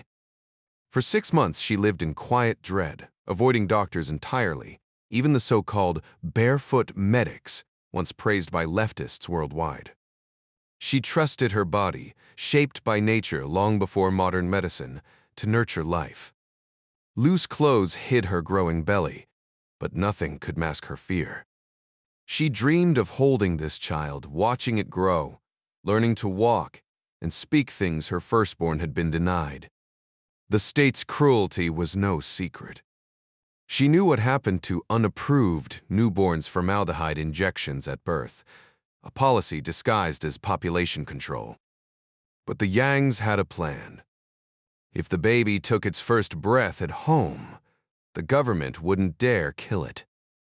Rumors swirled that aborted fetuses were harvested for organs, a horror that only hardened their resolve. Lian Hoa prepared meticulously daily walks, careful meals, following every guideline in the state's pamphlets. If things went wrong, Reverend Yu would guide them. The plan kept her sane, even as terror gnawed at her. Meanwhile, across the ocean, a different conversation unfolded. Rutledge has the skills, Ryan said. But will China cooperate? The president's voice was firm. If they think they can push us around, they're in for a wake-up call. Sikh State countered they'll retaliate. Those Boeing orders. Dawn. That's jobs. Money. Seattle takes the hit. Blackmail's a losing game, the president replied. Short-term wins, long-term regrets. The stakes were high on both sides, one fighting for a life, the other for leverage. If we back down now, we'll lose far more money and jobs across the board, just not concentrated in one spot, where news cameras can easily capture it. The media will run with whatever fits their narrative, but keeping them happy isn't my job. My duty is to serve the people, Scott, and that's exactly what I intend to do, President Ryan declared firmly. Adler nodded, though his expression remained cautious. I believe you, Jack. Just know it won't unfold as neatly as you imagine. Ryan smirked. It never does. But if they push us, they stand to lose $70 billion a year. We can live without their goods. Can they survive without our market? The Secretary of State shifted uncomfortably at the bluntness of the question. Guess we'll find out soon enough. Meanwhile, Riley leaned back in his chair, ignoring the stack of routine paperwork. The RPG case was heating up, and Director Murray's personal interest meant it took priority. So, what you dig up last night? He asked. Provolov didn't disappoint. Their Chinese target, the third secretary, was more than just a lackluster diplomat. He was suspected manuscripts, a fact their Russian counterparts had quietly confirmed. Classic cover, Riley mused. Play the bumbling bureaucrat, hide in plain sight. Provolov handed over a file on the woman involved, Yelena Dmitrova, a high-end escort who'd spent the night with their suspect. The photo inside was polished, far more glamorous than a standard mugshot. You pulled this together before dawn? Riley raised an eyebrow. Provolov's dedication was impressive, even if the details, like their mark keeping the woman until morning, added a layer of dark humor. Guess he's enjoying his last days of freedom, Riley remarked dryly. Provolov's response was ice. One can hope. Surveillance was already in place, with a team ready to plant bugs if their target slipped up. Riley hesitated. Your guys know what they're doing? If this guy's trained, he'll have traps set. Provolov's smirk was faint. Ex-KGB.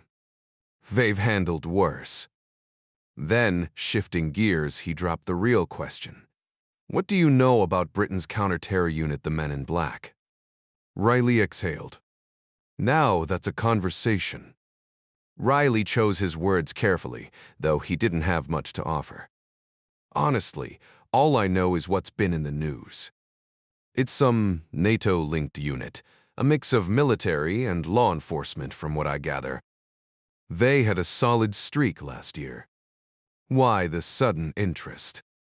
Oleg leaned in slightly. Orders from above, figured you'd have insight. They're heading to Moscow to train our Spetsnaz teams, units with comparable objectives. Riley chuckled dryly. Me?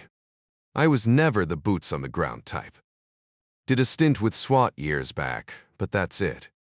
You'd want Gus Werner, he's the counterterrorism division head now. Before that, he led Hart and ran a major field office. Solid reputation, though I've only met him in passing. My world's always been more about strategy than firepower.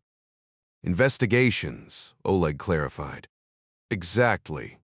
The FBI's bread and butter, though lately it feels like we're morphing into something else. Riley shifted gears. So this Suvorov-Koniev guy, you've got him locked down tight. Oleg's expression turned serious. Discreet surveillance, but yes, we're watching. If he's really tied to Chinese intelligence, you think they'd go after Golovko? What to sever? Wouldn't rule it out. Riley made a mental note to loop in Langley. Meanwhile, across town, SVAR chairman Sergei Nikolaevich was sifting through files with growing unease. The morning briefing had left him unsettled, rare for bureaucracy to move this fast. Pull every record on him, he ordered Major Shelleypin, and get me his personal dossier. The murder had initially seemed like a gangland hit, something distant. But now, the pieces didn't fit. If the threat was internal, a former KGB operative with Spetsnaz ties, possibly colluding with Beijing, why target him? The absurdity gnawed at him. China wouldn't risk an operation this brazen. Yet here he was, staring at the same pavement where a car had burned months ago, realizing his survival might have been sheer luck. The fear was sharper now, edged with betrayal. In his line of work, he'd learned one truth: the world didn't owe anyone logic. Golovko knew he needed more intel, and fortunately, he was in the perfect position to gather it. Even if his influence wasn't what it used to be, he reminded himself, he still had enough power to get the job done, probably. Visiting the ministry wasn't something he did often, but that was just basic tradecraft. Once you recruited an asset, you didn't linger around them. The farm had drilled that into him. Compromising an agent meant sleepless nights, especially in places where the local authorities preferred interrogation methods that didn't involve reading rights. And this particular asset? Her cooperation was too valuable to risk. Deleting the program she'd installed would have been tricky even for a tech prodigy, but sometimes the simplest solution worked best, wiping the whole drive and starting fresh.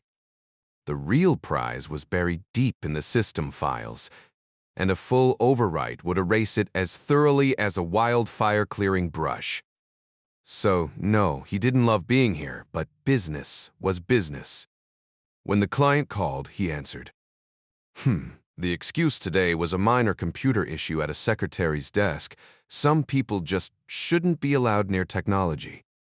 It was like handing a toddler a loaded pistol, though he kept that thought to himself. These days, even a muttered complaint could land you in hot water. Thankfully, Ming hadn't been around when he arrived. 3 minutes of troubleshooting, a polite explanation, and he was ready to slip out unnoticed until the office door swung open. Ming stepped out, trailed by Minister Fong, who barely glanced his way before vanishing again. "Nomori-san," she greeted, surprised.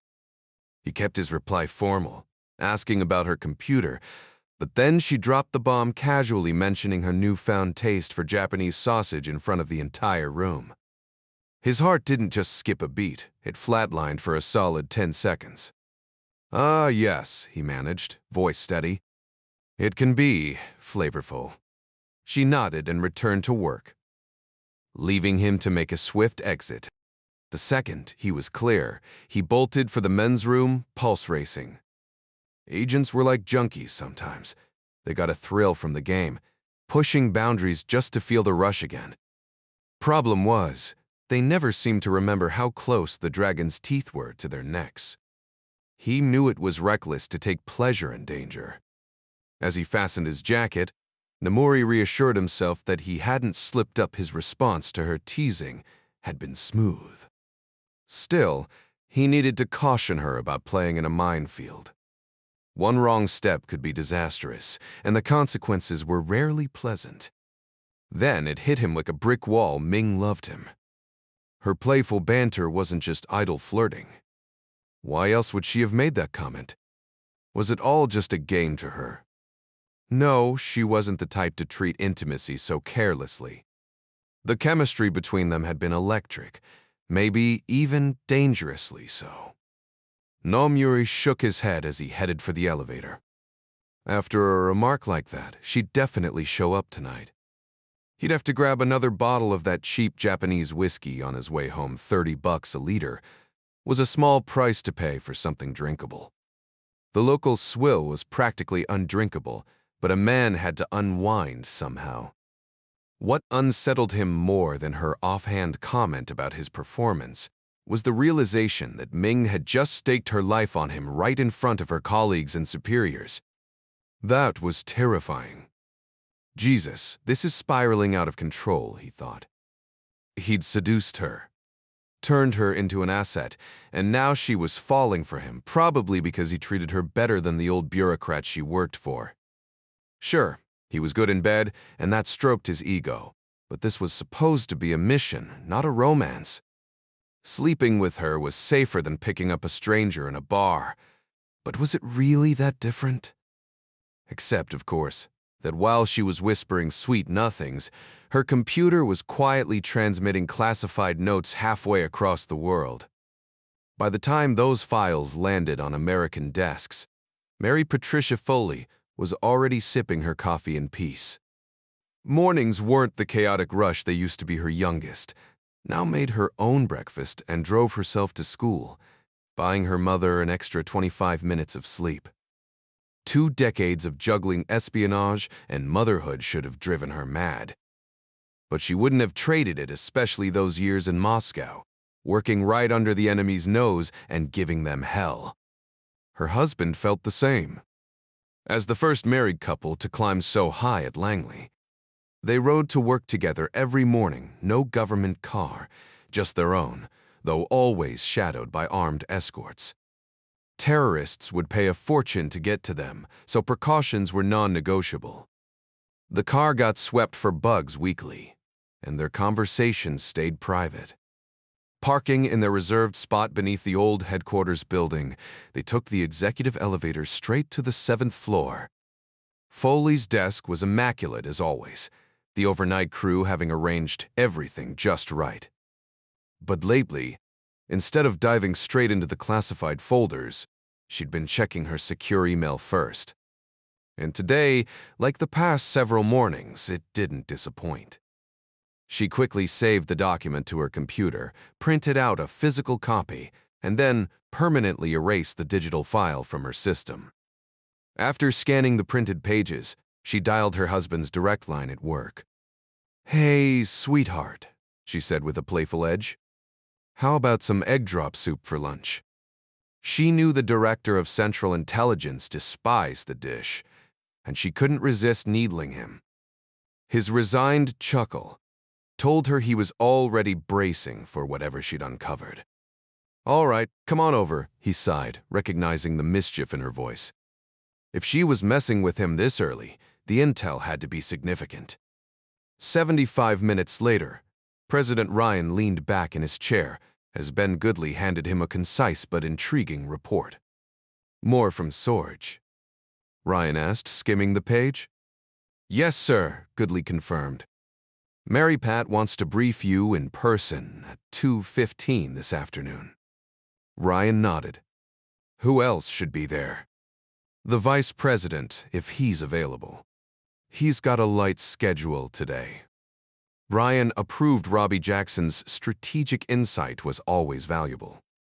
Make it happen, he instructed. Meanwhile, 6 blocks away, FBI Director Dan Murray strode into his spacious office, ironically larger than the president's, flanked by his security detail. His role as the nation's top counterintelligence officer meant he handled some of the most sensitive threats, and today was no exception. Morning, Director, greeted Agent Tony, a sharp professional who carried more than just a clipboard. Hey, Tony, Murray replied, catching himself admiring her sleek car before, mentally scolding himself his wife would have rolled her eyes at him. His desk was meticulously organized by the night shift. Intelligence updates on the right, counterintelligence operations on the left, and a towering stack of active criminal cases in the center. The system dated back to Hoover's era, though Murray had always leaned toward the Bureau's covert side.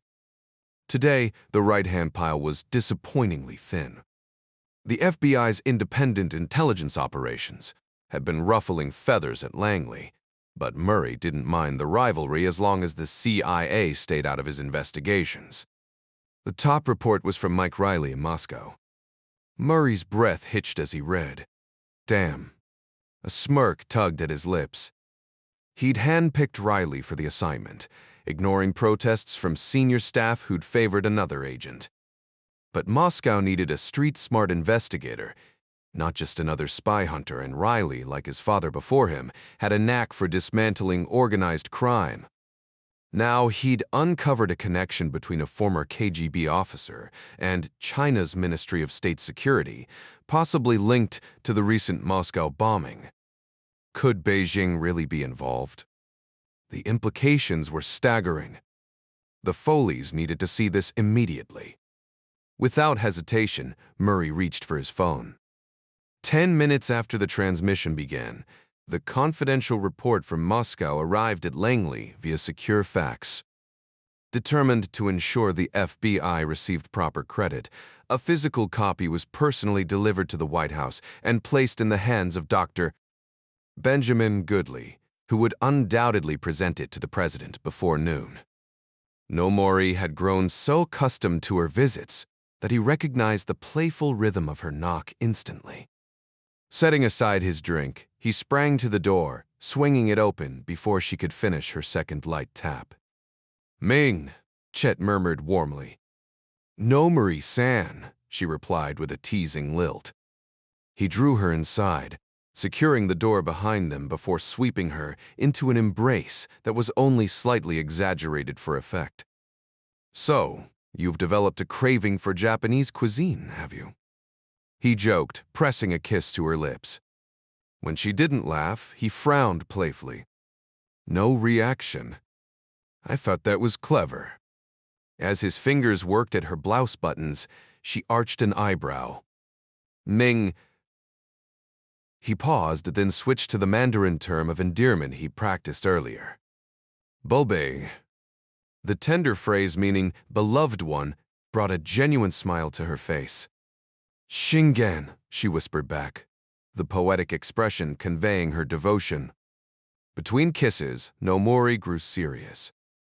Tell me, does anyone at your office know about us? Ming shook her head, her coy smile returning. Minister Fang wouldn't approve, though the other girls might be jealous if they found out. Still, it's better to be careful. Then why risk that joke earlier? He pressed. Unless you want me to slip up. She traced her fingers along his collarbone. You're too serious sometimes. But don't worry, you make up for it in other ways. Later, as they lay together, Nomori casually shifted the conversation. Your computer's still functioning well? Perfectly, Ming murmured, her eyelids heavy. His hand moved absently along her arm. Do the others in your office use theirs for personal browsing? Just Chai. Fang favors her almost as much as me, maybe more. He claims she's more accommodating. Nomori masked his disgust with a neutral expression. Really? Ming shrugged. Fang's getting old. Needs extra persuasion sometimes. And Chai doesn't mind. Says he reminds her of her grandfather. The American suppressed a shudder at the thought. So the whole office discusses your ministers. Oisalpler, me precis. Ming laughed openly. Naturally. We compare notes like colleagues, sharing work tips. This revelation surprised Nomori. He'd assumed women were more discreet than men about such matters. My first time with him, Ming continued matter-of-factly, I asked Chai for advice. She told me to relax and focus on pleasing him. Said I might earn a better chair like she did. Last November, he bought her a bicycle. Me? I think he just likes that I look different. Chai's more voluptuous, but I have better features. Though she's sweeter to him, which probably helps. She wrinkled her nose. Personally, I wouldn't trade dignity for a new bike. Across town, Robbie Jackson studied the intercepted communique. What's the read on this? The director of Central Intelligence exhaled slowly, still piecing it together. But Fang had an extended discussion with Zhang Han-san about tomorrow's trade negotiations which start in. He checked his watch. Roughly 14 hours. They're preparing to demand concessions rather than offer any. And their reaction to our Taiwan policy is more volatile than predicted. Too damn bad, President Ryan muttered. Foley held up a cautioning hand. I share the sentiment, Jack. But we should avoid dismissing their concerns outright. Ryan smirked. Starting to sound like Scott, Ed. The CIA director didn't miss a beat. If you wanted a yes-man running Langley, you hired the wrong guy. The president chuckled. Might. Point taken. Jack leaned forward, his fingers tapping lightly on the polished table. We should give Rutledge a heads-up. Beijing won't be thrilled with his message. They're not exactly in the mood to bend on trade terms right now. Ryan smirked, crossing his arms. Neither are we. Let's not forget, they need our market more than we need their factories. Vice President Jackson frowned, rubbing his temple. You think this intel could be a setup? A back-channel play to feed us misinformation? Mary Pat Foley didn't hesitate. Not a chance. This source is solid real-world zero.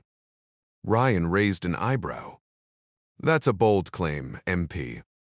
She met his gaze without flinching, though her husband shifted uncomfortably beside her. In their line of work, certainty was rare, but Mary Pat had always been the one to trust her gut. Ed, ever the cautious analyst, surprised everyone by nodding. She's right. This intel is as reliable as it gets. Tomcat leaned back, arms folded. So, this document, does it reflect Beijing's official stance? Mary Pat shook her head. No, it's Zhang Han-san's personal agenda. He's got clout, especially with their defense minister, but he doesn't speak for the entire Politburo. There are still moderates pushing back. Robbie groaned, stretching his legs. Then, why are we wasting time on this? The DCI shot him a look. Because if Zhang's muscling into trade policy, our negotiators need to know. This changes the game. Meanwhile, in a dimly lit apartment, Nomori watched Ming slip into her coat, her reluctance obvious. Just upload the file before Chai gets in.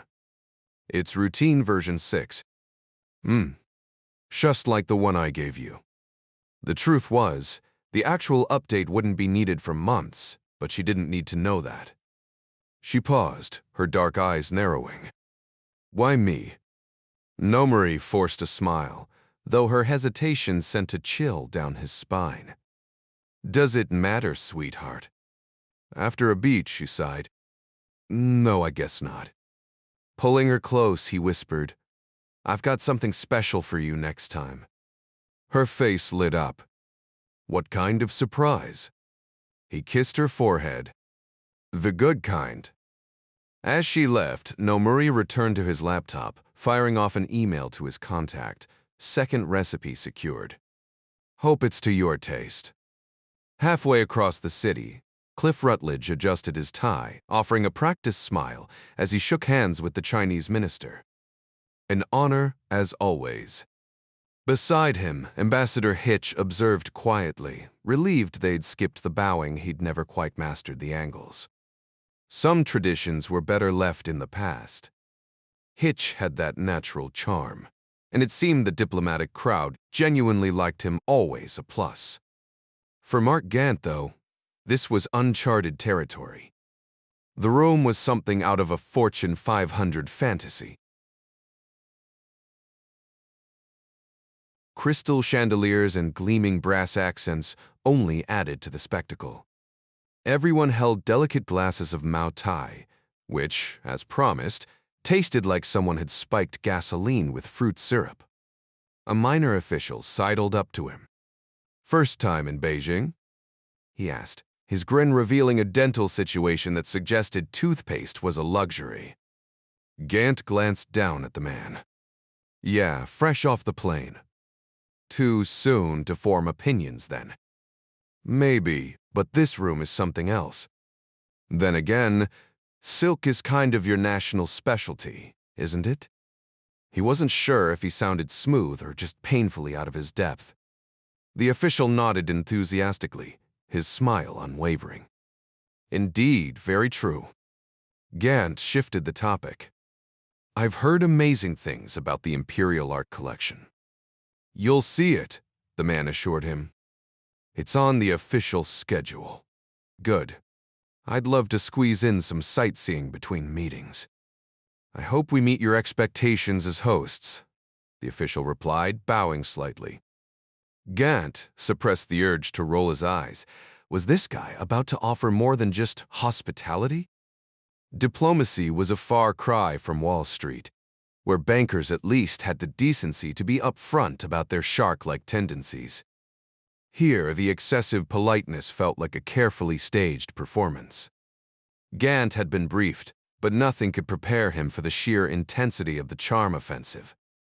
If this was the warm-up, he dreaded what came next. So, you're not with the State Department? The official pressed. No, Treasury. I report directly to Secretary Winston. Ah, so trade is your world. Gant smirked. Of course the guy had done his homework. But then again, so had the Americans. The difference? Gant hadn't been handed a full dossier. That gave him an edge. To them, he wasn't just another bureaucrat. He was Winston's guy, part of the inner circle, which in Chinese terms might mean he was calling the shots without the title. The thought amused him. Maybe he could mess with them a little. Born and bred capitalist, Gant said, keeping his tone casual. Same as Winston. Same as the president, really. The official raised an eyebrow. Though I hear your president was more of a spy than a businessman. Gant grinned. Sure, but deep down, he's all about the deal. Once Gant stepped away from government work, he and George planned to dive into business together, maybe even shake up the world. Almost true, Gant mused, recalling how the most convincing lies always had a kernel of truth. You've spent years alongside Secretary Winston. The official stated flatly, not even phrasing it as a question. Gant hesitated. How much did they really know about him? Or was he just another enigma to the Chinese officials? If so, maybe he could use that to his advantage. He flashed a knowing grin. Yeah, George and I turned a profit here and there. When Jack brought him into the cabinet, George dragged me along to help clean up policy, especially taxes. What a disaster that was. but George gave me free rein, and now? Congress might actually listen to us for once. Funny how those clowns finally fall in line when you twist their arms just right. His gaze lingered on an intricately carved ivory piece, perched on a wooden cabinet. Some artisan had poured hours into that delicate work. So, Mr. Chinaman, do I look like a big shot now? The official's face was unreadable, a stone wall. Not a single flicker of emotion. Sorry, Gant chuckled, shaking his head. I tend to ramble. The official's lips curled slightly. Drinks tend to loosen tongues at events like these. Makes you wonder why they bother serving them. His tone carried a quiet amusement, a subtle reminder of who really held the reins. Suppose so, Gant replied casually before drifting off. The junior official, or was he junior? Trailing behind. Meanwhile, Rutledge was weighing whether the opposition had caught wind of his orders. A few strategic leaks had trickled into the media, carefully orchestrated by Adler to muddy the waters. Even the praised sharp-eyed ambassador in Washington would struggle to untangle the mess. The Ryan administration had mastered the art of press manipulation, thanks largely to Arnie Van Dam, the chief of staff who kept the cabinet in lockstep. Unlike past administrations packed with political climbers hungry for headlines, Ryan had stacked his team with no-nonsense professionals, people who, like him, just wanted to do their jobs and bolt back to normal life. Rutledge still found it hard to believe the government could function this smoothly. He credited that deranged Japanese pilot whose kamikaze stunt had wiped out half of D's power players overnight. Then Shukun Piao made his entrance, sweeping into the room with his retinue in tow. As General Secretary of the Communist Party and Chairman of the Politburo, Su was China's de facto leader, though the press lazily dubbed him Premier. At 71, he belonged to the second generation of Chinese leadership, far removed from the Long March veterans, whose surviving witnesses were mostly frauds who'd been infants at the time. Today's elite were the privileged sons and nephews of the old guard, raised in comfort but forever wary of how quickly fortunes could change. On one flank stood the ambitious political offspring, eager to climb higher than their parents ever had. To get ahead, they'd outdone even the most devout party loyalists, waving their little red books with fervor during the Cultural Revolution. Years earlier, they'd learned the hard way to stay silent during Mao's deceptive 100 Flowers campaign, a trap that lured intellectuals into speaking freely, only to face brutal consequences later. These survivors, now occupying the Politburo, had navigated the chaos through a mix of privilege and cunning. Their high-ranking fathers provided protection, while whispered warnings taught them exactly which thoughts were safe to voice. Publicly, they praised Mao's vision as China's only salvation, dismissing alternative ideas as dangerous distractions for the masses. When the purges came, they were first in line to brandish Mao's teachings, using them as shields while others fell. A handful of their peers became sacrificial lambs, but the sharpest minds endured, climbing to power through a ruthless game of political Darwinism. Now at the pinnacle, they saw communism not as a passionate belief, but as an inescapable truth, the only reality they'd ever known. Their faith was passive, born from intellectual confinement rather than conviction. They'd permitted capitalism to take root out of necessity, watching as their Soviet neighbors collapsed under ideological rigidity while China adapted, trading dogma for economic survival. Pride blinded them to their own contradictions. They viewed the world with smug superiority, convinced of China's greatness even as they scrambled for global recognition. Money became their tool, industry their weapon, and capitalists their unlikely allies. Yet beneath the calculated pragmatism lay a brittle arrogance, an unshakable belief in their own cultural and racial supremacy.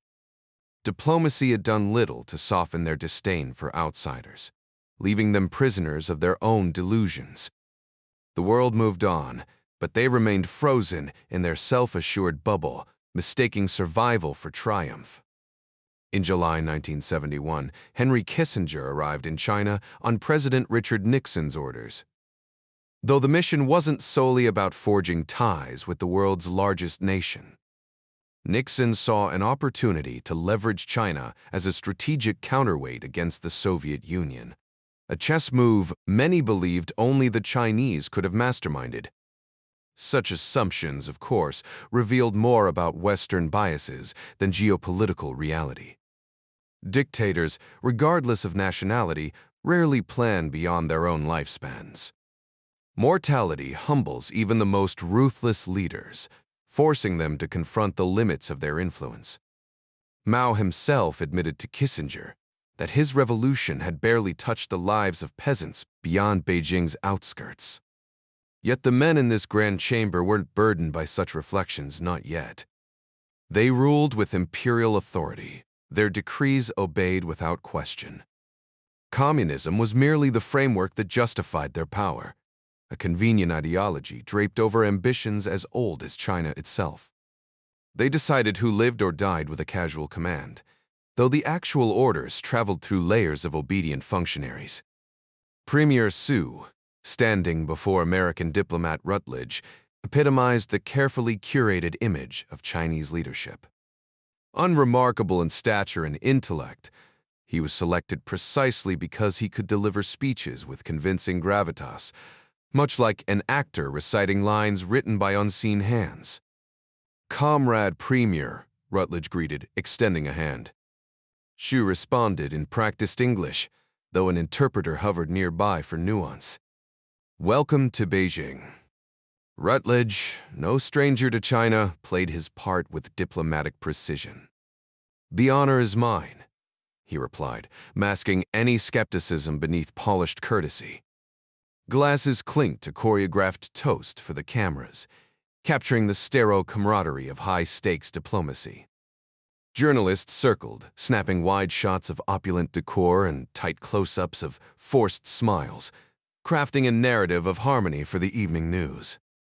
The whole scene resembled a stiff cocktail party where every gesture was calculated, every word measured less a negotiation than a performance for history's lens. The actual coverage of the event would fall to commentators like Barry Wise and other media personalities, tasked with interpreting what the footage couldn't convey. The focus would then shift to CNN's Washington studio, conveniently located near Union Station, where pundits would dissect leaks or the lack thereof before offering their unsolicited opinions on what America's next move should be. President Ryan would absorb all of this over his morning coffee, skimming through newspapers and the early bird briefing, while muttering sharp observations to his wife. She might later share those thoughts with her colleagues at Johns Hopkins, who'd pass them along to their spouses where the trail would end, keeping the president's true intentions shrouded in secrecy. The event wrapped up on schedule, and the American delegation returned to the embassy in their official vehicles. In the back of the stretch Lincoln, Barry leaned in, pressing Rutledge for off-the-record insights. The Assistant Secretary of State, exhausted from the flight, deflected with practiced diplomacy. "We'll hear them out, they'll hear us, and we'll take it from there," he said, stifling a yawn. Barry pushed harder. "They want most favored nation status." "Will they get it?" But Rutledge shut it down. "That's above my pay grade, Barry, and you know it." The reporter smirked. He didn't particularly like Rutledge, but sources were sources. Back at the embassy, the delegation dispersed to their modest but secure quarters, far safer than the city's bug-infested hotels. Rutledge had a decent room, while Mark Gant, lower in the pecking order, made do with a narrow bed and a shared bathroom.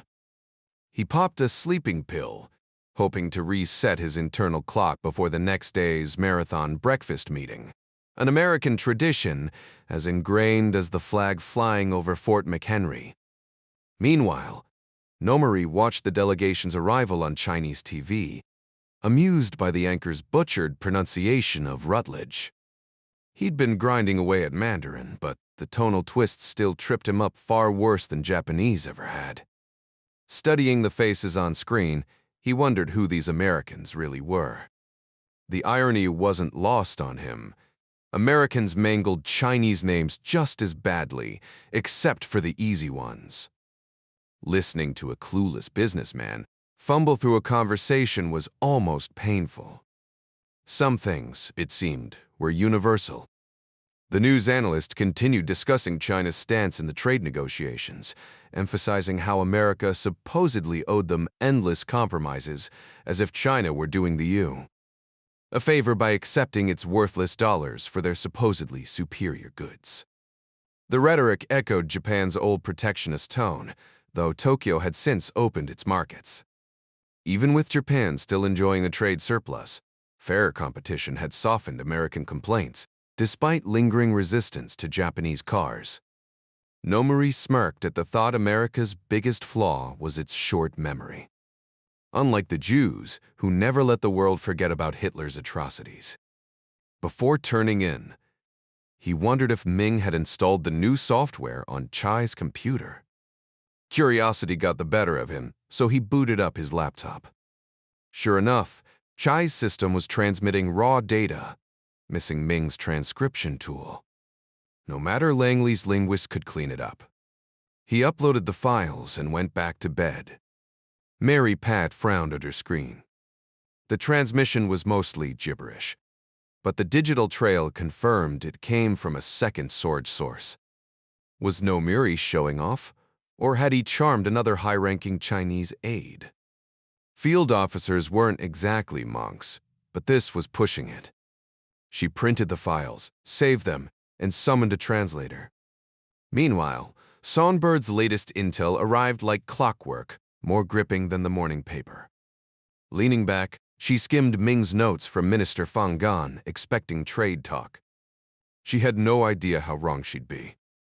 Downstairs, the team fueled up on bacon, eggs, and strong Colombian coffee. Gant, though Jewish, had no qualms about pork. He was far from observant. The group looked sharp, thanks to the government's mystery black capsule. Conversation buzzed about the Lakers' latest streak. Rutledge, relaxed at the head of the table, chatted with Ambassador Hitch until a harried aide rushed in with a red-striped folder. Gant recognized classified material instantly. Treasury didn't handle much of it, but his clearance meant he knew the drill.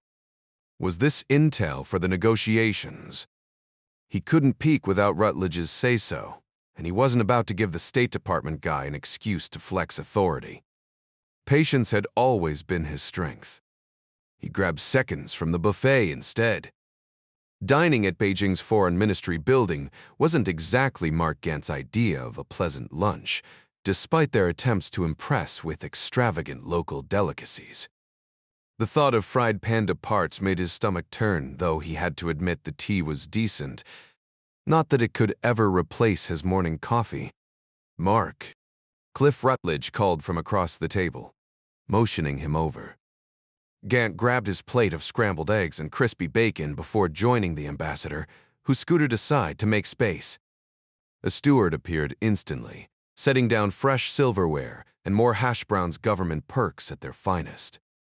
Rutledge slid a classified folder across the table. This just came in from Washington codeword level. Gaunt smirked. Right, so I'm supposed to forget I ever saw it. Mind if I take a peek anyway? He flipped through the pages, his expression darkening as he scanned the foreign exchange figures. Damn. They're burning through cash like it's monopoly money. What the hell are they spending it on? Mostly military tech, Ambassador Hitch chimed in. Electronics, manufacturing equipment, expensive investments. Gant nodded, then froze when he spotted the tap dance encryption stamp. That meant serious business. Only the hottest intel got wrapped in that protocol. Someone had clearly planted bugs in high-ranking Chinese offices to get this data. Jesus, he muttered under his breath. Rutledge leaned in. What's the takeaway? Gant exhaled sharply. They're spending faster than they're earning, dumping everything into non-commercial projects. Sound familiar? Just like some geniuses in D, who think money grows on trees. He caught himself Rutledge wasn't a finance guy. Look, they know the cash comes from trade imbalances with us, but they treat it like some divine right. Like the world owes them a blank check. Hitch nodded knowingly while Rutledge frowned. So negotiating with them is pointless. W.A. Source. It's like dealing with a kid who throws a tantrum until he gets his way. They don't understand compromise, just demand and take. Gant tossed the file back. Tell Langley they need better analysts. Their intel's been way off. His gaze flicked to the CIA station chief, who'd been quietly stirring his coffee the whole time. The guy didn't even flinch. Typical. Rutledge leaned forward, his expression intense. Do they even grasp how precarious their situation is? Gant scoffed, swirling his drink. Oh, they get it, sort of. They understand they need hard cash to keep their ambitions afloat, but they're convinced they can ride this imbalance forever. Why? Because deep down, they believe they're the chosen ones, the untouchables. He shot Hitch a look. Tell me I'm wrong. The ambassador sighed, nodding. It's the Middle Kingdom complex in full swing. They see themselves as the center of the world, expecting others to come begging, not the other way around. That arrogance ingrained, almost genetic, will be their undoing someday. He turned to Rutledge with a grim smile. Cliff, you're in for one hell of a day. Across town, President Ryan stifled a yawn in the East Room, nursing a glass of Hennessy. The reception had been a success, though he and Kathy would have rather been anywhere else. State dinners were a necessary evil, like reruns of Gilligan's Island, tedious but unavoidable. At least the food was impeccable, a small consolation in a room full of Washington's elite. He glanced at the junior senator from Indiana, deep in conversation with the First Lady. The man was a pediatric surgeon by trade, now wrestling with the bureaucratic nightmare of healthcare reform. His mission: convincing the press that doctors not lobbyists might actually know a thing or two about saving lives. Ryan smirked. Good luck with that.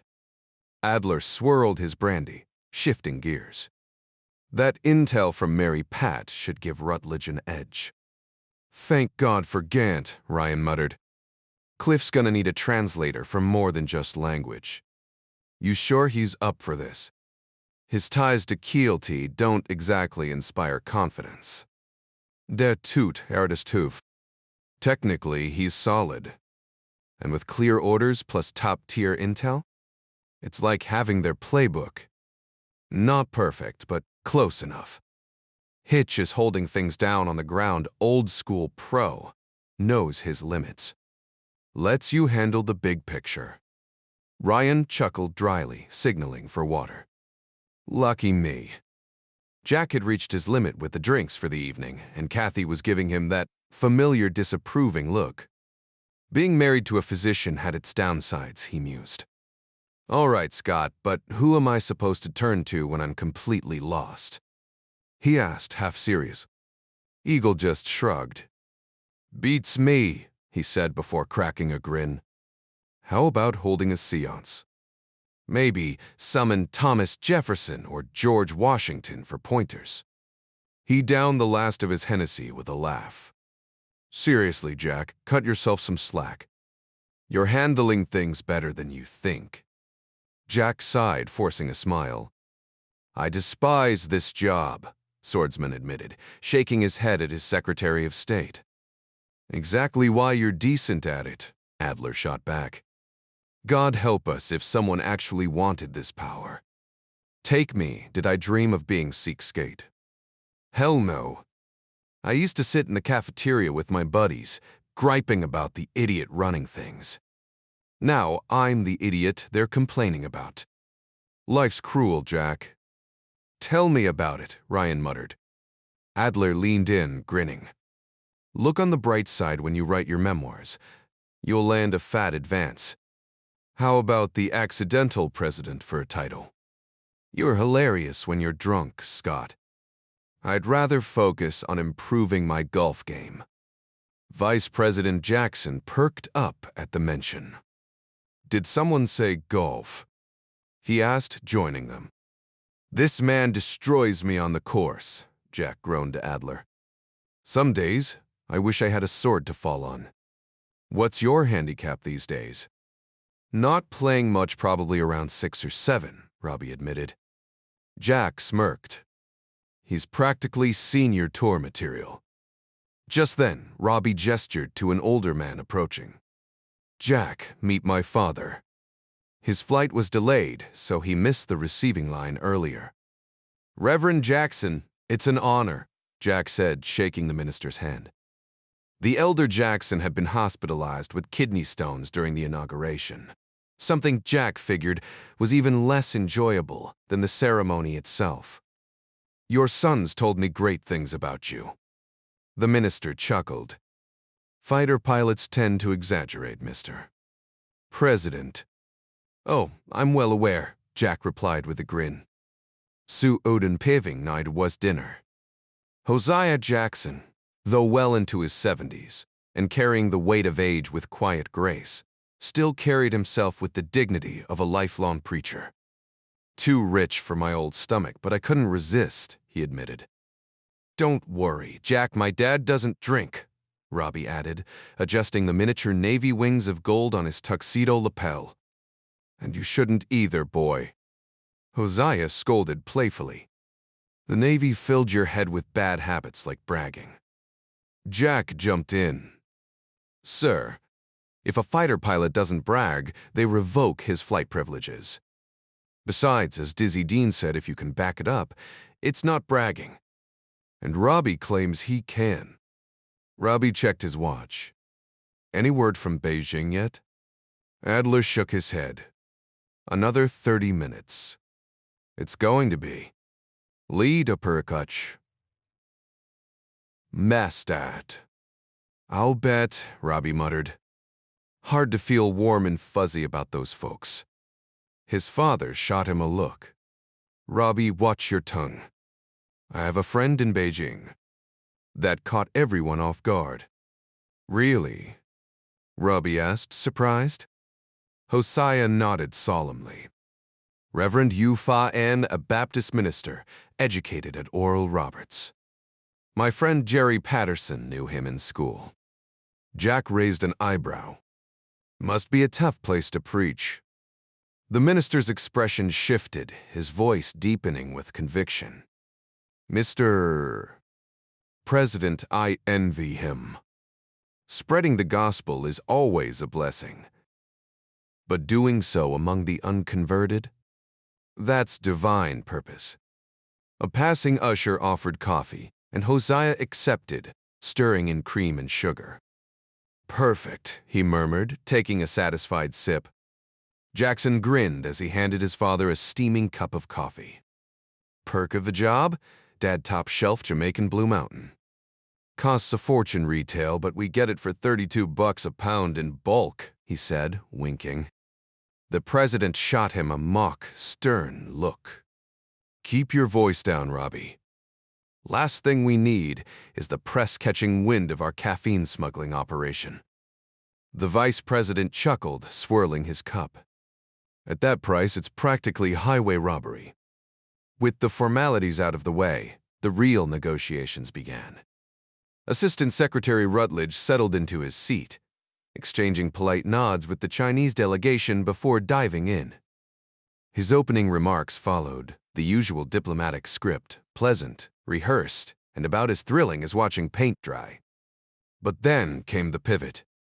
The United States, he said, voice firm, has growing concerns over China's repeated failure to uphold international trade agreements, particularly regarding intellectual property rights.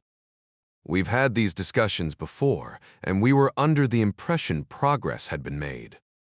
Clearly, we were mistaken. He listed specific violations, each one delivered like a carefully placed chess move. Then came the real gut punch. On top of that, Rutledge continued, promises to open your markets to American goods remain unfulfilled. The trade imbalance is nearing $70 billion, a figure we refuse to tolerate. He leaned forward slightly, his tone shifting from diplomatic to decisive. What to free? Law, we have every right to mirror your trade practices if these issues aren't resolved. Immediately. The word hung in the air, sharp and unyielding. Mark Gant half expected the Chinese delegation to flip the table in outrage. Instead, Foreign Minister Shen Tong barely glanced up from his notes, his expression as indifferent as a man calculating a restaurant tip. When he finally spoke, his voice was smooth, almost bored. Secretary Rutledge, we appreciate your enthusiasm. He began, pausing just long enough to let the sarcasm sink in. China values its relationship with America. But it's hard to take your calls for friendship seriously when you openly support Taiwan's illegitimate claims to sovereignty. His smile didn't reach his eyes. Perhaps we should start by addressing your broken promises. The room tensed. This wasn't just negotiation, it was a duel, and the first shot had been fired. The diplomat's words were deliberately provocative, meant to escalate tensions rather than ease them. The citizens of our nation will never tolerate such blatant meddling in China's internal affairs, he declared, only to be cut off mid-sentence by Rutledge's raised hand. The abrupt interruption was so unexpected it silenced him immediately. Minister, Rutledge said coolly, this meeting is about trade, not political recognition. The American delegation has no interest in veering off topic today. His tone made it clear this wasn't up for debate. Shen, unfazed, replied with the calm of someone haggling over produce prices. You don't get to decide what matters to the People's Republic, mister. Rutledge. The unspoken rule was simple. Whoever lost their temper first lost the game. Rutledge sighed, his expression telegraphing boredom. Go ahead, waste your breath. I am still getting paid. Gant watched the exchange, struck by the absurdity. Both sides had agendas, yet each pretended the others didn't exist, turning the meeting into a bizarre tug-of-war. It was nothing like a normal negotiation, more like two people in bed, supposedly there for intimacy, but instead wrestling over the remote. He'd seen plenty of diplomatic clashes, but this was something else entirely. Shen launched into another monologue. Taiwan's so-called government is a historical extension of China, and the Ryan administration's disrespect toward our sovereignty is unacceptable. Rutledge didn't blink. Minister, the U has supported democracies worldwide for over 2 centuries. Our government predates yours by a wide margin when we elected our first president. China was still under imperial rule. Your nation's leadership has shifted countless times since then. Theirs hasn't. So yes, we'll back governments like Taiwan's, just as we'll defend our right to do so. Now, unless you'd rather keep wasting time, let's talk trade. Shen's voice tightened. There's nothing irrelevant about your government's disrespect, Rutledge cut in again. The U isn't a regime. It's a democracy. Maybe one day, China will try that experiment too. For your people's sake. The jab hung in the air, sharp and unapologetic. Shall we get back to the matter at hand? Or would you rather keep wasting both our time on a subject I have no interest in discussing? Rutledge's tone was clipped, his patience clearly wearing thin. Shen, however, refused to be dismissed so easily, his sharp retort earning a flicker of reluctant admiration from the American diplomat who hadn't expected such polished English from him. Leaning back in his chair, Rutledge let his mind drift to more pressing matters, like his wife's latest obsession with remodeling their Georgetown townhouse. Blue and green. He'd always preferred warm, earthy tones, but convincing her was a battle he had no hope of winning. Decades of diplomatic negotiations hadn't prepared him for marital debates over paint swatches. The first 90 minutes dragged on, filled with the usual diplomatic posturing, until the break finally arrived. Servants brought in tea and finger sandwiches, and the attendees spilled out through the French doors, oddly out of place in this setting. Gant noted into the garden. For Gant, a newcomer to this world, it was a crash course in how these meetings truly functioned. The groups naturally split along national lines, Americans and Chinese mingling in pairs. The differences were obvious. Every single Chinese delegate smoked, while only 2 Americans indulged, both looking relieved to do so without judgment. A voice cut through his observations. "So, what do you think?" Gant turned to see Shui Ma, the same slight man who'd pestered him earlier. Small in stature but sharp-eyed, Shui carried himself like a man who knew more than he let on. Gant hesitated, then opted for honesty. "Honestly, this is my first time watching diplomatic talks, and it's painfully dull." He took a sip of his terrible coffee and grimaced. Shui chuckled. "That's just how it goes. In business, we don't waste time like this. How does anything get done?" "Every system has its own rhythm," Shui replied smoothly. Gant exhaled, then decided to push further. "Tell me something. What's the real issue with Taiwan?" Shui countered with a question of his own. "What was the issue when your civil war started?" "Fair point, but after 50 years, why not move on?" "We think in generations, not election cycles," Shui said with a faint smirk. Gant scoffed.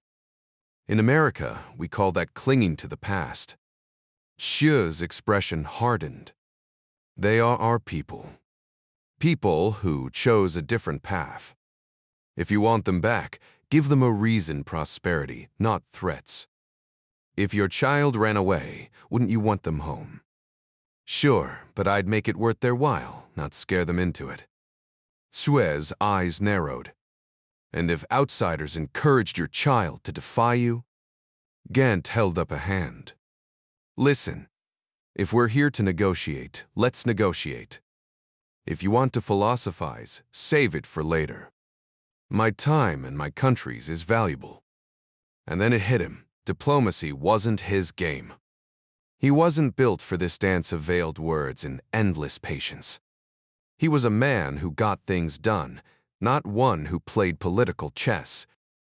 With a final sip of his coffee, he walked away, leaving the subtle battles to those who thrived on them. Patience might be a virtue, but Gant wasn't convinced it was doing them any favors in these negotiations. He leaned in, his tone sharpening as he addressed the Chinese official. "Your minister seems to be overlooking something crucial." The man raised an eyebrow. "And what might that be, mister?" "Gant." Without hesitation, Gant replied, "We're the ones who'll walk away with what we want from these talks." The moment the words left his mouth, he winced. He practically shoved his foot down his throat. Flustered, he drained his coffee and made a hasty retreat to the restroom, where he lingered longer than necessary, scrubbing his hands as if the water could wash away his blunder. Outside, he found Rutledge idly studying a cluster of blooming daffodils. "Cliff, I might have just screwed up," Gant muttered. Rutledge barely glanced up. "How so?" "After hearing the confession," he chuckled. "Relax. You didn't say anything I haven't already thrown at them. You just don't speak their game." Gant frowned.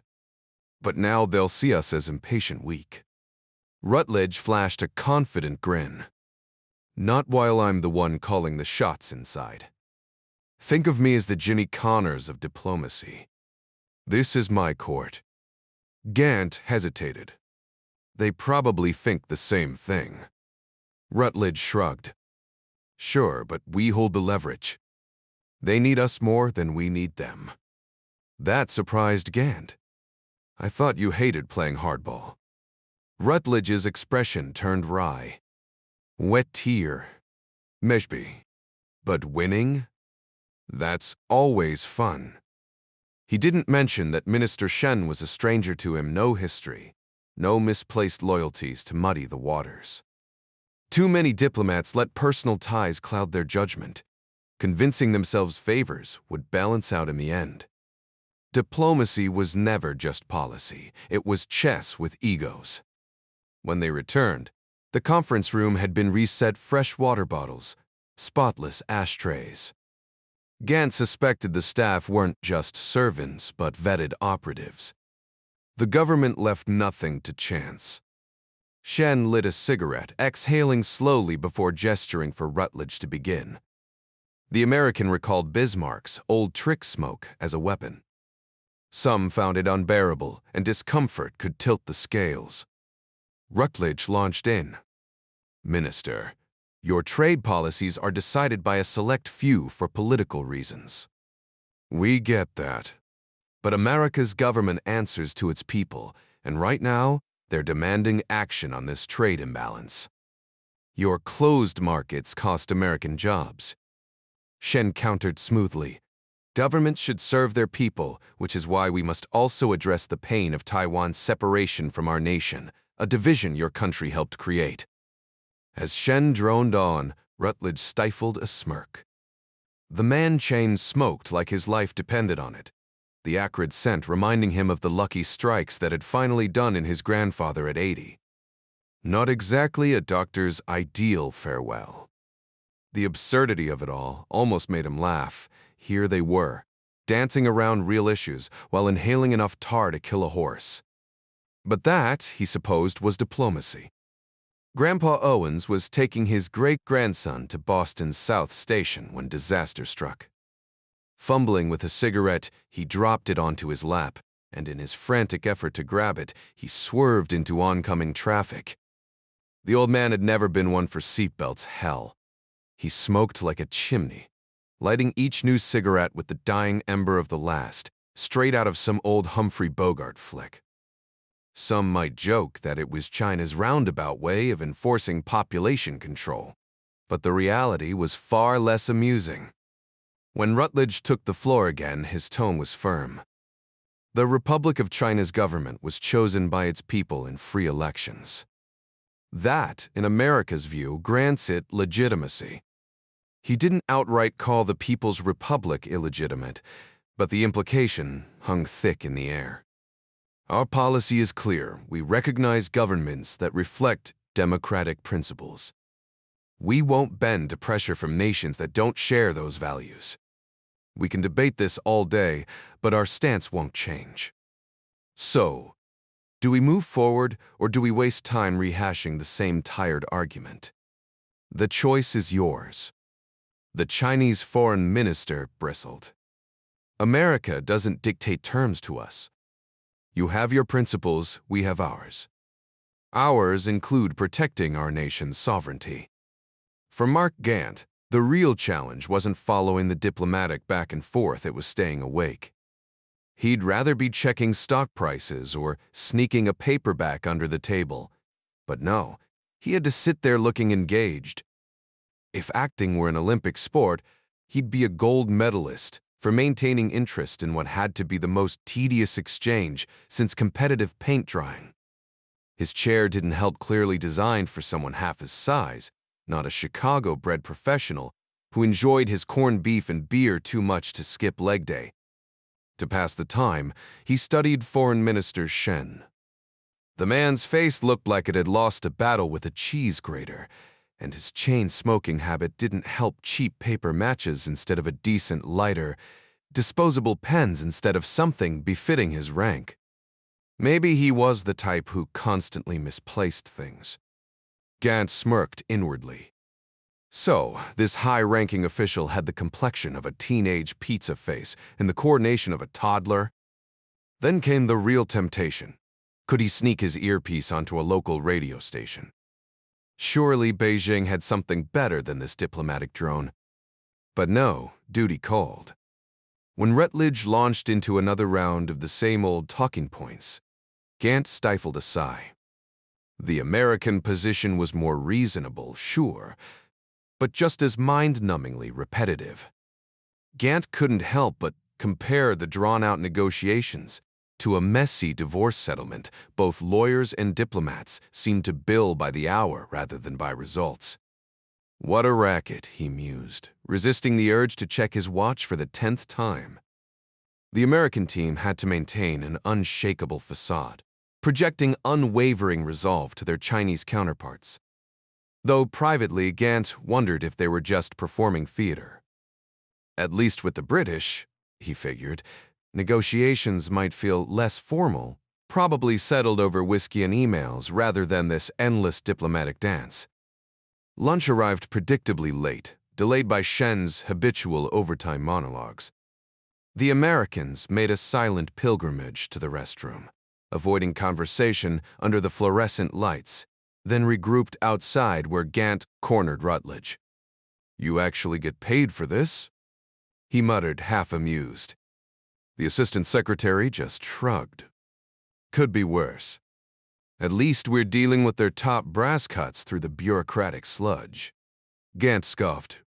"Sounds like a disaster waiting to happen. Ever wonder why the Soviets collapsed?" Rutledge shot back with a smirk. "Too many cooks, not enough trust." Same story here. The mention of Taiwan sparked another round of skepticism from Gant, but Rutledge brushed it off. "They know the game. So do we." Then, with the abruptness of a man shifting gears, he mused, "Wonder what's on the menu today?" Gant exhaled sharply, grateful he was just the economic backup. This wasn't high-stakes negotiation, it was performance art. Nearby, reporters circled like vultures, capturing footage of diplomats laughing over shrimp cocktails while pretending to discuss global affairs. The reality. Half these talks were about golf handicaps and stubborn weeds. Barry Wise sidled up, mic free, for a quiet debrief. Rutledge delivered the usual polished soundbite, but Gant shook his head. If only the public saw the real chess match behind the scenes. This was shaping up to be the most absurd spectacle since Chris Rock's stand-up specials. It made classic slapstick comedies seem like Shakespearean tragedies by comparison, while the World Chess Championship appeared as sluggish as a boxing match gone wrong. Yet every profession has its own set of rules, and this was no exception. "There's our guy," the officer muttered as the sleek Mercedes C-Class rolled into view. The license plate matched, and the face peering through the binoculars confirmed it was Suvorov or Konev, depending on who you asked. Provolov had pulled in the local elite, even securing backup from the Federal Security Service, the modern successors to the KGB's infamous spy hunting division. Though their funding wasn't what it used to be, their training remained razor-sharp. The real issue? They knew it, and the resulting arrogance had rubbed Provolov's homicide team the wrong way. Still, they were invaluable. 7 unmarked cars tailed Suvorov's Mercedes through Moscow's winding streets. In the U, the FBI would have thrown in a helicopter for good measure, but thankfully, Michael Riley wasn't around to point that out. Provolov respected the man's expertise, but even mentors could overstay their welcome. Meanwhile, another team had already breached Suvorov's apartment with the precision of a ballet performance. They moved cautiously, scanning for traps of stray hair wedged in a door frame, a barely visible thread, anything that might betray an intruder. Provolov now held Suvorov's KGB file, revealing a career of middling success. His grades had been average, just good enough to keep him out of the field as an illegal operative in the U, but solid enough to land him a diplomatic intelligence role. He dabbled in recruiting assets, mostly gathering low-level intel from foreign diplomats, including 3 Chinese contacts who provided little more than diplomatic gossip. His last overseas stint had been in Beijing from '89 to '91, where he'd actually managed some minor wins, likely why his file hadn't raised eyebrows. Fluent in Chinese, thanks to KGB training, he'd carved out a niche as a China specialist. But in the spy game, appearances were everything. What seemed harmless could be deadly, and vice versa. A routine contact could flip, turning a rival into an ally or a traitor. The KGB had played that game for decades, but the risk was always the same. Sometimes your own people were the ones who got turned.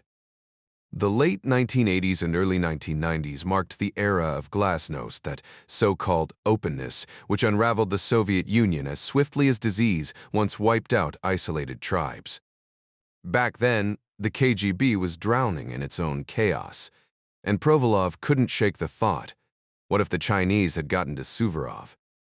China's economy was just taking off, flush with cash, not American-level wealth, but enough to tempt a Soviet bureaucrat staring down unemployment. Yet here was Suvorov now, cruising in a Mercedes-Benz, a car that didn't exactly materialize out of thin air. The unsettling truth. They had no idea what he'd been up to all these years, and digging for answers wouldn't be simple. Sure, they knew Suvorov or Koniev, depending on which alias he favored, had skipped his taxes, but that barely raised an eyebrow in a country where most citizens treated tax forms like junk mail. The apartment search was a formality, really. Gloved hands rifled through dresser drawers and peeked inside the fridge classic hiding spots, but nothing jumped out. The place was cluttered in that distinctly male way, though the furnishings screamed money. West German appliances, imported luxuries, the usual trappings of Russia's nouveau riche. Time was tight, and every sock roll or toilet paper tube could have hidden secrets, but they weren't expecting a smoking gun. Still, procedure demanded the effort. Better to waste hours than face a superior's wrath for cutting corners. Meanwhile, the phone tap was live, and pinhole cameras had been debated. Easy to hide, sure, but wiring them would take too long. Their team leader kept a cell phone close, ready to bolt if Suvorov turned onto his street. Outside, the surveillance cars played a high-stakes game of hide-and-seek. Dented anonymous sedans could have been city vehicles or gypsy cabs weaved through Moscow's traffic, their occupants mimicking passengers with practiced ease. Provolov monitored from the command vehicle, listening as the fast team coordinated like a well-oiled machine. Then the call came. Suvorov had parked. The lead cars drifted past, letting fresh units move in.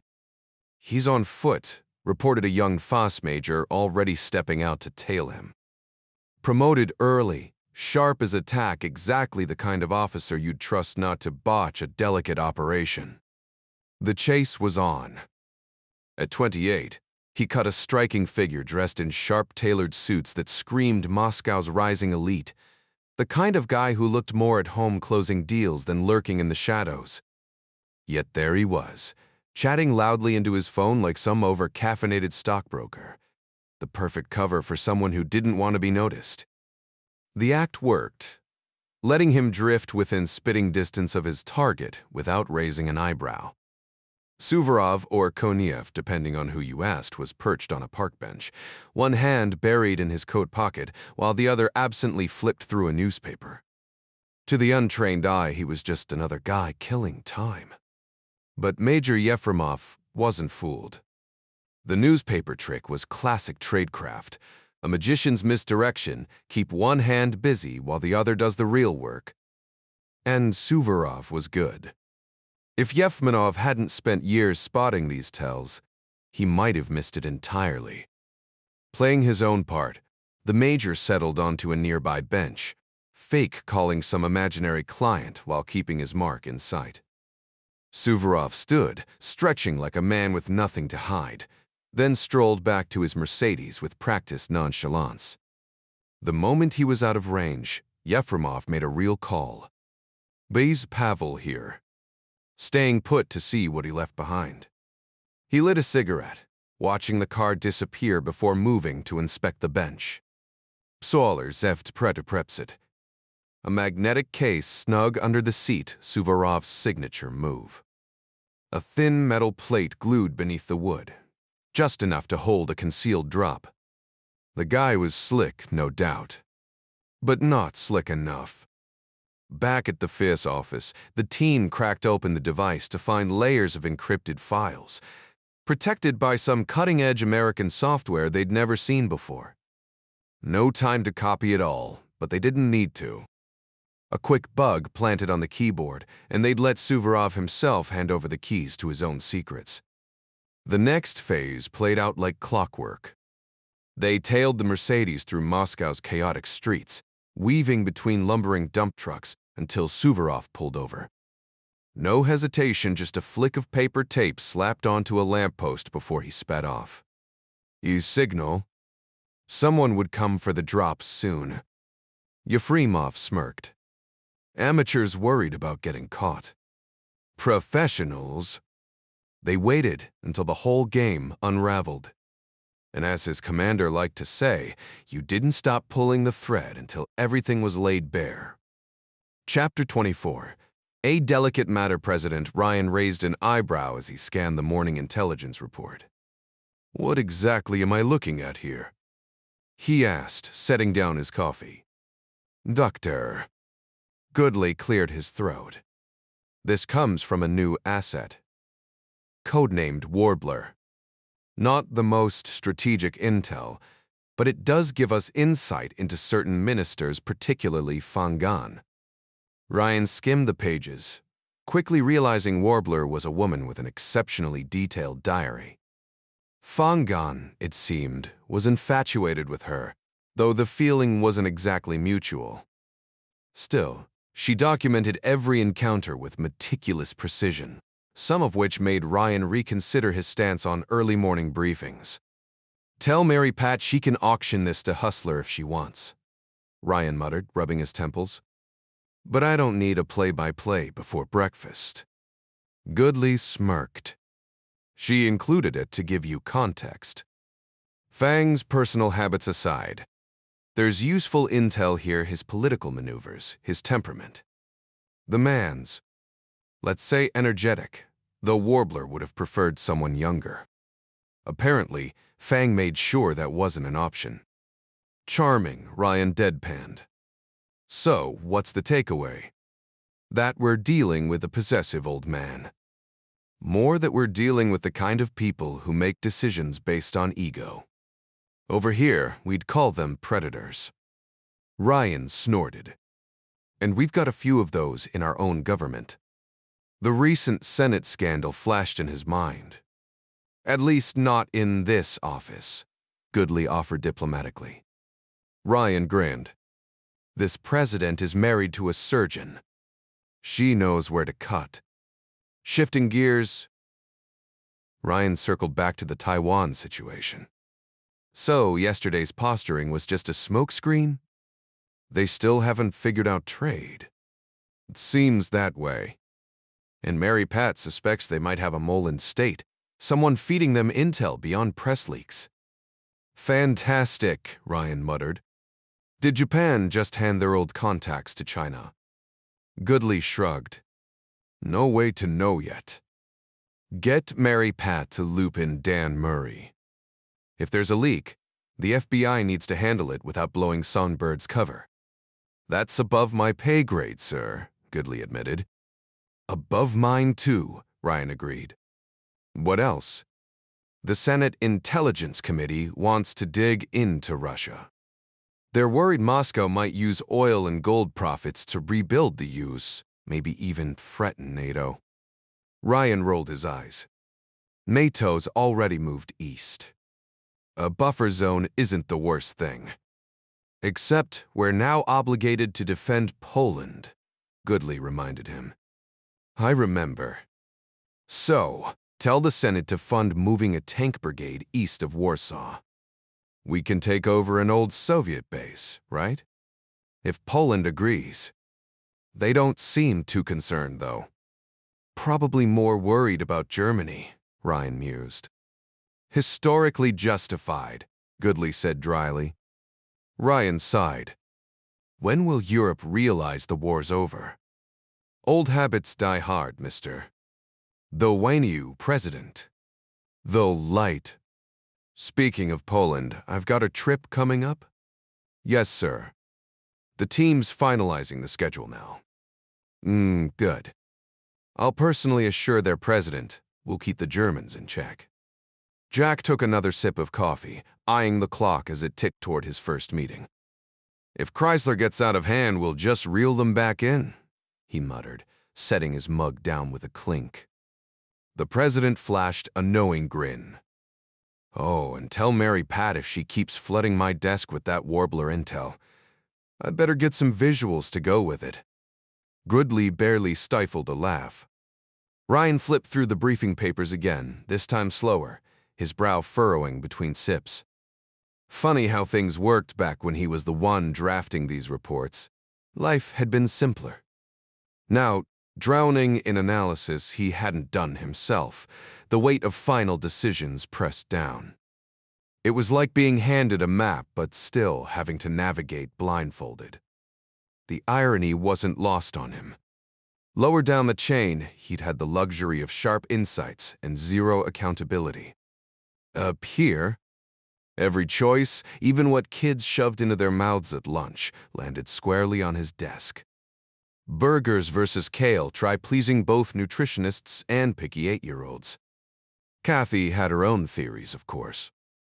Pizza's practically a food group, she'd argue, though her Hopkins colleagues would clutch their pearls. Experts disagreed, the public second-guessed, and somehow he was supposed to have all the answers. The desk buzzer cut through his thoughts. Your 9 dore is here, mister. President, Mrs.? Sumter's voice chimed. Ryan exhaled. Another day, another parade of impossible choices. Maybe the real job wasn't being the smartest guy in the room, just the one willing to take the heat when things went south. He straightened his tie. Time to face the music. Jack found himself craving a smoke, though he knew he'd have to wait for a break only a handful of people, like Mrs. Sumter and a few trusted Secret Service agents, were aware the president occasionally indulged in the habit. As he straightened his tie, he couldn't help but wonder, not for the first time, how he'd ended up in this relentless job. With a practiced smile, he turned toward the door, mentally preparing for the first meeting of the day, something about agricultural subsidies in South Dakota, though the details were still fuzzy. Meanwhile, a Boeing 737 lifted off from Heathrow, bound for Moscow. The first-class cabin was packed with Rainbow operatives, much to the relief of the flight crew, who would soon realize this group was unusually low maintenance. Chavez sat beside his father-in-law, John Clark, both feigning interest in the safety briefing despite knowing full well that if disasters struck, a flimsy seat cushion wouldn't save them. Ding flipped through the in-flight magazine, having already splurged on every gadget from the shopping catalog, much to his wife's amusement. So, how's the little guy doing with his walking? Clark asked, breaking the silence. Ding chuckled. Oh, he's loving it. Every time he makes it from the couch to the coffee table, you'd think he just won an Olympic gold. Big grin, arms in the air like he's expecting a parade. Clark smirked. Kid's got the right idea. Life's all about the small victories. As the plane climbed, the conversation shifted. How's Ettore handling things? Thing asked, stretching back in his seat. Took him a minute to catch up, but he's solid now, Clark replied. Good instincts, especially for a cop. Not a single mistake in the sim yet. Only Price can say the same. The training simulator back at Hereford was brutal, throwing curveballs like a kid with an AK. Or a woman cradling a baby who just happened to be armed. Ding had learned that lesson the hard way, finding a ketchup-smeared doll on his desk the next morning, as a not-so-subtle reminder. So, what's the mission this time? Ding asked, steering the talk back to business. We were working with the old KGB's protective division, Clark explained. They're worried about homegrown threats, Chechens, separatists, that kind of thing. They want us to whip their guys into shape.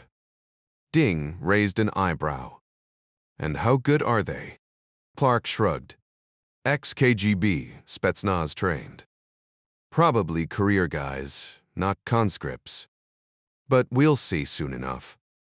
John figured the new recruits would be sharp, driven, and in good shape they'd grasp the mission well enough. But were they truly ready? Not a chance. Still, with a few weeks of solid training, they'd at least be heading the right way. So we're basically coaching their trainers? Chavez asked, glancing at Clark, who gave a confirming nod. That's the play, Clark agreed. Chavez shrugged. Fair enough. His attention shifted to the lunch menu flashing on the screen. Why did airline food always miss the mark?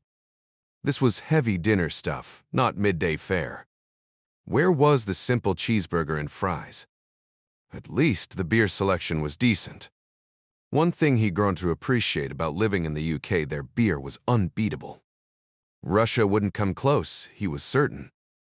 Meanwhile, in Beijing, Mark Gant squinted through the grimy dawn. Despite his carefully planned sleep schedule and melatonin, he'd woken up too early. The smog hung thick, worse than L. On its most polluted day. China didn't exactly prioritize clean air, Noapa here.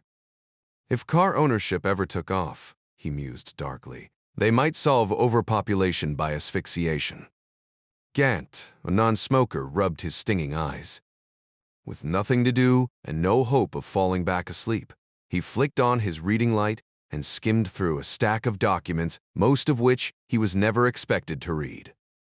Diplomacy, he thought wryly, was just crisis management in slow motion. The endless back and forth made the Mississippi seem like a straight shot, but like any river, it eventually had to reach its destination. Something had woken him, though. He peered out the window at the murky sunrise, the buildings silhouetted in dull orange. Durvly, Georgia Tixay. Maybe. But then again, Chicago's tenements weren't exactly architectural marvels, and his childhood home sure wasn't a palace. Still, the sheer foreignness of it all pressed in every detail felt alien. He wasn't worldly enough to shake the unease. It lingered like elevator music, faint but constant.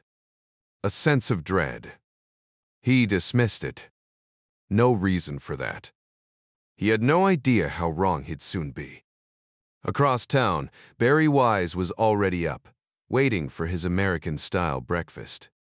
The hotel bacon would be different, but eggs were eggs. Yesterday's waffle experiment had been a disaster, and a proper breakfast was non-negotiable for him. Unlike most correspondents, Wise hunted his own stories. His producer was a collaborator, not a handler. That hustle had earned him a shelf full of Emmys, though his wife just complained about dusting them. Today, he needed something fresh. Another dry trade negotiation piece wouldn't cut it. He wanted something real, something that would connect his audience to the people here. Local color, that's what he needed. Barry Wise sat by the window, staring at his breakfast tray with mild disappointment. The kitchen had messed up his order ham instead of crispy bacon, but he shrugged it off. It wasn't the first time, and it wouldn't be the last. As he sipped his coffee, his mind circled back to the same frustrating question. What could possibly connect Americans to the people of China beyond takeout boxes and fortune cookies? Not much, he admitted, but there had to be something. Reporters didn't have the luxury of inventing stories like novelists did. They had to dig through the messy reality of the world, and right now, reality wasn't cooperating. Then his fingers brushed against something unexpected in the nightstand drawer, a Gideon Bible. Of all things to find in Beijing. The hotel was American-run, sure, but the irony wasn't lost on him. A Bible in a country where churches were about as common as honest politicians. Were there even Christians here? Maybe that was the angle. It wasn't groundbreaking, but it beat another bland feature on noodles. His crew would be up soon. He'd send his producer hunting for a local minister, maybe even a priest, if they got lucky. Sirs can the two as a turn. Hordia pie. Now that would be a miracle. But miracles, like good leads, were in short supply. Meanwhile, back in Washington, Jack Ryan was enjoying a rare, quiet evening with Kathy. No state dinners, no forced small talk with diplomats, just the two of them almost like normal people. Bet, almost. Because even now, in their own home, the White House rules followed them. Want a drink? Better ring for an usher. The thought of grabbing a beer himself crossed his mind, but he knew better. These men, many descended from generations of White House staff, took pride in their work. Snubbing them over something so trivial felt wrong. Jack had never been the type to let others wait on him.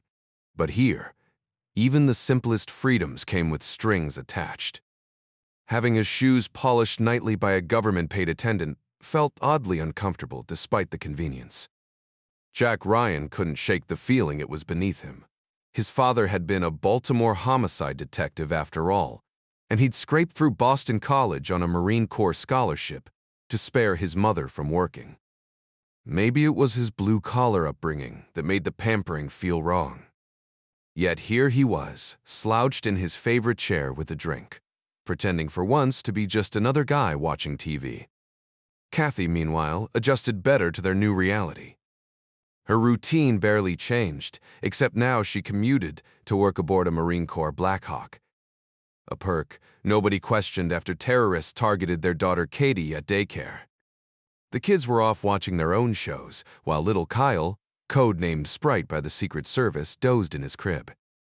Kathy Surgeon in official circles flipped through patient notes and a medical journal, keeping up with the latest breakthroughs. How's work? Jack Swordsman asked between sips. Not bad, she replied. Bernie Katz is over the moon about his new granddaughter. Which son?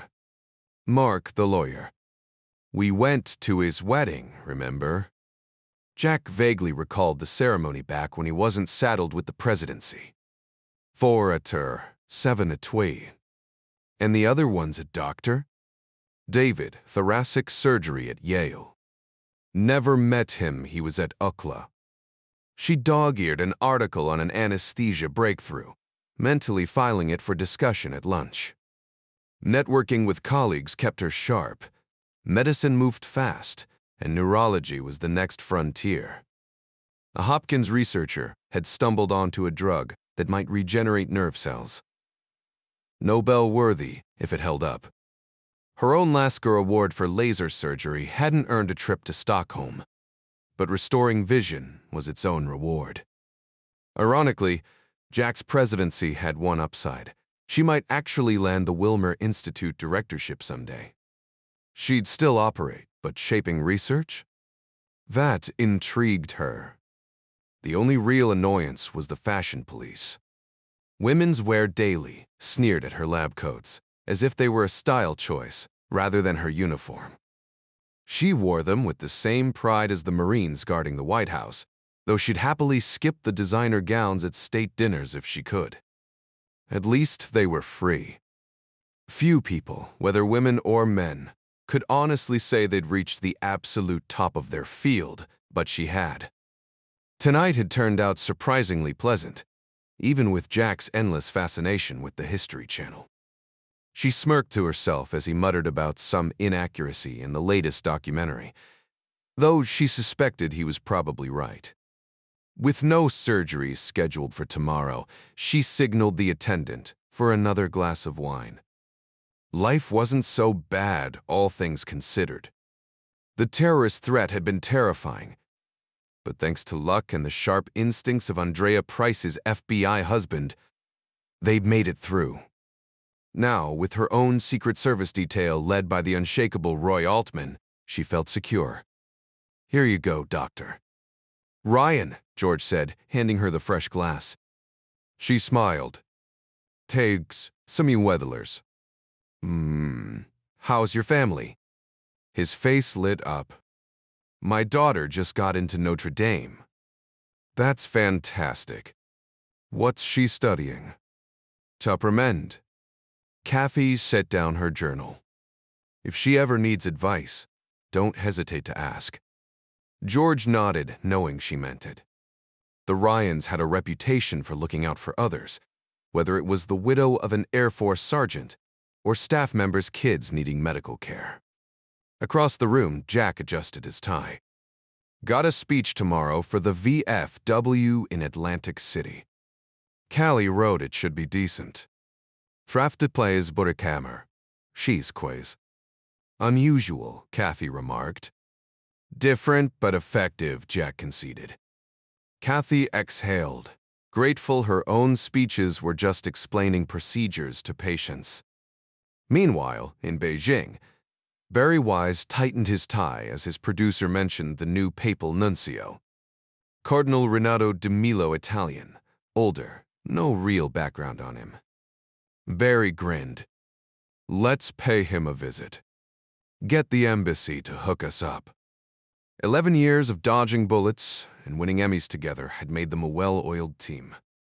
Back at the Vatican residence, Cardinal de Milo and Monsignor Shepke grimaced at the unfamiliar Chinese breakfast spread. Shepke took over, whipping up something edible before the staff arrived. Early Mass and a quick scan of the International Herald Tribune, too. American. But what could you do? The world was far from perfect, but at least they had decent coffee.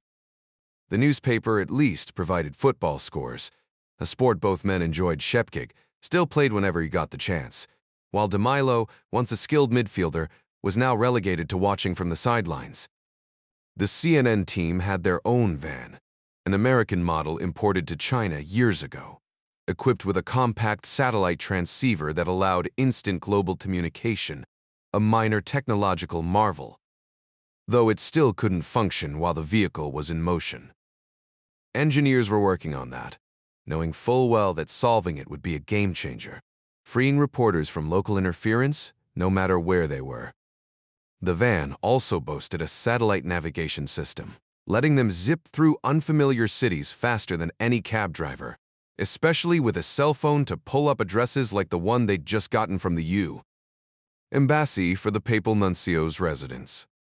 When they called ahead, a Chinese voice answered first, then a surprisingly German one invited them over. Barry Wise, dressed sharply in his usual coat and tie a habit left over from his Marine days, knocked on the door, where a local attendant greeted them. The first Westerner they met inside was definitely not a cardinal too young, too tall, and unmistakably German. Hello, I'm Monsignor Shepke, the man said warmly. Barry Wise, CNN, Barry replied, shaking his hand. Shepke smiled. I've seen you on television often. What brings you here? We're covering the U. China trade talks, but thought we'd scout for other stories. Didn't expect to find the Vatican here, Barry admitted. Shepke led him into a cozy office, gesturing to a chair. I've been here for months, but the Cardinal only just arrived. How could I meet him? Barry asked. Of course, but he's on a call with Rome. Would you mind waiting? Not at all. Barry studied Shepke athletic, sharp-eyed, every bit the disciplined figure he'd expect from a soldier. If not for the clerical garb, he'd have guessed military. What order do you belong to, if I may ask? Chapel Forderen. The Society of Jesus, Shepke replied. Jesuit? That explained the precision. From Germany. Originally, but I'm stationed in Rome now. His Eminence requested me for my language skills. His English was flawless, neither fully British nor American. Just impeccably clear. Barry smirked inwardly. And because you're sharp as a tack. He knew the Vatican had its own intelligence network, oldest in the world probably. This Monsignor was clearly more than just a diplomat. "I won't even ask how many languages you speak," Barry said. "I'm sure it's more than I can count." Shepke chuckled. "It's part of the job." Then, noticing the phone light had gone off, he excused himself briefly before returning. "His Eminence will see you now." Barry stood and followed him inside. The man standing before him was heavy-set, with an unmistakably Italian air, clad not in traditional clerical garb but in a tailored suit, with a crimson shirt peeking from beneath his Roman collar. The CNN journalist hesitated. Was he supposed to kiss the ring? That old-world custom felt awkward, so he stuck with a firm American handshake instead. "Welcome to our mission," Cardinal DeMilo greeted warmly, motioning toward a plush chair. "You're our first media visitor. How can we assist?" "Actually," the reporter replied, "we're covering the China trade negotiations, but wanted a slice of local life. When we heard the Vatican had a presence here, we had to meet you." DeMilo's smile was polished, practiced. "Beijing isn't exactly overflowing with Christians, but we do have our little flock."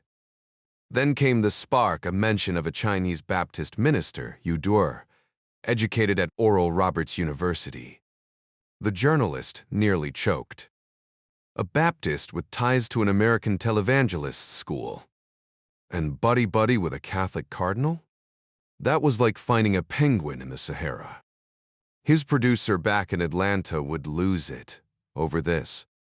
"Mind if we tag along?" he blurted, already drafting the headline in his mind. Meanwhile, across the city, Yang Lianhua clenched her fists as a sharp pang shot through her. "Not here."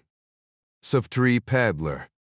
6 years ago, this pain had brought her son Zhu Long a joy, a blessing. This time, a death sentence if anyone found out.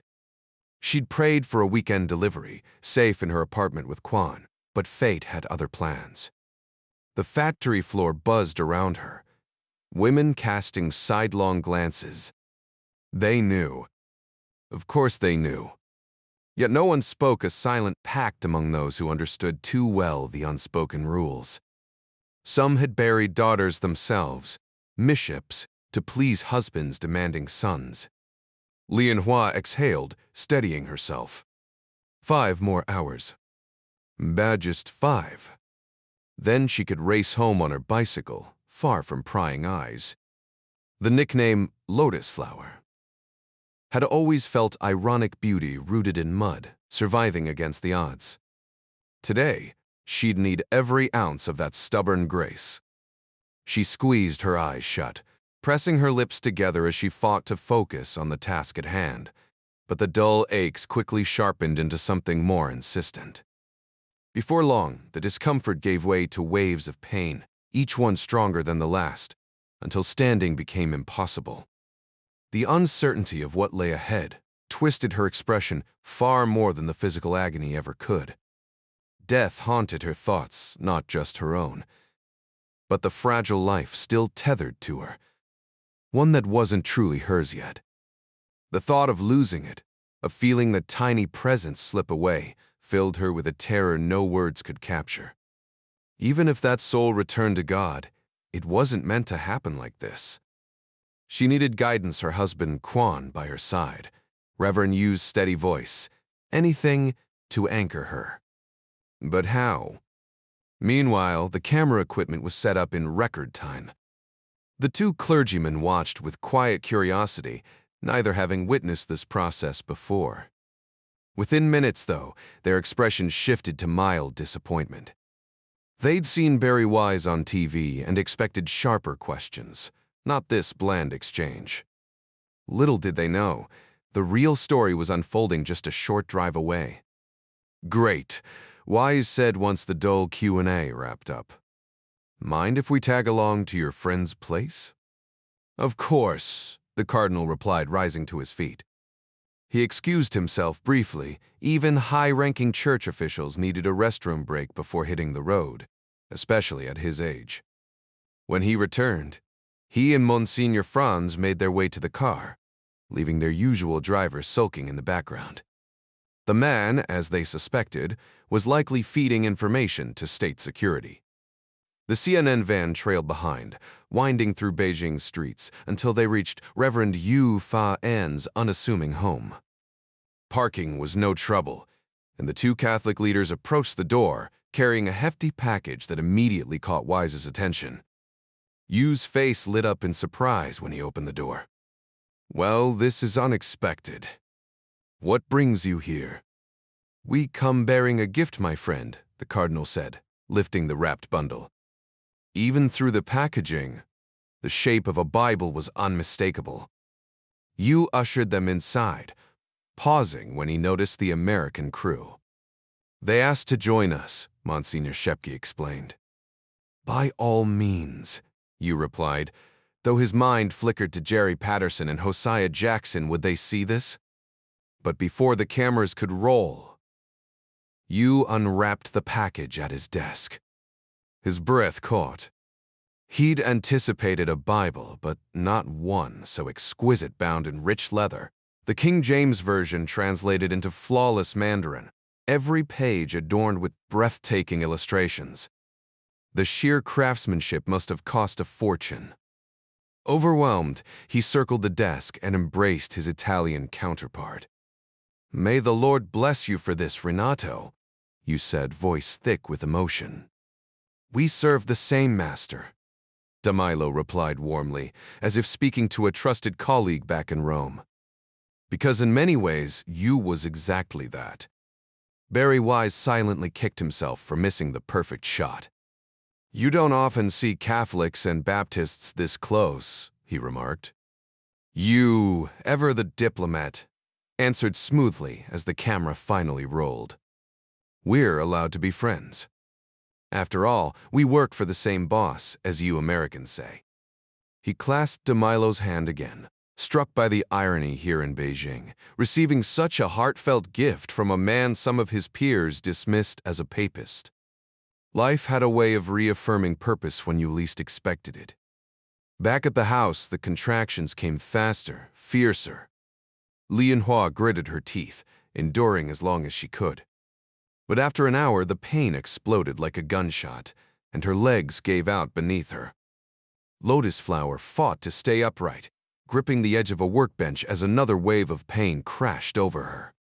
Her knuckles whitened, her breath came in ragged gasps, and then her legs gave way. She crumpled onto the factory floor, her uniform damp with sweat. A nearby coworker, a woman who'd raised 3 children of her own, took one look and understood. "Mill is Ubix bar," she whispered, kneeling beside her. Lotus Flower could only manage a weak nod before the woman sprang into action. "I'll get Quan," she said, already sprinting toward the assembly line. But the commotion drew unwanted attention.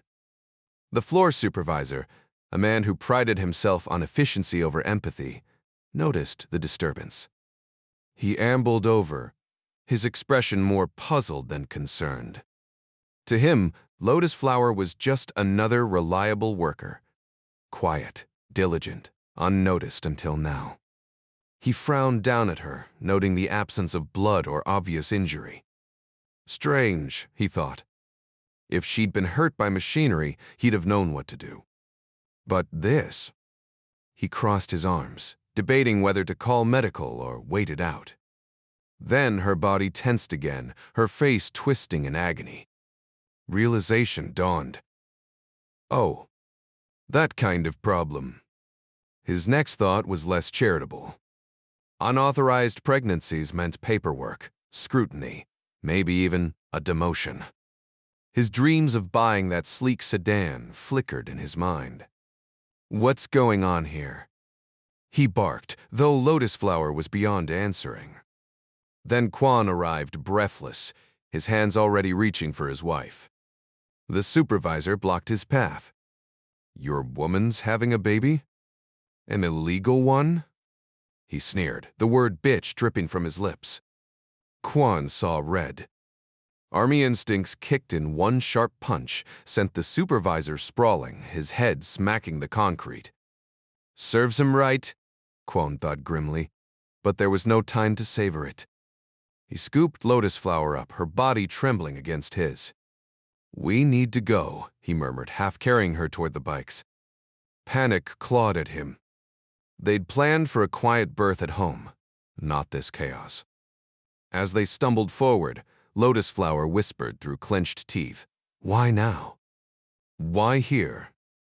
Her prayers felt swallowed by the factory's roar, the fluorescent lights glaring like a judgment.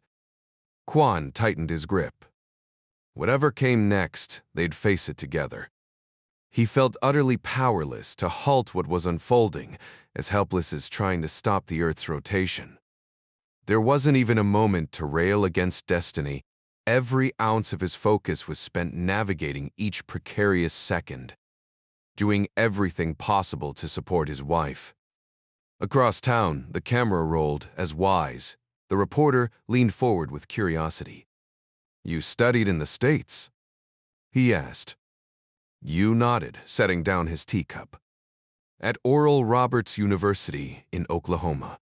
Started with electrical engineering before answering the call to ministry." A framed photo on the wall caught Wise's attention. "Your wife?" Yu's expression softened. "She's in Taiwan, caring for her mother. She's ill right now." The conversation shifted as Wise probed further. "How did you and the Cardinal connect?" The Cardinal chuckled. "Fei Ann played matchmaker, you could say. He introduced us two men of faith in the same line of work." DeMilo bit back a joke about shared drinks, mindful of the Baptist audience. "You, ever diplomatic," added, "in a city with few Christians, unity isn't odd, it's necessary." Meanwhile, outside the factory, chaos reigned in the bicycle lot. Quan half-carried Lian Hua through the tangle of metal, her face contorted with another wave of pain. Just then, the whine of a three-wheeled cart interrupted them. Zhou Jingjin, the self-important security guard, scowled from the driver's seat. "What's happening here?" Quan hesitated. "She's hurt," he lied, panic creeping into his voice. Zhou studied them Lian Hua's labored breathing, Quan's desperation. Socialist duty won out. "Get in," he grunted, motioning to the rusted back of the cart.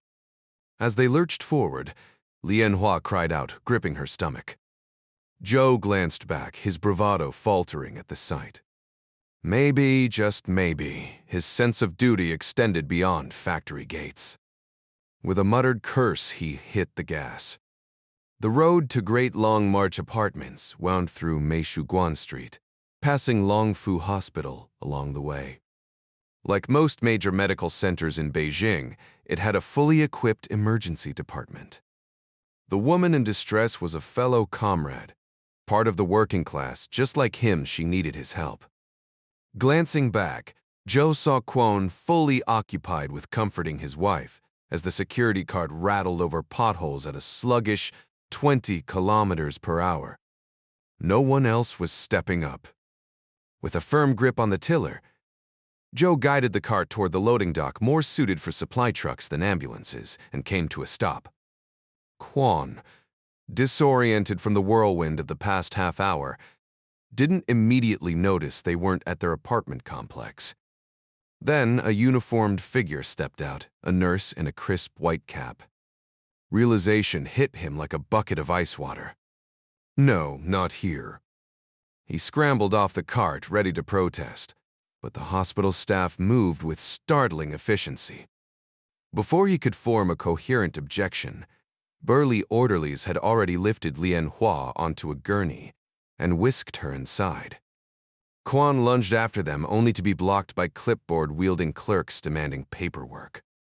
Their bureaucratic barricade might as well have been a brick wall. Meanwhile, in the ER, the medical team took one look at Lian Hua and exchanged knowing glances. Seconds later, her work clothes were off, revealing the undeniable swell of pregnancy. This wasn't an emergency, just a woman in labor. The doctor, a woman with tired eyes, signaled the orderlies to take her upstairs to obstetrics, then retreated to the lounge for a cigarette. Back in the waiting area, Quan was still trapped in administrative purgatory when a senior clerk approached. "Comrade Yang," she said, her tone dripping with bureaucratic detachment. "Your wife's been moved to maternity." But she paused, tapping her pen. "There's an issue. No pregnancy records. You do live in our district, correct? Great Long March Flats, Unit 72? Graham's throat tightened. "Yes, but, The clerk's smile didn't reach her eyes. "I'll need to make a call." The way she said it, casual, routine, sent a chill down his spine. It was the same tone someone might use to report a broken window or a clogged drain. Just another problem to tidy up. Upstairs, Lian Hua caught the shift in the nurse's expressions. When Zhu Long was born, their eyes had sparkled with excitement. Now, only clinical detachment. The air smelled of antiseptic and something sharper fear. The masked nurses usually smiled with their eyes, but not today. One of them had been called over in labor room 3, whispering something that made the nurse snap her head toward Lian Hua. Her expression shifted, no longer gentle, but something darker, something resigned. "Mrs." Yang didn't recognize the look, but she understood its meaning. The staff would follow orders, regardless of their own feelings. That was how things worked here. Another contraction seized Lian Hua, as the child inside fought to enter a world that had already decided its fate. The medical team, who had hovered nearby during Zhu Long's birth, now kept their distance, unwilling witnesses to what was about to unfold. Downstairs, Yang Quan's hands trembled at his sides. Memories of his firstborn flooded him, the warmth of Zhu Long's tiny body, his first laugh, the way he wobbled when learning to walk. All of it gone, stolen by a careless bus driver. And now, just above him, the state was preparing to take his second child. Helplessness clawed at him. A familiar weight for those living under an unyielding system. But beneath the despair, something primal stirred. His gaze darted around the room before landing on the payphone. Fumbling for coins, he dialed a number, praying someone else could fight the battle he couldn't. Across town, Reverend Yu answered the call. The urgency in his voice made Monsignor Shepi tense. "Trouble?" he asked in flawless Mandarin, eyeing the American journalists in the room. Yu hesitated, then explained in hushed tones about the unauthorized pregnancy and the hospital's intentions. Without missing a beat, Cardinal de Milo stood. "Let us come," he said, his Mandarin rough but determined. "Our status might help." Yu nodded, relief flashing across his face. The game had just changed. "Renato, we can't let this innocent child perish. If there's one instinct stronger than self-preservation, it's the primal urge to protect the young. That same force that drives firefighters through smoke and parents to leap before speeding cars now propelled 3 clergymen toward a government hospital, ready to confront an entire nation's bureaucracy. What's going on?" Barry Wise blurted out, startled by the abrupt change in tone, as the religious leaders sprang from their chairs like soldiers hearing reveille. Father de Milo adjusted his collar with practiced calm. "A spiritual crisis. One of Reverend Yu's flock lies in that sterile hellhole they call Long Fu Hospital, and where he goes, we go." The CNN crew moved with the efficiency of battlefield medics, cameras packed, cables coiled, van doors slamming before the priests could finish blessing themselves. As they sped through Beijing's chaotic streets, Wise couldn't help noticing how the hospital loomed like a concrete tombstone. Government architecture here had all the charm of an East German bunker, as if the Cultural Revolution had scrubbed away every last trace of beauty along with the bourgeoisie. The lobby smelled like industrial bleach and despair, the kind of place where hope went to die under flickering fluorescent lights. Wise's military instincts kicked in, that sixth sense honed during tense nights waiting for stealth bombers over Baghdad. He exchanged a glance with his producer, both recognizing the electric tension radiating from the clergyman. These weren't just worried shepherds, they were men walking into a moral war zone. Across the room, a distraught parishioner rushed toward them, his shoes squeaking on the linoleum.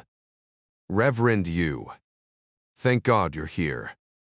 DeMilo surprised them all by approaching the journalists, instead of shooing them away. His breath came in shallow wheezes. The man clearly hadn't seen a treadmill in decades, but his voice carried absolute conviction. "You Americans love your church divisions, yes? Today, Baptist and Catholic stand together. Upstairs, bureaucrats play God with a newborn's life. We go to remind them, whose hands truly hold the power of life and death." Wise felt his cameraman tense beside him. "Your Eminence, Chinese security doesn't exactly handle protest with kid gloves," he warned, remembering Tiananmen footage buried in CNN's archives. The elderly priest just smiled, adjusting his cross like a general, checking his sidearm before battle. At that moment, Barry realized the most dangerous weapons in the room weren't the cameras or the potential police batons, they were the three ordinary men willing to stare down an empire for one fragile heartbeat. Despite his earlier demeanor, Cardinal DeMilo steeled himself, his friendly expression vanishing as if wiped away by an icy wind. His posture shifted into that of a battlefield commander, his voice cutting through the tension. "An innocent child's life hangs in the balance, Mr. Wise," he stated, leaving no room for debate. Without another word, he turned back to his Chinese counterpart. Barry Wise glanced at his cameraman, Pete Nichols, who muttered, "Hell yeah, Barry," from behind his viewfinder. Yang gestured sharply, and Reverend Yu moved without hesitation. DeMilo and Shepke fell into step behind them. At the front desk, the clerk snatched up the phone, dialing frantically. The CNN team trailed the group into the stairwell, ascending to the second floor, an even bleaker space than the first, where the cries of laboring women echoed down the sterile halls. In China's public hospitals, pain relief during childbirth was a luxury rarely given. Wise caught up just as Yang froze in the corridor, straining to pick out his wife's voice from the chorus of anguish. When he couldn't, he marched to the nurse's station, flanked by Yu. The exchange needed no translation. Yang demanded answers while the head nurse barked orders for them to leave. His spine stiffened with a mix of terror and defiance, but he stood his ground. When she dismissed him again, something snapped. In a move that shattered protocol, Yang lunged across the counter, seizing the nurse's arm. Her shock was palpable. No one dared challenge her authority like this.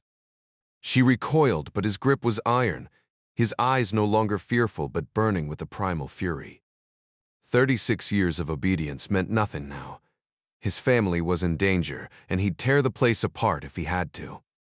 The nurse caved, jerking her chin toward the left hallway.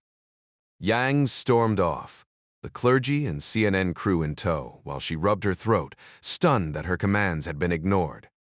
Labor Room 3 was a grim box of yellowed tiles and worn floors, a far cry from the warmth a birthing room should hold. For young Nianhua, Lotus Flower, it had been hours of unrelenting agony, each contraction merging into a ceaseless tide of pain. Alone in this sterile purgatory, she pushed toward a world that had already rejected her child. The nurses' faces told her everything, their hollow resignation, the way they averted their eyes. They'd learned to detach, to pretend they weren't complicit in the unthinkable. Some wept in secret, cradling the lost lives in their minds, while others hardened, disposing of them like refuse. The weight of it crushed Lianhua, but she had no choice. She could only push forward, praying for a miracle.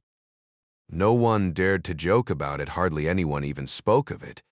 except in passing remarks like, "The injection's been administered," or "Room 4 needs the procedure."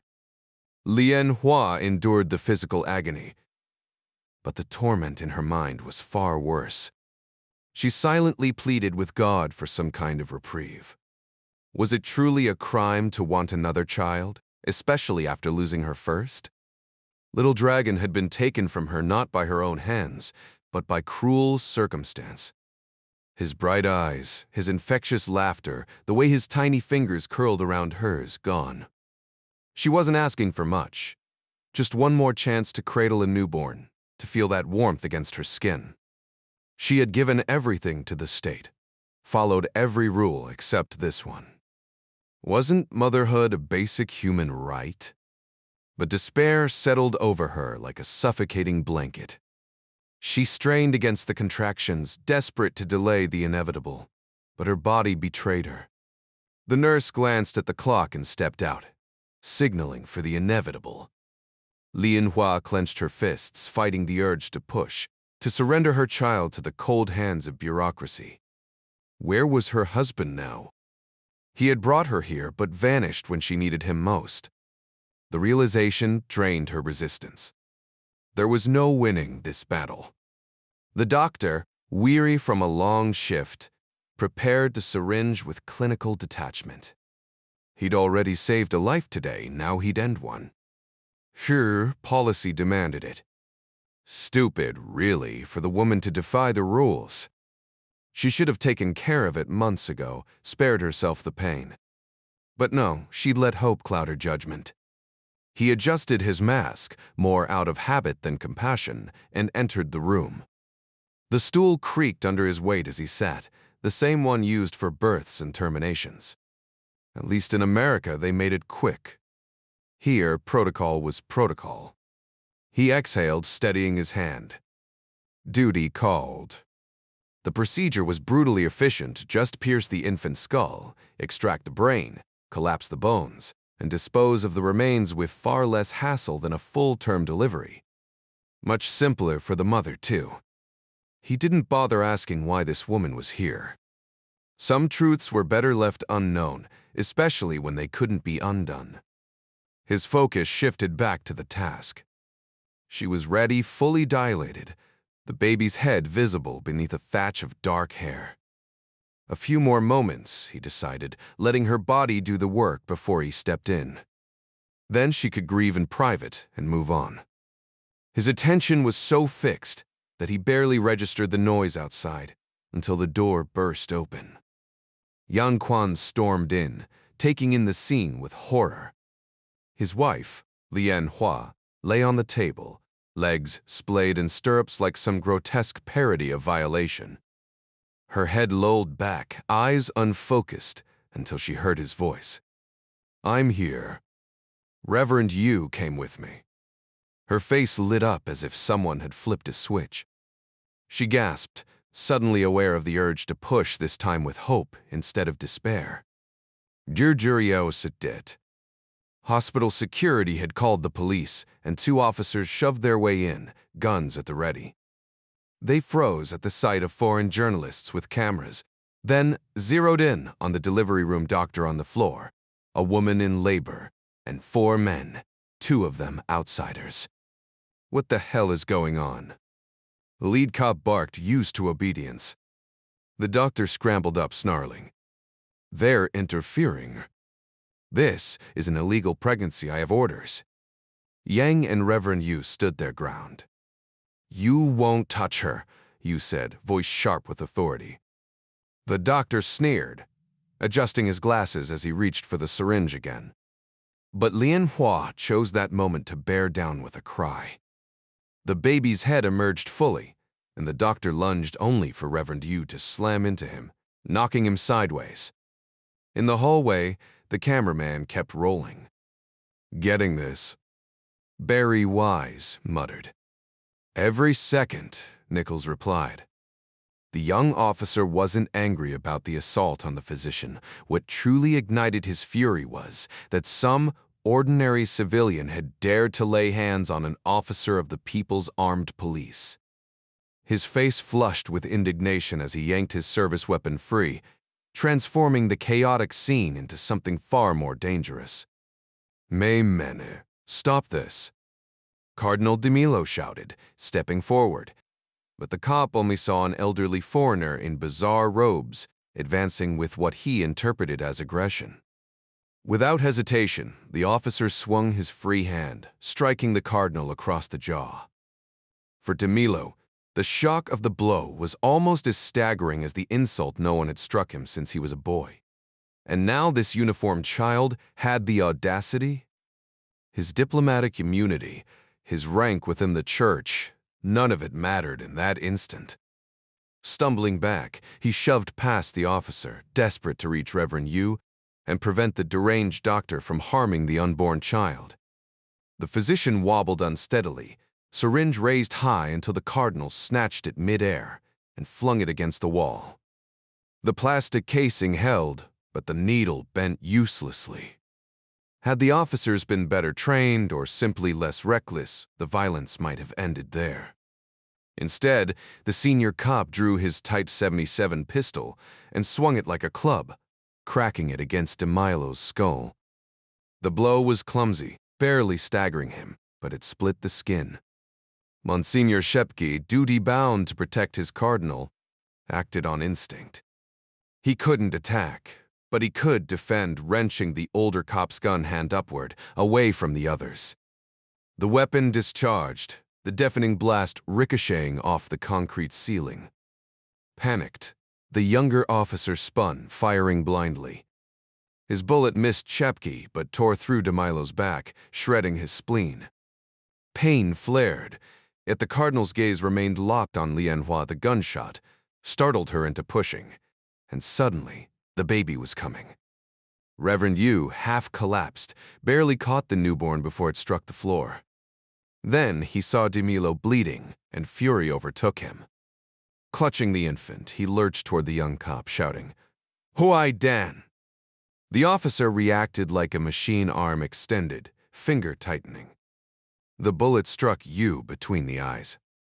He twisted as he fell, his body cushioning the baby's impact against the cardinal's motionless form. "Oster that!" The senior cop roared, but it was too late. Yu lay dead, his blood pooling across the tiles. The doctor, now the only one thinking clearly, snatched the crying infant from Yu's arms. A minute ago, he'd been ready to destroy it.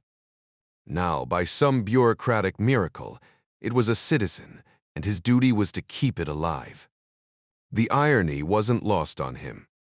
In this madness, at least one life had been spared. The contradiction never crossed his mind. It simply didn't register as an issue. For a brief moment, everyone stood frozen, grappling with the shock of what had just unfolded. Monsignor Shepke took one look at Yu and knew the man was gone. No one could survive a wound like that. His focus shifted to the only duty left Cardinal de Milo. "Your Eminence," he murmured, dropping to his knees to lift the dying man from the blood-stained tiles. Renato Cardinal de Milo felt an eerie absence of pain, though he knew his time was nearly up. His body was failing fast, his spleen torn apart, blood flooding his insides. There was no moment for reflection, no chance to ponder the afterlife yet. In his final breath, his lifelong devotion surged forward one last time. The child. Betexig. This came in spring. Is she safe? He managed, his voice barely more than a whisper. Monsignor Shepke leaned closer. "The baby's alive," he assured him. A faint, peaceful smile touched the cardinal's lips. "Good," he breathed before his eyes closed forever. Meanwhile, the CNN crew captured the last haunting image, the infant cradled against her mother's chest. The woman's face was a mask of bewilderment until she felt her daughter's warmth, and in an instant, primal instinct took over, softening her expression into something tender and fierce. "Time to bail, Barry," the cameraman muttered under his breath. "No argument here." Wise shot back, already backing toward the hallway. This was Emmy-worthy footage, raw, visceral, the kind of story that demanded to be broadcast immediately. Back in the delivery room, the senior officer blinked, ears still ringing, struggling to process the chaos. Then it hit him, the room was darker. The camera crew was gone. He bolted into the corridor just in time to see the Americans vanish into the stairwell. Leaving his partner behind, he sprinted after them, taking the steps 2 at a time. Wise and his team burst into the lobby, making a beeline for their satellite van parked outside. They were steps from freedom when a shout froze them in their tracks. The cop, mid-40s, pistol drawn, stood there, sending bystanders scrambling. "Keep moving," Wise ordered, shoving through the doors. The van was in sight, its dish flat on the roof, their lifeline to the world. "Stop," the cop barked, his English rough but clear. Wise held up a hand, signaling his crew to stay calm. "Tape," the officer demanded, hand outstretched. "Give me tape. That footage is company property." Wise protested, but the cop wasn't negotiating. "Pete," the cameraman sighed dramatically. "Fine, take it." He popped the tape from his Sony and handed it over with a scowl.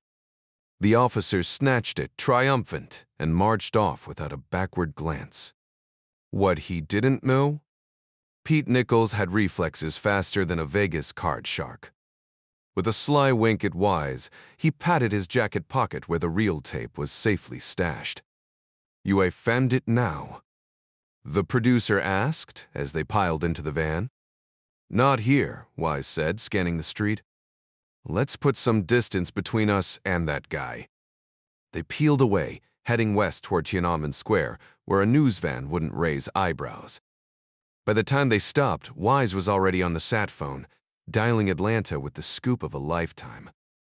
Barry Wise from CNN's Beijing bureau grabbed the phone, his voice tense. "Atlanta, this is Wise Mobile with breaking footage." Ben Golden's familiar tone crackled through the line. "What's the situation?" "We've got explosive material, 2 homicides and a live birth, all caught on tape," Wise reported. "One victim's a Vatican ambassador, Cardinal de Milo. The other's a local Baptist pastor named Yu Fa An. Both were gunned down mid-scene. Legal might want to brace for this." A sharp curse erupted from Atlanta's end. The feed was already transmitting as Pete Nichols adjusted the Q-band uplink, sending raw footage streaking toward a satellite above the Bismarck Sea.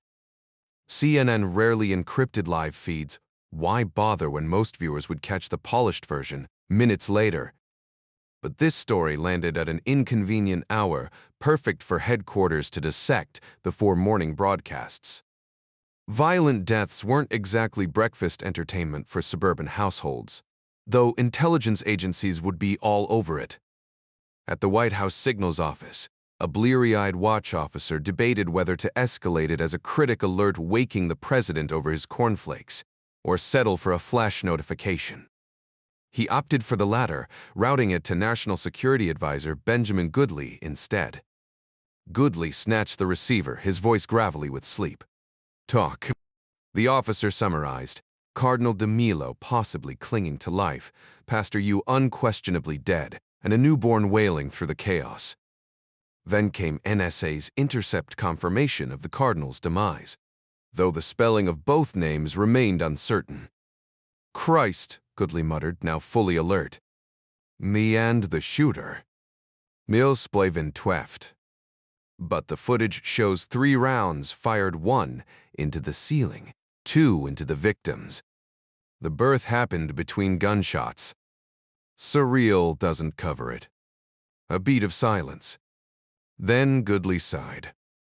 "Wake the president." The group had gathered to stop a late-term abortion, and by all appearances they'd succeeded, but at a terrible cost. 2 clergymen lost their lives in the process. A third, a German Monsignor named Franz Schepke, managed to survive, likely the tall figure visible in the chaotic footage. "You really need to see the tape, sir," the watch officer insisted. "It's a total mess." When this U guy goes down, it's like that infamous Saigon execution during the Tet Offensive, you know. The one where the South Vietnamese colonel put a bullet in the spy's head with a revolver, blood spraying everywhere. Not exactly breakfast viewing. The reference was unmistakable. The media had spun it as brutality, never bothering to mention the executed man was a North Vietnamese officer caught in civilian clothes, a clear violation of the Geneva Protocols, making him a legitimate target. All right, what else? Goodley asked, rubbing his temples. Do we wake the president for this?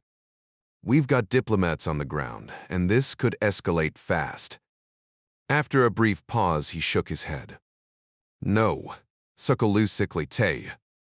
I'll brief him in a few hours. The watch officer frowned. Sir, CNN's morning report will be all over this by 7. Goodley sighed. Let me give him more than just sensational footage. As the call ended, he slumped back in his chair. The prestige of his job didn't make up for the sleepless nights or the non-existent personal life. Right now, he couldn't help but wonder what was so damn prestigious about being perpetually exhausted. Meanwhile, modern communications had created an absurd delay Washington knew about the Beijing incident before the Chinese government did. The news flashed across secure channels, reaching Ambassador Carl Hitch in his office. He made the Foggy Bottom official repeat the details twice before letting out a low whistle. An ambassador killed on foreign soil by the host country, no less, was almost unheard of. Hitch hadn't even met Cardinal de Milo yet. The planned reception was now a grim footnote. His first move? Send condolences to the Vatican mission. He imagined the Secretary of State, maybe even President Ryan himself, personally delivering the news in Washington. But when his secretary called the nuncio's residence, only a Chinese staffer answered. Stead end. Next, he dialed the Italian ambassador's private line. Mir Dewin Henti. It's Carl.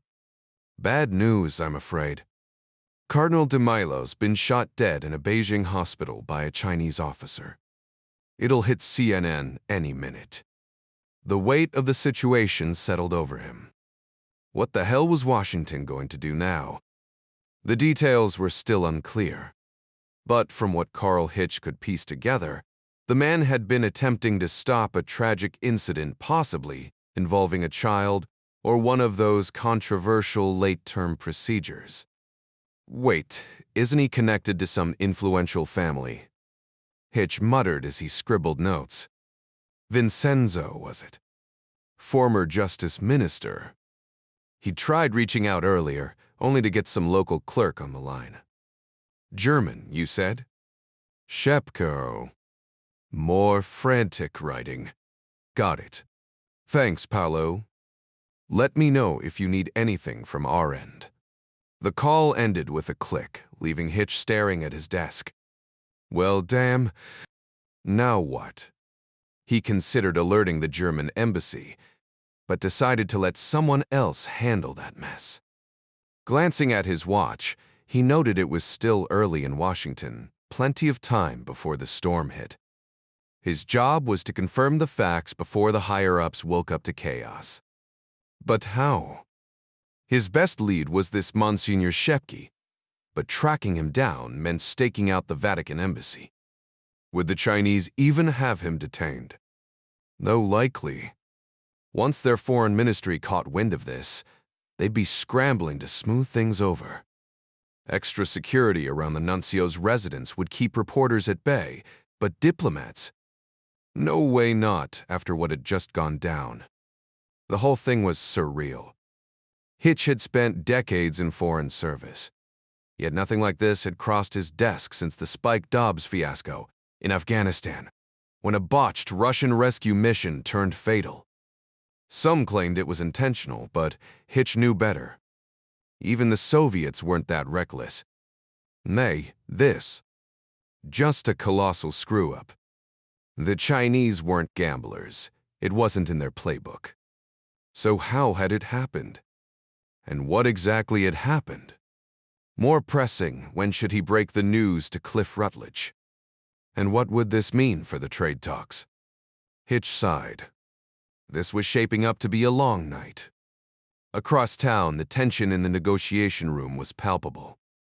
The People's Republic does not respond to ultimatums, Foreign Minister Shen Tong declared, his voice sharp. Rutledge remained calm. Minister, the U, isn't issuing demands. You set policies for your nation, we respect that. But you must equally respect our right to do the same. He paused. In this case, that means enforcing the Trade Reform Act. Mark Gant suppressed a grim smile. The TRA was a loaded weapon, allowing the U to mirror any trade restrictions China imposed on American goods. Suddenly, that $70 billion surplus didn't look so comfortable. Without hard currency, how would Beijing buy what it needed? Trade would grind to a tit-for-tat standstill, a theory that never quite worked in practice. Shen fired back. If America blocks Chinese trade, we will reciprocate. Which helps neither of us, Rutledge countered. The unspoken truth hung heavy. China needed this far more than they'd admit. And what of our WAD bid? Our most favored nation status? Shen pressed, his tone edged with frustration. The stakes, everyone knew, had just gotten a lot higher. Minister, the United States can't support a trade relationship where your nation demands open access to our markets while keeping yours restricted. Trade should be a two-way street, your products for ours. Rutledge repeated, losing count of how many times he'd made this point since lunch. Maybe the message would finally sink in. Then again, the minister already understood, he just refused to admit it. This wasn't about economics, it was Chinese domestic politics spilling onto the global stage. Shen's response crackled with indignation, as if Rutledge had personally insulted him. Once again, you presume to dictate terms to the People's Republic. Rutledge kept his tone measured. No, Minister. The only one dictating here is you, insisting we accept your lopsided terms. The truth is, we don't need your products any more than you need ours. Though, let's be honest, you need our dollars a hell of a lot more than we need your trinkets. Shen shot back. We can just as easily purchase aircraft from Airbus instead of Boeing. Rutledge barely suppressed an eye roll. Sure, but who's footing the bill? Instead, he countered, and we can source goods from Taiwan, South Korea, or Thailand just as readily as from here. Good luck selling those planes without us. But that benefits neither of our people, Rutledge concluded, keeping his voice diplomatic. Shen bristled. We are a sovereign nation. Here we go again. Rutledge recognized the tactic, flood the conversation with rhetoric to seize control. But Washington had made it clear. Ignore the theatrics. The Chinese hadn't caught on yet. Maybe in another day or two. As are we, Minister, Rutledge replied once Shen finished. He glanced pointedly at his watch, and Shen took the hint. Let's reconvene tomorrow, the minister declared. Rutledge stood, extending a hand. Looking forward to it. Outside, Mark Gant broke the silence. Well, that was spirited. Rutledge smirked. Entertaining, wasn't it? They're testing how far bluster gets them. Shen's usually more composed must be under pressure. Gant raised an eyebrow. So he's got his marching orders too? Of course. The difference? He answers to a committee. We answer to Scott Adler, who answers to President Ryan. Rutledge chuckled. I'll admit, I wasn't thrilled with my briefing before this trip, but pushing back feels good. We're always expected to play nice. This is a refreshing change of pace. Not that he was a fan of Ryan's policies, but swapping polite diplomacy for hardball had its appeal. Adler loved poker, maybe that's why he and the president got along. The ride back to the embassy was quiet, a welcome respite. Hours of parsing every word, every implication, left them drained like sifting through sludge for a single diamond. The delegation slumped into their seats, eyes either shut or blankly scanning the dull landscape outside, barely stifling yawns until the limousine rolled through the embassy gates. The only real annoyance aside from the universal struggle of squeezing out of a luxury car, unless you were the size of a kindergartner, was the sudden shift in atmosphere the moment they stepped out. Ambassador Hitch stood waiting, an unusual sight given his rank. Diplomats of his stature didn't play greeter, not even for visiting officials. "What's going on, Carl?"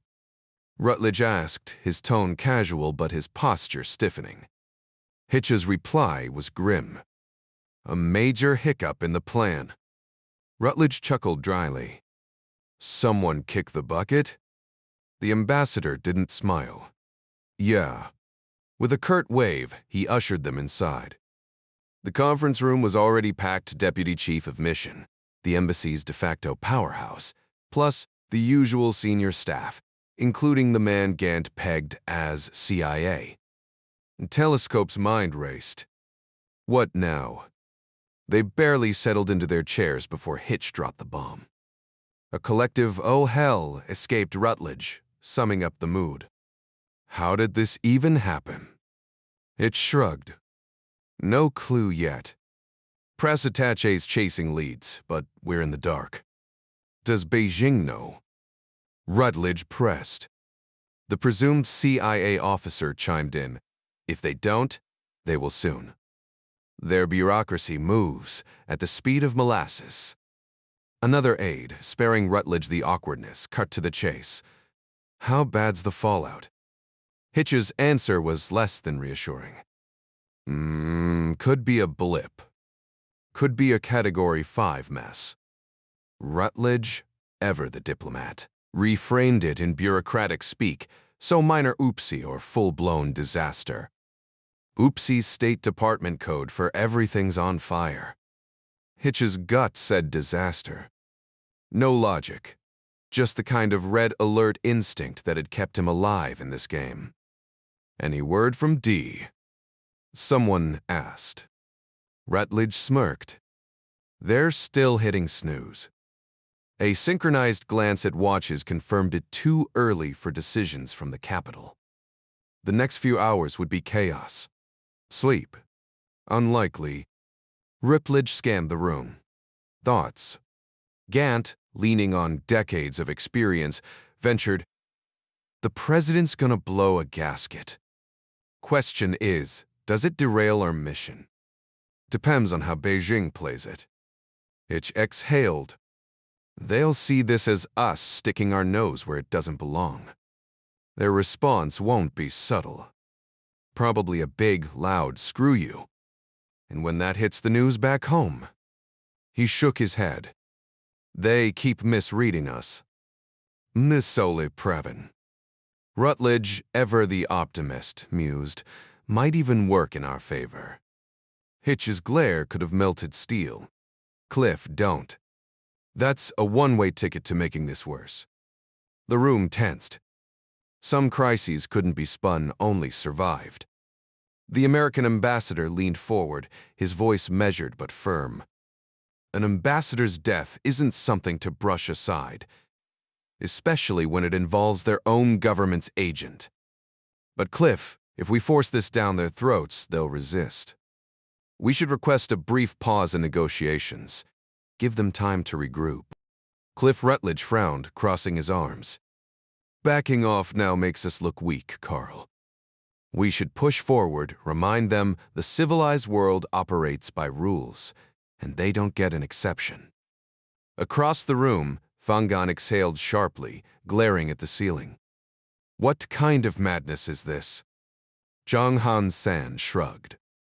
Some meddling priest, from the sound of it, and an overzealous officer who acted without thinking. He'll face consequences naturally. Consequences? Fang scoffed.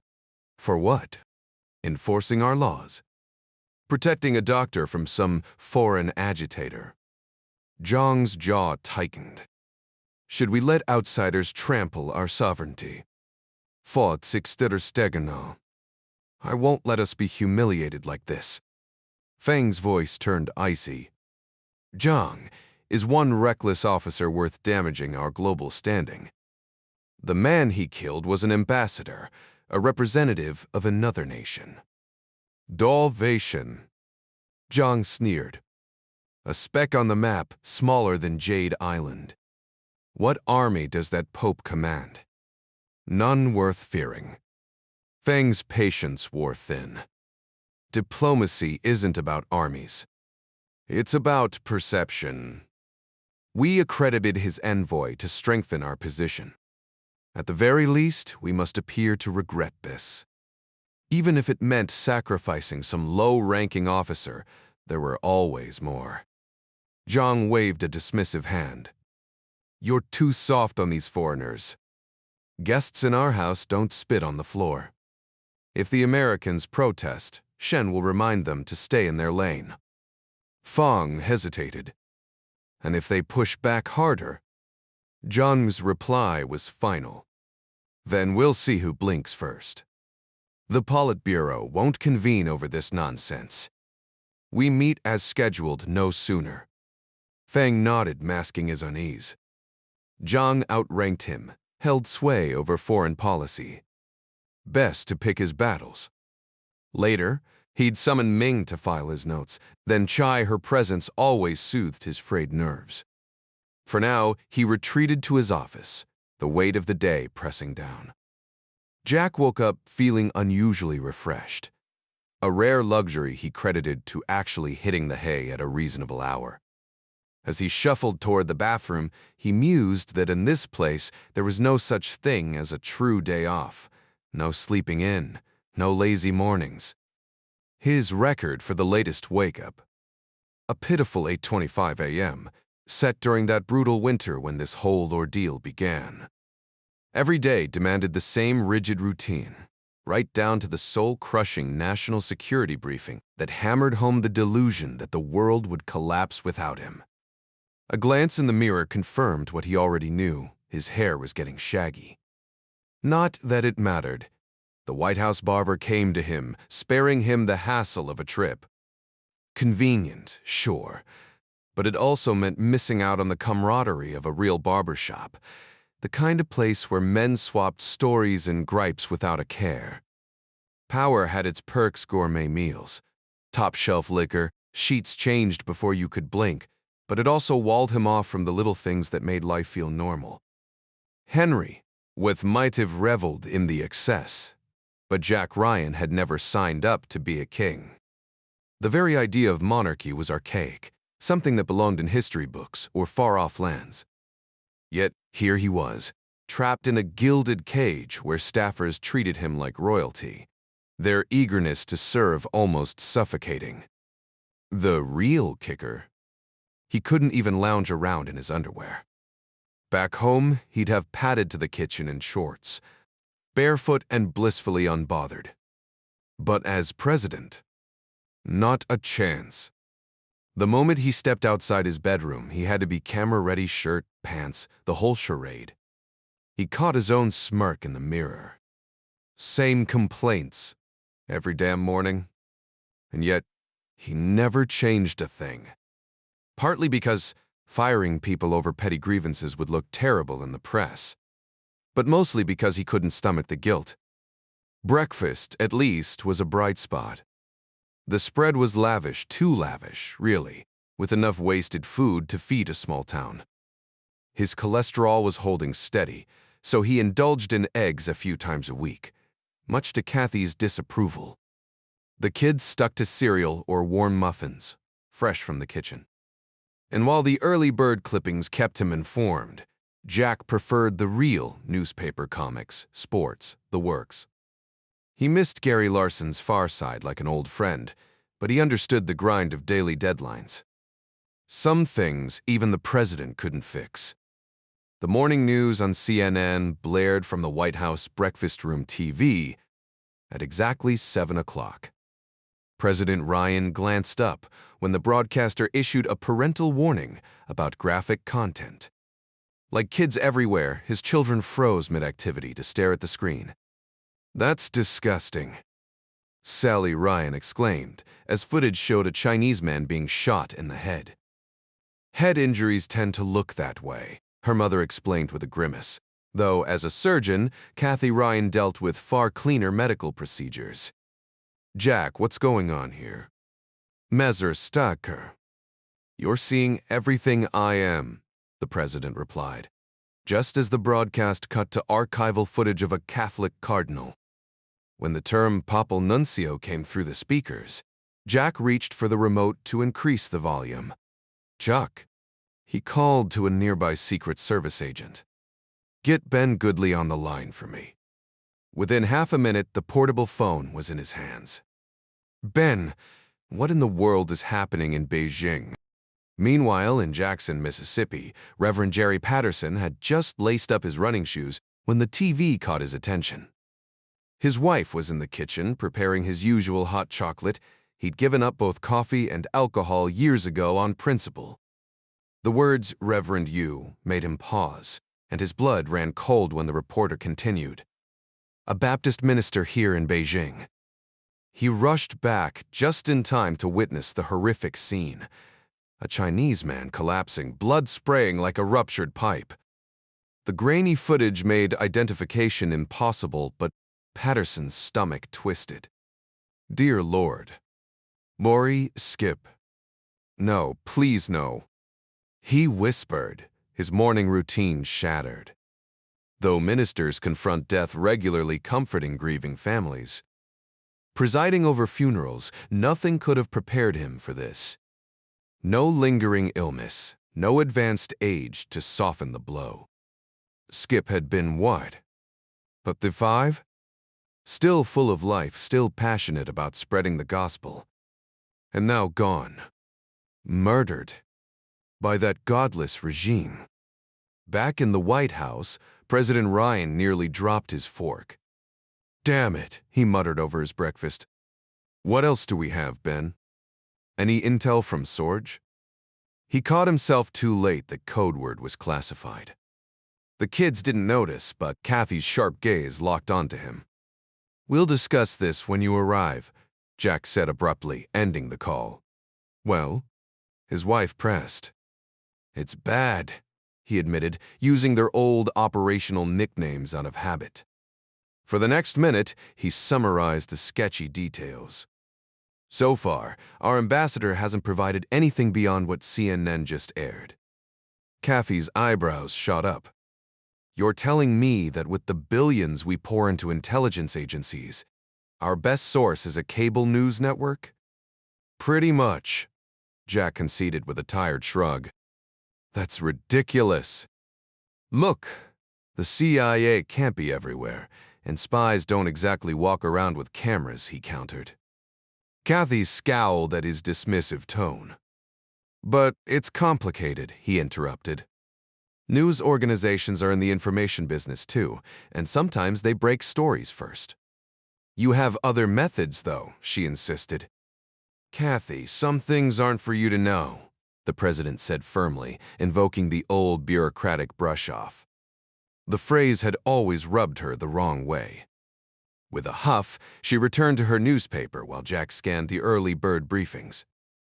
The Beijing incident, he noted, had missed the morning print deadlines, a fact that would undoubtedly infuriate newspaper editors and give the TV reporters an undeserved ego boost. New details added, the specific mention of Patterson's running shoes and his wife preparing hot chocolate, along with expanded internal monologue about Skip's age and vitality. Tone shift in the White House scene from tense to sarcastic during the CIA visas. CNN debate. The morning's debate over federal education funding felt trivial compared to the storm brewing, but Jack knew better than to ignore the editorials. They were a preview of the questions reporters would hurl at him later. By 7:45, the Ryan household was in motion. Kathy prepped for her flight to Johns Hopkins. Their youngest, Kyle Daniel, in tow with his all-female Secret Service detail, a fiercely protective unit that shadowed him like guardian wolves at the hospital's daycare. Meanwhile, Katie headed back to her own center, the newly rebuilt Giant Steps facility north of Annapolis, now quieter but under heavier security. The older kids piled into cars for St. Mary's, just as the familiar thump of Marine One's rotors echoed across the south lawn. The family descended together, exchanging quick hugs at the West Wing entrance before splitting off Kathy and Jack, lingering for one last kiss as the helicopter lifted off, carrying her toward Baltimore. Alone now, Jack strode back to the Oval Office, where Ben Goodley stood waiting with a grim expression. "Nosin, you bad?" Jack asked, bracing himself. "Worse than we thought," Ben replied. The Chinese were enforcing a late-term abortion, waited until the last possible moment, then injected the baby's skull before it could take a breath. The mother wasn't government-approved, so a Baptist minister educated at Oral Roberts, of all places, tried to intervene. The Vatican's envoy, Cardinal DeMilo, showed up too, probably because he knew the guy. Things spiraled fast. Jack exhaled sharply. Any official reactions? The Vatican's demanding answers, and Italy's up in arms, the Cardinal's brother's a bigwig in their parliament. Germany's furious too. Their Monsignor got manhandled before the Chinese remembered he had diplomatic immunity. State thinks Beijing might expel him to sweep this under the rug. Before Jack could process it all, Arnie Van Dam appeared in the doorway. "You've got bigger problems," he warned. That Baptist minister had connections here.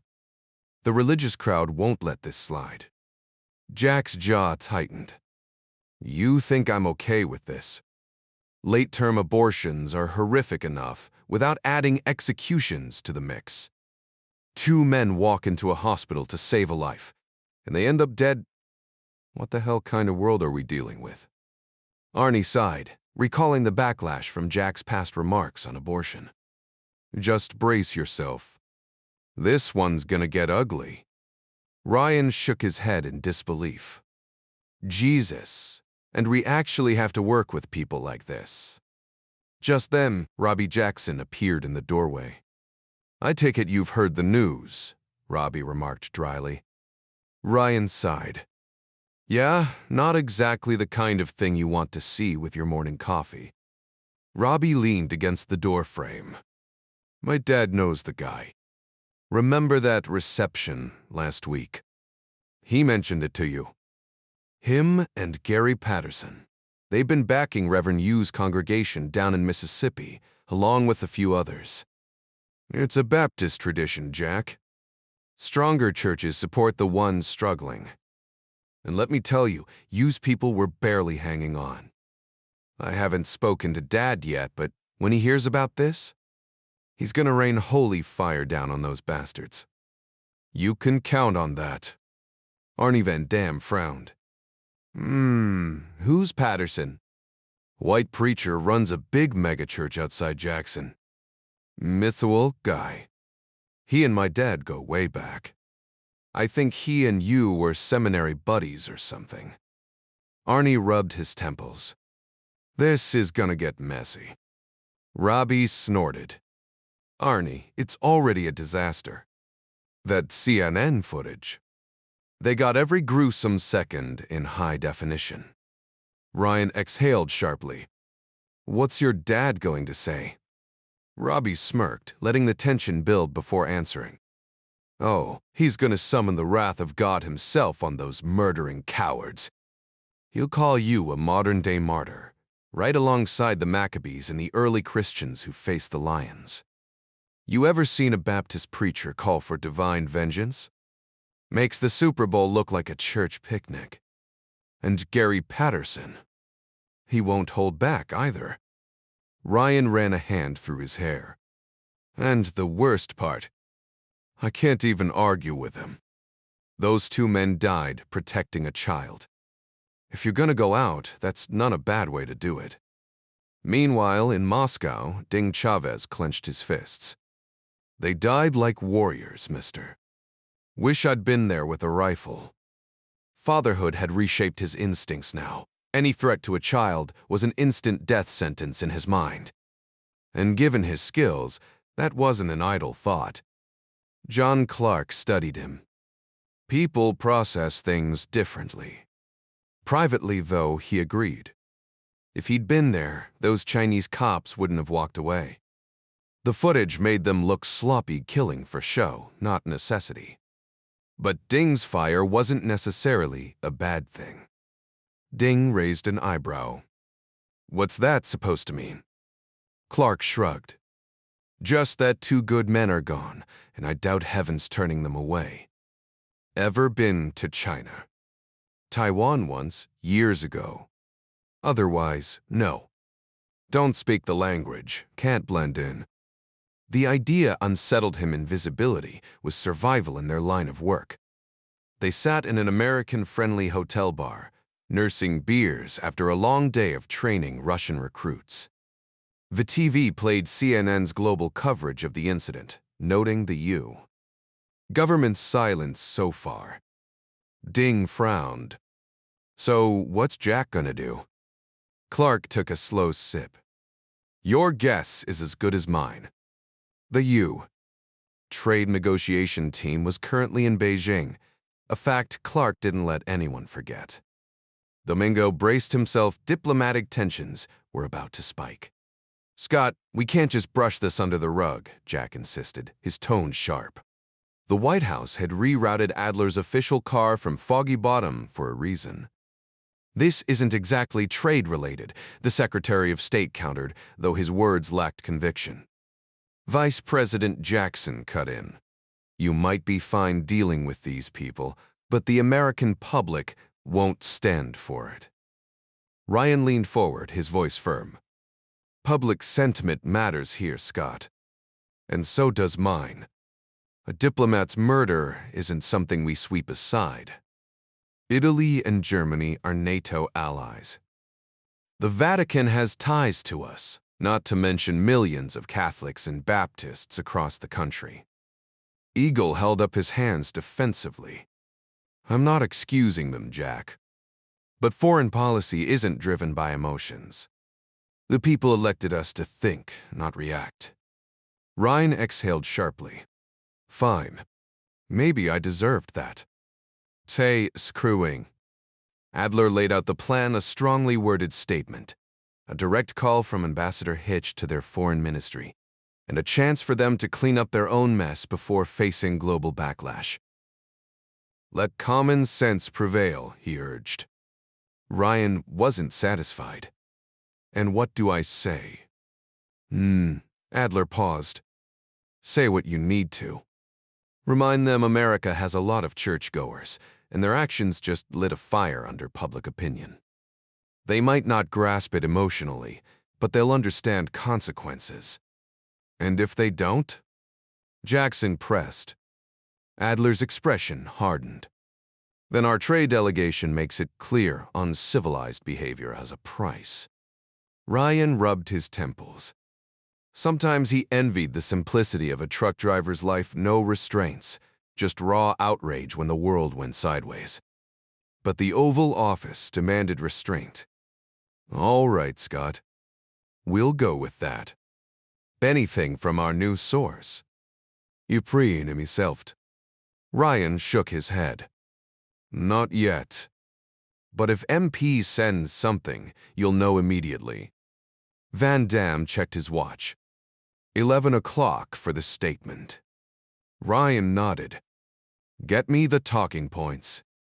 And if anyone has ideas, I want to hear them. With that, he ended the meeting. Meanwhile, Fangan had worked late due to the incident, delaying Ming's usual transcription. Mary Pat finally got the email just before 10. After a quick read, she forwarded it to Ed, then sent it securely to the White House. Her private reaction? A muttered, oh hell no. By the time the facts reached the Oval Office, Ryan's reaction was anything but restrained. Those absolute bastards. He snapped, startling Andrea Price. Something I should be aware of, sir?" she asked, taken aback by his fury. Ryan glanced up as Andrea entered the room, her expression unreadable. "No, just caught that CNN segment earlier," he admitted, feeling the heat rise in his cheeks. He hated losing his cool, especially in front of her. "How's your husband holding up?" he asked, shifting the subject. "Better than expected," Andrea replied, a hint of pride in her voice. "Took down those Philly bank robbers without firing a single round. Still, I held my breath the whole time." Ryan smirked. "Smart move on their part. I wouldn't want to test their aim either." He leaned forward, his tone turning serious. "You saw the broadcast then?" "Played it twice at the command post," she confirmed. "If I'd been there, my sidearm would have been drawn. That wasn't just reckless, it was execution. Makes for terrible optics, sir." "Damn right it does," Ryan muttered, resisting the urge to ask her advice. Andrea had sharp instincts, but dragging her into foreign policy debates wouldn't be fair. His mind was already set anyway. Instead, he snatched up the phone and punched in Adler's direct line. "Jack." Adler's voice was calm, unsurprised. Only one person had that number. "What's your take on the Sorge intel?" Ryan demanded. "Not shocking, but disappointing," Adler admitted. "They're closing ranks. We should respond firmly, just not in a way that escalates things further." "Right," Ryan grumbled, though he'd expected nothing less from his Secretary of State. Hanging up, he exhaled sharply. Arnie had warned him years ago that presidents didn't get the luxury of anger. But sometimes, wasn't a man entitled to react like a human being? When did the job demand he become nothing more than a polished puppet? Arnie's voice crackled through the receiver. "Want Callie to draft a statement?" "No," Ryan said, rubbing his temples. "I'll handle it myself." "That's a mistake," Arnie warned. "Let me be me for once, all right?" Ryan shot back. A resigned sigh. "Fine, Jack." Alone again, Ryan stared at his desk. "Don't make it worse." Yeah, as if that were even possible. Across the West Wing, Robbie Jackson cradled the phone against his shoulder, his father's voice sharp in his ear. "Robert, have you seen We've All Seen It?" Robbie cut in, bracing himself. "And what's Wayro's plan?" Reverend Jackson pressed. "Still working on it, Pap. We can't just cut ties, too many jobs depend on that trade." "Robert," his father interrupted, the rare use of his full name signaling disapproval. "They killed men of God. You don't negotiate with murderers." Robbie clenched the Sorge report in his free hand, wishing not for the first time that he could share the full picture. "I know, Pap. Trust me, Jack's just as furious. But we can't act without thinking. People's lives hang in the balance." "Lives have been lost," his father countered. Robbie exhaled. "Whatsipor, I get it. But there's more to this than what's on CNN." He hesitated, a thought striking him.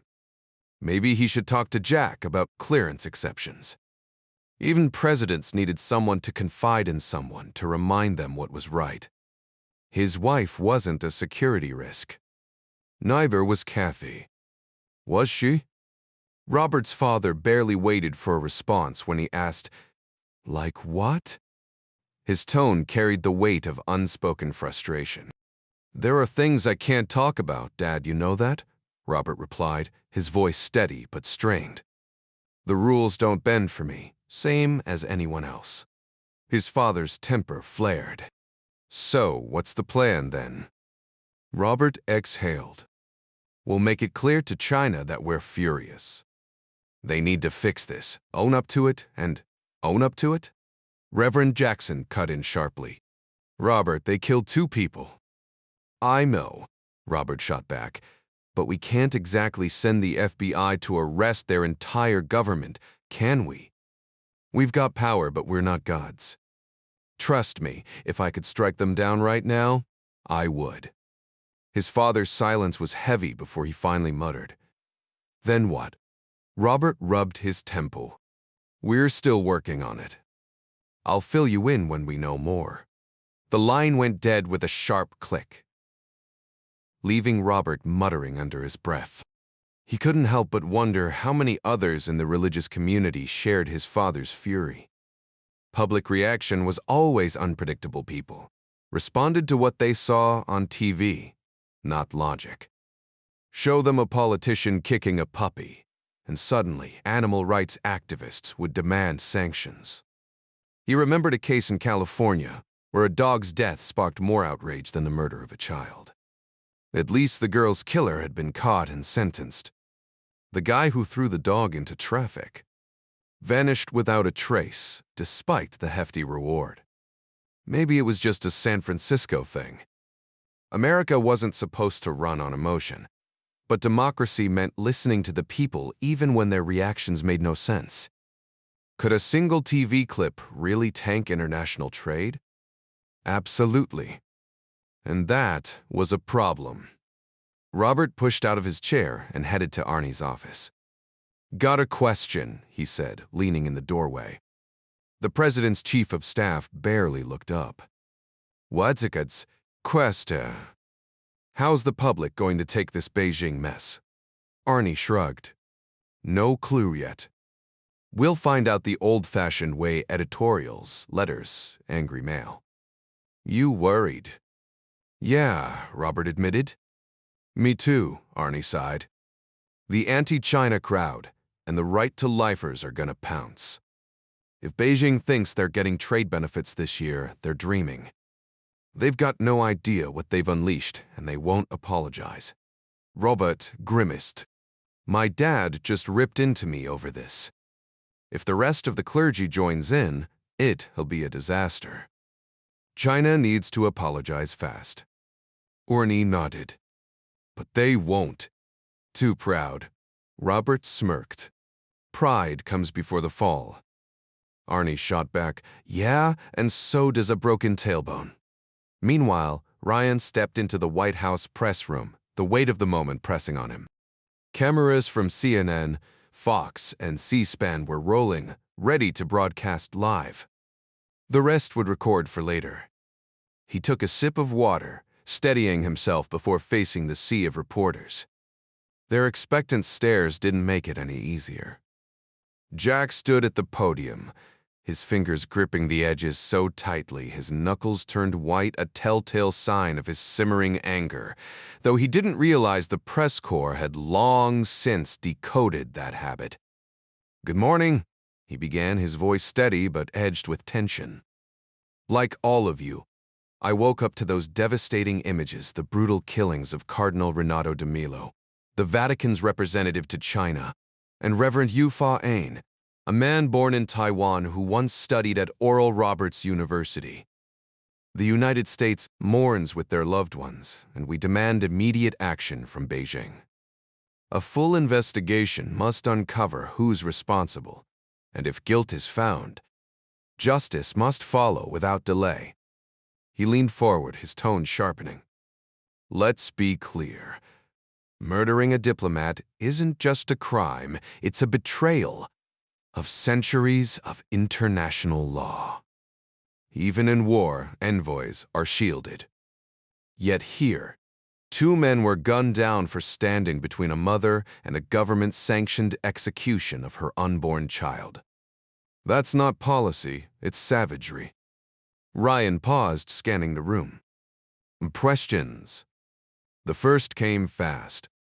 Mr. Poidus. President, does the fact that they were protesting abortion shape your response? Jack's eyebrows shot up. Seriously? Whether you support choice or not, this wasn't a debate, it was infanticide. If a doctor in the U did this at 9 months, they'd face life in prison. But in China, it's bureaucracy. His voice dropped icy.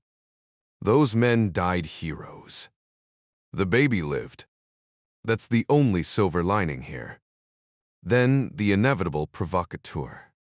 Should we judge another nation's population control? Ryan's laugh was razor thin. Funny Hitler had a population strategy too. Sterilizing the disabled, slaughtering Jews. Was that just internal policy? Nuremberg said otherwise. Or do we shrug because it's official? The reporter flinched as cameras swiveled toward her. She regrouped poorly. Are your pro-life views clouding your judgment? Jack's reply cut like steel. Mom, I've condemned murder since before I could spell abortion. This isn't about politics. It's about right and wrong. The room went still, the weight of his words hanging heavy. The reporter from the Globe leaned forward, her voice sharp. You just compared China to Nazi Germany. You can't say things like that. President Ryan didn't flinch. Both regimes embraced population control policies that clash with American values. Unless you're suggesting forced late-term abortions align with liberty. I'm not the one making policy here, the reporter shot back, sinking into her seat, cheeks flushed. Another journalist from the San Francisco Examiner jumped in. Mr. President, like it or not, China sets its own laws. Those men who died today were breaking them. Ryan's response was immediate. Martin Luther King Jr. broke unjust laws in Mississippi and Alabama. Did your paper condemn him too? The room tensed. Well, no, but we all agree conscience matters, right? Ryan pressed. Saint Augustine said an unjust law isn't a law at all. You journalists preach that until someone you disagree with acts on it. Isn't that hypocrisy? He took a breath. I oppose abortion. You've criticized me for it. But the Constitution doesn't let me ignore violence, even if I sympathize with the cause. Blowing up clinics. That's terrorism. My job is to enforce the law fairly, no matter my personal views. His tone hardened. If we only apply principles when convenient, they're not principles, just ideology. And that's no way to govern. Then, shifting gears, he turned sarcastic. Oh, China chose its laws? Really, Bazan Tuver. Last I checked, the Chinese people don't get a vote. 2 men died yesterday, defending an unborn child. History's full of worse reasons to be a hero. But here's the thing, civil disobedience shouldn't be a death sentence. Even in the 1960s South, cops and Klansmen who crossed that line got arrested. Not so in Beijing. He finished bluntly. China and America? Night and day. And I'll take our system every time. Later outside, his chief of staff Arnie met him with a wry smile. It's smooth. You just lumped China in with the Nazis and the Klan. Ryan scoffed. Funny how the media panics over that but ignores Mao's body count. Dead is dead, whether it's Warsaw or Beijing. Arnie sighed. They have their sensitivities. Yeah, Ryan muttered, shaking his head. Too bad they don't extend to the truth. Jack Ryan stormed back to his office, frustration practically radiating off him like heat waves. Would it kill them to show some backbone for once? He muttered under his breath. Arnie, watching from the sidelines, shook his head with a knowing smirk. Easy there, Mr. President, he murmured, though Jack was already out of earshot. The truth was, politics demanded a level of diplomacy. Ryan still struggled with the kind where you smile at your worst enemy because the country's survival depends on it. The chief of staff sighed. If only the world operated on Jack's straightforward ideals, things might be simpler. But reality had other plans. Meanwhile, Over at the State Department, Scott Adler was already drafting damage control strategies after the president's latest outburst. He'd need to sit Jack down for a crash course in political pragmatism. Those high-minded principles of his were about to collide with hard truths. Across town, Jerry Patterson and Hosea Jackson found themselves in a rare moment of unity, reflecting on the president's fiery temperament. "Say what you will," Jerry remarked, "but at least we've got a leader who believes in something." Hosea chuckled dryly. "Even if that something is tearing up the rule book?" Their conversation took a lighter turn when Jerry proposed swapping pulpits for Sunday's sermon, a gesture that would have been unthinkable decades ago. Back then, a white preacher in a black church could have sparked riots. Now, they were simply two men of faith mourning another's sacrifice, bound by shared scripture. "What they differs, huh?" Hosea mused, impressed by Jerry's choice. "Solid pick." The irony wasn't lost on either of them how far they'd come, yet how much further there was to go. By lunch, they'd settled on the country club, though Hosea couldn't resist teasing Jerry about his golf obsession. "Never swung a club in my life," he admitted, grinning. "Guess I'll stick to saving souls while you chase that little white ball." Jerry laughed, clapping him on the shoulder. "Fair enough. But hey, if the good Lord wanted us to agree on everything, he wouldn't have made Baptists so stubborn." The ease between them was a quiet testament to progress one round of golf at a time. Robert graduated from the Naval Academy and has been golfing ever since. He even jokes about beating the president every time they hit the links. Patterson had never set foot in Willow Glen Country Club before, and couldn't help but wonder if they had any black members. Mississippi had come a long way, but not that far, though. Tiger Woods breaking barriers at a PGA tournament, there had been a step forward. "Guess he'd outplay me too," Patterson mused. "Next time he's in town, maybe we'll get around in." His honorary membership was just another perk of leading a prosperous congregation. Reverend Jackson knew Jerry Patterson wasn't prejudiced. He preached with sincerity, a far cry from the past. Some things, thankfully, had changed for good. Meanwhile, Admiral Mancuso was up early, watching the same CNN report as everyone else. Brigadier General Mike Lahr walked in for the morning briefing, and the Admiral cut straight to the point. "All right, Mike, what's the deal here?" Ma didn't mince words. "Sir, this is a full-blown disaster. Those clergy walked into a hornet's nest, and now the White House is furious." The National Command Authority, President Jack Ryan, wasn't happy, and tensions with China were about to spike. Worst-case scenario, Mancuso pressed. "Beijing digs in, we pull our trade delegation, and suddenly it's the Cold War all over again," Lahr replied. Mancuso studied the Pacific map on his wall. The Enterprise was drilling near Marcus Island, Stennis docked in Pearl Harbor, and Truman rounding Cape Horn too wide for the Panama Canal. Lincoln was nearly ready to redeploy from San Diego, while Kitty Hawk and Independence patrolled the Indian Ocean. For once, he had 6 carriers operational. If push came to shove, he had the firepower to make an impression. Air Force support was on standby. Though invading China wasn't on the table even, he wasn't that reckless. "What's our presence near Taiwan?" He asked. Lahr listed the destroyers, Emilius and cruiser Mobile Bay, along with frigates running drills with Taiwan's navy. Submarines like Loyola and Helena lurked near the Chinese coast, keeping tabs. Aegis-equipped ships offered some reassurance against missile threats, but if Beijing escalated further, all bets were off.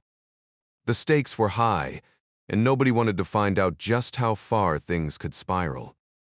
Admiral Bart Mancuso picked up the phone to call Surfpack, the 3-star admiral overseeing the Pacific Fleet surface ships. "Ed, it's Bart," he said when Vice Admiral Ed Goldsmith answered. "How's the condition of our ships docked in Taipei right now?" Goldsmith immediately connected the dots. This about that CNN report? Exactly, Mancuso confirmed. They're in decent shape, no major maintenance issues. Crews are following standard port visit procedures, giving tours and such. Though honestly, most sailors seem more interested in shore leave than ship inspections. Mancuso didn't need details about their beach activities. He remembered his own younger days, though Taiwan hadn't been on his itinerary. Might be smart for them to stay alert out there. Understood, Goldsmith replied. That simple exchange triggered an unspoken protocol. The ships would now rotate their combat systems to condition 3 readiness, with at least one Aegis destroyer, keeping its powerful spy radar active. The beauty of Aegis technology was its lightning-fast activation. A few turned keys could transform a relaxed crew into a battle-ready force in under a minute. They'd need caution, though those radar beams packed enough punch to disrupt electronics across half the harbor if mishandled, though computer controls usually prevented such mishaps. I'll pass the order immediately, Goldsmith assured him. Appreciate it, Ed. Expect a full briefing later today. As Goldsmith hung up to contact his squadron commanders, Mancuso turned to his aide. Anything from Washington? Radio silence so far, Admiral. Mancuso smirked. Perks of being synspec, sometimes you get to use your own brain. Meanwhile, halfway across the world, General Colonel Bondarenko stared into his vodka glass at the Chabarsaval Officers Club. What a goddamn disaster, he muttered, not about the news, but about his own crumbling command. The historic club, built during the Russo-Japanese War and expanded under successive regimes, stood as a metaphor for Russia itself, its elegant Tsarist-era foundations, patched with shoddy Soviet additions. While German POWs had constructed lavish dachas west of the Urals, here in the Far East they'd made do with local labor. At least the vodka remained excellent, and the company tolerable. The situation isn't hopeless, Comrade General, offered his operations officer carefully. We have opportunities to build properly, if not much to salvage. This diplomatic phrasing couldn't mask the harsh reality. Bondarenko's Far East military district existed more on paper than in practice. Of his 5 motor rifle divisions, only the 265th approached combat readiness. The others barely qualified as regimental forces. His tank division amounted to a reinforced regiment, while the 13 reserve divisions belonged in fantasy novels rather than military rosters. The district did boast extensive equipment stockpiles if one didn't mind using gear older than most junior officers. His most capable troops, the border guard battalions, answered directly to Moscow. Yesterday's inspection of the antiquated border defenses had been particularly depressing, a relic of 1930s paranoia against Japan, later half-heartedly modified against China, featuring tanks buried as stationary gun emplacements. The whole setup reminded Bondarenko uncomfortably of France's failed Maginot Line, another monument to outdated military thinking. Russian military engineers had always been sharp, even dating back to imperial times. Their bunkers were often positioned with remarkable tactical foresight, but modern warfare had rendered such fortifications vulnerable. As the old saying goes, if you can spot it, you can strike it. And if you can strike it, you can destroy it. These defenses were designed in an era when artillery was unreliable, and bombers struggled to hit the right town, let alone a specific target. Now, precision had changed the game. A heavy artillery piece could land shells with sniper-like accuracy, and a pilot could thread a bomb through a chosen window. Colonel Aliev swirled his vodka before responding to General Bondarenko's question. Better camouflage along the border bunkers would buy us time, maybe an extra hour or 2 in a full assault. Not much, but better than nothing. The general smirked. 90 whole minutes. A lifetime in war. The two men had been drinking long enough for the conversation to loosen, shifting from grim assessments to dark humor. The 265th needs serious training, Aliyev admitted. Their commander didn't strike me as particularly inspiring. Bondarenko chuckled. Maybe he's grown too fond of local takeout. Aliyev, recalling his own early days stationed near the border, smirked. Back then, political officers warned us the Chinese lengthened their bayonets to pierce our bourgeois fat from too much good living. Bondarenko raised an eyebrow. Seriously? Word for word, Gennady Iosifovich. The reality, however, was no joke. The play had spent years training harder than their Russian counterparts. Backed by resources Bondarenko could only envy. His own forces were stretched thin, aviation grounded for lack of parts, supplies hoarded but outdated. The Soviet-era stockpiles were vast mountains of shells for obsolete tanks, endless diesel reserves, but what good were relics without trained soldiers to wield them? When the conversation turned to the Chinese threat, Aliyev could only shrug. Then we're in trouble. Bondarenko's mind flashed to the gold rush in the east, the new roads snaking toward contested land. Starting tomorrow, he said firmly, we drill this command into shape. Meanwhile, across the world, Diggs watched a battalion fumble through maneuvers. It was rough but not surprising. Some things, it seemed, were universal. This wasn't the rugged training grounds of Fort Irwin, where the 11th Armored Cavalry Regiment honed their skills daily until soldiering became second nature to them. Lyle's 2nd Brigade had spent too many years stuck in garrison life after the Cold War ended, their edge dulled by endless peacekeeping missions in the Balkans that left them more familiar with paperwork than firefights. General Diggs scoffed at the term peacekeepers. Soldiers weren't meant to play policemen in camouflage. Across the field, a German armored unit with their sleek Leopard IS looked sharp, but Diggs knew better than to be intimidated.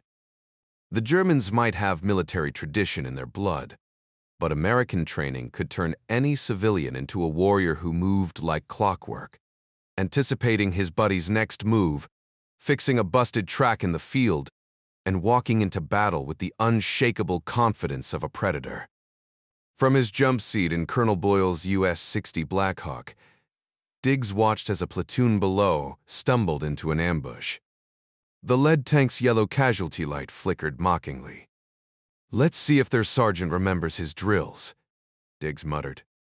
True to form, the NO pulled his remaining tanks back while the dead crew bailed out. In real combat that Abrams might have shrugged off the hit, Chobham armor didn't crack easily, but overconfidence got men killed. At least someone's awake down there, Diggs noted as the chopper banked toward another sector. Nearby, Colonel Masterman scribbled furiously. They're at 75%, Masterman assessed. Simned would whip them into shape. The general nodded. Those high-tech simulators couldn't replace mud and sweat, but they sure taught crews to think fast. Boyle chuckled from the cockpit.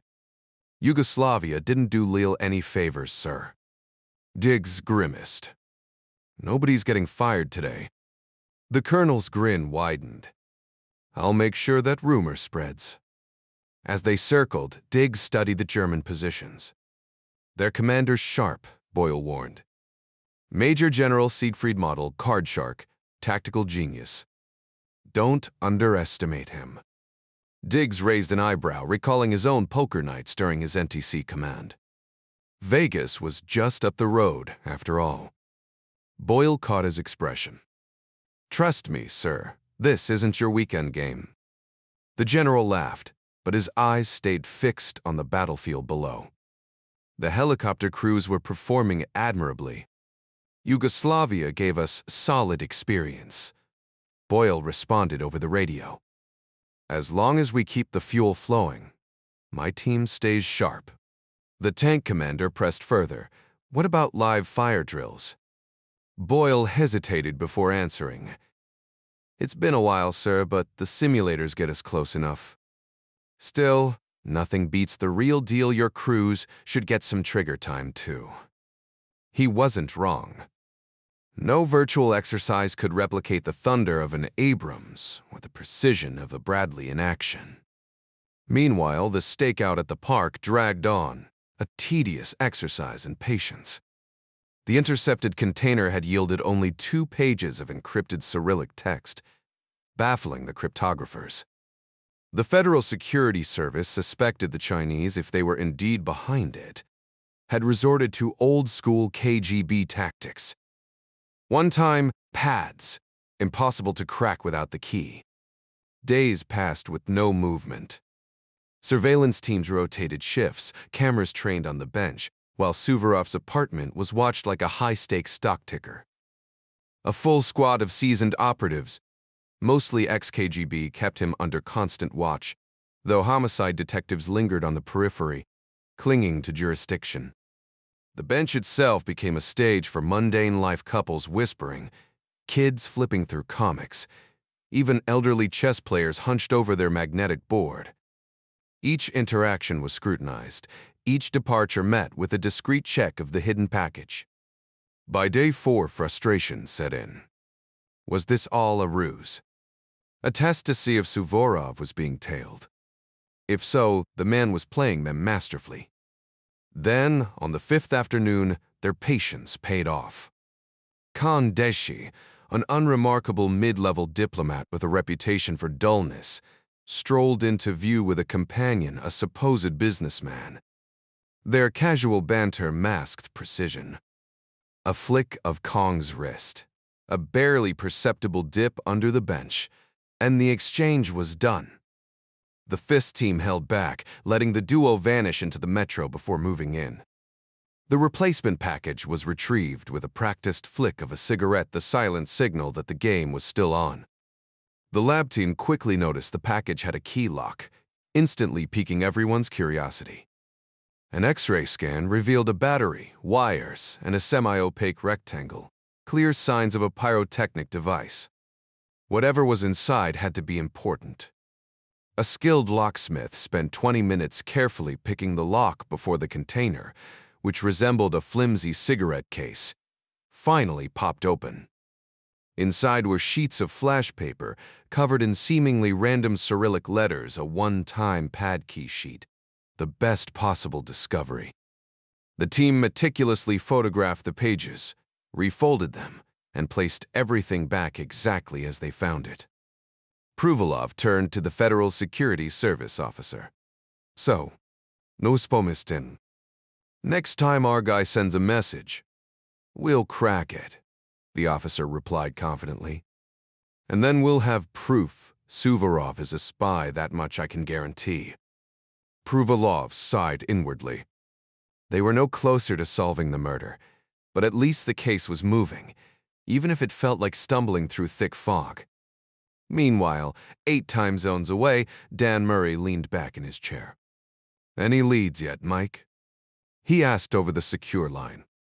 Not yet, Director, but we're definitely tracking a spook, Clemente Ivanovich Suvorov, currently going by Ivan Yuryevich Koniev, Riley reported, rattling off an address. We've got him linked to a Chinese diplomat, so things are heating up. Murray exhaled sharply. What's the end game here? Riley chuckled. Your guess is as good as mine, sir, but it's turning into one hell of a case. The tension was far thicker in Cliff Rutledge's meeting with Chinese Foreign Minister Shen Tong. Your president's comments on our policies are a direct violation of sovereignty. Shen barked for what felt like the 100th time. Rutledge kept his voice steady. Minister, none of this would have happened if your officer hadn't shot a diplomat, hardly what I'd call civilized behavior. Wang bristled. Our affairs are our own. Rutledge countered, and America has its own principles. If you expect respect for yours, you might extend the same courtesy. Shen's face darkened. We're tired of American meddling, recognizing Taiwan, undermining our policies, sending spies under religious cover, photographing our officers, then condemning us for defending our laws. Rutledge barely resisted rolling his eyes. Here we go again. Minister, there's no blood on our hands, he said coolly. We came here to discuss trade. Can we focus on that? Shen scoffed. You can't dictate terms while denying our rights. Rutledge held his ground. No one's dictating anything. But when you kill a diplomat, reactions are inevitable. Across the room, Mark Gant stifled a smirk. This was like dealing with Wall Street pirates, except with more shouting and less actual negotiation. The discussion took a sharp turn when the topic of Taiwan came up. Let me be clear, Taiwan is not an independent nation. China's foreign minister nearly shouted, his face reddening with anger. It is an inseparable part of China, and your recognition of it is a direct violation of our sovereignty. Secretary Rutledge remained composed, though inwardly he was growing impatient. With all due respect, Taiwan has its own democratically elected government, and the policy supports the right of self-determination. If the people of Taiwan ever choose reunification, that's their decision. But until then, America will continue to recognize their autonomy, just as we expect others to recognize ours. He leaned back in his chair, already exhausted by the circular arguments. The morning's heated exchanges had been expected, but this was dragging on far longer than necessary. The Chinese minister's tone turned icy. So, if another province rebels, will America rush to recognize them too? Rutledge couldn't resist a dry response. Is the minister suggesting there's unrest brewing elsewhere in China? He caught himself maybe that was too flippant. In any case, I'm not authorized to speculate on hypotheticals. The joke fell flat. Minister Shen's finger jabbed the air as he lashed out. You cheat us, interfere in our affairs, blame us for your own economic failures, then act as if you hold the moral high ground. We will not tolerate this any longer. Rutledge kept his voice steady. We've opened our markets to China, yet you restrict ours. That's your choice, but America can close doors too if pushed. We want fair trade, but the barriers aren't on our side. You insult us and expect cooperation. Zhang snapped. America doesn't deal in insults, Rutledge countered. Yesterday's tragedy in Beijing was unfortunate, but undeniable. Our president simply asked for an investigation. Was that unreasonable? A journalist reported facts. Do you deny what the world saw? Were those men not killed? Was a diplomat and a priest holding a baby not gunned down? He paused, letting the weight of the question settle. For hours, you've accused us of overreacting to what looks like cold-blooded murder. All we asked was for accountability. We came here to discuss trade, not to be lectured on sovereignty. If China wants most favored nation status, your markets must open as freely as ours. Shen's final words were a growl. China will no longer bow to America's demands or endure your disrespect. The time has come for America to stop meddling in our sovereign matters. We expect the United States to finally acknowledge our fair and reasonable demands. China seeks nothing more than equitable trade relations, the same treatment you extend to other nations, including most favored nation status. Minister, that status remains off the table until you grant our businesses equal access to your markets, came the sharp reply. Trade isn't truly free if it's one-sided. And let's not ignore China's blatant disregard for intellectual property rights, state-owned factories producing unauthorized copies of American innovations without licensing or compensation. Shen's face darkened. So now you accuse us of theft. Those words are yours, not mine, the American countered calmly. But the evidence is undeniable. We have documented cases of Chinese factories, under government control, replicating patented very monistic technology. I can present the proof if you'd like. Shen dismissed the offer with an irritated flick of his wrist. I have no interest in fabricated evidence designed to smear my country. From his seat, Gant watched the exchange like a ringside spectator at a boxing match. Plenty of jabs, but no knockout blow. Both sides were too skilled, too calculated. The whole performance was theatrically intense, yet frustratingly inconclusive. He scribbled a few notes, more for amusement than necessity. Trader and diplomat, maybe that be the title for this chapter in his memoirs. 45 minutes later, the meeting dissolved into polite handshakes, the tension evaporating as if it had never existed. Rutledge shook his head in disbelief. Why the drama?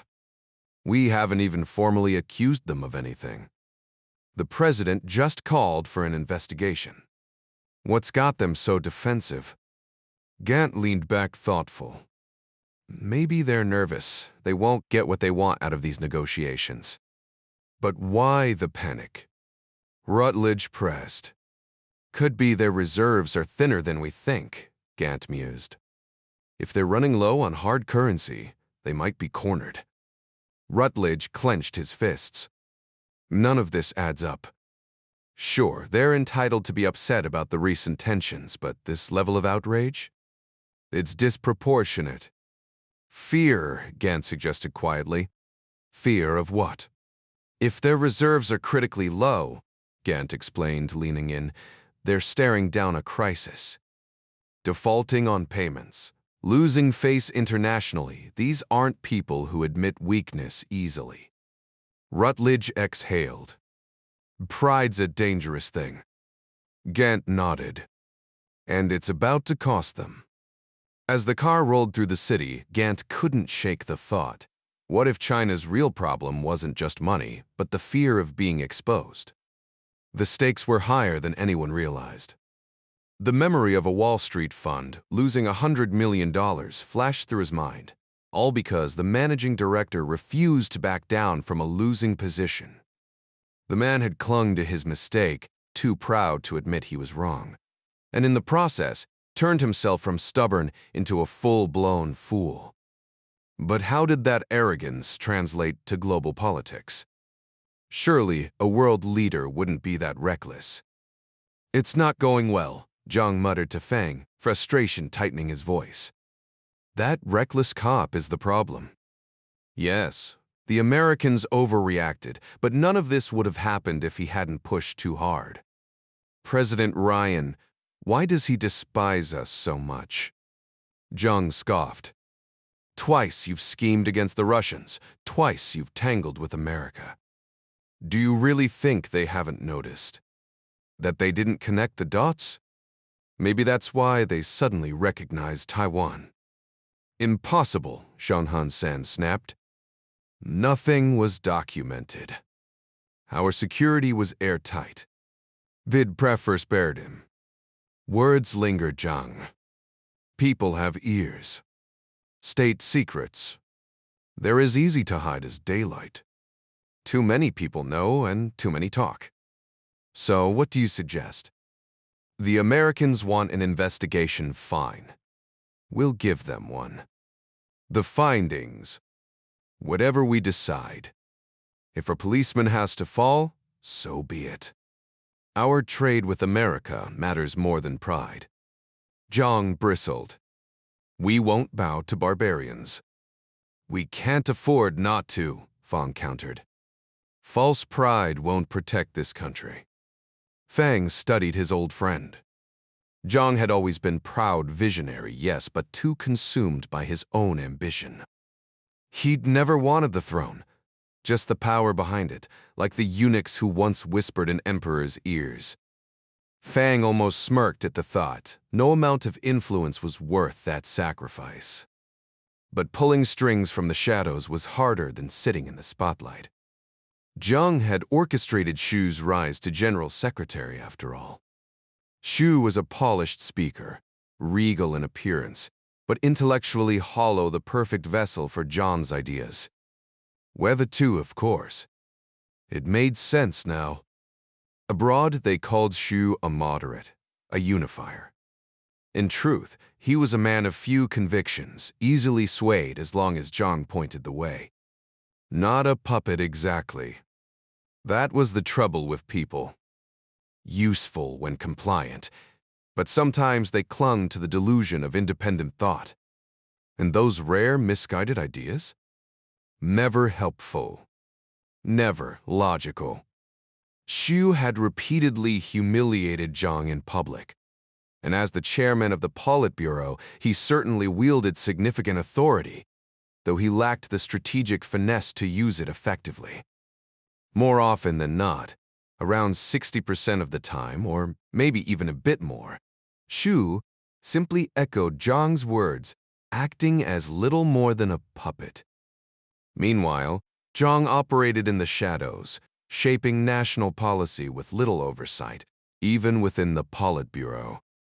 Many of their discussions happened behind closed doors, and Zhang rarely shared the details, not even with Fang. Fang couldn't help but think of his old friend as a chameleon, adaptable, elusive. Zhang carried himself with quiet confidence, never chasing recognition despite his immense influence. Yet beneath that humility lurked a dangerous pride, one he either refused to acknowledge or believed he alone could see.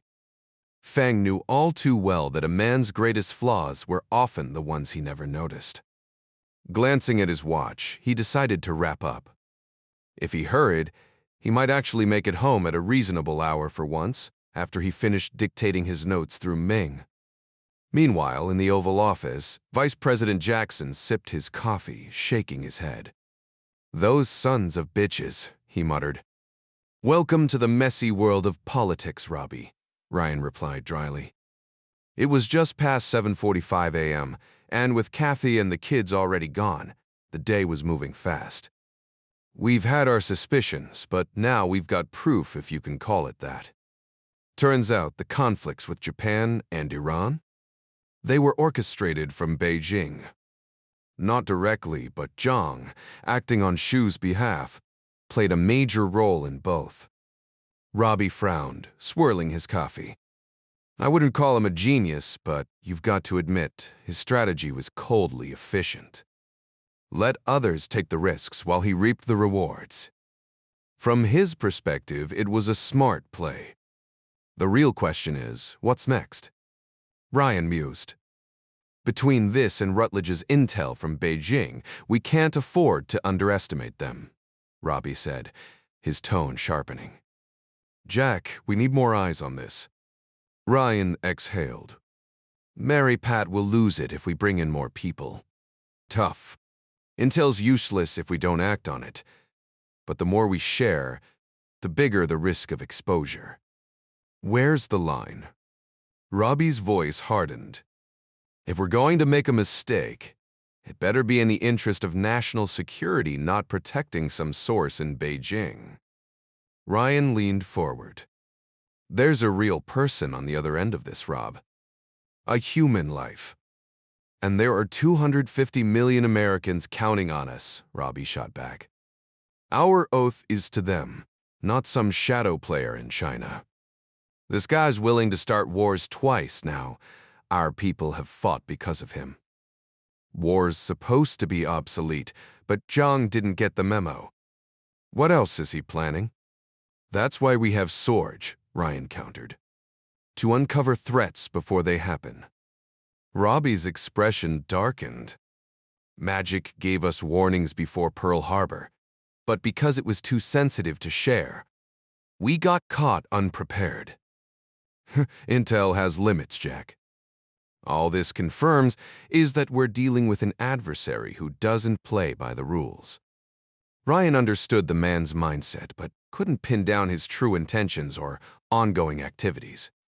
Sorge was feeding them fragments of private discussions between a policymaker and someone trying to sway those decisions, hardly the full picture. It felt more like a carefully curated diary, something designed to cover tracks rather than reveal truths. Ryan smirked at his own sharp observation. Just like the analysts at Langley, he'd gotten a little too excited about a source they'd never even gotten close to before.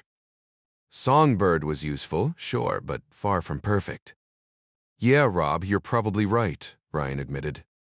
This Fang character likely keeps this diary as insurance, something to whip out if his buddies on the Chinese Politburo ever try to stab him in the back. Definitely not the wisdom of Sir Thomas More we're reading here, Tomcat remarked dryly. Not even close, Ryan agreed. But it's solid intel. Everyone who's reviewed it says it rings true. I'm not saying it's fake, Jack. I'm saying it's incomplete, the vice president pressed. Loud and clear, Admiral. Ryan raised his hands in mock surrender. So, what's your play? Start with SecDef, then loop in the Joint Chiefs, J3, J5, and probably since-pack your boy Bart Mancuso, Jackson added, his tone laced with mild disdain. Ryan raised an eyebrow. What's your issue with him? He's a submariner, the fighter pilot scoffed. Those guys don't get out much. But I'll give him this, he knows his stuff. Privately, Jackson had to admit Mancuso's clever use of old ballistic subs against the Japanese had been impressive. Specific action items. Ryan pressed. Rutledge's report suggests the Chinese are seriously worked up over Taiwan. What if they act on it? A missile strike on the island isn't out of the question, they've got plenty to spare, and our ships dock there regularly. You really think they'd be reckless enough to hit a city with one of our ships in port? Ryan countered. However ruthless this Zhang might be, starting a war with America over bad intel seemed like a stretch. What if they don't know the ship's there? What if their intel's wrong? Jack, the trigger pullers don't always get the full picture. Trust me, I've been there. The scars don't lie. Our ships can defend themselves, can't they? Not if their systems are cold. And since when can a Navy SAM stop a ballistic missile? Jackson mused. No clue. Maybe have Tony Britanno look into it. Fine, get him on it. Ryan checked his watch. Robbie, I've got another meeting soon. But we need to revisit this with Adler and Britanno in the room. Tony's sharp on hardware and logistics, but he could use a crash course in ops. Then teach him, Ryan said. Aye, aye, sir. With a crisp nod, the vice president left. Meanwhile, the team managed to return the container to its secure magnetic mount in under 2 hours. Silently grateful the lock wasn't one of the newer electronic models. Those were a nightmare to crack. The irony of high security measures was how often they backfired, adding unnecessary complications to an already delicate operation. Espionage was a world where Murphy's Law ruled supreme, and over time, every agency had adopted the same streamlined methods. The downside? When you spotted someone using the same playbook as your own operatives, you knew exactly who you were dealing with. The surveillance operation on the park bench resumed, though it had never truly stopped, just in case Suvorov or Koniev made an unexpected appearance while the evidence was being analyzed. A rotating team of agents kept watch from various vehicles, and a nearby building with a clear view of the bench. The Chinese operative remained under close observation, yet no one caught him signaling the dead drop location. A simple phone call to Suvorov's pager might have sufficed, but that was risky. Every line out of the embassy was likely tapped, and any number dialed could be traced. Spies had to be meticulous, knowing their pursuers were relentless and clever. That caution made them predictable in their own way, but once exposed, their fate was usually sealed. The FOSS agents hoped Suvorov would be no exception. Night had fallen by the time the target made his move. Leaving his apartment, he drove in circles for nearly an hour, retracing a route from 2 days prior, likely checking for tails or unnoticed surveillance markers. But this time, Instead of heading home, he parked 2 blocks from the park and took a meandering path to the bench, stopping twice to light a cigarette, each pause a perfect excuse to glance behind him. Textbook tradecraft. He noticed nothing, even as 3 men and a woman with a stroller discreetly trailed him. This time, Suvorov didn't sit. Instead, he propped his foot on the bench, pretending to tie his shoe while subtly retrieving the hidden container. The move was so smooth no one saw the exchange, but the timing was too convenient to be coincidence. One agent would later inspect the bench to confirm a swap. Suvorov then took a different winding route back to his car, lighting 2 more Marlboros along the way. Lieutenant Provolov smirked once you knew what to look for. The spy's actions were glaringly obvious. "What's next?" Provolov asked the FES supervisor. "We wait," came the reply. "Let him plant another message. Then we decode it and decide." Provolov frowned. "In my murder case, espionage takes priority, Lieutenant." Grudgingly, Provolov agreed. A pimp, a prostitute, and a driver were small stakes compared to treason. Meanwhile, retired Admiral Joshua Painter reflected on his decades of service. A Vermont farm boy turned naval aviator, he'd flown jets off carriers, commanded fleets, and worn the titles of Seclant, Sinclant, and Sinclant before trading his uniform for a lucrative consulting gig. Advising younger admirals paid far better than government work, and let him critique their decisions with the bluntness only a seasoned veteran could muster. Retirement hadn't dulled his edge. If anything, it sharpened his perspective. Some careers, like some missions, never truly ended. Josh Painter would have gladly given his expertise for free at any Navy officer's club. Just buy him dinner, a couple of beers, and let him breathe in the ocean air. But here he was, back in the Pentagon, this time as a high-ranking civilian advisor to the Secretary of Defense. Tony Britano was sharp, no doubt a genius when it came to engineering and managing technical teams. Prêt praise his approach. Crunch the numbers first, worry about people later.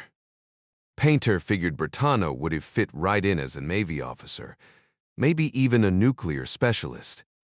The office was smaller than the one he'd had a decade ago as Assistant Chief of Naval Operations for Air, a position that didn't even exist anymore. Still, he had his own secretary and a sharp young commander handling his schedule. He was the gatekeeper to the SecDef's inner circle, and, oddly enough, even the vice president came knocking. The call came through on his private line, White House operator no less. Hold for the vice president. Painter didn't miss a beat. "You bet." "Josh Robbie." "Good morning, sir," Painter replied, formal as ever. It irked Jackson, who'd served under him before, but Painter wasn't the type to drop titles even for old colleagues. "What can I do for you?" "Got a question. The president and I were reviewing something earlier, and I didn't have the answer. Can an Aegis system take down an incoming ballistic missile?" Painter hesitated. Honestly, probably not. We looked into it during the Gulf War. Wait, actually, yeah. I remember now. A slow-moving scud. Maybe.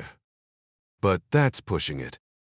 The real bottleneck is the software, both in the missile and the radar systems. Jackson sighed.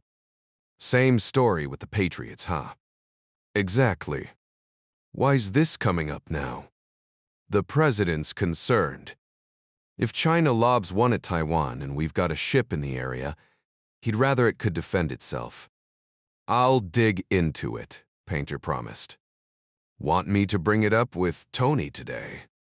"Affirmative," Jackson confirmed. "Roger that. I'll follow up later." As the call ended, Painter checked his watch. Time to head in. The walk through the E-ring corridor was a blur of activity, security, aides, the usual Pentagon chaos. He reached the SecDef's office right on schedule, the door already open. "Morning, Josh," Britano greeted. "Good morning, mister." Secretary. So, what's the latest crisis? Just got a question from the White House. Bertano raised an eyebrow.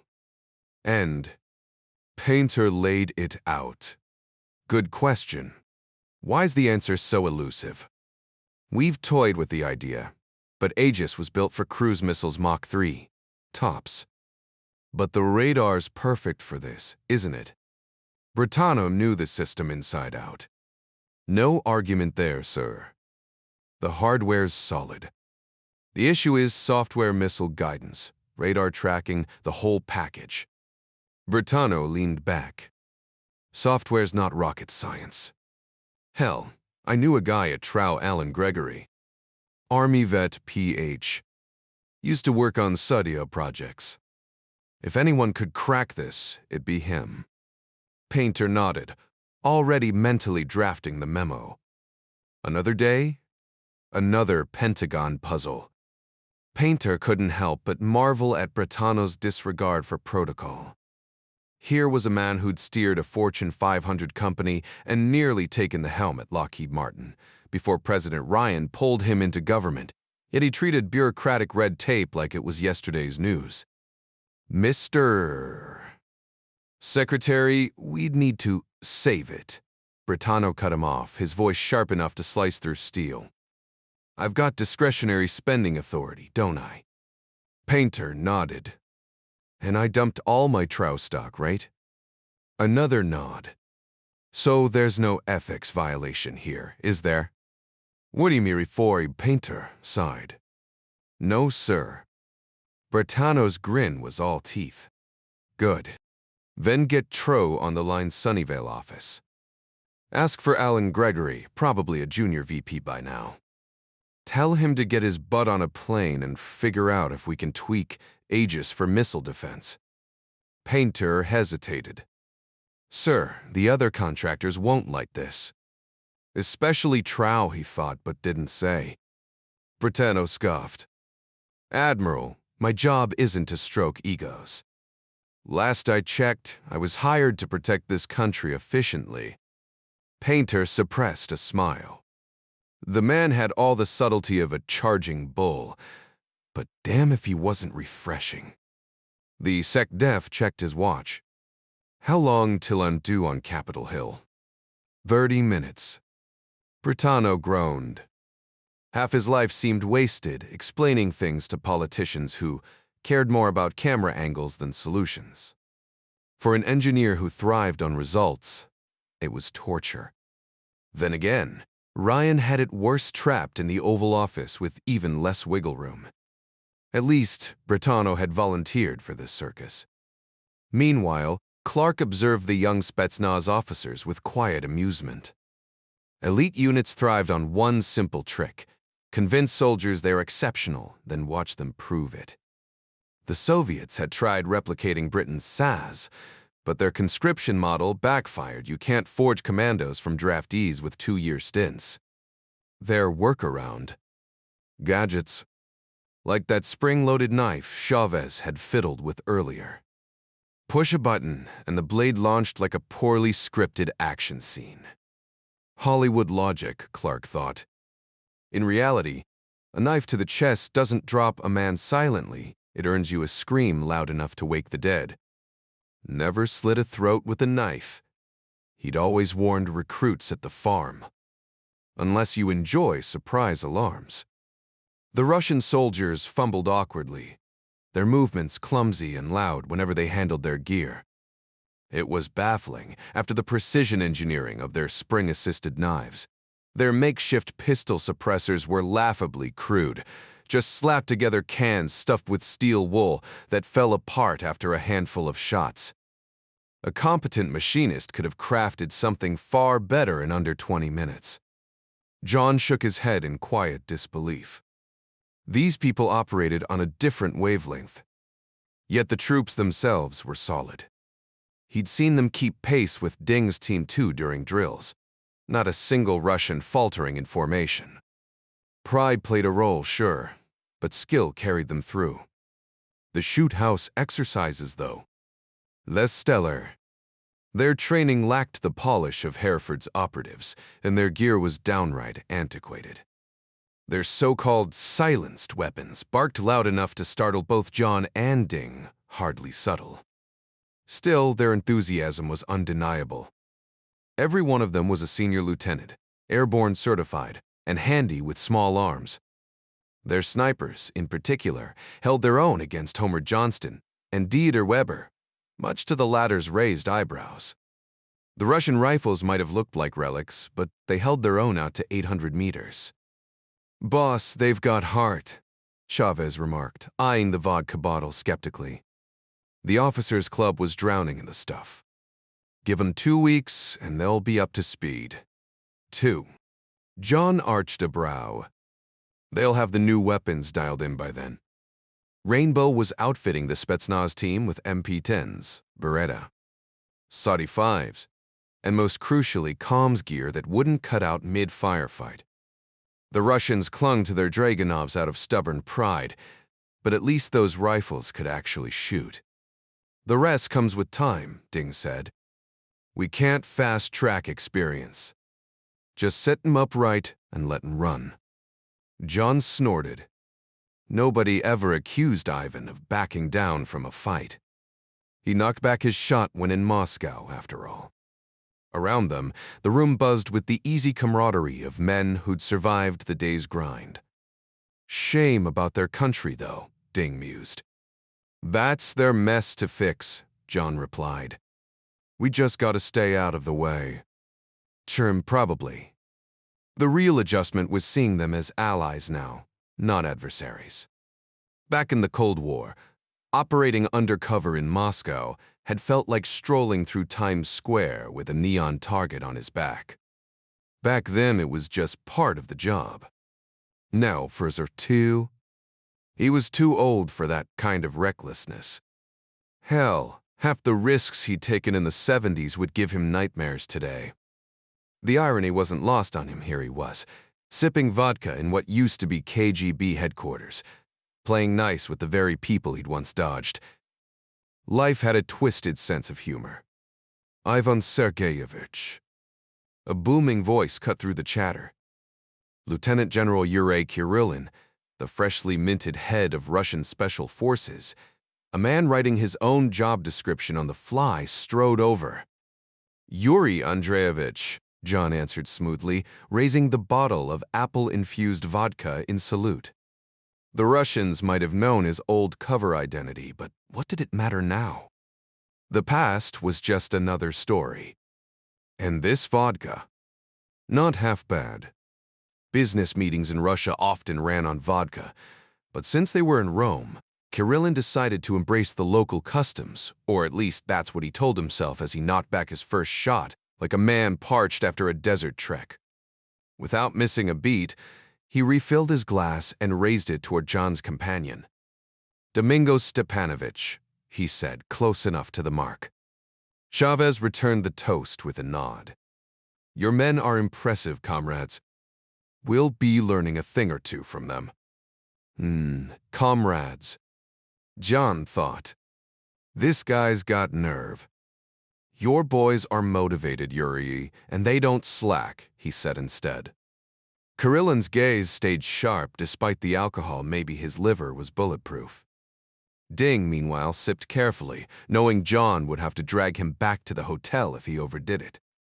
2 weeks, Clark answered when Kirillin pressed for a timeline. "That's Domingo's assessment." The Russian general raised an eyebrow, clearly pleased. "That quick?" "They're solid troops," Ding cut in. "Sharp, in top shape, just need to get comfortable with the new gear and some specialized drills. After that, they'll be teaching the rest of your forces, right?"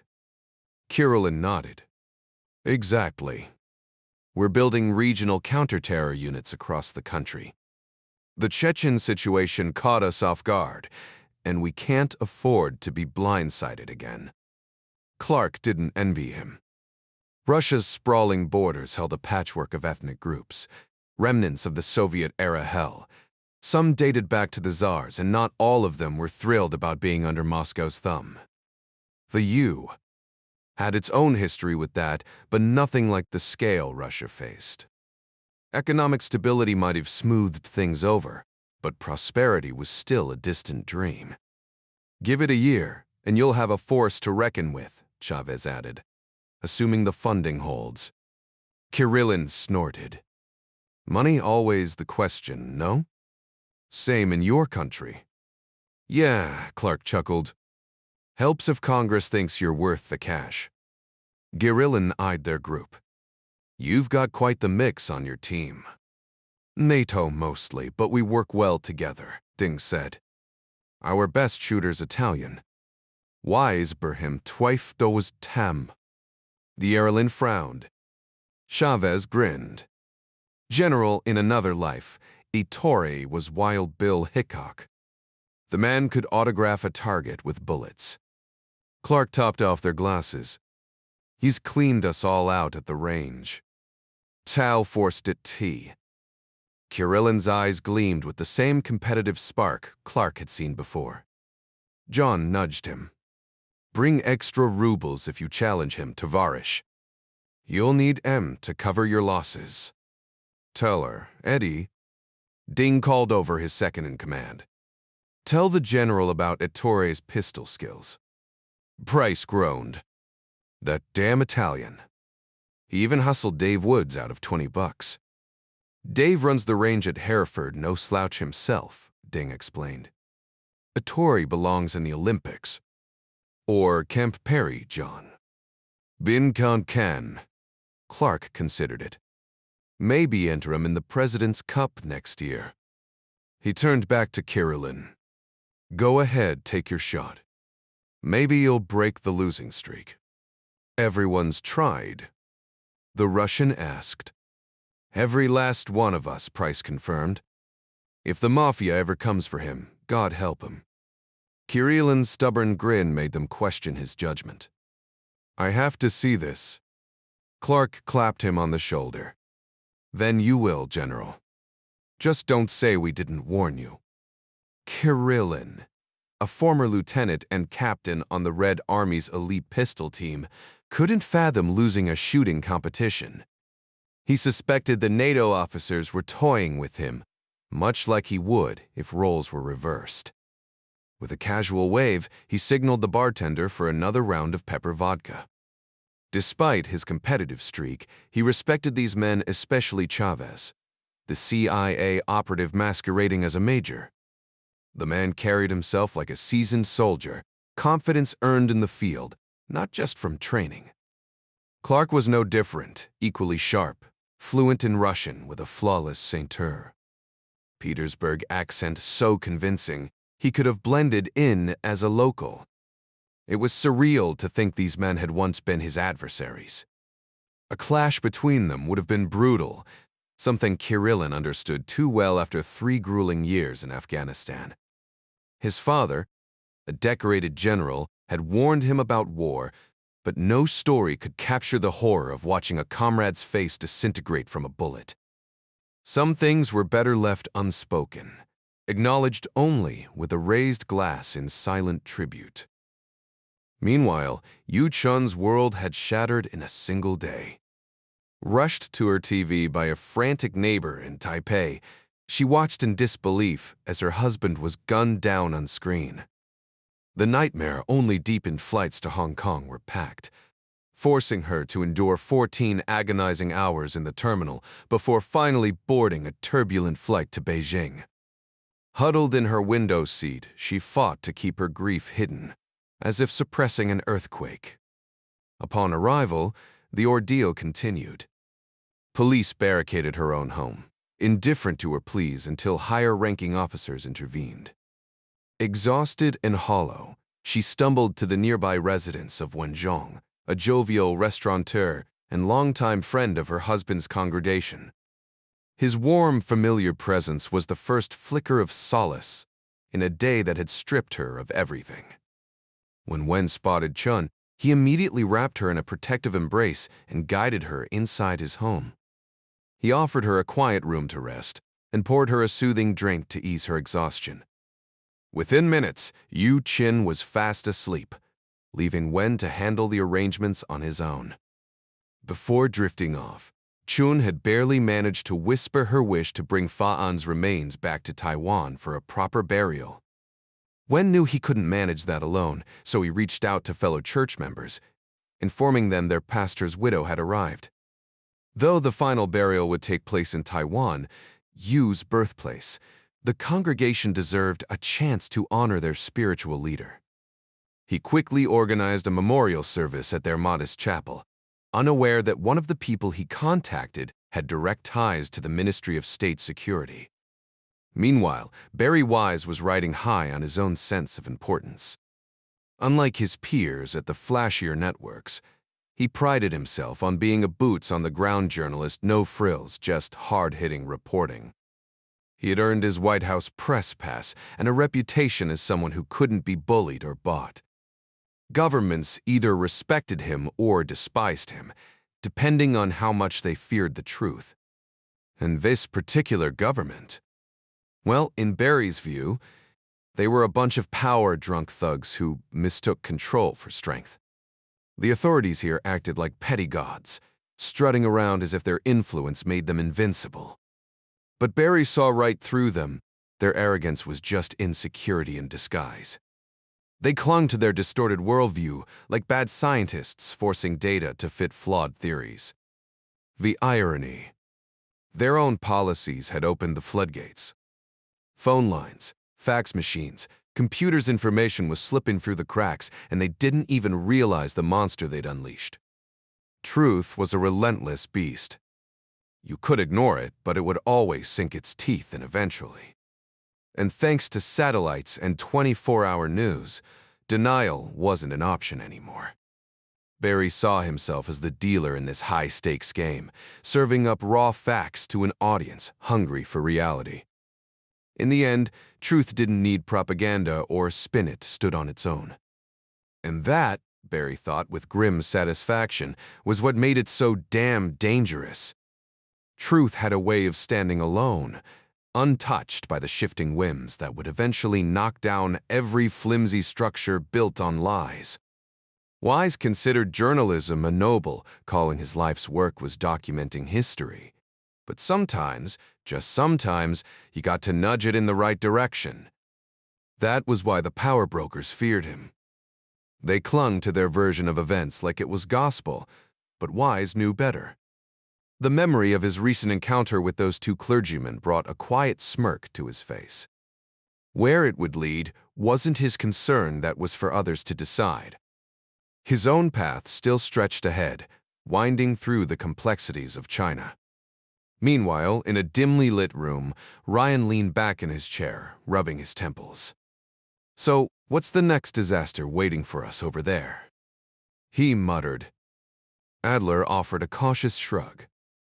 If the other side has any sense, things might settle down. Do they? Robbie Jackson cut in, beating Arnie Van Dam to the punch. Adler sighed.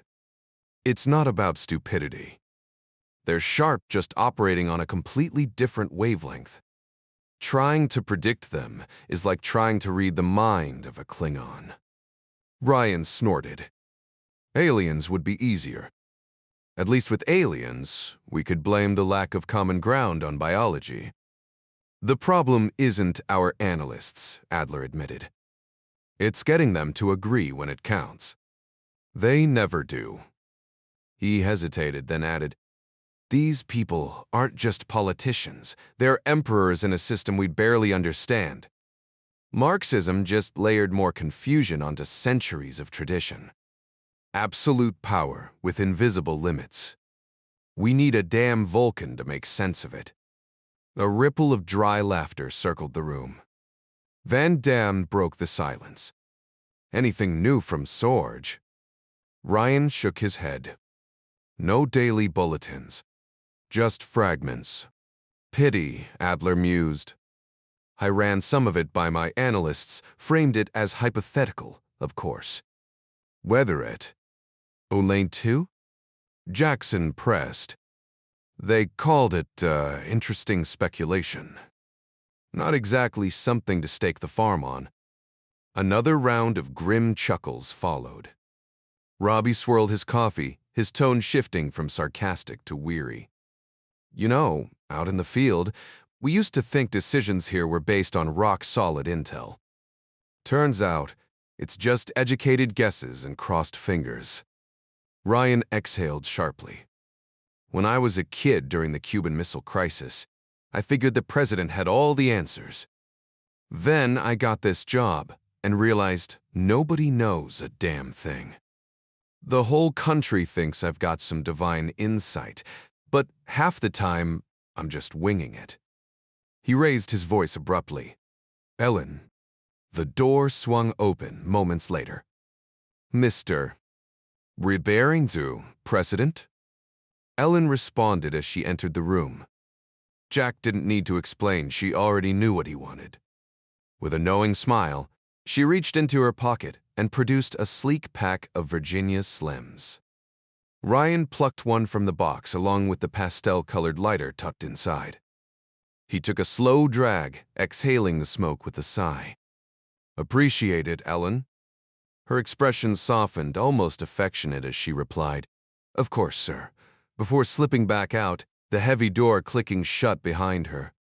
Robbie Jackson didn't hold back. That's revolting. Jack exhaled sharply, irritation flickering across his face. Newsflash, I'm not perfect. Never claimed to be. He stubbed out the cigarette, shifting gears. Now about China. Forget MFK status, Van Dam cut in. Congress would have your head if you pushed for it. And you can bet they'll greenlight any arms deal Taiwan wants next. Fine by me, Ryan shot back. I wasn't handing them anything unless they started acting like they belonged in the 21st century. Adler leaned forward, his tone dry. Problem is, they think we're the barbarians. Jackson, ever the first to call it, interjected. This won't end well. They're isolated, and the only way to snap them out of it? Pain. Not for their people, just the suits calling the shots. And those suits control the military, Van Dam pointed out. Exactly, Jackson agreed. Ryan rubbed his temples. So how do we nudge them without starting a fire? Adler laid it out plainly. We hold firm. Reciprocal trade or reciprocal barriers. The Nuncio incident killed any goodwill. They back off, or they lose access. They hate ultimatums, but reality doesn't care. The room fell silent, nods all around. Make sure Rutledge gets the message, Ryan ordered. As the meeting broke up, Jackson lingered. Caught an old flick last night, Ryan mused. Billy Budd. Forgot the ship's name, The Rights of Man. Melville had a point, didn't he? That's what we're fighting for. Jackson smirked. Noble name. Fitting. So irrelevant? Ryan pressed. First rule of war. Know why you're fighting. The rights of man sounds like a damn good reason. He paused. Oh, CNN's covering the memorial tomorrow. Patterson and the Reverend swapping pulpits. Bet neither plays it safe, too busy preaching unity to care about optics. Ryan chuckled. Not like the old days. Not even close. Both men will likely compromise on the abortion issue. Papa isn't exactly a champion of abortion rights, and neither is Patterson, but the real focus will be on justice, equality, and how two decent men met their fate after standing up for what was right. Your father sure knows how to deliver a sermon, huh? If they handed out Pulitzers for preaching, Jack, he'd have a whole shelf of them by now. And let's not forget Jerry Patterson. He's not half bad for a white guy either. Yefremov leaned back in his perch inside the building, far more comfortable than being cramped in one of the surveillance vehicles. Rank had its privileges, after all. Across the way, Suvorov, or was it Koniev, lounged on a park bench, casually flipping through an afternoon newspaper. They didn't have to keep watching, but old habits died hard. The odds of their target choosing the same bench again were laughably slim, but that's exactly what they'd argue in court, assuming. Of course, they ever got that far. Everything hinged on what was in the man's right hand. The move was flawless, almost imperceptible. His right hand drifted from the newspaper, slipped inside his jacket, and emerged with something small and metallic. A brief pause. Then, as he turned the page with a rustle that naturally drew the eye, his fingers slid down, securing the transfer case onto its magnetic holder before returning to the paper. The whole thing took less than a second, smooth as silk. Almost too smooth. Yefremov smirked. He'd caught 4 spies in his career, each one a thrill, but this was different. A Russian-trained operative, elusive, disciplined, and now possibly a murderer? That was new. Espionage was about secrets, not bloodshed. Noise was the enemy, and murder made plenty of it. Get Provolov on the line, Yefremov ordered. Partly because the militia lieutenant had handed him this case on a silver platter, and partly because the man might actually know something useful. They kept eyes on Suvorov for another 10 minutes before he finally stood, stretched, and strolled back to his car, blissfully unaware of the rotating tail behind him. 15 minutes later, one of Yefremov's team crossed the street and retrieved the case. Locked again, meaning whatever was inside was worth protecting. The FES had specialists for that, though, and the key had already been replicated. Back at headquarters, the decryption team worked fast. The one-time pad was loaded, the message typed in, and within seconds the computer spat out the decrypted text. And there it was clear, concise, and unmistakably in Russian. The message hit like a punch to the gut. Yo boyu met. The technician muttered under his breath, uttering one of the vilest curses in his native tongue. His hands trembled slightly as he passed the document to a senior inspector, whose face mirrored the same stunned disgust. Without wasting a second, the technician grabbed the phone and dialed Yefremov's direct line. Pavel Georgievich, you need to see this immediately. When the head of decryption arrived, Provolov was already waiting, arms crossed. The folder slid across the desk silently, its contents speaking volumes. Well, Pasha, the homicide investigator prodded, his voice tight. Looks like we've got our first answer, Yefremov replied grimly. The report confirmed the car had been bought from the same Moscow dealership. No mistakes, no loose ends. The operatives who carried out the job were already dead in St. May, Petersburg. The message was chillingly clear. Before I try again, I need confirmation on the timeline and payment for my team. Golovko was the target, Provolov muttered, shaking his head in disbelief.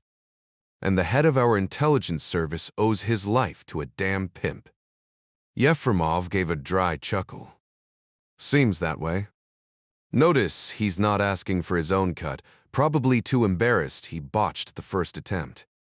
But he's working for the Chinese? Provolov pressed. That's what it looks like, Yefremov admitted, a cold knot forming in his stomach. Why the hell would China pull a stunt like this? He wondered.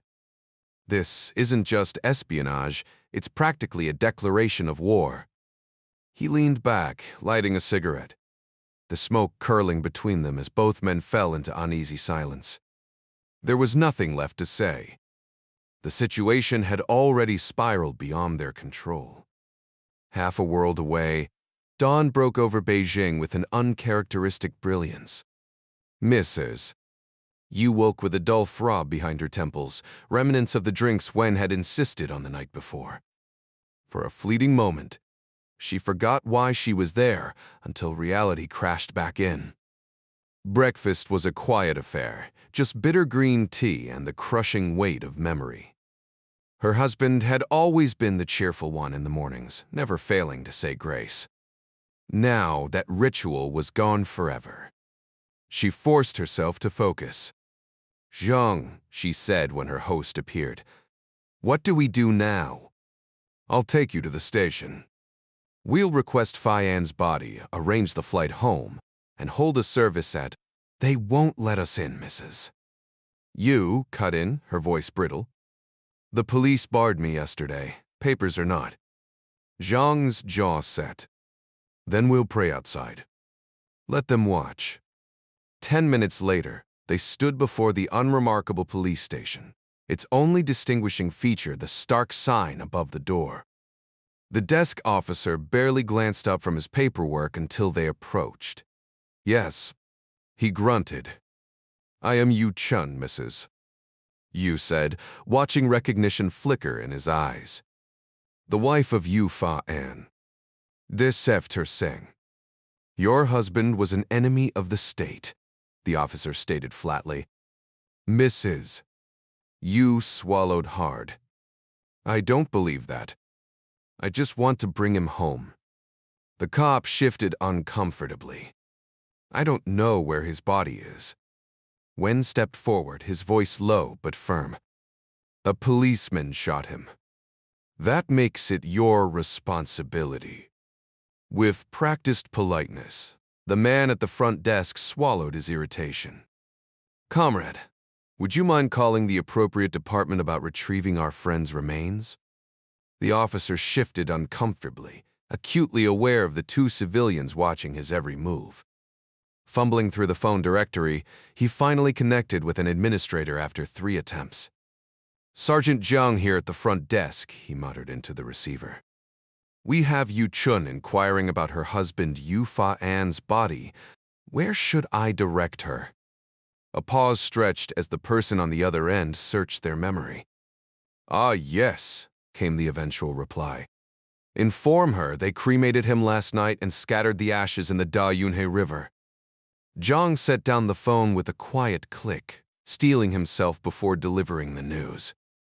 Comrade Yu, he began mechanically, your husband's remains were cremated and dispersed in the river. The words landed like bricks. Wen reacted immediately, this is inhuman. But Chun stood frozen, her lips parted in silent shock. I've given you all the information I have, Zhang added, already refocusing on his paperwork in a transparent dismissal. 30 seconds ticked by before Chun found her voice. Where is he? She demanded, her tone fraying. The sergeant didn't look up. Mies fettered. There's nothing more to discuss. But please leave. I want him back. Her voice cracked, drawing stares across the precinct lobby. Wen grasped her elbow, murmuring, He's gone, Chun. Let's go pray outside. But how could she process this? In less than a day, her partner of 2 decades had vanished. No body, no urn, no closure. Had their quiet Bible studies in the living room really warranted this? They'd never so much as jaywalked, let alone conspired against the state. Yet here she stood, gutted by loss, while some bureaucrats scribbled forms as if erasing a man's existence were routine paperwork. The sunlight outside felt like mockery. She squinted against the glare, longing for shadows to match the void inside. Somewhere beyond this nightmare, a plane waited to carry her to Taipei, where her elderly mother would share this fresh grief. But first, she needed to breathe, to scream, to demand answers from a god who felt as distant as the ashes drifting downriver. Barry Wise was already deep into his morning routine when the email from his Atlanta colleagues arrived, showering him with praise for his latest report. Another Emmy nomination might be in the cards, they hinted. While the accolades were nice, they weren't what drove him. Journalism wasn't about trophies, it was about the chase, the unpredictability of each day. He never knew what story would land in his lap, whether it was a baseball game or something far darker. That uncertainty was the thrill, the part he secretly loved. His instincts had sharpened over the years, though he couldn't explain how they worked. Today, they nudged him back to the shooting he'd covered days earlier. One of the victims had mentioned a wife in Taiwan. Was she back now? Worth checking. He'd tried pushing Atlanta to verify through Vatican channels, but Rome had that angle covered. Cardinal DeMilo's body was en route to Italy, where the media circus would be waiting. Meanwhile, Wise brewed coffee in his hotel room, using beans he'd borrowed from the CNN Beijing office. The caffeine helped him focus. The Cardinal's remains were boxed up, flying over Afghanistan by now. But what about the other victim, the Baptist minister who took a bullet to the head? He had a congregation, a life and a wife. Someone would want his body back. An interview with her could be a solid follow-up, another excuse for Atlanta to replay the footage. Wise smirked into his Starbucks cup. Beijing had probably blacklisted him by now, but so what? Being on their bad side was practically a badge of honor. The place was stifling same faces, same clothes, same rigid conformity. A few more black journalists, some blonde Scandinavians, maybe an Italian chef or two would do wonders. Not his job to fix their culture, though. His job was to report it, warts and all. Today, his gut told him to revisit Reverend Yu Fa An's neighborhood. No concrete lead. Just a hunch, but his hunches usually paid off. Meanwhile, Ryan was dreading tomorrow night's foreign policy speech. Why did he have to deliver these things in person? A press release would suffice. But tradition demanded the spectacle, dragging Kathy along too, much to her annoyance. She guarded her patient files like a lion with its kill, grumbling that First Lady duties were cutting into her surgery time. Jack doubted that she was too sharp to let anything slip. But he kept that thought to himself. Kathy, like many women, needed an outlet for her frustrations, and political gripes felt more substantial than her everyday annoyances like occasionally skipping dinner prep, something she secretly missed far more than any women's rights advocate would appreciate. After 2 decades mastering gourmet cooking, she cherished those rare moments when she could slip into the White House kitchen to swap culinary secrets with the head chef. Tonight, though, she lounged in her favorite chair, reviewing patient notes with a glass of wine, while Jack half-heartedly stared at the TV, enjoying a rare break from the usual Secret Service scrutiny. But the president wasn't actually watching. His gaze was fixed on the screen. But his mind was elsewhere, a familiar, distant look Kathy had come to recognize over the past year. It was like he was awake but dreaming, his brain churning through some unsolvable puzzle.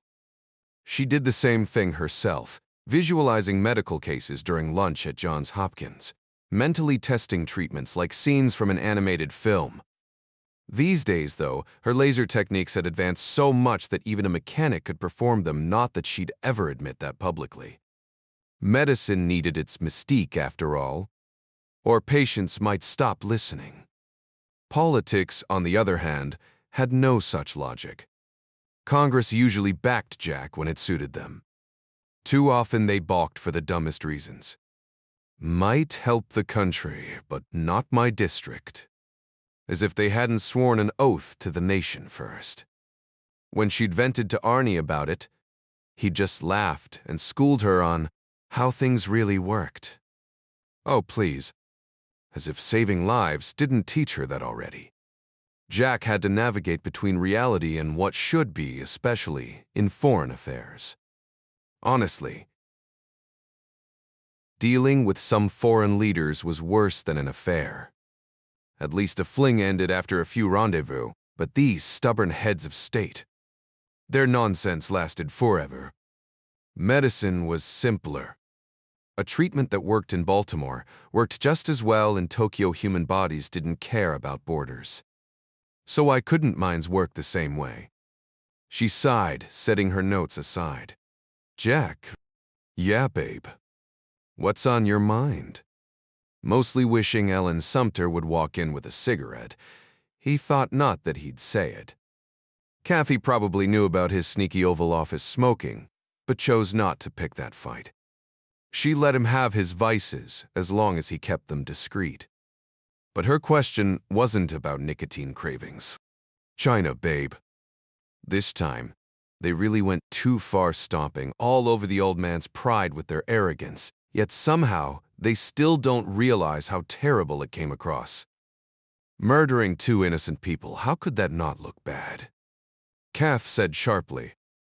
The surgeon sighed. Not everyone sees life the way we do. She frowned. Every Chinese doctor I've worked with shares the same values. We speak the same language, medicine.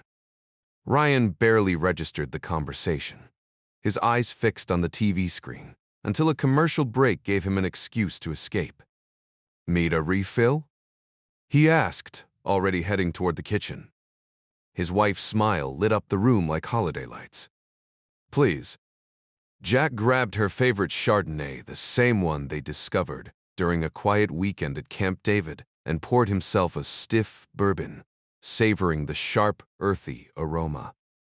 Tonight, with the staff dismissed, he relished the rare freedom of mixing his own drink, even contemplating a late-night peanut butter sandwich before deciding against it. Returning, he brushed his fingers against Kath's neck, earning that familiar, delighted shiver. So, what's next with China? Ukraine. Wisteria. We'll find out when CNN tells us, he muttered, sinking back into the couch. Our intel moves slower than Wall Street traders on a bad day. He didn't bother adding that if any analyst could predict the future, they'd have a line of millionaires begging for stock tips.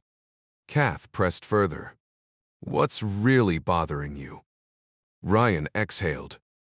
I'm worried about how we'll respond if they double down on their mistakes. But warning them just guarantees they'll do something reckless to prove they're untouchable. Nations don't think like people. They're run by men who lead with their ego. Kath finished with a smirk. Exactly, Jack snorted. Half these leaders act like they're in some back alley power contest. We've got files on foreign officials whose behavior would get them banned from every brothel in Vegas. Sev them let's rave. The guy had a thing for young girls, like swapping out socks. Kath rolled her eyes. No Viagra back then. Jack grinned. Think that little blue pill could have saved history. Maybe just a few 12-year-olds, she shot back dryly. As the clock ticked toward bedtime, Jack finally focused on the TV until his gaze drifted to the envelope slipped under Rutledge's door. Foggy Bottom's latest memo offered nothing new, no bargaining chips to ease tensions with Beijing. The Chinese never grasped that diplomacy wasn't a one-way street. Standing under the shower's hot spray, Rutledge couldn't shake the thought. Was this how it felt negotiating with the Nazis before the war? Some leaders were too stubborn, too drunk on their own power to listen. Diplomacy had its limits, and sometimes history didn't wait for reason. By the time breakfast arrived, he was clean-shaven, dressed, and bracing for another futile round of talks. The dining room buzzed with quiet activity as Rutledge's team pored over documents, catching up on news from back home. They shared a collective certainty about the lack of significant developments here, a belief Rutledge initially endorsed, though events would soon prove them all mistaken. Meanwhile, Barry Wise leaned forward in the van, double-checking their destination with his driver, who doubled as their cameraman. The guy had nerves of steel behind the wheel, and an uncanny knack for navigating traffic snarls. Got it locked in, the driver confirmed, tapping the GPS screen. Wise smirked, imagining a future where satellite navigation ruled the world, as long as they left those cringe-worthy old commercials in the past. Outside, dark clouds gathered. Looks like rain, Wise mused. His producer shrugged. Boule a stavert schaffer. Could be. From the driver's seat, the cameraman piped up. Wonder what happened to that woman who had the baby. Wise exhaled. Probably home by now. Hospitals here don't keep new moms long. He frowned. Too bad we lost track of her. No way to follow up. All they had was the surname Yang, but the rest was a mess of garbled audio. Bet there are 1,000 Yangs in the local directory, the cameraman joked. Wise snorted. if Beijing even had phone books. And even if they did, none of his team could read Chinese characters. Dead end. 2 blocks, the driver announced, swinging left. The scene that greeted them was a wall of khaki-clad police, standing rigid as sentries. The moment the van doors opened, the officers' stares bore into them like they'd just stepped off a UFO. Pete Nichols hoisted his camera, earning glares sharp enough to etch glass. Perfect. Nothing juiced up a story like hostile witnesses. Wise zeroed in on the highest-ranking officer and flashed a disarming smile. Good afternoon. The sergeant gave a curt nod, face unreadable as a poker player with a weak hand. We need some help, Wise pressed. The cop's English was rough, his irritation at having revealed he spoke it flickering across his features. With what? He snapped. We're looking for Mrs. You, the Reverend's wife. She lived here. Not here, the sergeant dismissed with a wave. Wise didn't blink. Then we'll wait. Halfway across the city, Cliff Rutledge greeted Minister Shen, who arrived late, either a power play, a last-minute Politburo directive, or car trouble. Rutledge's money was on option 2. The party always had a hand in the game. Shen Tang had likely played the role of mediator, advising his team that while the American stance might seem unfair, it would be tough to challenge in these negotiations. The wiser strategy, he would have argued, was to accept their terms for now and recoup the losses in next year's discussions. After all, America's stubborn insistence on fairness had derailed more deals than any other factor in diplomatic history. Rutledge respected Shen's tactical mind. The man was sharp, a skilled negotiator who could assess a situation with precision. He must have realized, or at least should have, that Washington's hard-line position was fueled by domestic outrage, a backlash against China's recent public missteps. If Shen had convinced his superiors to play along, he'd open with a minor concession, setting the tone for the day and giving Rutledge room to push him further by the afternoon session. That would be ideal smooth progress for the U. Minimal friction and a career boost back at the State Department. Rutledge took a slow sip of tea, then gestured for Shen to begin. But instead of measured diplomacy, the Chinese minister launched into a fiery critique. America's actions undermine our sovereignty. Starting with Taiwan, Rutledge adjusted his earpiece, disappointment settling in. Shen hadn't swayed his government. Another wasted day loomed, maybe even a total collapse of talks. Sanctions would hurt both sides, destabilizing an already tense global landscape. The rant dragged on for nearly half an hour before Rutledge finally countered, his voice cool but edged with warning. Minister, your refusal to compromise is just as baffling. If China won't open its markets, the U will enforce the Trade Reform Act. Shen's face flushed. Why? The threat wasn't new, though the phrasing put on notice carried extra weight. Had Rutledge misjudged him? Or was there something deeper at play? Just then, a woman's voice cut through the tension. Hello. Barry Wise turned, startled. Have we met?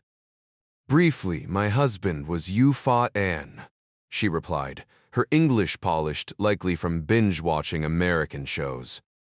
Wise stood quickly, offering condolences. He was a brave man.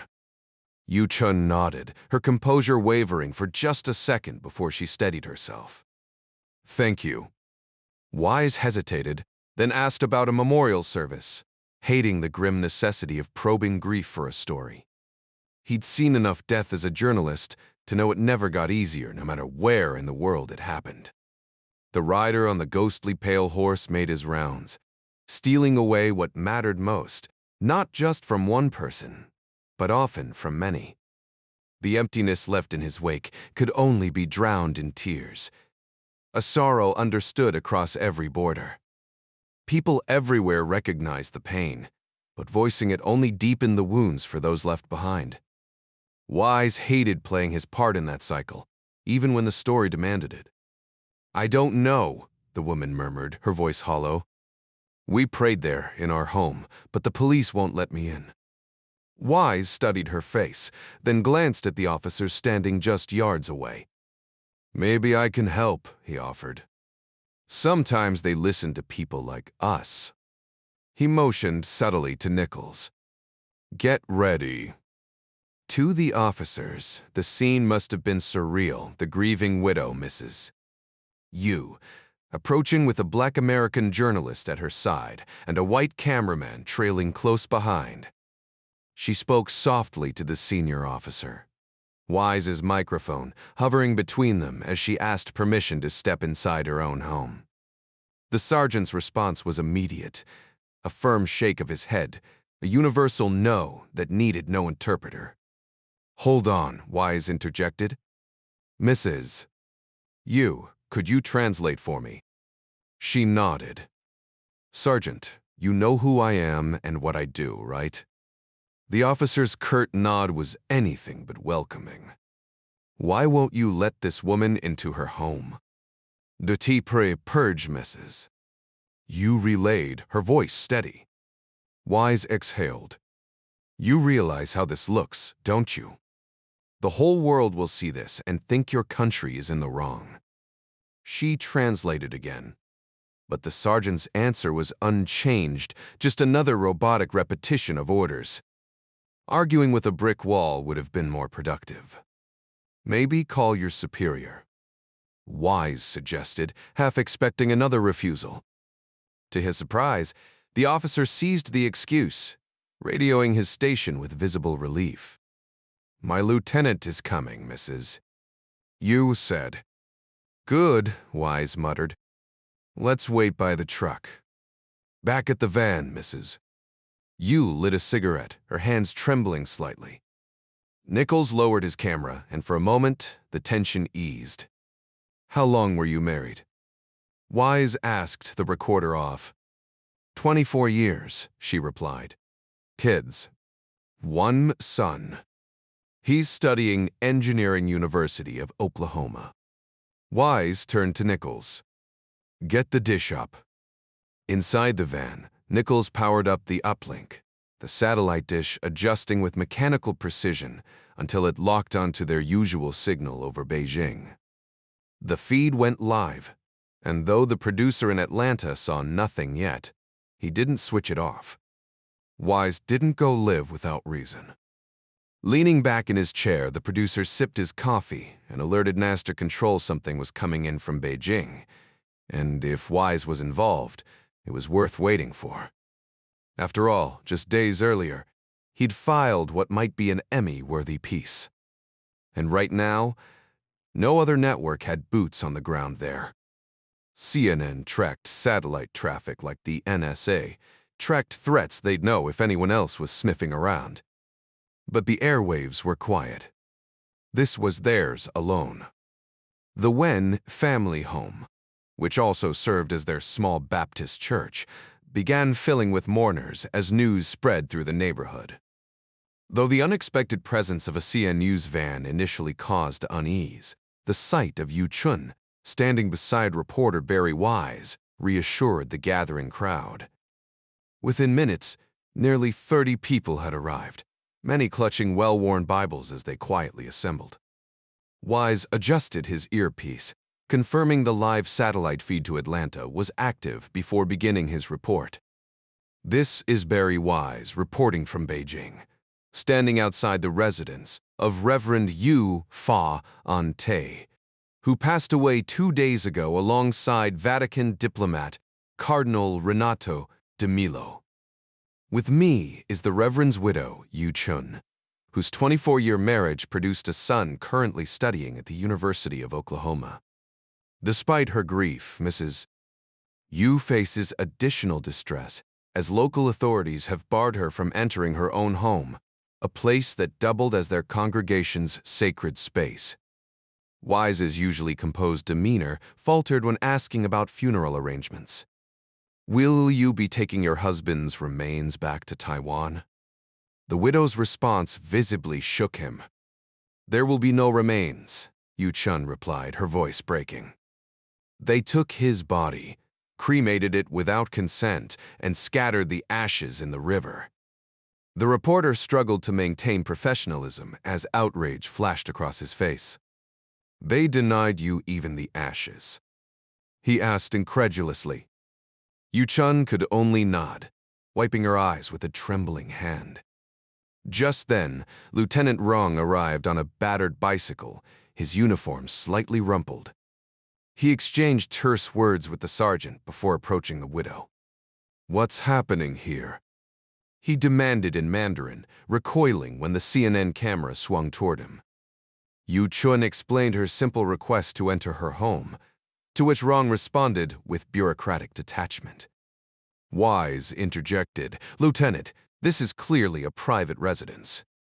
What possible justification exists for these restrictions? The premises host unauthorized political gatherings, Rong stated mechanically, as if reading from a manual. Nearby, the congregation's mood shifted noticeably. A broad-shouldered man with intense eyes motioned to the group, prompting them to open their Bibles simultaneously. His deep voice resonated as he began reciting scripture, the words carrying an unmistakable tone of quiet defiance that made even the officers hesitate. The camera lingered on the scene, ordinary people finding strength and faith while authorities stood by, uncertain how to react to such peaceful resistance. Barry Wise listened as the man's voice boomed through the room, causing the rest of the small congregation to bury their faces deeper into their Bibles. A quick glance told him there were roughly 34 people gathered, men and women in equal measure, all absorbed in scripture.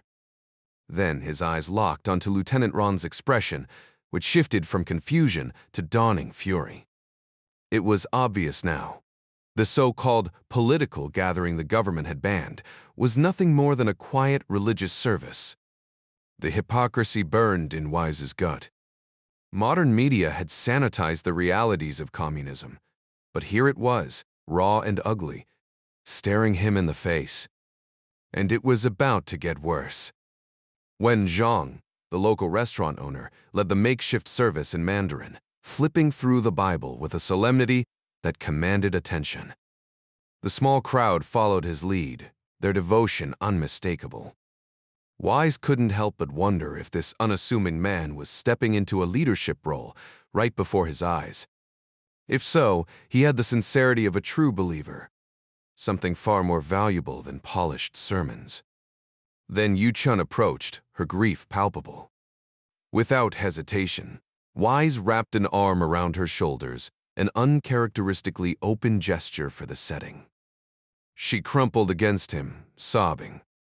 20 years of marriage ended in brutality, and now even the dignity of a burial had been stolen from her. No grave to visit, no final goodbye. Savages, Wise thought, clenching his jaw. He couldn't say it on camera, but the lens would capture what words couldn't. Unbeknownst to the crew, their feed was already live. Atlanta had taken over, narrating the scene since they couldn't reach Wise through the comms. The signal bounced across satellites, reaching CN headquarters before spreading worldwide, including Beijing's power corridors. Politburo members kept CNN on in their offices, a window into Western perspectives. The broadcast also flickered in hotel lobbies, where foreign businessmen and even a few locals watched. In his office, Fangan frowned at the screen, struggling with the English commentary. He barked for Ming to translate. It's happening right here in the city, Minister, she said. Some kind of memorial for that man, you the one, shot by police. His widow is there. They mention his body was disposed of. No burial. Fang's lip curled. What idiot ordered that? He wasn't known for kindness, but even he knew unnecessary cruelty was just bad strategy. Let's going, you're Kevin. Fang urged impatiently. The voices from the Christian Bible reading blurred through the broadcast static, the English translator's voice cutting in and out like a bad connection. The news anchor kept circling back to the same update. Their team was struggling to establish contact with reporter Barry Wise in Beijing due to technical issues. The segment rehashed details about the memorial for you, mentioning his fellow worship group members before looping back to footage from Longfu Hospital, and commentary about the Italian clergyman whose remains would soon be repatriated. Fang snatched up his phone, dialing the interior minister with barely restrained fury. "Turn on your television right now," he barked. "Handle this carefully, do you understand? If this spirals, it'll be worse than the Tiananmen mess."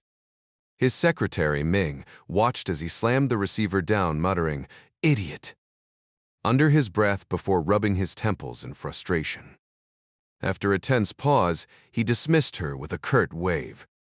Back at her desk, Ming couldn't shake the absurdity of it all. Yu's death had been senseless, a tragedy born of reckless policing. Fang had even pushed for disciplinary action, but higher-ups buried the idea to avoid embarrassment. She sighed, forcing herself to refocus on paperwork just as the interior minister's orders crackled through official channels. Meanwhile, Barry Wise finally caught the muffled feed from Atlanta in his earpiece. He launched into live commentary, pivoting as cameraman Pete Nichols framed the ragtag gathering in the grimy alley. A glint of recognition flashed in Wise's eyes as he spotted the police lieutenant Motorola radio in hand, just like the ones back home issuing hushed commands to his squad. The officer's stride toward him was anything but casual. "You must shut off the camera," Lieutenant Rong demanded. Wise feigned confusion. "Pardon. Gesetzkraft der camera. Off. Now.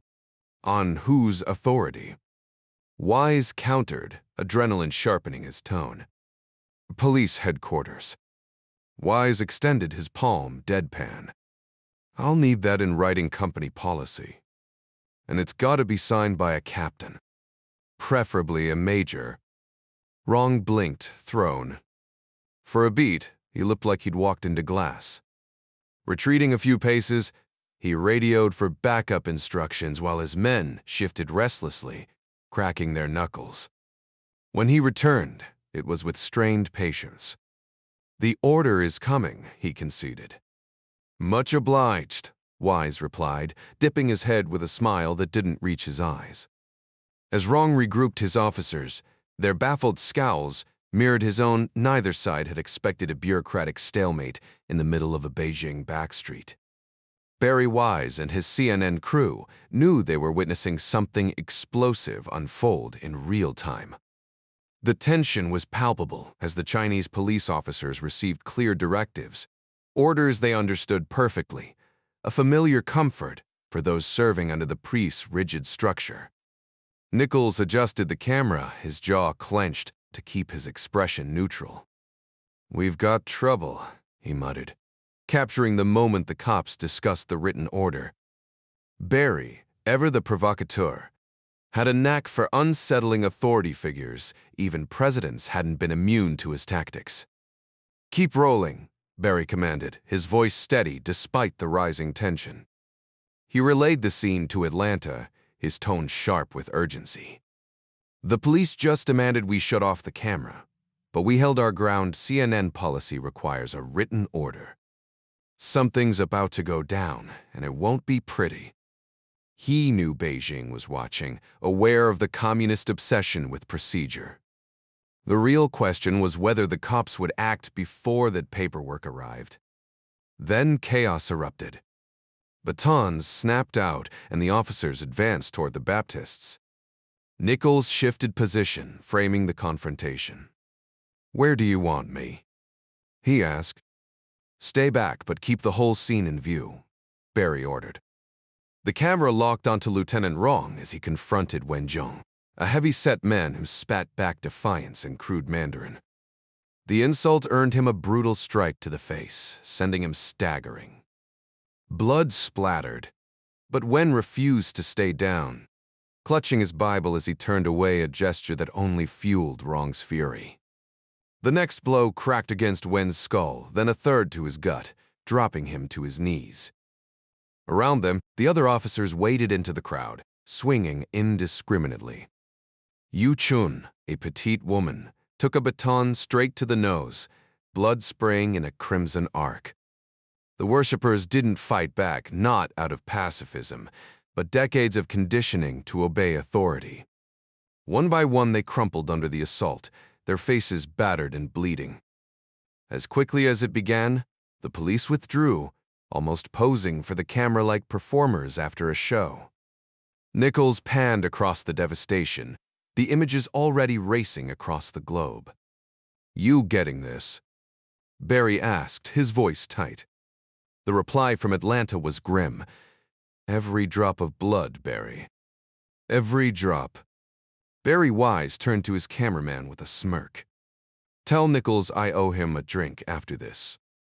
The response came quick, "Copy that." The scene unfolding before them was anything but ordinary. Local authorities had stormed what should have been a peaceful gathering, branding it as politically subversive. Yet the worshippers, unarmed and unresisting, had done nothing but kneel in prayer before the batons came down. Just as Wise was about to continue his report, a police officer on a bicycle skidded to a stop nearby, shoving a document into Lieutenant Ron's hands. The lieutenant marched over, thrusting the paper at Wise. "Shut it down. Official order." Wise barely glanced at the paper before handing it back, his voice dripping with feigned politeness. "Sorry, Lieutenant, but I can't read this." "Neither can my network." The camera stayed trained on Wrong, whose face twisted in frustration as he realized he was being played on live television. "It says turn off the camera." He barked, jabbing at the text. With deliberate calm, Wise faced the lens. "As you've witnessed, we've just been ordered to stop broadcasting. Let me recap. Reverend Yu Fa An's widow and his congregation gathered here today to mourn. Instead, they were met with violence. His body was cremated without ceremony, his ashes discarded. His wife, Yu Chun, was barred from her own home under the guise of political misconduct, which, in this case, seems to mean praying. And now we're being forced to leave. Atlanta, this is Barry Wise, signing off from Beijing." As Nichols packed up the gear, Wise shot Wrong a tight smile, thinking, "Hope you enjoy the international spotlight, pal." The footage was already racing toward satellites, and soon the world would see it. Halfway across the globe, the broadcast flickered onto screens not just in intelligence hubs, but in living rooms, offices, and the bleary-eyed late-night crowd glued to their computers. Email inboxes at the White House began flooding within minutes. The digital age had turned public outrage into an instant deluge, tracked meticulously in a basement office of the old executive office building. Arnold Van Dam's team sorted through the avalanche, a real-time pulse of American opinion. No need for expensive polls when the people screamed their thoughts directly into the void, or, in this case, straight into the West Wing. Van Dam didn't mind the extra work. He never did. Politics came as naturally to him as breathing, and he'd pledged his loyalty to this president long ago, partly because the job often involved shielding the man from his own baffling political missteps. But the flood of data that started pouring in after midnight didn't need a seasoned strategist to interpret. Many of the emails weren't just anonymous rants, they carried real names. And the tone wasn't just urgent, it was furious. Later that day, Arnie would joke that he hadn't realized so many Baptists were tech-savvy, immediately regretting the thought as uncharitable. Meanwhile, the White House Office of Signals recorded a crisp copy of the breaking report and rushed it straight to the Oval Office. Halfway across the globe, the CNN broadcast from Beijing hit American breakfast tables like a punch to the gut, leaving more than a few people slamming down their coffee mugs in disgust. The fallout was instant. Embassies worldwide fired off alarmed cables to the State Department, reporting hostile reactions from foreign governments and angry protests outside Chinese diplomatic missions. The Diplomatic Protection Service scrambled into action, coordinating with Police to beef up security around pre-offices in case the outrage spilled onto American streets. By the time Ben Goodley rolled into Langley for his morning briefing, intelligence had already pieced together the disaster. As Ryan had bluntly put it, China had stomped on a hornet's nest with steel-toed boots, and now they were about to feel the sting. That, it turned out, was putting it mildly. The only silver lining for Goodley, if you could call it that, was that Ryan always had CNN blaring in the breakfast room, so he was already fuming by the time he buttoned up his crisp white shirt and knotted his striped tie. Not even a quick kiss goodbye from his wife and kids could soften his fury at the sheer idiocy unfolding overseas. "Damn it, Ben," the president barked the second. Goodley stepped into the Oval Office. "Hey, not my fault, boss," the National Security Advisor shot back, taken aback by the venom in Ryan's voice. "What's the latest?" "You've seen it. That widow who flew to Beijing to reclaim her husband's body? Found out they cremated him and dumped the ashes. Then local cops barred her from her own home, and when her church showed up to pray, they got roughed up." He didn't need to mention how perfectly CNN had captured the assault Kathy had pointed out upstairs. That the woman's nose was definitely broken, maybe worse, and she'd need serious reconstructive surgery. Why would they hate her that much? She'd asked, horrified. "Because she believes in something bigger than them," Ryan had muttered, staring at the screen. "Jack, this is straight out of a History Channel documentary on the Third Reich," Kathy said, wincing as the footage showed Chinese citizens battered for holding Bibles. Van Damme strode in, grim-faced. "The public's losing it. We're drowning in responses." "Barbarians," Ryan spat, just as Robbie Jackson walked in to join the briefing.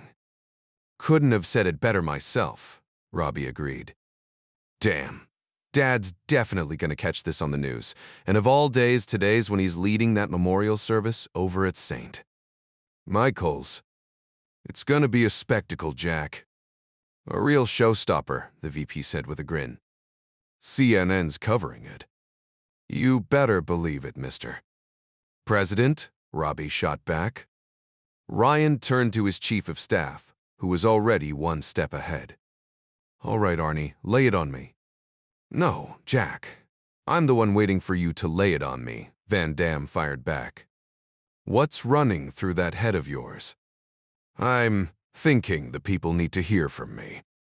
Maybe a press conference. First, I'll call out this blatant human rights violation, especially since they had the nerve to do it right under the world's nose. Then I'll make it clear America doesn't do business with regimes that pull this kind of stunt. Trade deals don't excuse trampling on the values this country was built on. Time to reevaluate everything with Beijing." "Not bad," Arnie said, giving him an approving nod. "Run it by Scott for refinements." "Will do." Jack exhaled. "Bigger picture, how's the public gonna take this?" "Mad the tougher case day." Pure fury. It's a brutal visual, and people react viscerally to that. If China backpedals fast, maybe it blows over. But if they double down, Arnie's expression darkened. Buckle up. The religious coalitions will go nuclear. They've already ticked off Italy and Germany. Our NATO buddies are fuming. And that poor woman's broken face just handed the feminists a rallying cry. Beijing's playing a losing hand here, but I doubt they've done the math. "Then we'll teach Goodley cut in. The choice soft or hard lesson." Meanwhile, Dr. Brive, Alan Gregory trudged into his usual Marriott by the Potomac, the roar of Reagan National's jets rattling the windows. Another red eye from Lax, you'd think. After a decade of these flights, they'd get smoother. A quick shower and a fresh suit later. He almost resembled a functioning human for his 10:15 with the Secretary of Defense. No cab needed this time. Bertano had sent an army sedan. A stone-faced sergeant drove while Gregory skimmed the post and back. 10 minutes later, they rolled up to the Pentagon's river entrance, where a major whisked him past security toward the E-ring. "You and the secretary go way back?" the officer asked. "Let's just say we've shared enough classified briefings to be on a first-name basis," Gregory quipped. A 30-second wait in the anteroom, then Al. "2, Haveler. Coffee." "Please, doctor." "Bertano." "Tony," the SecDef corrected, waving off formalities. A steward brought coffee and buttery croissants before vanishing. "How's the airborne torture?" "Same as ever, Tony. If you disembark without wanting to kiss the tarmac, the airline's slipping." Bertano chuckled. "Perk of this job, I've got a Gulfstream on standby. No traffic, no to pat-downs. Though you saw my security detail, those guys could bench press a minivan. The ones who look like they moonlight as bouncers." Gregory deadpanned. "Why, play nice. One's a Princeton grad before he went SEAL. Probably the one who explains the briefing slides with crayons." Gregory thought but didn't say. "So, Tony, why'd you drag me here? You put in time at Sadio, right?" 7 years in that dungeon. Worked on the free electron laser, great science, lousy scalability. Even after we cribbed notes from the Russians. Funny thing, their lead laser guy. Absolute genius. The guy met a tragic end during a rock climbing mishap in 1990, or at least that's the story we got in SEO. He'd been wrestling with the same technical nightmare as our team, the infamous wiggle chamber, where they tried to harness hot gases to power the beam. Stable magnetic containment. Never happened. They threw every idea at it, including mine during my 19-month stint. Brilliant minds tackled it, but none cracked the code. Honestly, I'd bet Princeton cracks fusion containment before anyone figures this one out. We even explored cross-applying their theories, but the challenges were worlds apart. Still, we handed them some of our concepts, and they've run with them. After the Army bumped me up to Lieutenant Colonel, they practically shoved me out the door 3 weeks later. No more use for me. That's when Dr. Flynn swooped in with the Trow offer, and I've been here since. Not a bad deal. 80% of my military pension, plus Trow's $500,000 salary, stock options, and a retirement plan that'd make anyone jealous. "Flynn raves about you weekly," Tony remarked. Gregory smirked. "Great boss. Claims I'm Sunnyvale's top coder, though I missed my shot at Doom. But adaptive optics, that's my lane. What about SAM systems? Did some early Army work on those." Later, they dragged me into Patriot Block 4 intercepting Scuds. Tweaked the warhead software. He didn't mention it arrived 3 days too late for the Gulf War, but now it's standard across all Patriots. Tony leaned in. "I need your eyes on something, a direct OSD contract. Flynn won't mind. Can Aegis stop a ballistic inbound?" Gregory took a sip of coffee. "Scuds, sure, Mach 3. But an actual ISM." At Tony's nod, he whistled. "Radar's capable.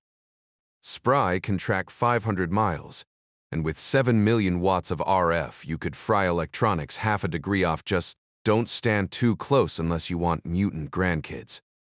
His tone shifted, eyes glazing slightly. Aegis missiles ride autopilot most of the way, maneuvering last second. SPY radars and seeker heads make it lethal against aircraft targets. Don't know. They're lit up till it's too late. But an ISIM. Terminal velocities, Mach 11. Tiny window, hard target. Gotta check if a SAM warhead even dents that RV. Suddenly sharp again, he locked onto Tony. When do I start? Tony hit the intercom. Commander Matthews, Gregory's ready for the Aegis team. Keep me updated, Al, Britanno said as they wrapped up their conversation. Absolutely, came the quick reply. Reverend Doctor. Hosea Jackson adjusted his finest black silk robe, a thoughtful gift hand stitched by the devoted women of his congregation, the 3 stripes on the sleeves marking his academic standing. He stood in Gary Patterson's well-appointed study, taking in the polished wood and quiet dignity of the space. Beyond the white-painted door waited the congregation well-dressed, prosperous and predominantly white, some of whom might shift uncomfortably at the idea of a black minister addressing them. After all, in their minds, Jesus was white or at least Jewish, which to them amounted to much the same thing. But today was different. They had gathered to honor the life of Yu Fa-en, a Chinese Baptist minister, whom Patterson had affectionately called Skip. Though none of them had ever met him, their church had generously supported his mission for years. Now, in a rare moment of unity, they would listen to a black preacher eulogize an Asian minister, while their own pastor delivered a sermon in a black church. It was a bold gesture from Jerry, one Hosea admired, though he couldn't help wondering if it might ruffle a few feathers. There would always be those in the pews whose prejudice simmered beneath polite expressions, but Hosea knew better than most how much the world had changed. He remembered the days when simply walking down the street as a black man in Mississippi could land him in jail, 7 arrests during his time with the Southern Christian Leadership Conference, all for the crime of helping his people register to vote. That had been the real sticking point for the so-called rednecks. Riding a bus was one thing, but voting? That meant power, real, tangible influence over the laws that governed everyone, black or white. Times had shifted, though. The resistance had faded into reluctant acceptance, and now, amusingly enough, many of those same folks had traded their Democratic leanings for Republican loyalty. The irony wasn't lost on Hosea, especially since his own son, Robert, had grown up more conservative than most of them, no small feat for the son of a black preacher in the heart of Mississippi. A quick glance in the mirror on the back of the door confirmed he was ready, solemn, dignified, every bit the voice of God. The congregation's singing drifted in, rich and polished, accompanied by the deep resonance of a genuine pipe organ, not the electronic imitation he had back home. Their voices carried devotion, sure, but none of the raw, joyful passion he was used to. Still, he wouldn't mind taking that organ with him when he left. The pulpit was impeccably set, complete with a chilled water bottle and a discreet CNN microphone in each back corner. The news crew was unusually unobtrusive today, a rare blessing. As he stepped forward, one last thought crossed his mind. The only other black man to stand in this pulpit before him had been the one who painted it. "Good morning, everyone," he began, his voice steady. "I'm Hosea Jackson.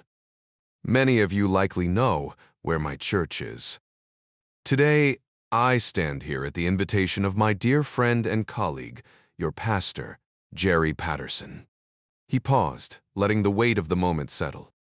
Jerry has one advantage over me today, unlike me, and, I suspect most of you, he actually knew the man we're here to remember. To me, Yu Fa-en was just a pen pal. Years ago, Jerry and I found ourselves in the hospital chapel after a particularly rough day. We'd both lost good people, same disease, same cruel timing. Sometimes, even ministers need a quiet place to gather their thoughts. We all wrestle with the same deep questions. Why does suffering exist in a world governed by a loving God? Scripture offers answers, showing how Jesus grieved over loss, like when he wept for Lazarus before raising him from the dead. That miracle wasn't just proof of his divinity. It revealed his compassion, his heartbreak over death's sting. Yet disease still claims lives, a reminder that our world remains unfinished. waiting for us to fulfill God's command to heal, to mend what's broken. That afternoon, Jerry and I found common ground in our faith, the start of a bond all ministers share when they serve the same truth. A week later, Jerry told me about Skip, a man who'd left behind his homeland where faith was free to carry the gospel into the heart of communist China. Why? Because that's where the need burned brightest. Skip walked into a place that denied God's existence, armed with nothing but his Bible and a courage that rivaled any soldier's. And let's be honest, some governments still act like ancient Philistines, enemies of divine truth. But Skip wasn't alone. There was Cardinal Renato, too, a man from privilege who'd chosen sacrifice, standing beside him. When authorities stripped Skip of his livelihood, thinking hunger would silence him, they underestimated the power of faith. Jerry's voice thundered from his pulpit 2 miles away. Skip's skin didn't match mine, but God sees hearts, not color. A shout of agreement rang out from the pews. The congregation knew the story how their offerings had kept Skip standing when his own government tried to break him. Ever notice? Jerry's tone turned wry. Jesus didn't applaud the rich tossing spare change. He praised the widow who gave her last coin. And that's when the room ignited. A man yelled, "Hell no, they didn't know us." Proof the message had struck home. Faith isn't passive. It's a rebellion against injustice, a refusal to let darkness win. Giving means far more when it comes from someone with little to spare than from those who have plenty. That's when your kindness shone through, helping my congregation stand by my friend Skip. Remember what Jesus taught: whatever you do for the least among us, you do for him. Together, your church and mine lifted up this solitary preacher, a man of faith surrounded by those who reject God's truth. They bow before the preserved remains of a tyrant named Mao, treating him like some holy relic when he was nothing but a butcher. Worse than any villain our nation has known, he rivaled the horrors of Hitler, the evil our fathers fought to end. Yet in that godless land they still revere him, still cling to his twisted legacy as if it were divine. Patterson's voice grew fierce. That so-called God, a fraud, a puppet of Satan spewing hellfire, a monster who slaughtered millions, now stuffed and mounted like some trophy in a dingy bar. And they worship him. They uphold his vile creed, the same one that justified murdering innocents simply for daring to believe differently. He straightened, eyes blazing. Some claim evil is just the absence of good, but we know better. The devil walks among us, and his followers wear suits, run nations, wage wars. They herd people into camps, slaughter them like livestock. These are Satan's disciples, servants of darkness, who'd even snuff out the life of a child. So those 3 men of God marched into that hospital. Skip, answering his calling to comfort a grieving soul. The other 2, Catholic brothers, united by the same divine purpose. Because Christ's word binds us all. Hosea Jackson's voice thundered, "Yes, sir," echoed a voice from the pews, heads nodding in agreement. They went to save a baby marked for death by a regime terrified of faith. Why? Because its parents dared to believe. To that godless government, a child of believers was a threat, a spark of light in their shadowed world. They'd rather kill than face the truth. God's word is power, and their empty ideology crumbles before it. Those men stood where God would have stood, not in pride, but in quiet strength. Defending life, defying tyranny, armed only with faith. And in that moment, they were more than men. They were instruments of grace. They stood as instruments of divine purpose, not seeking personal glory or playing the part of hollow champions. Their mission was one of service, pure and selfless, mirroring the humility of Christ and his disciples. They answered a sacred call to shield the defenseless, to carry out the work of the Almighty. Some of you might not know this, but early in my ministry, I served 3 years as a Navy chaplain with the Marines at Camp Lejeune. I walked among real heroes, men who bore the weight of sacrifice without complaint. One memory still burns bright. A helicopter crash, the smoke, the broken bodies. I held the hand of a dying sergeant, a Vietnam vet, covered in medals, a man who'd just married his sweetheart weeks before. His last breath wasn't spent begging for mercy. It was a whispered prayer for his bride. That's the kind of courage faith breeds the kind Skip and Renato showed when they laid down their lives for a child they'd never meet. 8,000 miles away, that baby sleeps, blissfully unaware of the storm that raged before her first breath. But she'll grow up knowing Scripture, because 2 men, 1 Baptist, 1 Catholic, walked into a hospital and didn't walk out. Skip was Chinese. I'm white. You're black.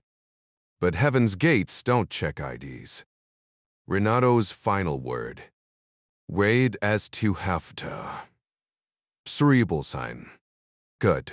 Because he knew, just like that Marine sergeant knew, that doing right doesn't always mean coming home. Amen. Voices rang out. Pastor Jackson leaned in. Here's the truth Satan wants us to forget. God's mercy doesn't come in shades.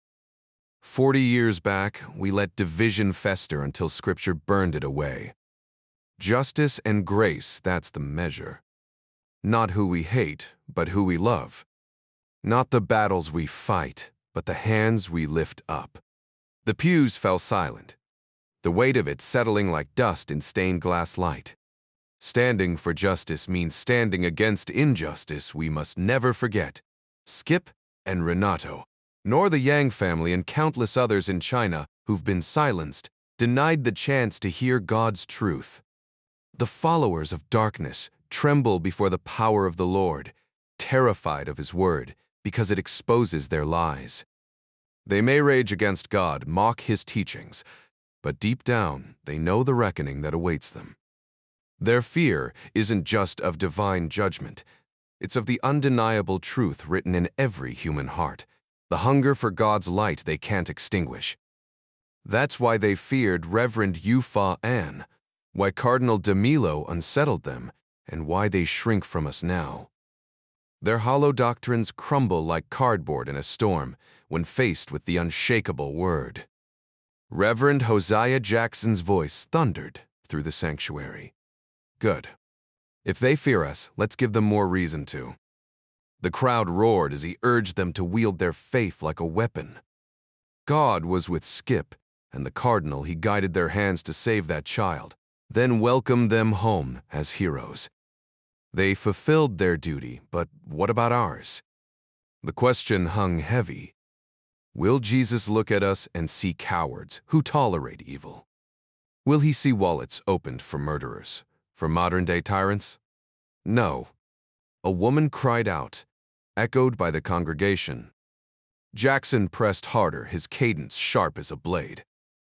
When faith is under attack, where do you stand? With justice? With the martyrs? With Christ Himself? The response was a deafening yes. Meanwhile, Ryan leaned against the vice president's office wall, watching the broadcast. Jesus, he muttered. Robbie Jackson smirked. Told you, my old man knows how to work a crowd. Grew up hearing this at supper, and it still gets under my skin. Jack chuckled. Ever think he'd make a good Jesuit? Robbie snorted. Not a chance. Celibacy would have killed him.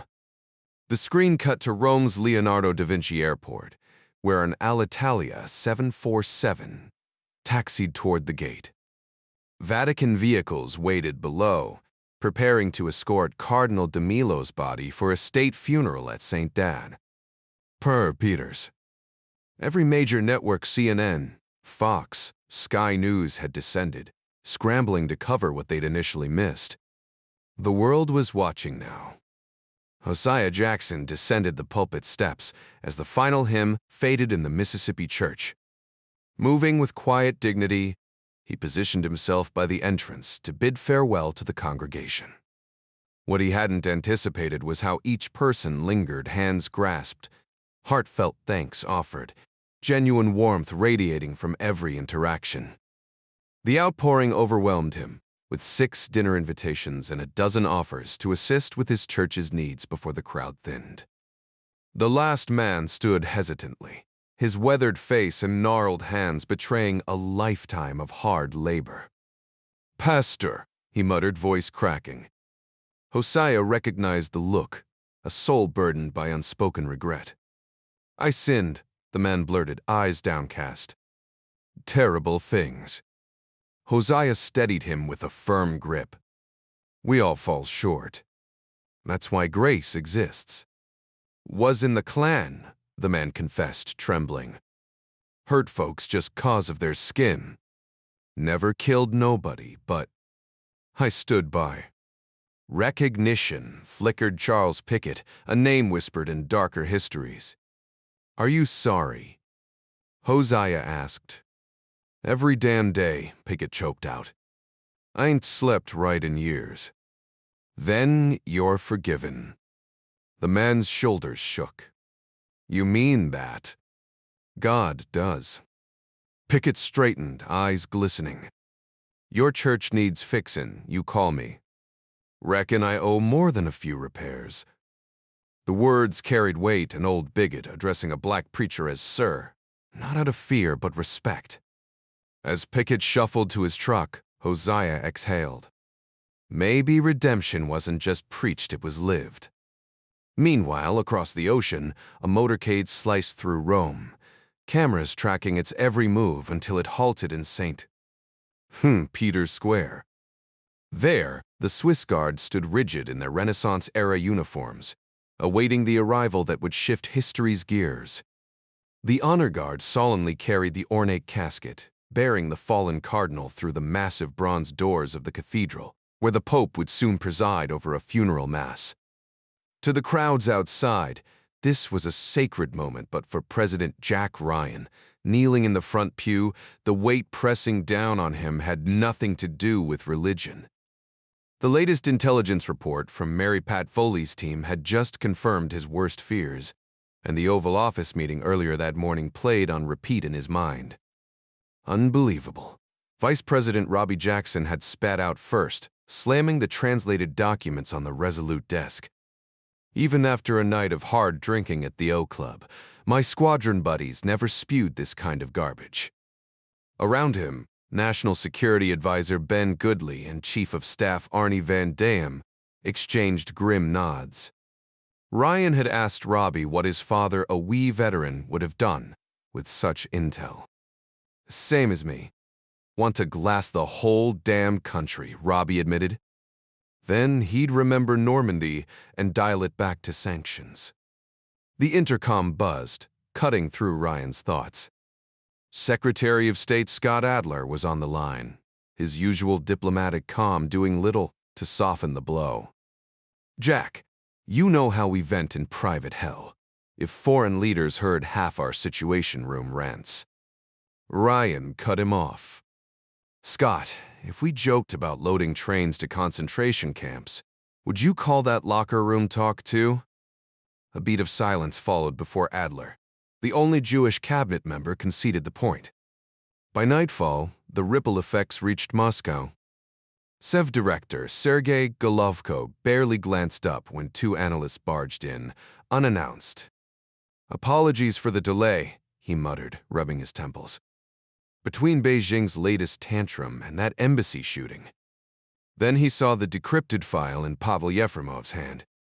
The moment Golovko scanned the first paragraph, his coffee cup hit the floor, dark liquid spreading like a stain across the classified carpet.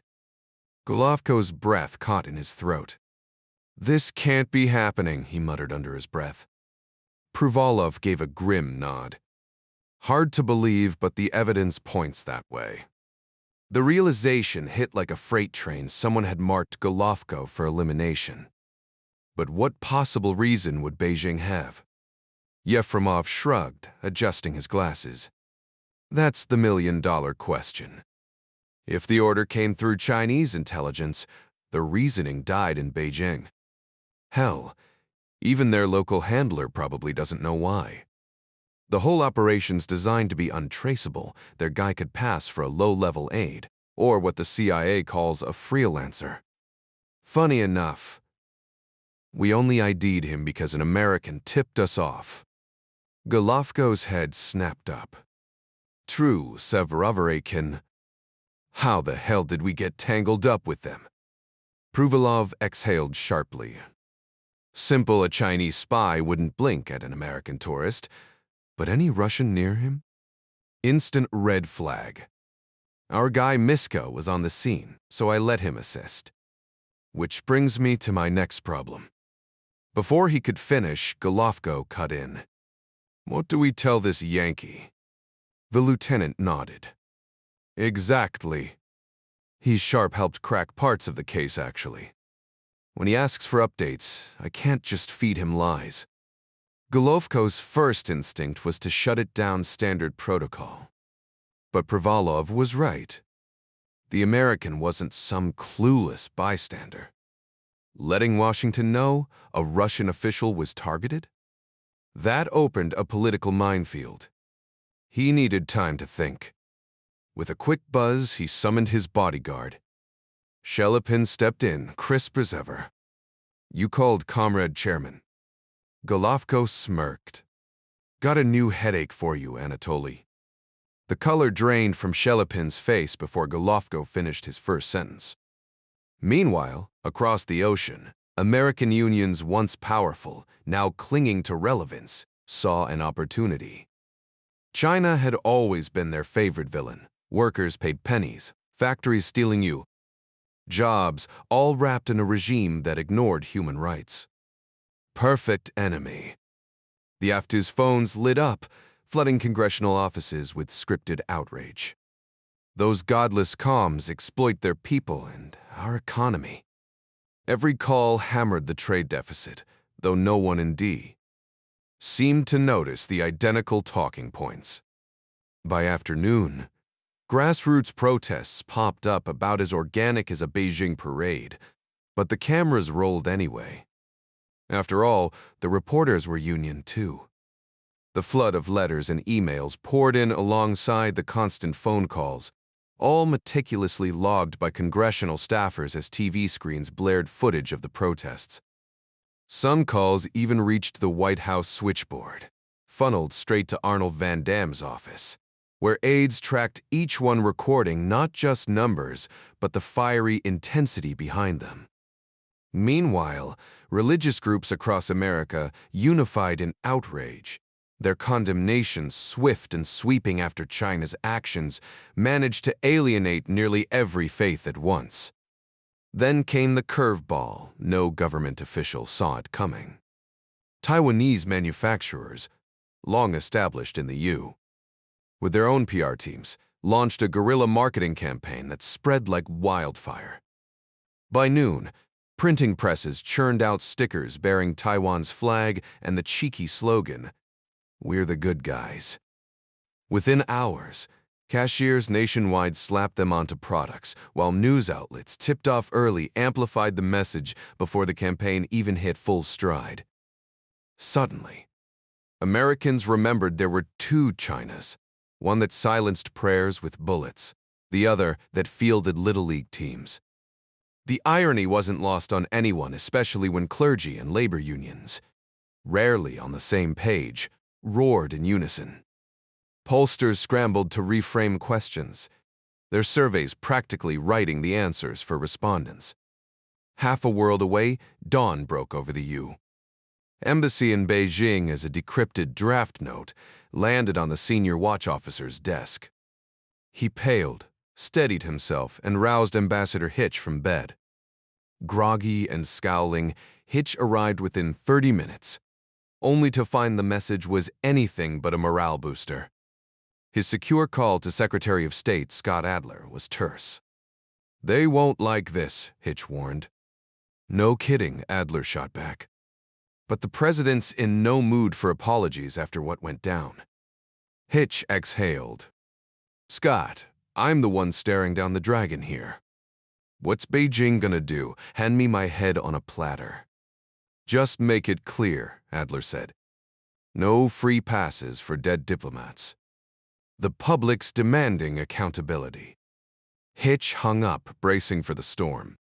Square one, across the negotiating table. Chinese Minister Shen Tong's voice dripped with disdain. You overstep, Ambassador. America does not dictate to us. Hitch didn't flinch. Respectfully, Minister, principles aren't negotiable.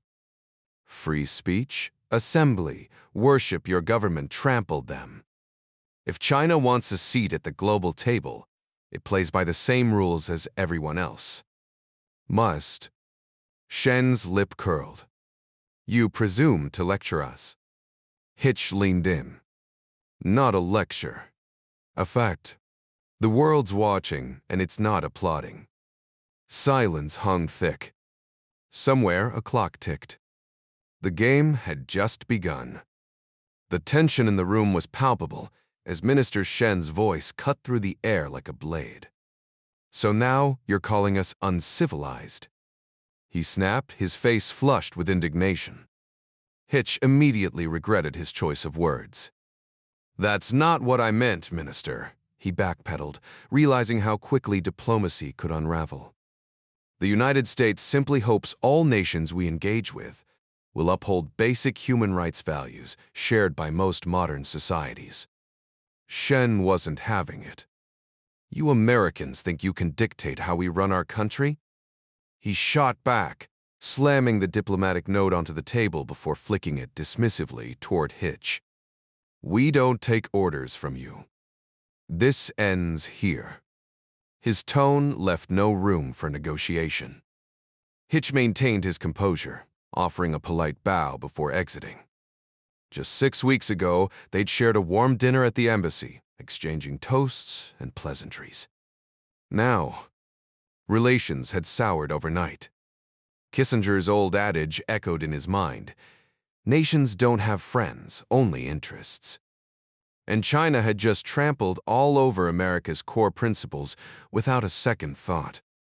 Back at the embassy, Cliff Rutledge was waiting, looking like a man bracing for bad news. Well? He asked, as Hitch motioned him into the office. He told us to take a hike, diplomatically speaking, Hitch replied dryly. You're in for a fun morning. Rutledge scoffed. I can't believe Washington let that note go through. The wording was practically begging for a fight. Politics back home are heating up, Hitch muttered. And CNN isn't helping. This might be worse than we thought. Rutledge rolled his eyes. All this over a couple of dead missionaries? One was a diplomat, sure, but still. Try telling that to the guy who got shot, Hitch interrupted sharply. You'd want Washington to take it seriously if it were you. The barb landed and Rutledge stiffened. Ryan's pushing this. He doesn't get how diplomacy works. Doesn't matter, Hitch countered. He's the president. Job is to follow his lead. Rutledge grumbled something under his breath, probably about missed promotions, before sighing. We're getting recalled. Bet on it. Therese nodded. Might be nice to catch a Red Sox game before the season tanks. De Sikhem Bolfderaum. Don't get your hopes up, Rutledge muttered on his way out. Left alone, Hitch considered calling his wife to start packing but decided against it. First, he had to break the news to Foggy Bottom. Meanwhile, President Ryan was already on the phone with Secretary Adler, surprised by the backlash. I thought the note was soft, he admitted. Adler chuckled darkly. Diplomacy has its own rulebook, sir. Now we wait, but odds are we're pulling the delegation home. Ryan frowned. Do they really think there won't be trade consequences? They're banking on it. Maybe reality will change their minds. Don't hold your breath, Ryan muttered. Somewhere, common sense had to kick in. But today wasn't that day. A financial blow tends to grab a man's focus, the Secretary of State remarked. The president scoffed. I'll need proof before I buy that. Good night, Scott. Night, Jack. Back at home, Kathy Ryan raised an eyebrow. So, what was their response? Jack flicked off the light. Politely, they told us to take a hike. Seriously. Dead serious, he replied. The Chinese acted like they were untouchable must be comforting, if dangerously naive. The 265th Motor Rifle Division wasn't exactly the pride of the Russian military. Its ranks were filled with conscripts, young men who either loved their country, lacked better options, or just didn't care enough to dodge the draft. 3 regiments, each understaffed by about 500 soldiers, made up the division. On paper, they had decent gear, aging but functional BEMP infantry carriers, each armed with 10 AT-6 missiles, nicknamed the Hammer for their simplicity, even if they packed a lighter punch. The division's tank battalion was intact, but the absence of a dedicated tank regiment and anti-tank unit left a gaping hole in their offensive power. Bondarenko scowled from the back seat of his staff car. Artillery, historically Russia's strong suit, was now a shadow of itself in the Far East. Half-strength battalions replaced full regiments, relying on outdated border fortifications and stockpiled shells. The irony wasn't lost on him. Competence had landed him in this mess. While mediocre officers lounged in well-equipped districts, he was stuck patching together a defense with scraps. Then there was the Air Force. Once Soviet jets had dominated the skies. Now, 50 operational fighters gathered dust, their pilots barely logging enough flight time to stay sharp. The rest sat in crumbling hangars, cannibalized for parts. Bondarenko took a swig from his flask, the vodka bitter on his tongue. Remember when the world trembled at the sight of our army, Andrei. Now they just laugh if they notice us at all. The flask clicked shut. Some rewards for excellence. The bitter cold gnawed at him as he took another swig from the flask, something he hadn't done on duty in years, but the busted heater in his car left little choice. Gennady Iosifovich, things aren't as dire as they seem. No, they're worse, the Far East commander barked, his voice like gravel. If the Chinese push north, I'll have to master chopsticks. Always wondered how they manage it, he added with a dry chuckle. Bondarenko had a knack for finding absurdity in the bleakest moments. At least we look strong on paper, Comrade General. Thousands of tanks. And what tanks they were. That morning, they'd wandered through massive storage sheds packed with relics, T-34-85s, fresh off the Chelyabinsk assembly line in 1946. Some still had factory-new barrels, untouched by war. The Germans had once trembled at the sight of these beasts rolling toward them. But now? They were museum pieces, 900 strong, complete with crews trained to keep them running. The irony wasn't lost on him. Grandchildren of the original tankers now tinkered with engines older than their grandparents. Even the shells stacked nearby were absurdly outdated, some stamped as recently as 1986. The whole thing reeked of Soviet madness, a bureaucratic ghost haunting them long after the usur's collapse. Andrei, your optimism is refreshing, but we're drowning in paperwork just to shut this farce down. The general sighed. Remember Napoleon? He wanted trees planted for shade. His officers said it'd take 20 years. His response, then we start today. So we start today, Colonel. Aliyev nodded, though he doubted they had 20 years or even 20 months. Still, the troops seemed content, treating the tanks like oversized toys. One sergeant had even joked that driving them made old war films feel more authentic. Aliyev almost laughed. If only war were that simple. Outside, Gant's voice cut through the garden like a blade. Who the hell does that slant-eyed bastard think he is? Mark, we sent a strong message this morning. This is just backlash, Rutledge countered. Then why do they get to talk to us like that, but we can't? Gant shot back. Because diplomacy isn't a bar fight, Rutledge said, exasperated. Bullshit. Back home, disrespect gets you knocked out. We're not back home. Big dogs don't bark, Mark. They don't need to. Gant scoffed. Then someone better remind these clowns who's holding the leash. Until they figure it out, we're stuck cleaning up their mess. Rutledge sighed. This is just how the game's played. And what a miserable game it was. That's just how high-stakes negotiations work at this level, Rutledge said dismissively. Gant shot back. You really think this is just a game to them? I see the reality you're missing. When we go back in there after this break, they'll start making threats then what? Rutledge shrugged. We ignore it. What leverage do they even have? Gant leaned in. The Boeing deal, for starters. Rutledge scoffed. Then Boeing finds another buyer this year. Simple. Gant's jaw tightened. And what about the thousands of workers we're supposed to protect? Or do they not matter in your big picture? Rutledge's patience frayed. Mark, we're playing chess here, not checkers. You're new to this, let me handle it. Gant scoffed.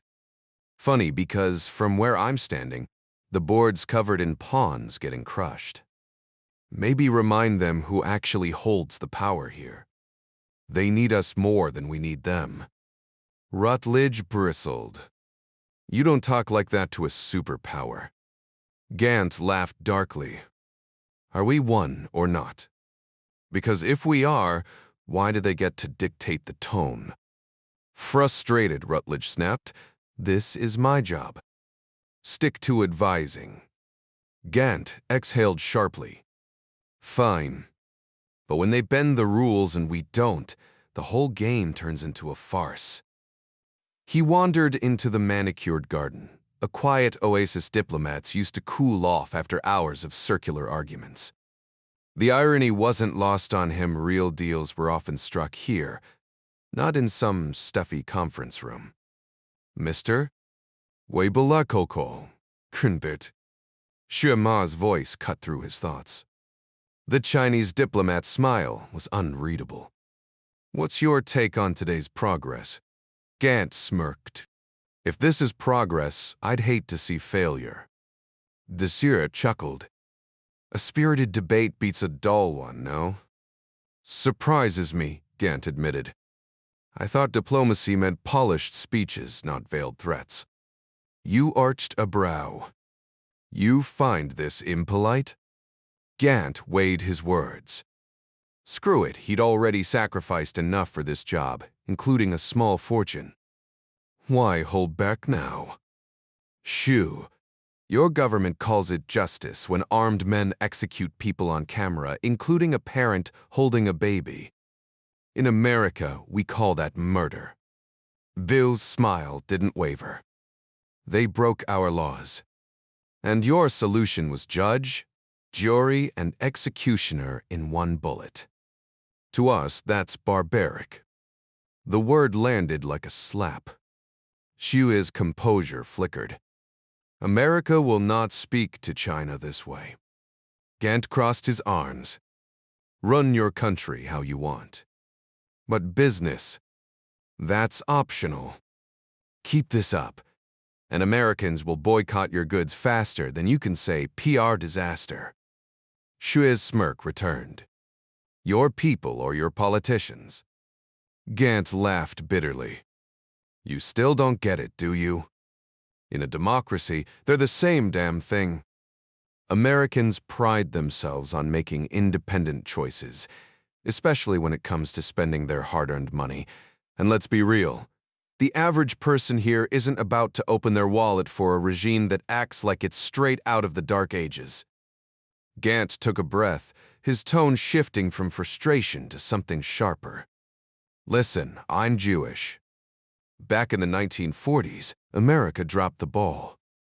We saw what Hitler was doing, and we waited too damn long to step in. Millions died because of that mistake. We've spent decades watching documentaries, reading books, swearing never again. So, when your government pulls stunts like what we just witnessed, it flips a switch in people's heads. Holocaust alarms start blaring. Do you finally get it? Shi's response was stiff, rehearsed. You will not speak to us this way. Gant rolled his eyes, same script, different day. The meeting room, doors hissed open, signaling another round of diplomatic posturing. Shui added, smug now. If you continue undermining our sovereignty, we'll take our business elsewhere. Go ahead, Gant shot back. But let's be honest, you need our dollars more than we need your exports. For the first time, Shu's mask slipped, a flicker of anger crossing his face. We will never bow to American pressure, he snapped. Gant sighed. No one's pressuring you, Shu. I'm just telling you the truth. Americans won't buy from a country that behaves like savages. That's not a threat. It's economics. The unspoken insult hung heavier than Gant realized. Shua's voice turned icy. If America sanctions us, we will retaliate. That was it. Gant yanked the door open, stopping just long enough to deliver the final blow. Shi, let's be real, your country doesn't have the leverage to win a pissing contest with us. Then he walked away, leaving the diplomat seething. Half an hour later, the talks collapsed. The room had crackled with tension, and neither side saw the point in continuing, though Gant had a sinking feeling. Washington would call this the last straw. In 48 hours, jet-lagged and exhausted, he'd be back at his D. Those eyes as can. Oddly, he was almost looking forward to it. Meanwhile, in a separate briefing, Admiral Mancuso leaned over a map. What's the update from Westpac? BG, Lard didn't look up from his notes. 3 subs just deployed a Song class and 2 Russian kilos. We've got La Jolla and Helena shadowing them. Tennessee's heading back to Pearl after 50 days at sea. Surface fleets all deployed too. Nothing's due back in Taipei for another 12 days. Mancuso smirked. Guess the bars and brothels get a break. Lard chuckled. If your sailors are anything like my grunts, they'll need the downtime. Ah, youth, Mancuso mused. Anything else? Just routine drills up near the Russian border. Pla's running joint air-ground exercises. How's their performance? Law shrugged. Good enough to make Moscow sweat. They've been drilling nonstop for years. If they pushed north, it'd be like trying to exterminate roaches in a Bronx tenement. Good luck with that. Mancuso studied the map, where Siberia sprawled like an afterthought. And if the rumors about oil and gold out there are true? Lars' grin was grim. Then suddenly, the threat isn't so theoretical anymore. China relies heavily on imported oil to fuel its rapidly growing economy, and that demand is only expected to increase. As for gold, well, that's been a universal obsession for millennia. It's the ultimate tradable asset, easily converted into whatever form you need. Fungible, the tree sabler. Mancuso had never heard the term before. Lar grinned.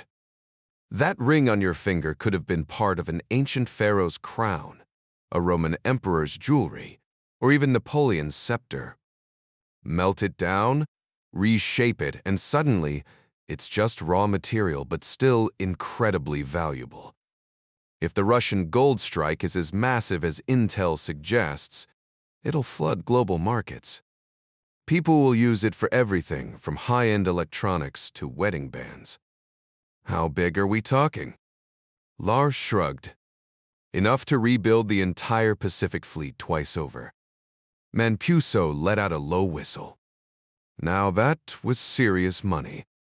Meanwhile, in Washington, Secretary of State Scott Adler was burning the midnight oil again. His office was dimly lit, the glow of his desk lamp reflecting off stacks of reports.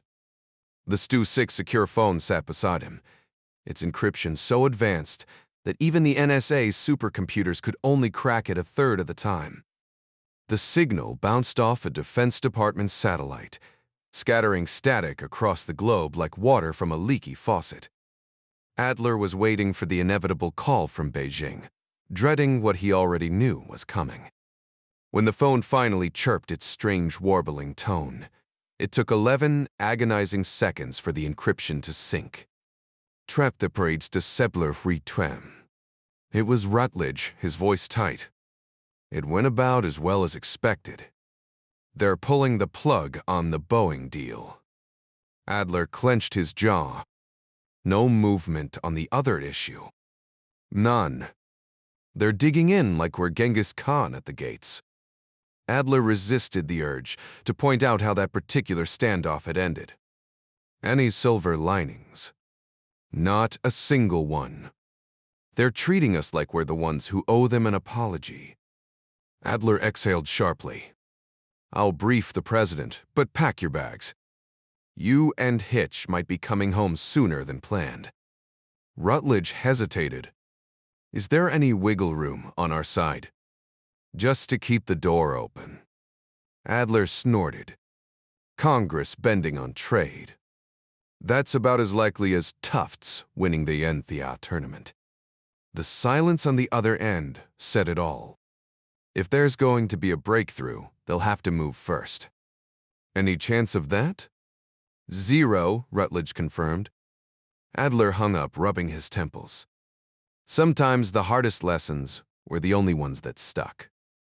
Maybe this time, Beijing would finally learn. Halfway across the world, Zhang turned to Shen, frowning. What did that American financier say again? Shan repeated Shi's words verbatim.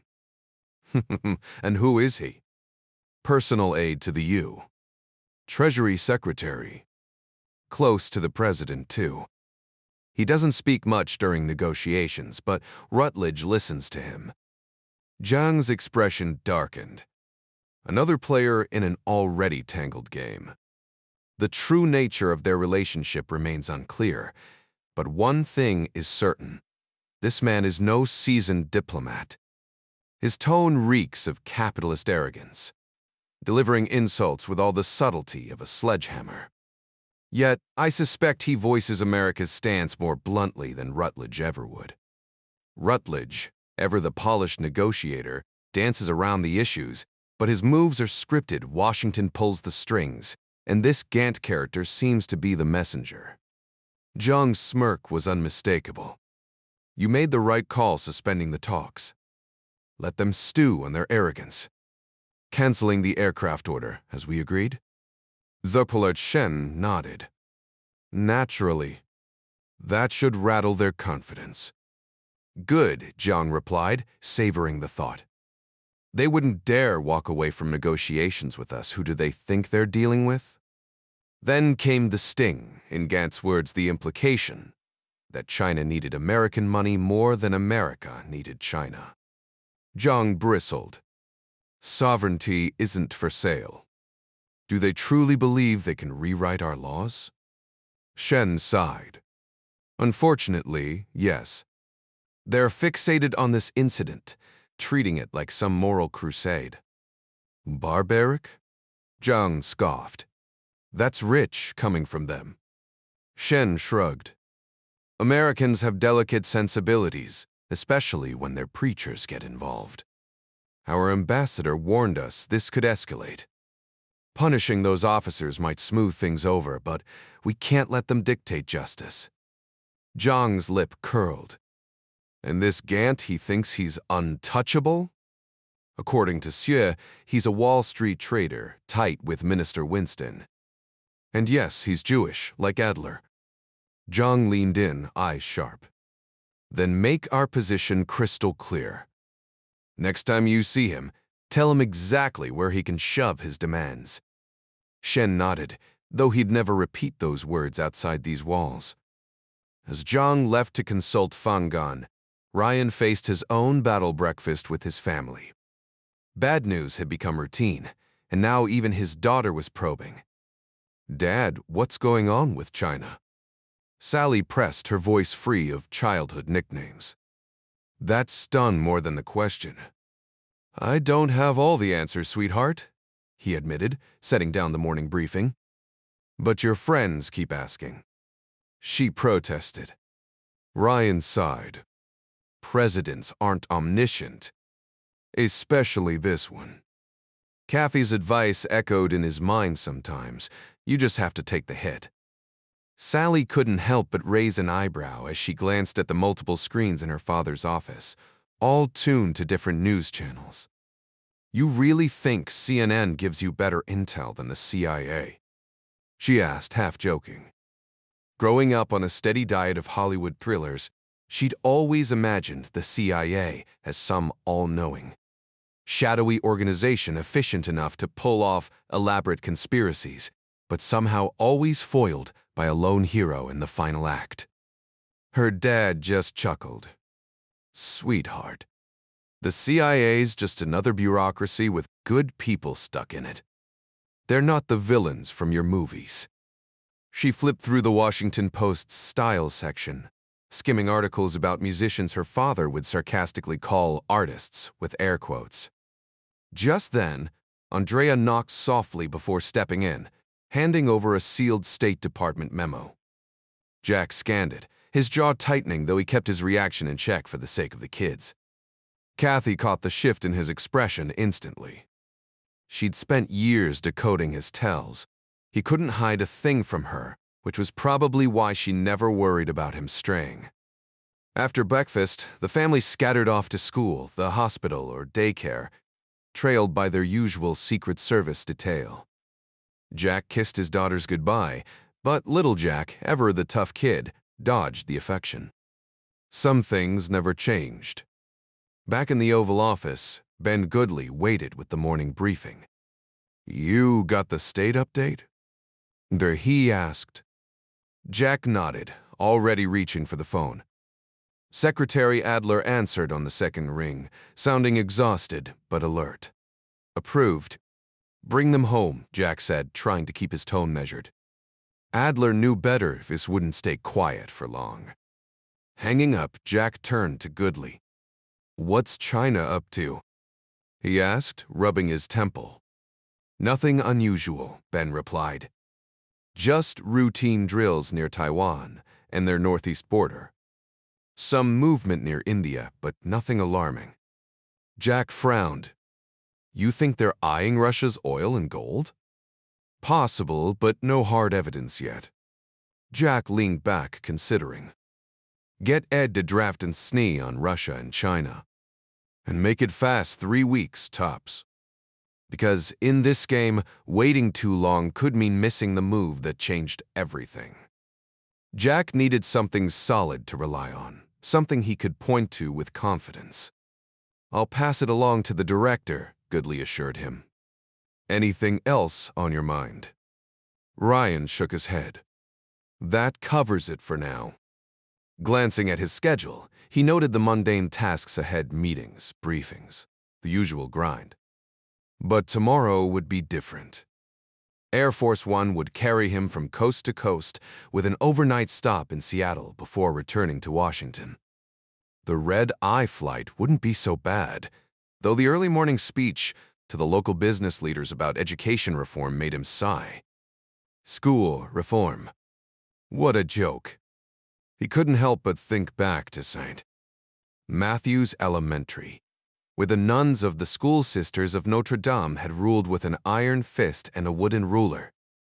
Back then, discipline wasn't optional, and neither was learning. A dry chuckle escaped him. He'd been one of the quiet ones, the kid who followed the rules, did his homework, and never gave Sister Frances Mary a reason to reach for her infamous ruler. His parents had made sure of that. But today, kids barely knew what discipline meant. let alone respect. And now they wanted to normalize things that would have made his old teachers faint on the spot. What would Sister Frances Mary say if she saw the world now? Probably march straight to Capitol Hill and start swinging that ruler at a few elected officials. The intercom buzzed, snapping him back to the present. "Senator Smithers is here, sir." Ryan stood, smoothing his tie before heading toward the side door, the one everyone preferred, as if walking through it made them feel more important. He plastered on his best presidential smile, the one that said, "Thrilled to see you, really." Senator Mary Smithers, Iowa's favorite grandmother, was here to discuss what else? The farm bill. As if he had the first clue about agriculture. The closest he got to farming was picking up milk at the grocery store. Meanwhile, on the screen, the press briefing droned on. The administration's spokesman handled the reporters with practiced ease, deflecting questions about China with smooth, meaningless answers. "He's good," Ryan muttered. "Not good enough," Arnie countered. "You're next, Jack." The second they shove a microphone in your face, this becomes your problem. Brian sighed. Avoiding the press at the White House was like trying to dodge raindrops in a thunderstorm. Cameras lurked everywhere, waiting for the moment he slipped up. Just another day in the Oval Office. Jesus, Oleg. Riley rarely showed shock, but this revelation hit him like a freight train. "You can't be serious." Pruvalov gave a grim nod. "Afraid so, Mishka." The American leaned forward, his voice dropping. "Why bring me into this?" This wasn't just classified intel, it was the kind of secret that could shake governments. Something even President Grushevoy would guard fiercely. "There's no point hiding it from you," Provolov admitted with a tired shrug. "You report everything back to Washington anyway. Besides, you're the one who ID'd that Chinese diplomat. My country owes you for that." The irony wasn't lost on Riley. He'd chased down Suvorov or Konev, whatever his real name was, on pure instinct. Just one cop helping another. The political fallout had only hit him afterward, a split-second realization that this mess might be bigger than he'd ever imagined. "Yeah, well, the Bureau expects updates," Riley muttered, swirling his vodka. "Not exactly a state secret." Brovolov smirked. "I know, Mishka. The Chinese wanted Golovko dead." Riley hissed, the words bitter on his tongue. "Damn." "My thoughts exactly," Pruvalov agreed. "Now the real question is, questions, Oleg. Maozish weda priestam. Second, what now?" Riley cut in. "Third, who the hell is Suvorov? And what's his game?" Pruvalov added. Riley exhaled sharply. Was Suvorov just a foreign asset? Or was he part of some KGB mafia hybrid, taking Chinese money for God knows what? I've chased organized crime for years, but this is next-level insanity. Feels like one of those conspiracy theories about who really took out Kennedy. Pruvalov's eyes narrowed. "You're not suggesting no, Oleg. Even the mafia isn't that stupid. You don't pick fights with giants unless you want to get crushed. Crime's a business, profits first, politics second. They know their limits. Then if Suvorov is mafia, this is just about money?" "Russia's different," Riley said slowly, piecing it together. "Your guys think in terms of power, not just cash. Back home, politics and business danced around each other. But here, the lines blurred. The KGB old guard still saw the world through a political lens, where control meant survival. So why target Golovko?" Riley pressed. "What's the payoff?" Pruvalov's voice turned grim. "He's Grushevoy's top advisor. Never wanted the spotlight, but the president trusts him because he's sharp, loyal, and actually gives a damn." Despite being ex-KGB, Riley thought but didn't say. Funny how things changed. Golovko had once been America's enemy, yet now even Jack Ryan respected him. Riley drained his glass and signaled for another. The night was far from over. The FBI agent couldn't help but notice how much he was starting to resemble the Russians he worked with these days. He needed at least a drink or two just to have a coherent conversation. So you grab this guy, embarrass your president, and screw over your whole country in the process. Bold move, Oleg Grigorievich. Reckless as hell, but bold. Pruvalov gave a slow nod, swirling his vodka. Extremely reckless, Mishka. Riley exhaled sharply, rubbing his temples. Only one kind of person pulls a stunt like this. He didn't need to spell it out, some power-hungry bastard with more ambition than sense. Time was slipping away. He needed to get back to the embassy, fast, and fire up the Stu 6 before this whole thing spiraled. Murray would have the details in Ryan's hands before you could say, urgent briefing. And then Ikraven. That was way above his pay grade. So, you're keeping tabs on Suvorov? Riley asked, shifting gears. Us and the fast now, Provolov confirmed. Any good? Too good, the lieutenant admitted with a smirk. The man can't sneeze without us knowing what brand of tissue he uses. Riley chuckled. And you've got his comms tapped. Mibuak shrugged. Paper trail, sure. But cell phones? Tricky. Guy might have a burner or two. Especially if he's using encryption, Riley muttered. Some of that commercial-grade stuff gives our techs nightmares. Pruvalov's eyebrows shot up. That was news, both that such tech existed and that the Americans couldn't crack it easily. Riley smirked. Lucky for us, the bad guys haven't caught on yet. The mob wasn't exactly tech-savvy. Half of them still thought encryption meant whispering into their phones behind a newspaper. One Weizsäcker had been convinced his frequency-hopping phone was untraceable, right up until the feds played his incriminating calls in court. The idiot had been standing in the same spot every time. Nothing like that on our radar yet, Provolov said. Keep it that way, Riley advised. Either way, you've got a national security mess on your hands. Provolov's jaw tightened. Still a murder case. Still mine. Riley downed the last of his drink. Dead it through. Your gut's usually right on mob stuff. He stood, tossing cash on the table. Same time tomorrow. Storivrian did the padded. Works for me. Back at the embassy, Riley wasted no time. The Stu 6 hummed to life as he dialed Washington. Murray picked up on the second ring, the robotic voice confirming the line was secure. Riley in Moscow, he said, voice tight. Murray checked the clock late there. What's burning, Mike? 3 minutes later, the director was striding toward the Oval Office. Ryan barely looked up when his secretary buzzed. AG and FBI director inbound. They say it's urgent. Fine, Ryan muttered. He didn't bother guessing. Whatever it was, he'd find out soon enough.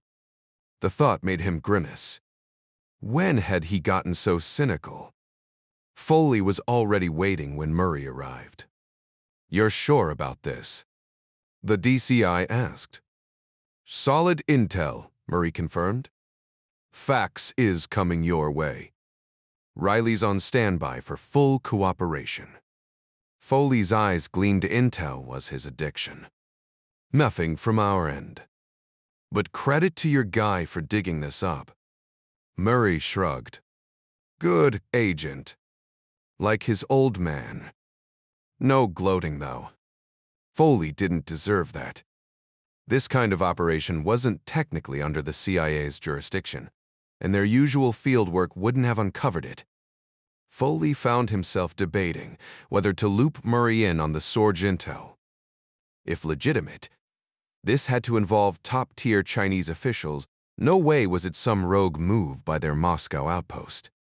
Messing around at this level got people killed, and communist bureaucrats weren't exactly known for their creative risk-taking. "I'm bringing Pat Martin along," Foley added.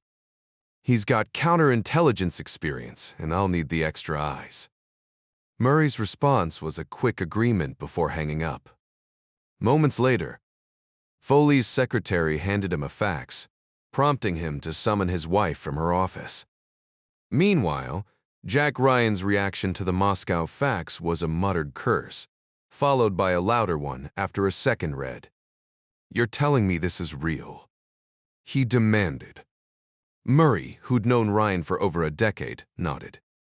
"Riley's solid organized crime specialist, but he's handled counterintelligence in New York too. Built trust with local cops overseas, same as we do here." Ryan's skepticism lingered. "And you're sure this isn't some Chinese splinter group?" Murray's reply was grim. "If it is, we'll know when a Chinese official accidentally loses the back of his head." Ryan turned to the Attorney General, Pat Martin, whose legal mind outshone even his Supreme Court picks. "Assuming this isn't a Russian false flag," Martin said, "it's either the dumbest move Beijing's ever made or the start of something worse. We've had an unspoken truce with Moscow, no hits on each other's soil. But this? If true, it's a declaration of war." Ryan rubbed his temples. "Nobody's this reckless." Martin's dry retort, "That's above our pay grade, sir," managed to dial the tension back just enough. During his years at Langley, Jack Ryan had encountered plenty of bizarre intelligence reports, but this one topped them all. Dan Murray leaned forward, anticipating the usual dead-end response when it came to Chinese operations. After all, neither the Bureau nor the agency had made much headway infiltrating their networks, partly due to the scarcity of Chinese Americans in government roles. But instead of brushing it off, Ryan's expression shifted, his silence speaking volumes. Murray, a seasoned interrogator, recognized that look something was gnawing at the president. Ryan finally exhaled. "We don't know nearly enough, Dan." His thoughts raced as he processed the report. Pat Martin had nailed it. This was the kind of intel too outrageous to believe, yet too alarming to dismiss. He needed the Foleys to verify it, and maybe even drag Professor Weaver from Brown into the mix, assuming Ed and Mary Pat wouldn't lose it over granting him access to both Sorge and this FBI bombshell. One thing was certain. Relations with China had just nosedived, and now there were whispers of them targeting Russia directly. Ryan glanced at his visitors. "Appreciate the heads up. If anything else comes in, don't sit on it." Murray smirked. "Riley's already on standby to assist. And your buddy Golovko made sure you got the memo. How you spin, that's your call." Ryan managed a tired grin. "Me lucky me." The real headache was the lack of real-time discussion. Some things couldn't be hashed out over a phone. You needed to see a person's reactions gauge their hesitation. Right now, he'd trade half his cabinet for someone with Weaver's brains.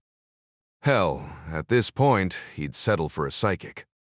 Meanwhile, Gregory adjusted his new security badge, a far cry from his old stealthy pass, as he navigated the Navy's wing of the Pentagon. The place had a distinct vibe: blue uniforms, sharp salutes, and the unmistakable aura of officers itching to get back to sea. Army guys missed the mud. Air Force types longed for the desert sun, but sailors? They just wanted waves under their feet and something fresher than Maris on their trays. The Aegis system, he learned, was built to counter Soviet-era threats: carrier-killing missiles and bombers. Its backbone was the spy radar, paired with the Standard missile, which had evolved from the SM-1 to the SM-2MR. Not exactly cutting edge, but it got the job done, assuming the Russians didn't pull something even crazier than this China mess. Roughly 200 extended-range variants of the SM-2 missile sat gathering dust in storage facilities for the Atlantic and Pacific fleets. Their full-scale production halted over concerns they might breach the now irrelevant 1972 Anti-Ballistic Missile Treaty, originally signed with the long-defunct Soviet Union. After the Gulf War in '91, the Navy reconsidered their potential, eyeing the Standard Missile and Aegis system as a possible counter to short-range ballistic threats, like Iraq's Scuds. Though Aegis-equipped ships had been stationed in Saudi ports during the conflict, they never fired a shot in anger, leaving the system's combat effectiveness unproven. Instead, the Navy settled for routine tests at Kwajalein Atoll, where target drones stood in for the real thing and where, more often than not, the system performed as intended. But Gregory knew simulations weren't the same as the real deal. An Isium warhead screaming through the atmosphere at 17,000 miles per hour, 10 times faster than a rifle bullet, posed a challenge that went beyond hardware.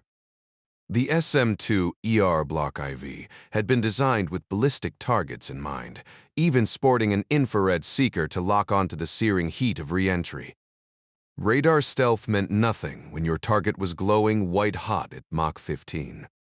He'd watched Minuteman warheads streak into Kwajalein from Vandenberg, their descent like daylight meteors, trailing fire as they carved through the sky. Ironically, the newer warheads were more fragile than their predecessors. Early models, built from tough beryllium copper, could take a beating. Modern versions, lightweight, packed with more destructive potential, but constructed from materials barely stronger than styrofoam heat-resistant tiles akin to those on the space shuttle. A heavy rainstorm could dent them. Hail might render the nuke inside useless. Shooting them down should have been as simple as blasting a clay pigeon.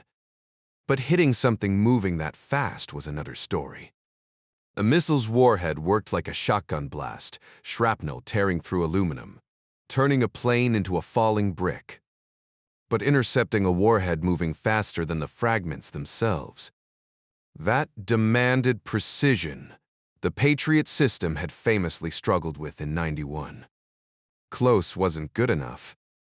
You had to be dead on. The mechanism that guides a surface-to-air missile's warhead to detonate at the right moment is known as the fuse. In today's advanced missiles, this system typically involves a compact, low-energy laser that rotates in a circular motion, creating a cone-shaped beam ahead of the missile's trajectory. When this beam strikes and bounces off the target, a sensor in the laser unit picks up the reflection, triggering the warhead to explode.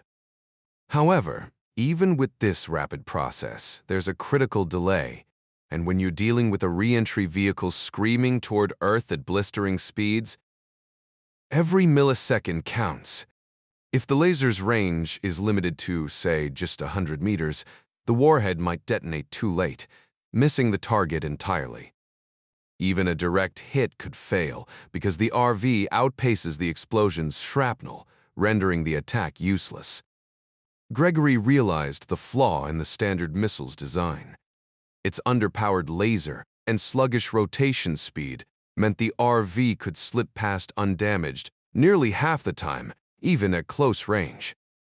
Ironically, the old Wu-era proximity fuses, which relied on simple radio signals rather than high-tech lasers, might have been more reliable. But there was a silver lining: the laser's rotation and detonation signals were software-controlled, meaning Gregory could tweak them. To make it happen, he needed to consult the engineers behind the SM-2 Block IV, the latest test missile developed by the Standard Missile Company, a joint venture between Raytheon and Hughes, headquartered in McLean, Virginia. A call from Tony Bertano would smooth the way, after all. Who wouldn't listen to a man with divine approval? Meanwhile, in the White House, Jack Ryan sat in his private study, nursing a whiskey as the sun dipped below the horizon. CIA Director Ed Foley and his wife, Deputy Director Mary Pat Foley, joined him, the tension thick enough to cut with a knife. "When I saw this, I nearly lost it," Mary Pat admitted, accepting a glass of sherry, her usual stress reliever. Ed, ever the Bostonian, cracked open a Samuel Adams. Jack, this is absolute insanity, Ed blurted, breaking protocol with his choice of words. Even if the intel's solid, you just don't pull stunts like this. Mary Pat chimed in. Pat Martin already briefed you, right? At Ryan's nod, she added, then you know this borders on an act of war. Borders on it, Ryan agreed, taking a slow sip before lighting his last cigarette of the day, a contraband from Mrs. Sumter. But denying it won't work. We need a strategy, fast. First we get George in here, Ed insisted. And do we show him Sorge? Ryan countered. Mary Pat grimaced. She hated risking their most sensitive asset, but Ryan had a point if they didn't use the intel. What was the point of having it? Then we bring in a shrink, she muttered. This is so off the wall, we need a professional opinion. Ryan exhaled smoke. And what do we tell Sergei? He already suspects we know. Ed shrugged. Start with keep your head down, I guess. Then, hesitating, he added, Jack, you haven't looped in the Secret Service yet, have you? Ryan's silence said it all. The tension in the room was palpable as the Director of Central Intelligence leaned forward. Once you cross that line with one act of aggression, what's stopping you from taking it further? We're bears to Tamand. And let's face it, they've got plenty of reasons to be unhappy with you right now. MP rubbed his temples, staring at the ceiling. But why target Golovko? The man's no threat to China. He's a seasoned professional, a spook, completely apolitical from everything I've seen. Sergei's as straight as they come. He took a slow sip of sherry, the amber liquid catching the dim office light. True, no political games, the DCI conceded. But he's Grushevoy's right hand on everything foreign policy, defense, domestic strategy. The president trusts him precisely because he's sharp and doesn't play the power game. Jack snorted. Yeah, that makes him practically a unicorn in this town. The comment was harsher than he meant. His own inner circle was carefully chosen competent people who actually wanted to serve, rather than claw their way up the ladder. In that way, Golovko wasn't so different from the American president himself. Focus, Jack said, steering them back. Are the Chinese making a move? And if they are, what's the play? Foley shook his head. Nothing concrete from our end, Jack. But remember, even with Sorge, we barely scratch the surface of their real thinking. Their decision-making is a black box, and right now, they've taken a hit they don't even fully grasp yet. They will soon, Jack said grimly. George Winston tells me a wave of their commercial contracts expire in under 10 days. When that happens, we'll all see the fallout, including them. Half a world away, Beijing stirred before dawn. Fangan stepped briskly from his official car, barely acknowledging the guard who held the door. No nod, no thanks, just purposeful strides toward the elevator. His staff scrambled to attention as he entered the office. An hour early, the usual morning routine upended. Ming, to procure de travel. He barked before his office door even closed behind him. She appeared instantly. Yes, Comrade Minister. The foreign press summaries, what do we have? She vanished and returned with a stack of translations. London Times, Telegraph, Observer, New York Times, Washington Post, Miami Herald, Boston Globe. West Coast papers haven't arrived yet. She omitted the European press. Her language skills weren't strong enough, and Fang only seemed to care about the English-speaking world's chatter. He snatched the papers without a word, another break from his usual curt professionalism. Ming noted the tension in his jaw. Something had him on edge. What's the time in Washington? He demanded. 9 in the evening, Comrade Minister. So they're winding down, watching their mindless television. Yes, but their newspapers are already set for tomorrow, Ming added. Most stories are finalized by end of business. Unless something major breaks, the reporters are home eating dinner by now. Fang paused, studying her. Clever observation, one he hadn't considered before. With a brief nod, he dismissed her. Meanwhile, across the city, the American trade delegation boarded their plane under the hollow pleasantries of a junior consular official. The exchange was stiff, perfunctory diplomatic theater at its most transparent. As the Yusuf jet taxied toward the runway, none of them noticed the figure watching from the terminal shadows, a cigarette glowing in the pre-dawn dark. Cliff Rutledge leaned back in his chair, rubbing his temples as Mark Gant's words hung in the air. So, how do we even begin to assess this mess? Gant pressed, arms crossed.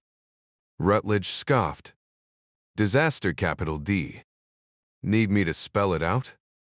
The Assistant Secretary of State sighed. None of this was his doing. Some overzealous priest in Italy had to step in front of a bullet.